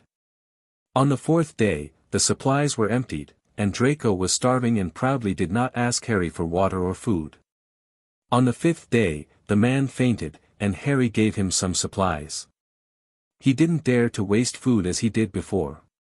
On the sixth day, it was Harry's turn to faint. The first thing Draco thought when he saw this was, if this damn Potter dies, he will die, it's none of my business. But when night falls, the island is quiet except for the sound of waves. Draco finally couldn't bear the endless feeling of loneliness and slowly crawled to Harry's side. After a fierce struggle in his mind, he finally tasted a mouthful of food and water, and fed the rest to Harry. At the same time, he said in a panic, "Potter, don't die. If you die, I will be alone. What should I do here?" His eyes couldn't help but shed tears. At this time, Anne, who was watching this scene from outside, smiled slightly, and then said to Hermione on the side, "He passed." Hermione clicked her nose at the sound, and reluctantly put a red mark on the name Draco Malfoy on the list. When Snape heard that Draco had passed the test, Snape's lips slightly raised but instantly returned to his original cold expression. As time goes by, the last round of fantasy testing is coming to an end. At this time, Dumbledore glanced at Shane meaningfully and said, "I think we should leave. We may disturb Mr. Dolea's next business here." After saying that, he took several deans and left the tent. After a while, the 63 young wizards who participated in the illusion test gradually began to wake up. Cedric followed the procedure and took them to the lawn outside the tent. Immediately afterwards, Shane began to announce the official membership list of Fairy Tale. Except for him as the president, there are a total of 16 young wizards. Among them, there are 7 from Gryffindors: Harry Potter, Ronald Weasley, Hermione Granger, female, Fred Weasley, George Weasley, Neville Longbottom, and Ginny Weasley, female. Hufflepuff 4, Cedric Diggory, Justin Finley, Zoe Mathis, female, Sonia de Oliveira, female. Ravenclaw 4, Suri Scalia, female, Zhang Qiu, female, Luna Lovegood, female, Penelope Cravat, female. Slytherin first, Draco Malfoy. Among the 16 people, except Hermione and Cedric, all the others passed 2 rounds of selection. After the list was announced, among the 48 people who were not selected, some were crestfallen, some were as if nothing had happened, and some just jumped out of defense. But there is no way, all links are fair and just. If you fail, you can only say that you have not met the conditions. But at this moment, Shane looked at the list in front of him. Why are all the girls who passed Ravenclaw? Also, why are there so many Weasleys? Is this family so powerful? As the spectators slowly dispersed, the Fairy Tale Guild member selection event came to an end. Then, as the president, Shane also began to face the new partners and began his speech. Welcome everyone to join Fairy Tale. Being able to pass 2 rounds of tests shows that you have both the talent and character to become a magician. As the president of the guild, I have a few words to say to you here. Fairy Tale always values harmony between people. Human beings are originally weak creatures with uneasy emotions. In order to live strong, we support each other, and in order to prevent clumsy people from hitting more walls and taking long detours, we need guilds and partners. The presence. Please remember. Support each other, rely on each other, trust each other, and keep moving forward on the path you believe in. This is the magician of Fairy Tale. Then now. Shane snapped his fingers, and everyone's eyes blurred, and they came to a place with beautiful scenery. In the garden in front of the fairy's residence, I saw a large round wooden table filled with various delicacies, and a mouth-watering aroma wafted in the air. In order to welcome the new members, the guild has prepared a sumptuous banquet for everyone. Please celebrate happily. As soon as he finished speaking, the Weasley twins rushed towards him like crazy. When I got to the table, I started to wolf down the food. In fact, they don't feel very hungry physically, but they have experienced the process of being hungry in the fantasy world. Anyway, they are very hungry psychologically now. On the other side, Hermione happily ran towards Harry and others, and congratulated Harry, Ronald, Neville, Ginny. Welcome to join Fairy Tale. 27. Thank you. Harry nodded happily. But at the same time, he also had mixed feelings and glanced at Draco, who was a little awkward not far away, not knowing what he was thinking. However, no one noticed anything strange on Harry's face. While Ronald was happy, he had a look of fear on his face. He recalled with some horror, to be honest, I thought I was really going to starve to death on that island. The feeling of wanting to stuff everything in your mouth is really scary. I swear I will never waste any food in the future. Me too. Neville next to him agreed. In the end I started drinking sea water, but I don't know why I became thirstier as I drank. It was simply torture. 11 even shivered after finishing speaking. Although they all passed the test, the feeling of enduring hunger and thirst made them deeply touched. Ginny, how are you feeling? Hermione looked at the youngest red-haired girl among them. I'm fine. Ginny smiled shyly, while glancing in Harry's direction from time to time, her face turning red unconsciously. Fairy Tale was officially established, and Shane prepared a sumptuous welcome banquet for the new members. At the same time, he also gave everyone a general class on the knowledge of magic arrays, and distributed the book, Basic Principles of Magic Arrays and Characterization of Magic Arrays, to everyone, asking them to submit the contents within 2 months. Things learned. But after the banquet, Shane left Draco alone as expected. President Duo, what's the matter? Draco asked nervously. He didn't know why, but he always felt an inexplicable sense of fear when facing this. Why are you so nervous? I'm not a monster and I won't eat you. Shane said a little funny, then put his arm on the latter's shoulder. I left you alone because I just wanted to talk to you. I said, when we come to Fairy Tale, everyone is family and friends. But I saw that you just took the food and sat alone at the banquet. What were you thinking about? Draco was speechless for a moment, but after a moment of silence he said, I am the only one in Slytherin here. This has nothing to do with the academy. Shane replied with a smile, have I forgotten what I said before the banquet? Mutual support, mutual dependence, mutual trust, and belonging to different academies does not affect your communication with other people. Draco fell silent again, not knowing how to face and deal with this embarrassing situation. But Shane smiled even deeper when he saw this, because the Draco in front of him reminded him of Gajiel and Juvia when they just joined the guild. When the two of them first left Ghost and joined Fairy Tail, many people didn't like them, but they later passed their performance and were recognized by everyone in the guild. So, in order to guide the little snake in front of him who had been misled by his family, Shane suddenly asked another question, Draco, do you have any friends? Of course I do. Draco replied immediately, Goyle and Crab, are they both my friends? A follower or a friend? Shane asked thoughtfully, perhaps you can ask this, do you think they are interested in you as Draco or the surname Malfoy? Hearing this question, Draco lowered his head silently, speechless. You are usually arrogant and domineering, but I can see that you are a smart person and your character is not bad, otherwise you would not be able to pass the final test of the illusion. Shane continued, take your time with some things and don't put yourself too high. So tall, no one is born noble. The death curse won't go around you just because your last name is Malfoy, and it won't definitely kill the target just because it's a muggle.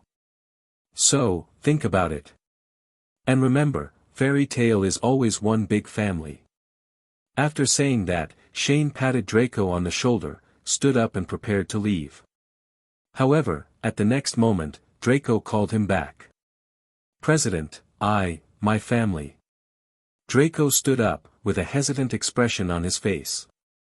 Shane smiled immediately when he saw his appearance, and immediately comforted him, don't pay too much attention to the tasks given to you at home, do what you think is right. Looking at Shane who disappeared in an instant, Draco fell silent again. After a while, he slowly came to his senses and began to murmur, so the president has known about it for a long time. Dad, it's not that I don't want to complete the task you gave me, it's because the president is a freak. Time passed slowly, and a month passed quickly. In this month, since the establishment of Fairy Tail, this so-called guild seemed to have suddenly disappeared in Hogwarts, and there was very little news about them in the school. The reason why this happened was entirely because the new wizards who joined the guild were being forced to study in seclusion at the request of Shane. In order to urge new guild members to lay a solid foundation for practicing magic circles as soon as possible, Shane has forced everyone to go to the guild every day after class in the afternoon for intensive learning and special training in magic circles, and dinner will be directly taken care of by the guild. At night, Harry, Ronald, Neville, Ginny and others had just come out of the room of requirement, all looking tired. Oh my God, when will this end? Ronald complained with a look of despair, I have to go to class during the day and come to the guild at night. I feel like all I have to do is eat and sleep every day. Let's study next. Don't forget, we haven't even finished copying the school rules that Professor McGonagall gave us 10 times. Harry also added fuel to the fire with his eyes blank. Actually, I feel pretty good. Neville said next to him. He didn't look very tired, it was just that he was a little out of sorts after a night of studying. In the past, I didn't know what to do with the extra time after taking classes. Even if each class is now increased to 45 minutes, the maximum of classes in a day is only 3 hours. So I think it's pretty good to use the remaining time to do homework and study. Harry and Ronald looked at the classmate in front of them who was among the best in their grade in both herbal medicine and potions theory, and immediately didn't want to talk to him. However, just as the 4 little lions were preparing to return to their college to rest, a very strange sound suddenly reached Harry's ears. Blood, I smell blood. Let me tear you apart, let me K you deep. Kill. Kill. Kill. Listening to this creepy mysterious whisper, Harry's expression suddenly changed, and he subconsciously began to ask, what's the sound? He looked around nervously, but didn't see anything, and the source of the sound seemed to be in the wall. So he quickly put his ear against the wall and listened carefully. But at this time, Ronald and others who didn't hear the sound looked at him in confusion. They didn't understand why the latter suddenly became so nagging, so Ronald asked, Harry, what's wrong with you? Did you hear any noises? Harry asked nervously, turning his head. Ronald, Neville, and Ginny looked at each other and shook their heads. It's time to kill. The mysterious whisper came again and moved quickly along the wall. Upon hearing the sound, Harry immediately shouted anxiously, "It's moving, it wants to kill someone," and then ran after the sound without saying a word. The three people behind him were still confused, but they still followed immediately because they were worried about Harry's safety. At the same time, Goblin's Curie. Hermione and Cedric were standing in front of Shane, showing off their results in the past month of special training. Very good, Hermione is exactly 2 seconds and Cedric is 1.72 seconds. Shane nodded with satisfaction. Now that you have reached the standard for the release time of the basic magic circle, you can start practicing your exclusive magic. Cedric, this is the skyscraper's training method. He handed a thick magic book to Cedric, and then handed a thinner one to Hermione. This is the catalog and brief introduction. You can choose a kind of magic to practice here. The two excitedly took the books in front of them, and after practicing for more than half a year, they were finally able to learn more profound magic. After a while, Hermione decided that she wanted to learn the formation. Sky Dragon Slayer magic, why do you want to choose this? Shane looked at where Hermione pointed and asked curiously. I saw that this magic is very comprehensive. It not only has the ability to fly quickly, but also has healing and auxiliary magic, and its power is not bad. Hermione answered truthfully. Indeed, among the many dragon-slaying magics in the sky, although it is not the most powerful, it is the one with the most comprehensive abilities. Its abilities include attack, defense, assistance, etc. Now that you have decided, this is how to practice the dragon-slaying magic in the sky. Shane took out the corresponding magic book from his portable space, but without the help of the dragon-slaying magic crystal, you may not be able to practice this magic. It will be more strenuous, so be prepared to endure hardship. Dragon Slayer Crystal. What did it come from? Hermione asked curiously as she took the magic book. The dragon-slaying magic crystal is a treasure that inherits the power of magic. If you implant this crystal into the human body, you can directly obtain the power of dragon-slaying magic. Shane explained, if there is a magic crystal of dragon-slaying magic in the sky, you can basically ignore the learning process and jump directly to the stage of how to use the power of Dragon Slayer magic. So awesome! Hermione exclaimed. That's why the Dragon Slayer crystal is a treasure. Shane replied. And just as the two were discussing the Dragon Slayer magic crystal, a small figure suddenly ran over from a distance and shouted, "President! President!" When they heard the sound, they saw Ginny running towards them panting. When Shane and the other two saw this, they subconsciously thought that something had happened, so they rushed forward to greet them. Hermione spoke first and asked, "Ginny, what happened?" Something happened." Shane frowned when he heard these words and quickly asked Ginny to lead the way.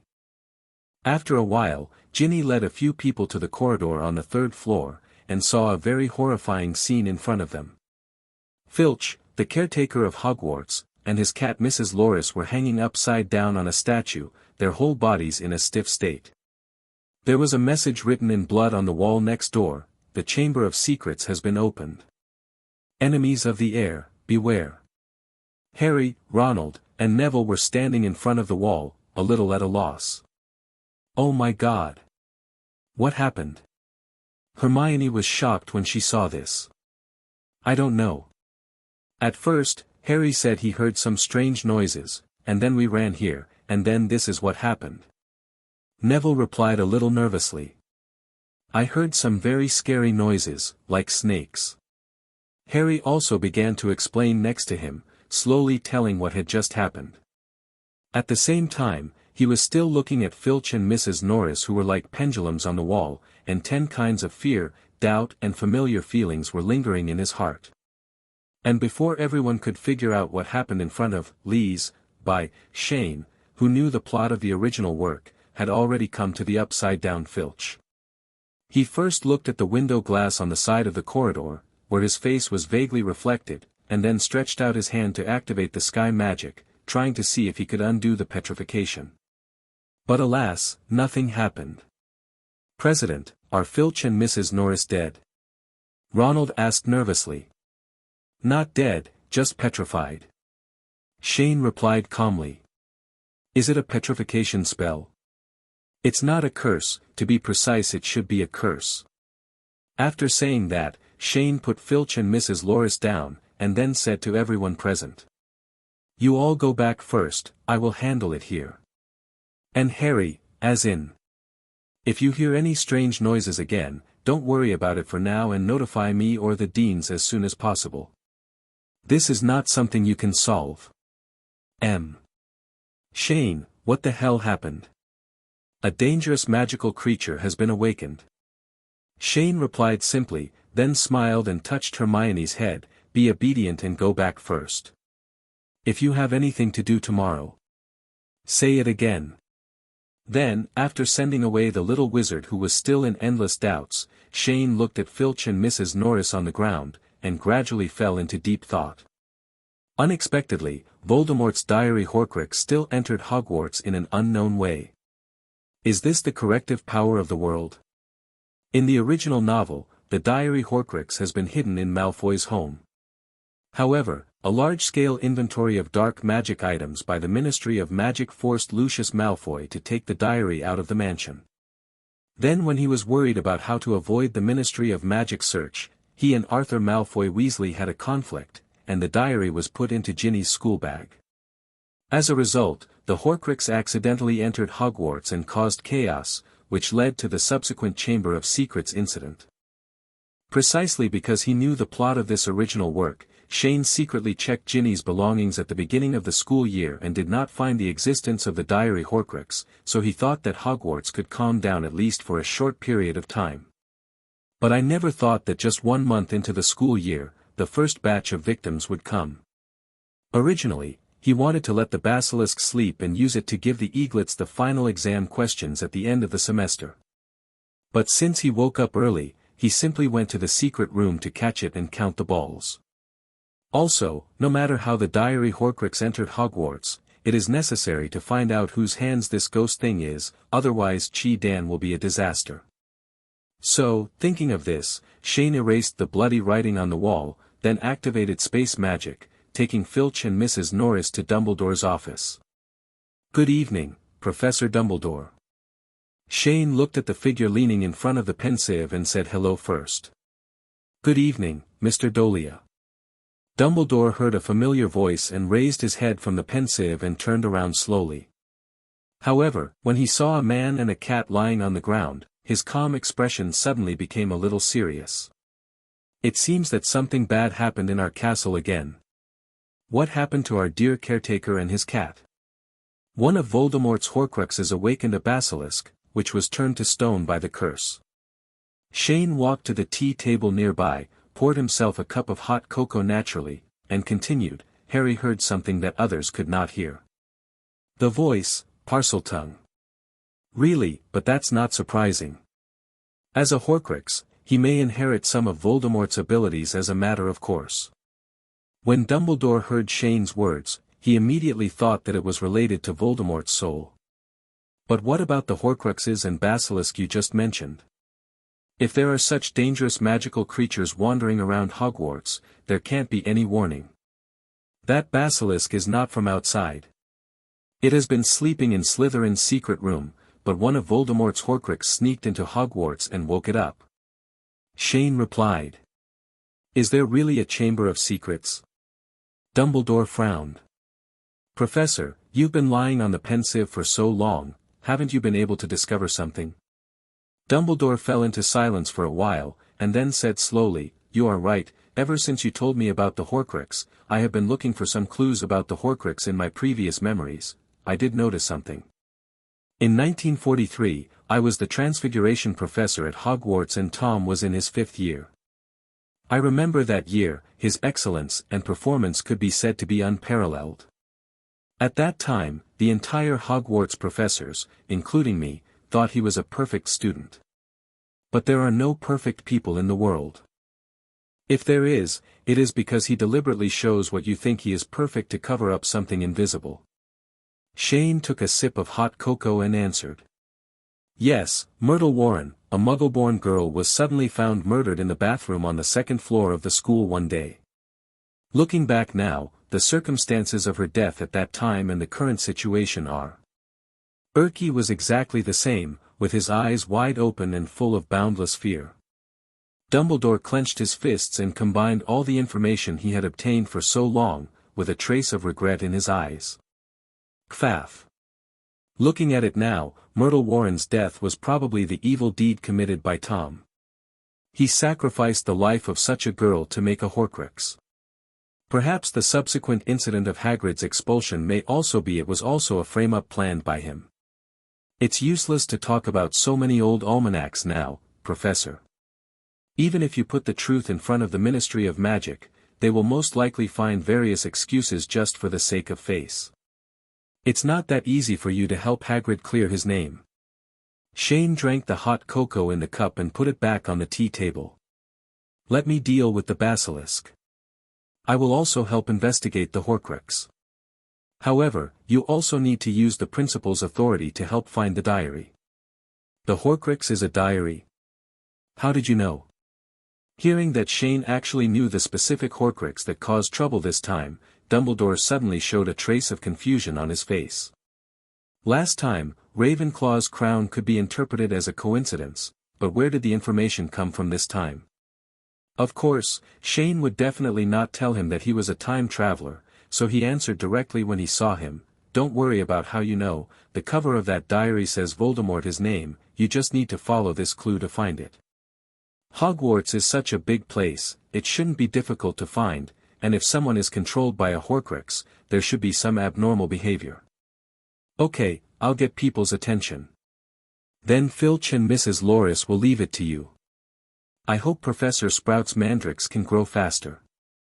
Otherwise, those little lions that roam at night may lose the fun they should have for a long time. After saying that, Shane was about to leave the office, but Dumbledore immediately stopped him when he saw this. Shane, there's something I want to confirm with you. Did you make all the students at Ravenclaw Academy skip Lockhart's defense against the Dark Arts class? Yes, this happened. Shane nodded without any hesitation. It's really you. Dumbledore said with a headache. A few days ago, Severus complained to me that the students in Ravenclaw are doing something special. The students who go to the defense against the Dark Arts classroom are all stiff clones.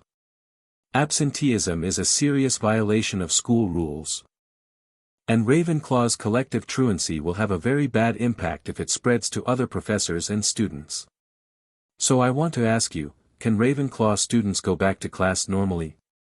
Cannot. As soon as Dumbledore finished speaking, Shane glared at him and firmly refused. It's a good thing that the old bee didn't mention this matter, but he became very angry when he mentioned it. Over the past month, he has been giving defense against the Dark Arts classes to the Little Eagles, and he has become increasingly angry as he goes on. First, the foundation is very poor, and most of the knowledge about many dark creatures is only half understood, which is simply called a dead endorsement. The second is that the application of knowledge is too rigid, and there is no way to integrate the knowledge in the book to use magic. For example, when the third-grade Eagles deal with giant monsters, they actually like to directly use magic spells such as Incarcerus and Petrificastatalis. That really D Shane off. The most terrifying thing about the troll is its huge physical strength, and the troll is a magical creature with high magic resistance. To it, these magics are simply equivalent to none. So the best way to deal with a troll is to target its weaknesses. The troll's IQ is not high and its head is fragile. You can knock it down by placing, quickly enlarge Engorgio, on the obstacle under its feet. This will buy you at least 7 or 8 seconds of attack time to hit its head.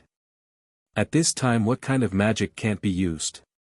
But for such a simple reason, the little eagles panicked when they saw the giant monster's huge body, and then were affected by the smell of the troll's body and used magic indiscriminately.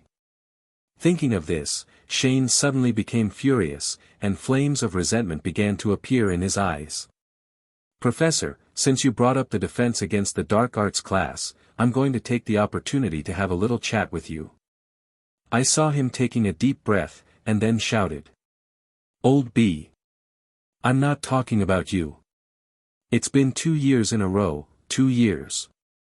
What kind of crooked professors did you find for the Defense Against the Dark Arts course? Last time he was a two-faced monster, this time he is a liar. I also heard from third-year students that their first-year Defense Against the Dark Arts professor was hired by you from Azkaban. Later I learned from Hagrid that this so-called professor turned out to be a smuggler of magical animals. What happened to him was because he went to the Forbidden Forest without authorization to look for magical animals. At this rate, are you going to find a werewolf to teach the students next semester? If you find someone more normal, you won't cause so much trouble. Do you know what it's like when I'm giving practical lessons to Ravenclaw students? The entire third-grade team, Xiaoying, beat up a werewolf. They were all wiped out in 5 minutes. 5 minutes. How did you become the principal? Why don't you dare to fight against Voldemort Tien's bullshit curse? Let me tell you, every student is a bully, and you, the principal, are always a bully. If one day a Hogwarts student goes out and is killed by a dark wizard, it will be because you, the principal, are too cowardly. Shane took the opportunity to squirt hard on Dumbledore. The portraits of the past principals on the wall next to them were stunned when they saw this situation, because they had never seen a student dare to confront the principal like this. Of course, Dumbledore was also speechless. Because in fact, he also knew very well that in the past 10 years, especially since the period when Voldemort was active until now, the students of Hogwarts are indeed far behind in defense against the dark arts than before. Millicent Barnold, the previous Minister of Magic, had complained to him, saying that the quality of Hogwarts graduates had dropped drastically, and that the magic level of many newcomers was a mess compared to before. First, because Voldemort carried out terrorist activities more than 20 years ago, Dumbledore directly took the Defense Against the Dark Arts course in order to prevent some students from pureblood families in Hogwarts from learning dark magic and to increase Voldemort's power. The content has been deleted year by year, and many black magic books have been moved to the restricted area. Secondly, because of the curse placed by Voldemort, the position of Defense Against the Dark Arts professor at Hogwarts is changed every year, resulting in students not being able to learn coherently and systematically. In addition, Dumbledore did not dare to hire him out of conscience. Professors with higher quality come to teach students, and the quality of teaching drops significantly. Shane continued to spit out sweet things, and Dumbledore was extremely embarrassed at this time. He raised his hand and scratched his head, then looked around, and then touched his pocket, as if he was looking for something. But in fact, he had nothing to find at all. At best, he just wanted to cover up his embarrassment. The day after Filch and Mrs. Norris's disaster. Because the incident occurred during curfew and Shane erased the bloody writing on the wall, the basilisk's first attack did not cause panic in Hogwarts. The school is still as peaceful as usual. However, this tranquility did not last long.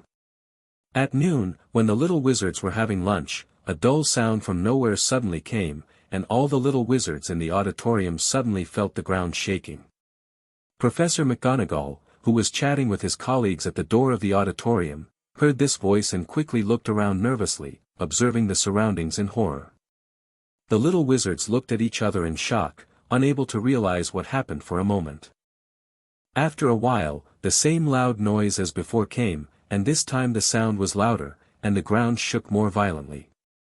Everyone leave immediately. Run outside the castle. Professor McGonagall noticed the noise coming this time, and the source of the sound seemed to be closer to the auditorium. He also thought of the strange house elf that prevented Harry from returning to school, so he immediately ordered the evacuation of the students. As soon as Professor McGonagall finished speaking, the seniors of each college immediately began to retreat outside the school with the young wizards of their own colleges. However, just as everyone was walking out of the auditorium and preparing to pass through the corridor, a huge explosion stopped everyone in place. Not far away, an unknown force blasted open the corridor wall from the inside out, causing bricks and stones to fly and smoke to fill the air. At the same time, a giant snake nearly 30 meters long flew out of the wall, accompanied by a painful roar. "Oh my God! What is that?" Professor McGonagall quickly pointed his wand at the giant snake and shouted at the same time, "Everyone, retreat back, don't look back, and notify other professors to come over." After saying that, he immediately walked forward quickly to prepare to meet the enemy. But just at this moment, a familiar voice interrupted her steps. "Run. Keep running. Let me see where you go." The voice of someone speaking suddenly came from the big hole where the giant snake flew out, and Professor McGonagall knew who the owner of the voice was as soon as he heard it. "Mr. Dolea?" "Sorry, Professor McGonagall. I didn't expect this basilisk to be able to run so well." Shane walked out of the smoke slowly. "I disturbed everyone so much that we took a lunch break." That's right, the basilisk was blown out of the pipe directly by Shane, and what happened started more than an hour ago. In order to solve the problem of the basilisk, Shane asked Hermione about the location of Myrtle's ghost more than an hour ago and then quickly came to the girls' bathroom in the Earth Building of Hogwarts. Relying on his memory, he looked at the faucet decorated with snake patterns in front of him, and without saying a word, he used magic to blow up more than half of the entire hexagonal prism wash basin. He waved his hand to move away the large amount of flying dust in front of him, and a dark hole leaked out in an instant. Shane jumped down without any hesitation, and used magic to repair the broken sink back to its original state, so as to prevent the basilisk from escaping from the entrance during the capture. Going down to the bottom of the cave, I saw that the surrounding environment was very dark and humid, with a smell of rancidity, ammonia and water that assaulted my nostrils. The crisp clicking sound under my feet seemed unusually abrupt in this strange environment. "I'll go, it stinks." Shane covered his nose with a look of disgust and quickly used magic to block his sense of smell before starting to release lighting magic. Lumos Maximum. Several light balls floated out from the magic array in his hand, illuminating the dim environment around him. Shane looked down at his feet and found that they were all fish and mouse bones. The clicking sound just now was the sound of these bones being broken. Is the intestinal system of this basilisk so strange? After eating it, it pulled out complete bones. He complained for a while, then raised his head and started to check the surrounding situation. Below the entrance of the wash basin, this place is at the intersection of many pipes. There are 8 pipes in different directions leading to unknown places. For a while, it is not clear which road leads to the secret room. So, Shane immediately started to combine the 2 pupil magics of Eagle Eye and Perspective, and soon found the location of the secret room. Just go through the pipe on the right and walk through an underground cave. Without further ado, Shane didn't want to stay in such a dark and humid place for a long time, so he immediately took off and flew quickly along the right pipe towards the secret room. But just as he flew to the cave, the big snake skin on the ground stopped him instantly. Oh! What a big snake skin! On the uneven ground of the cave, a huge basilisk shed its skin lying on it, and the scales on it shone with colorful light under the light of the ball. So, adhering to the principle of shopping in wild areas without growing any grass, Shane quickly packed up the huge snake skin in front of him and put it into his portable space. This basilisk is a rare thing, and it is said to have shed its skin so much. If you put it away, even if you don't sell it, it will be more than enough to make an armor for everyone in the guild. You must know that Basilisk, a 5x level magical creature, has very high magic resistance. After collecting the basilisk's shed skin, Shane continued to move forward and soon came to the entrance of the secret room. The round door in front of me is somewhat similar to a bank's underground vault. It is locked by 7 snakes biting the door edge. There are also some unknown runes on the door edge, which gives the overall feeling of heavy metal. This door must be opened by someone saying "open" in Parseltongue. But Shane doesn't know Parseltongue, so he can only use the old method and break the door violently. Thinking of this, a green magic circle flashed through the cave. Shane's right hand suddenly turned into a heavy rotating chainsaw, and then he swung the sword out without saying a word. Iron Dragon Sword. 000. In an instant, the entire cave echoed with the sound of huge metal collisions, as well as the squeaking sounds of metals violently rubbing against each other. Damn it! It's useless.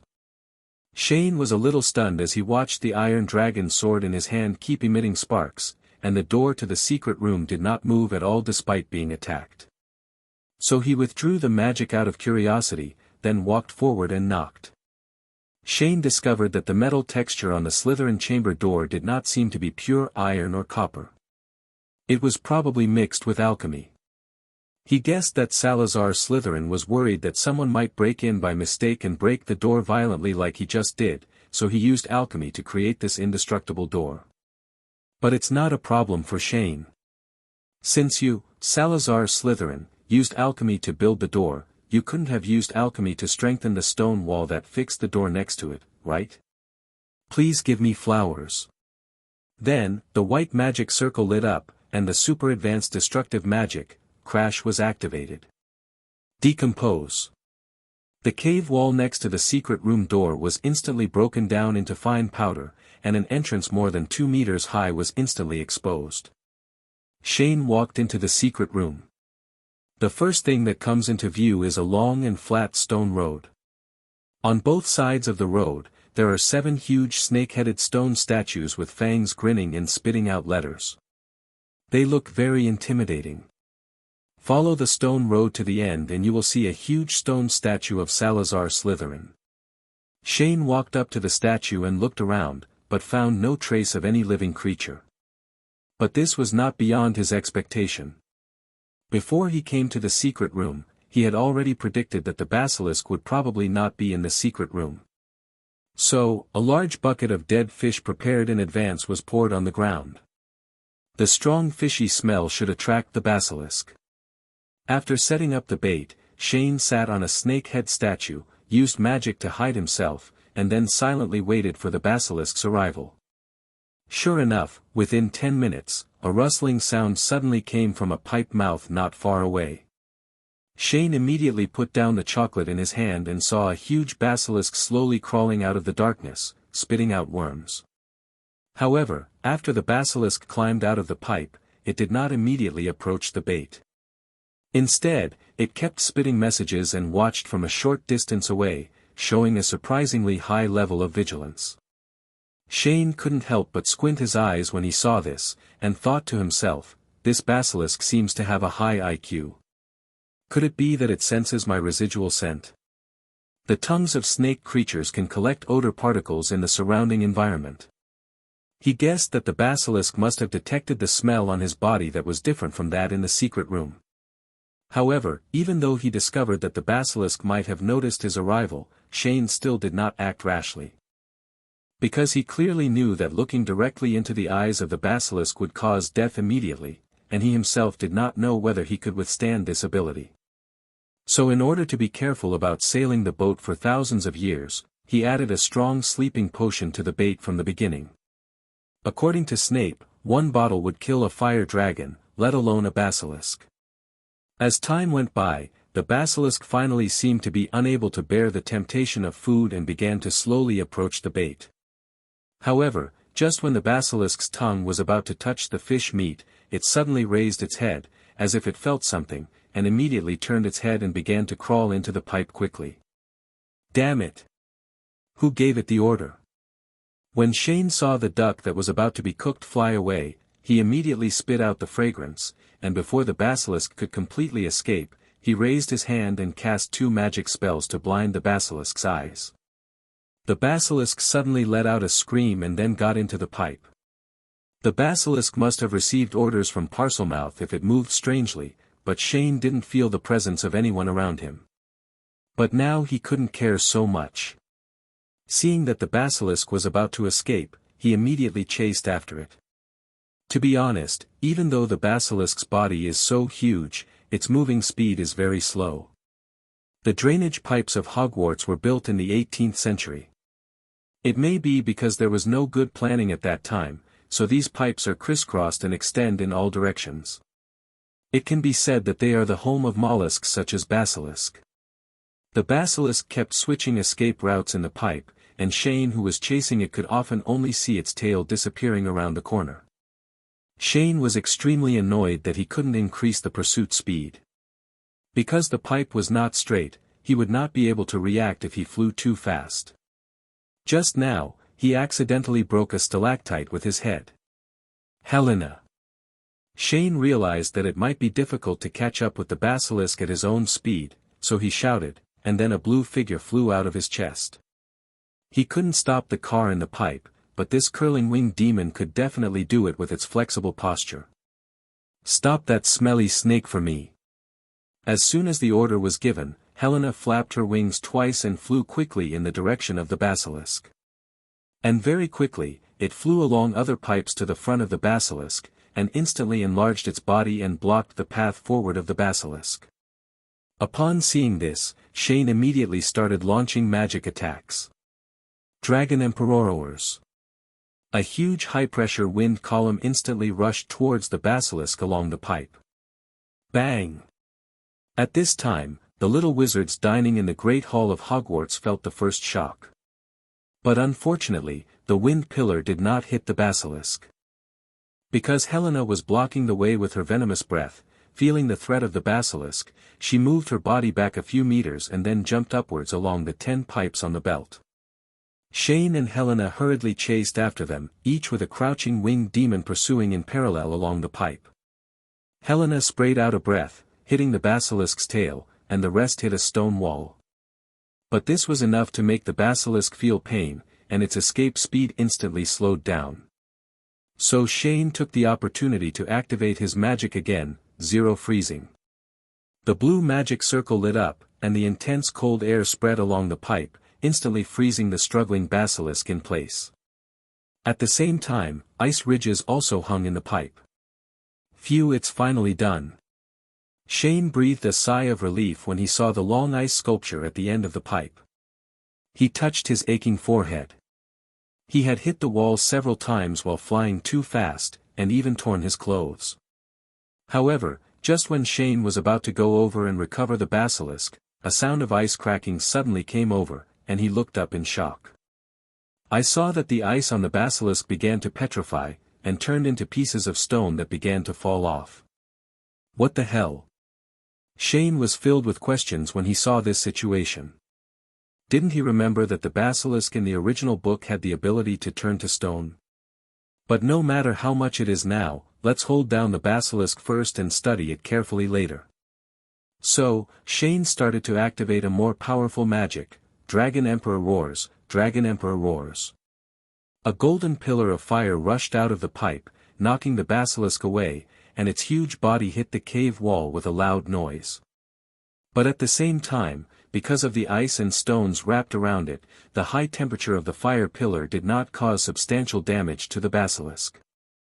At this time, the young wizards in the Hogwarts Great Hall had begun to retreat under the leadership of Professor McGonagall.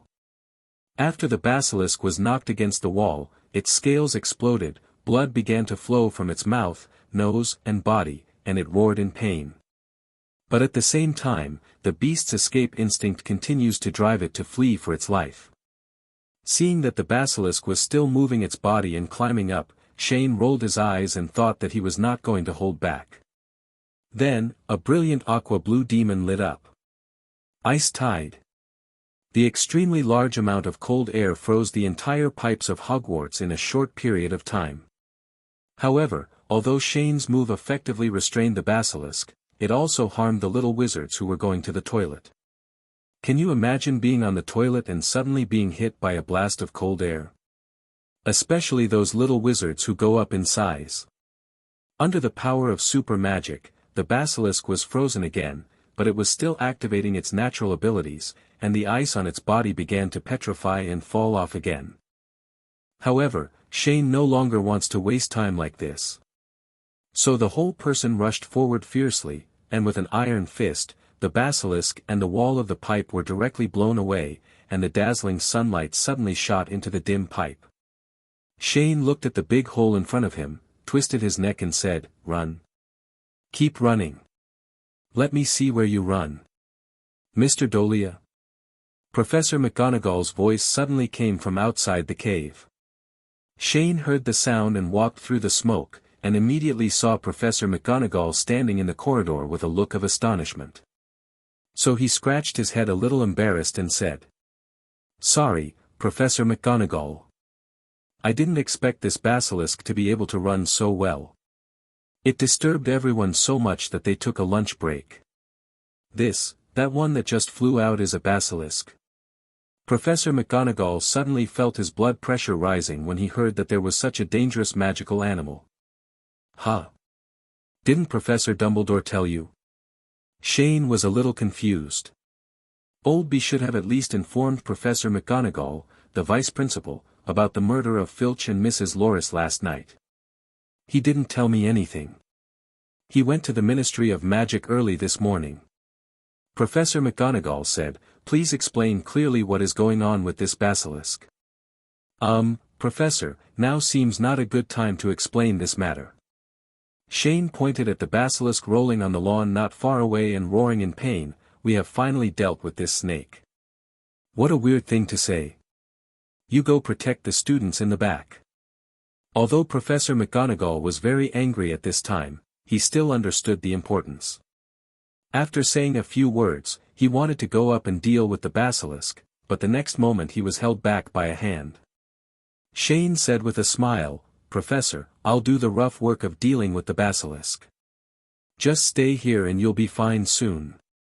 After saying that, Professor McGonagall rushed forward before he could react. Crazy growth, overgrowth. Shane activated his magic, and a green magic circle lit up under the basilisk. Dozens of thick vines burst out of the ground, instantly fixing the basilisk firmly on the lawn. The basilisk struggled frantically and activated its petrification ability again. The 10 vine roots began to break. Riot hand. Shane didn't leave the basilisk a chance to struggle. A giant rock hand came out through the brown magic circle and punched the basilisk 7 inches. The next moment, the basilisk just let out a scream and fainted instantly. From start to finish, the battle was resolved in less than 20 seconds. Then Shane waved to Professor McGonagall in the corridor behind him and shouted, "Professor McGonagall, it's solved." Professor McGonagall heard the sound and trotted over. He was relieved when he saw the basilisk that had fainted and was torn to pieces. But the next moment, she looked at Shane angrily and said, "Well, Mr. Dolea, now is the time to explain, right?" "Ah ha ha ha." Shane laughed, and then started to talk about the ins and outs of the whole thing. On the other side, the little wizards hiding in the distance suddenly heard no movement, so a few bolder little lions decided to sneak to the scene of the incident to check the situation. "Are those Shane Doria and Professor McGonagall?" A little lion looked at it from a distance. "It seems like nothing happened, but what is that long green thing? It looks like a big snake. Is it some kind of magical animal? How about we go up and have a look?" "Forget it, let's go back and inform everyone first. Otherwise, if just a few of us run over without permission, I'm afraid that something will happen and Professor McGonagall will skin us. Don't forget that there will be competitions at the end of the school year." "Okay, let's go back first." With that said, several lion cubs began to return along the original path. At this moment, Jeanne had already explained everything briefly. "Bala bala, that's it."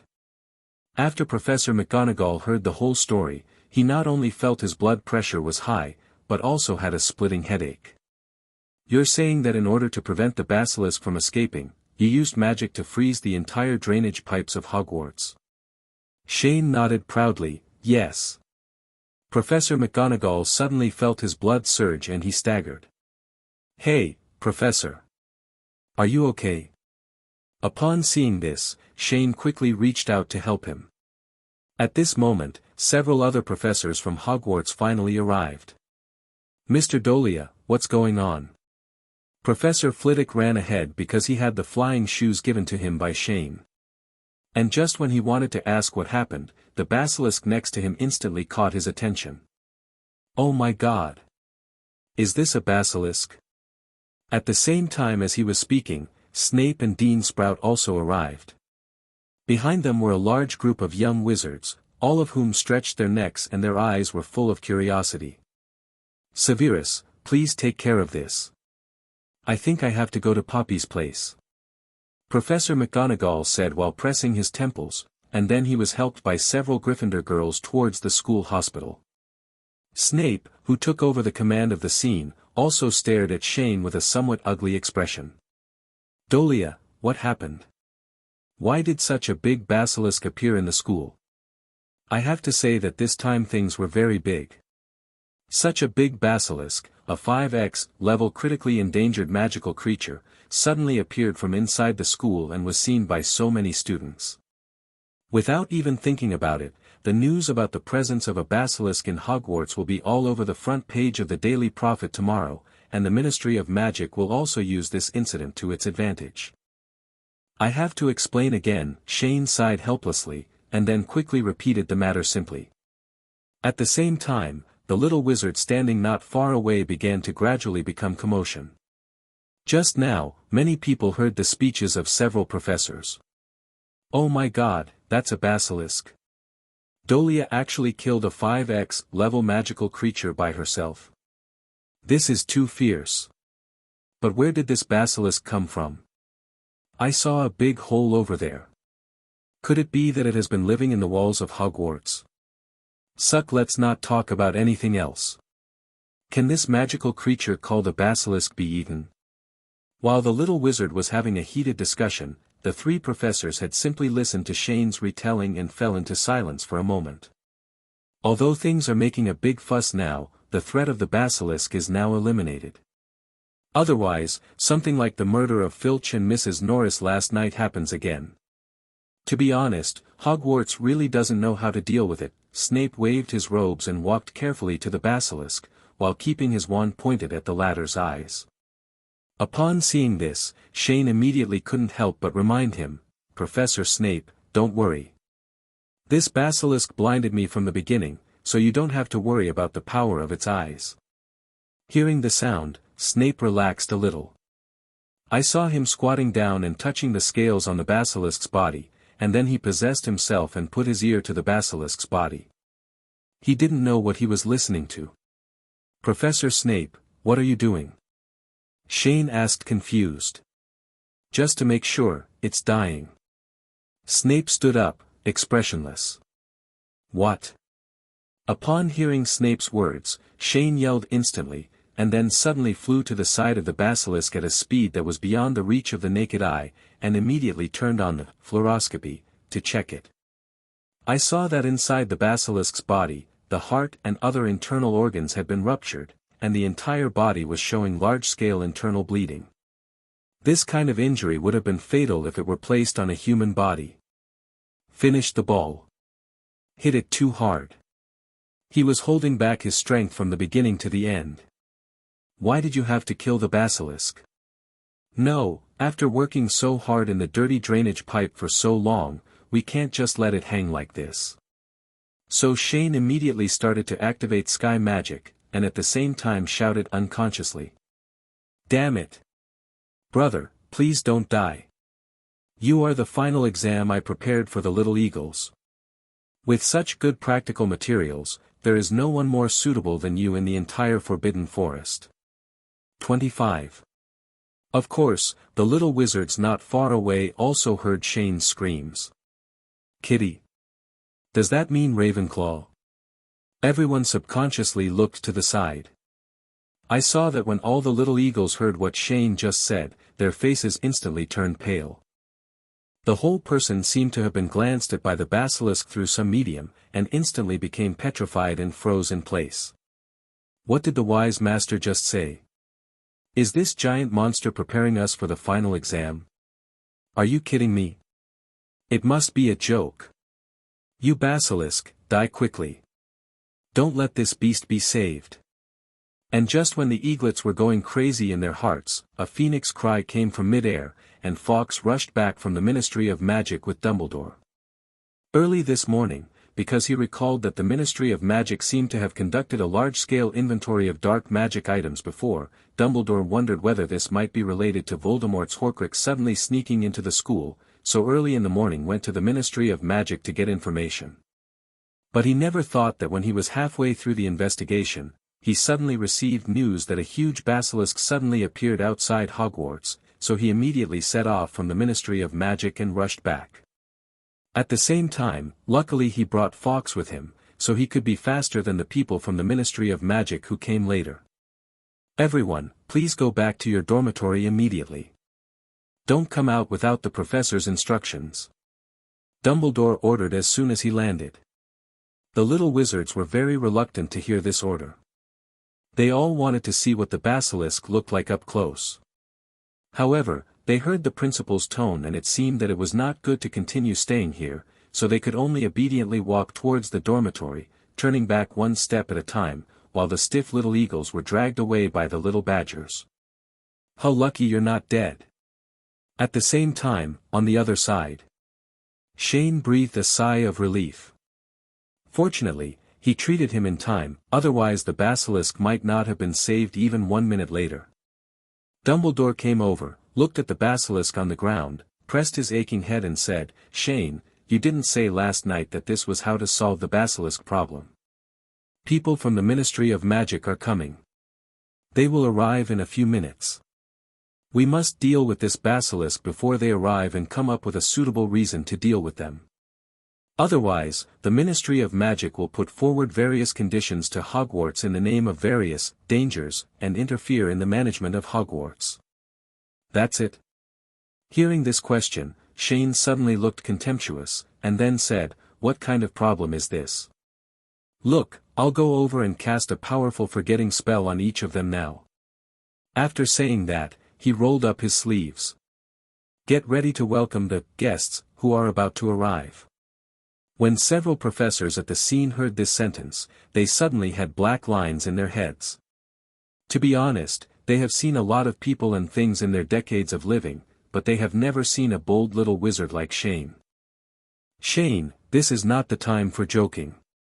Dumbledore immediately stopped Shane, who was about to stop someone, and said with a headache, "Even if you cast a forgetting spell on people from the Ministry of Magic, not only the people who come know about the basilisk. The news was conveyed by the Hogwarts portrait through people in the Department for the Regulation and Control of Magical Creatures at the Ministry of Magic. Many people in the Ministry of Magic know about it. What's more, so many students saw the basilisk with their own eyes today, so there's no way to hide it. No matter what, Hogwarts must now come up with an appropriate explanation and then give an explanation to the Ministry of Magic and the students' parents." "Okay." Shane put down his rolled-up sleeves boredly, thought for a few seconds and then asked, "Professor, there should be a boggart in the school, right?"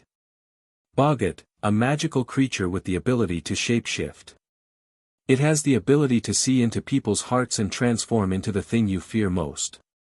Fantastic Beasts and Where to Find Them does not classify it into grades, it just states the classification does not exist." And Dumbledore's eyes instantly lit up when he heard the name. Boggart? What a good thing. This is really a good way to fool people. A few minutes later, Fudge rushed to Hogwarts from the Ministry of Magic with a group of Aurors. As soon as we landed, our Minister of Magic shouted and asked, "Where is the basilisk? Where is the basilisk?" He was very confused. The situation in front of him seemed to be very peaceful, and everything around him was intact, with no trace of any battle. Dumbledore, on the other hand, calmly pointed to the basilisk on the ground next to him, and began to talk nonsense seriously. "This is it, but luckily it is a boggart." "Boggart?" Fudge looked suspicious. Didn't he mean a basilisk? Dumbledore nodded calmly and began to explain. "Yes, boggart. In fact, this is all just a misunderstanding. There was a student who was proficient in magical biology who was very afraid of creatures like basilisks, and a boggart hiding in the school suddenly ran out and happened to bump into him, and then he made an unexpected mistake. Then since it is a boggart, why hasn't it changed in any way?" Fudge continued to ask unwillingly. Mr. Dolea happened to come across this incident, and he cast a special magic, so the boggart would only remain as it is now before waking up. "Special magic?" Fudge turned his attention to Shane. "Yes, there is this kind of magic in Ravenclaw's heritage. Shane nodded seriously. Then where is the student who is proficient in magical biology you mentioned, and what is his name? Fudge was still unyielding. This student is in the school hospital and is a Scamander child. Dumbledore replied. At this moment, in the school hospital of Hogwarts.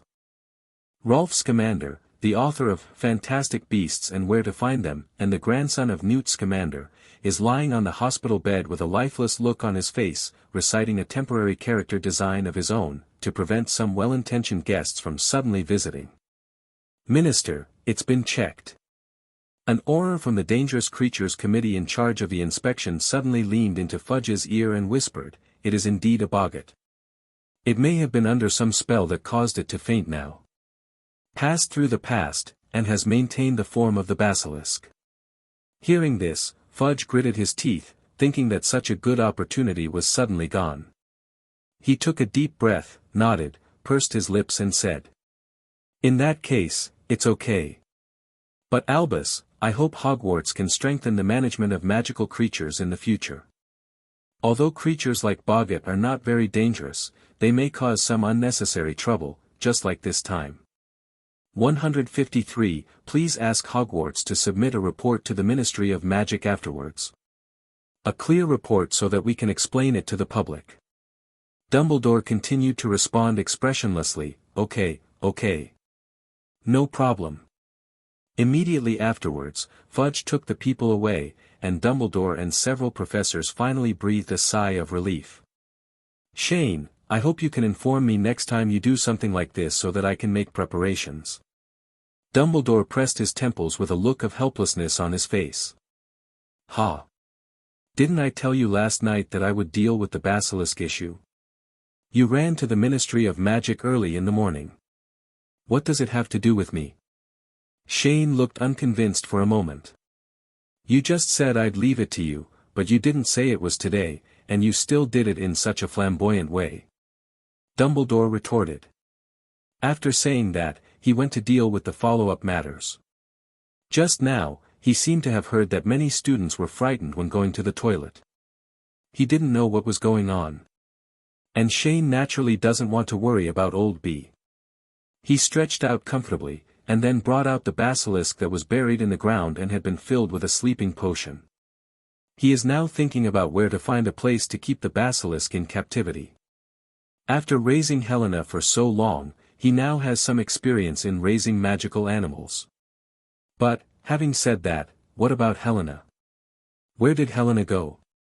Shane suddenly realized at this moment that his little pet seemed to be missing, and it had been missing since it came out of the pipe. Could it be? Shane looked at the repaired wall with an embarrassed face. He suddenly recalled that when he cast Ice Tide, he seemed to have frozen Helena in the pipe. At this moment, Helena had already broken free of the ice on her body, and was alone in the crisscrossing pipes of Hogwarts, looking for a way out with resentment.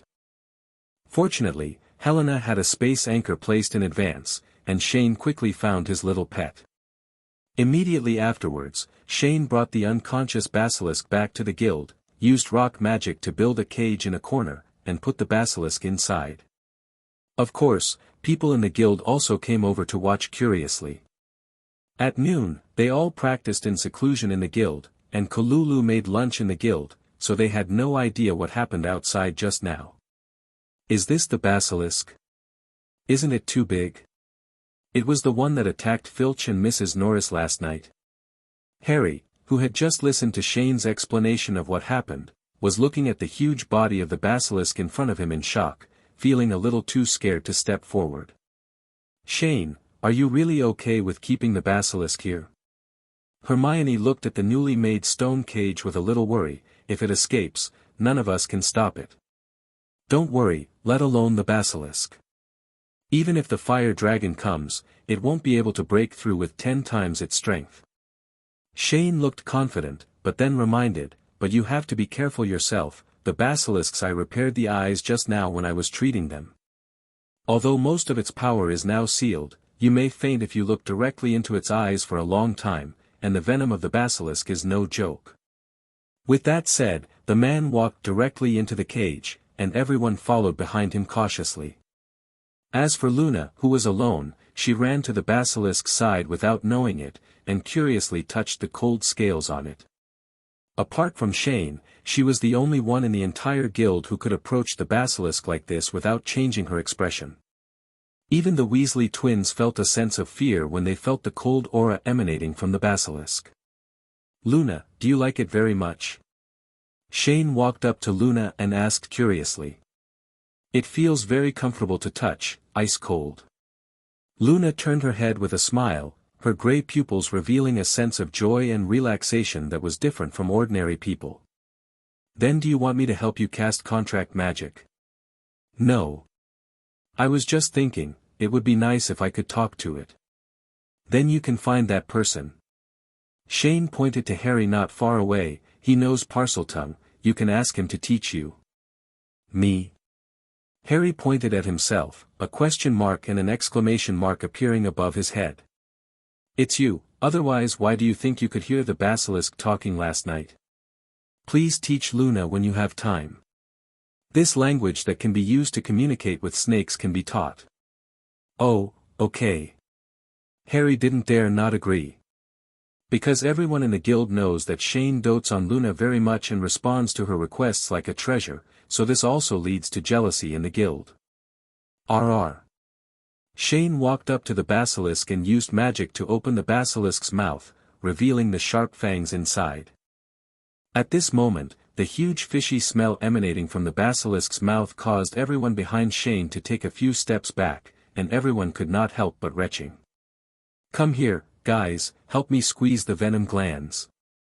I want to collect the venom from the basilisk." Shane took out two 500 milliliters poison glass bottles, then pointed at the top of the corner of the basilisk's mouth and said. But after waiting for several seconds, no one dared to step forward. A few tic-tac-toe characters popped up on Shane's head and he cursed. "A bunch of big men are worse than a girl like Luna. Cedric, you are the vice president, you take the lead." When Cedric heard the order from the president of his family, his expression suddenly changed, and he pulled the frightened Justin away with a grimace. "Fred, George, you two are also over your waist." There was no other way, the Weasley twins could only hold back their nausea and slowly walked forward. The four people came to the front of the basilisk and smelled the strong fishy smell that could be smelled even if they covered their noses. Their faces suddenly turned purple. "Wait a minute when I tell you to start." You all pressed the basilisk's venom glands together to force out the venom. Shane pointed to the location of the venom glands again, and then placed the glass bottle under the basilisk's fangs. 123, start. As soon as Shane finished speaking, Cedric and the other two held their breaths and used all their strength to press on the basilisk's thunder glands. Immediately afterwards, the basilisk's fangs began to spurt out a thin stream of water. Well, no, a stream of venom. "President, are you feeling better soon?" Justin asked painfully. "It's still early, it will take at least a few minutes to install it." This answer plunged the four people who were pressing the poison glands into deep despair. No matter how hard they held it, they couldn't possibly go without breathing for several minutes. But at this moment, Sister Tion in the guild suddenly saved them. For blisters suddenly covered the heads of the four people, allowing them to breathe while isolating the smell of the basilisk. "Penelo, thank you so much. You are an angel." Fred and George said loudly and moved one after another. Why didn't they think of using the bubble charm? Ever since, after Penelo's reminder, everyone in Fairy Tale put on bubble hoods. After a few minutes, the glass bottle was finally full.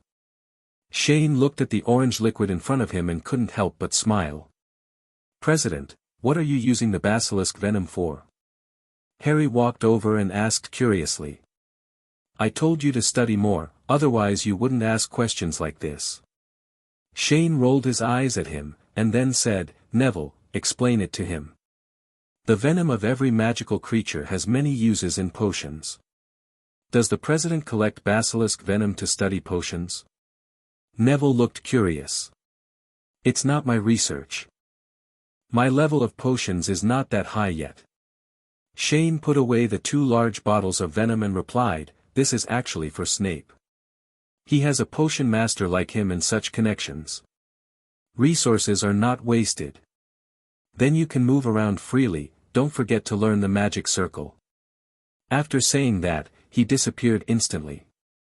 After leaving the guild station, Shane came to Slytherin's secret room again. In order to capture the basilisk at noon, he didn't even have time to explore this mysterious secret room. To be honest, he didn't quite believe that Salazar Slytherin only left a basilisk in the secret room. He guessed that there should be other similar relics here. So subconsciously, Shane first focused on the stone statue of Slytherin. Perspective: the pupil magic is activated, but what comes into view is only an ordinary pipe and a huge air chamber, which is covered with bones of small animals. It should be the place where the basilisk rested and ate before. This makes Shane a little disappointed, because the whole secret room is so big, and it seems that there is no other place to hide things except the avatar. So he turned his attention to the snake head statues behind him, wanting to see if there might be some mechanisms hidden inside. But unfortunately, it is solid. Shane sighed a little frustratedly, thinking to himself, it would be okay if it wasn't possible. Anyway, he originally came back here with the mentality of giving it a try. So he turned around and prepared to leave the secret room. But just when Shane was about to activate space magic to leave, the sound of water droplets suddenly made his brain buzz 3 times. Tick. Tick. The rock wall above was dripping with water. Hearing this extremely small voice, Shane suddenly remembered that the symbolic element of Slytherin College is water. Whether it is Slytherin's lounge or the secret room in front of them, they are all built in dark and damp places, so there is no doubt that water has always been closely related to Slytherin. This water flows downwards, could it be? Thinking of this, Shane activated perspective again and looked at the ground. Sure enough, there was a dark pool about 10 meters underground in the secret room. And he could also see that there seemed to be an unnatural cylindrical stone platform in the middle of the dark pool. This immediately made Shane excited, but when he looked around, there seemed to be no way down. So, he launched, crash, decompose, against the ground again. The white light lit up again, and a large dark hole suddenly appeared on the floor of the secret room, and Shane jumped in immediately. The dark pool under the ground was pitch black, so dark that you couldn't even see your fingers. Therefore, Shane immediately released several large light balls, illuminating the entire underground dark pool like daylight. I saw the jade-like white stalactites in front of me sparkling, dripping water continuously, forming ripples on the surface of the pool. At the same time, the cylindrical stone platform not far away has also revealed its true appearance. Winding upward from the base, there are 7 ferocious, Wong Nuozho, venomous snakes crisscrossing and circling until the snake heads converge in the center of the stone platform, forming a support. Shane was suspended on the water of the dark pool and looked around. Except for the serpentine platform in the middle of the dark pool, there seemed to be nothing of value.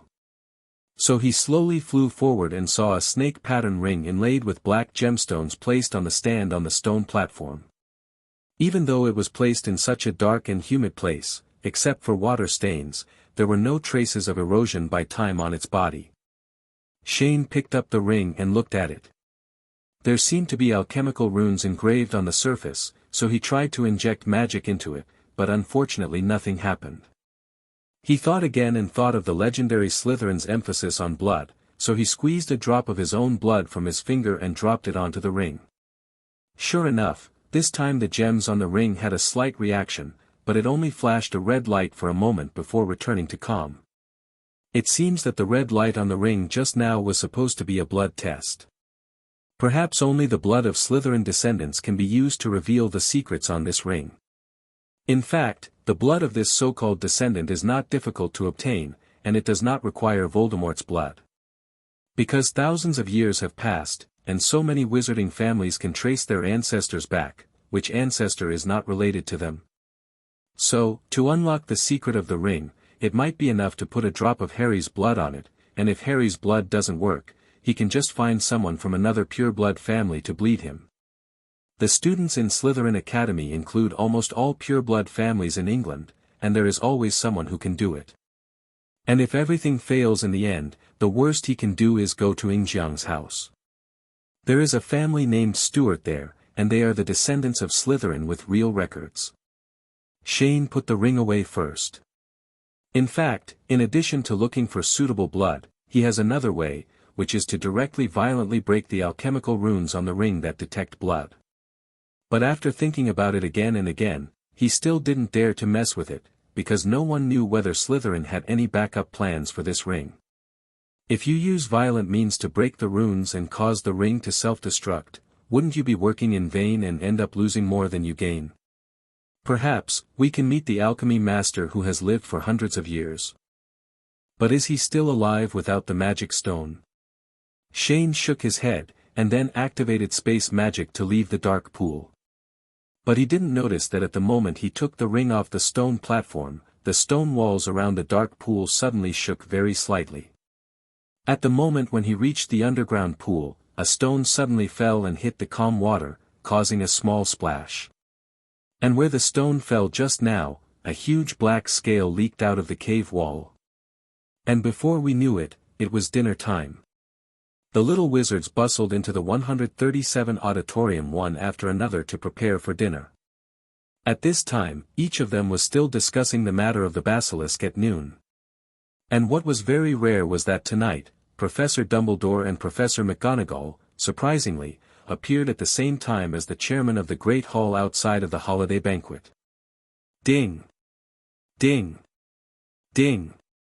Seeing that the little wizards had almost arrived, Professor McGonagall knocked on a goblet and shouted, "Students, please be quiet." The little wizards suddenly became quiet, and they all guessed that it was about the basilisk. Sure enough, Dumbledore stood up and slowly stood up, and began to say, "Good evening, classmates. Now, I will give you an explanation about the basilisk appearing in school at noon today, blah blah blah. I'm still talking about dealing with the Ministry of Magic." However, as the little wizard listened below, a series of ellipses floated over his head, and they all stared at the white-bearded old man on the stage who was seriously making up a story. "Principal, who are you kidding? Do you think we are blind or blind? If we hadn't seen the basilisk flying out of the wall with our own eyes, we would have believed you. As we all know, although magical creatures like boggarts can imitate the forms of other creatures, they cannot imitate the bodies and talents of other creatures. If that basilisk was really a boggart, it would have ascended to the sky and returned to its original form when Dolea flew out of the wall. Wouldn't there be any need for so many troubles later? Also, we heard several professors say the name basilisk more than once in our class, and Dolea even shouted that he would use this basilisk as Ravenclaw's final exam. We all know this very well. So can this rhetoric add some credibility? At least don't insult our intelligence. Is that okay? Hello? Answer the phone. Of course, Dumbledore couldn't hear what the little wizards were saying, and he continued to talk nonsense on the stage. But in fact, he didn't want students to believe this rhetoric, he just wanted to fool the Ministry of Magic. The matter of the basilisk continued to ferment within Hogwarts for a week, and then gradually withdrew from the topic stage for young wizards due to the forgetful nature of human beings. Today is the weekend, and Shane is suddenly called to the office by Dumbledore. "Shane, good morning." "Good morning, Professor Dumbledore." The two greeted each other. "It's such a big weekend, why are you here with me? Do you want me to deal with the ice in the drainage pipe?" Shane asked first. "Oh, no. Of course not." Dumbledore immediately denied, "The house elves in the school have almost cleaned the blocked drainage pipe, so I won't bother you to do it." To be honest, he never thought about asking the person in front of him to help deal with the drainage pipe from the beginning to the end. Because he could completely imagine the scene where Jian released powerful fire magic and directly blew up the entire pipeline of Hogwarts. "Then why did you come to see me? Do you have any delicious new snacks?" Shane ran to the snack cabinet and began to rummage skillfully. "I came to you because of Tom's Horcrux." "Horcrux?" After hearing Dumbledore's words, Shane looked around subconsciously, but did not find the book in his mind, so he asked. Did not find? Yes. Dumbledore nodded. It seems that because you dealt with the relationship with the basilisk too quickly, it seemed to have hidden itself, and the entire Hogwarts was eerily quiet. Ha! Is it my fault? Shane pointed at himself, looking unconvinced. It is true that you had to alert the enemy, which led to the fear of hiding the Horcrux. Dumbledore glanced at Shane, and then continued, but these are not the key now. According to the records of Horcruxes in some books, if a person wants to be resurrected through Horcruxes, kfaf, he must continue to plunder a person's life or soul, and then get an empty shell of the body, and then replace it. This kind of robbery is invisible and extremely difficult to detect. So now I am very worried that as time goes by, whether Tom may silently replace someone in the school and then be completely resurrected. Now I'm worried that there are so many useful things. In the end, there is still no way to find the Horcrux hidden in the school. Shane rolled his eyes. Forget it, let me help. After all, if this thing is kept hidden in the school, it will be a disaster sooner or later. I don't know how much trouble it will cause me by then. Then what are you going to do? Dumbledore asked curiously. You don't have to worry about what you do. Shane took apart a chocolate frog from the snack cabinet and stuffed it into his mouth. He puffed up his cheeks and said, but don't worry, Professor, you won't do anything that will attract the attention of the Ministry of Magic thing. After hearing this last sentence, the vigilance in Dumbledore's eyes faded a little. After leaving Dumbledore's office, Shane teleported to the guild and found someone directly. Draco, I want to ask you something. Shane dragged the young master out of his room. President, what's the matter? Draco asked cautiously. Where is your home address? President, why are you asking this? Draco's face turned a little pale instantly. I didn't reveal any information about you and the guild when I returned home, so don't embarrass my father. What are you thinking? Shane rolled his eyes and slapped the latter on the head. I did go to your father, but I just asked about some things. I can give you gold galleons. Draco covered his head, still not convinced. When Shane saw this, his eyes widened. He slapped his palm down again and cursed. I beg you to think carefully with your pig brain. Let's not mention that you are now a member of Fairy Tale. If I really want to deal with your father, why would I need to come to you? You think your home is some kind of mysterious place? I'm asking you because I am the guild president and I respect every member of my guild. Otherwise, I would just use legilimency, or it would be the same if I asked my Snape. Draco covered his head, the back of his hand was red from the beating. He raised his head tremblingly and asked, Really? Really? A few tic-tacs appeared on Shane's forehead. Will you tell me or not? I said it. Draco shouted, quickly giving his home address. Then the next second, he disappeared from the figure of his family president. Wiltshire, England, the Malfoy family mansion. At this moment, Lucius Malfoy and his wife Narcissa Malfoy were sitting in the luxurious living room, leisurely drinking afternoon tea. Did Draco send a letter back? Lucius asked suddenly. A month ago, he knew that his son had successfully joined the Fairy Tale Guild founded by Shane Dolea, and since then, he had been waiting for Draco's letter about Shane's information. Not yet. Narcissa took a sip of black tea and replied slowly. What on earth is he thinking? It's been more than a month. Can't we find out just a little bit of information? Lucius frowned, looking a little angry. Lucius, I think it's better to forget about this matter. Narcissa began to advise again worriedly, Shane Dolea is too mysterious, and Draco is still young, he has no ability at all to be qualified for such a job. There was a letter from the Parkinson's family 2 days ago. Those who went to the Lovegoods have not been found yet. They are probably dead. I don't want to know what they did. Shane Dolea is too dangerous. Even fools know that the paintings he drew to humiliate the Dark Lord could not have been accidentally learned by him. So even if there is no way to deal with him, At least I need to have information about him, instead of not knowing anything about a person who can threaten our family like I do now. Hello, everyone! As we wrap up this video, I want to share a quick note. I have a Patreon account. If you'd like to support me and enjoy on-demand audiobooks, you can become a Patreon member. Alternatively, you can check out my Google Drive link, which has 500-plus novel audiobooks available through my Ko-fi or Patreon shop. I appreciate your support.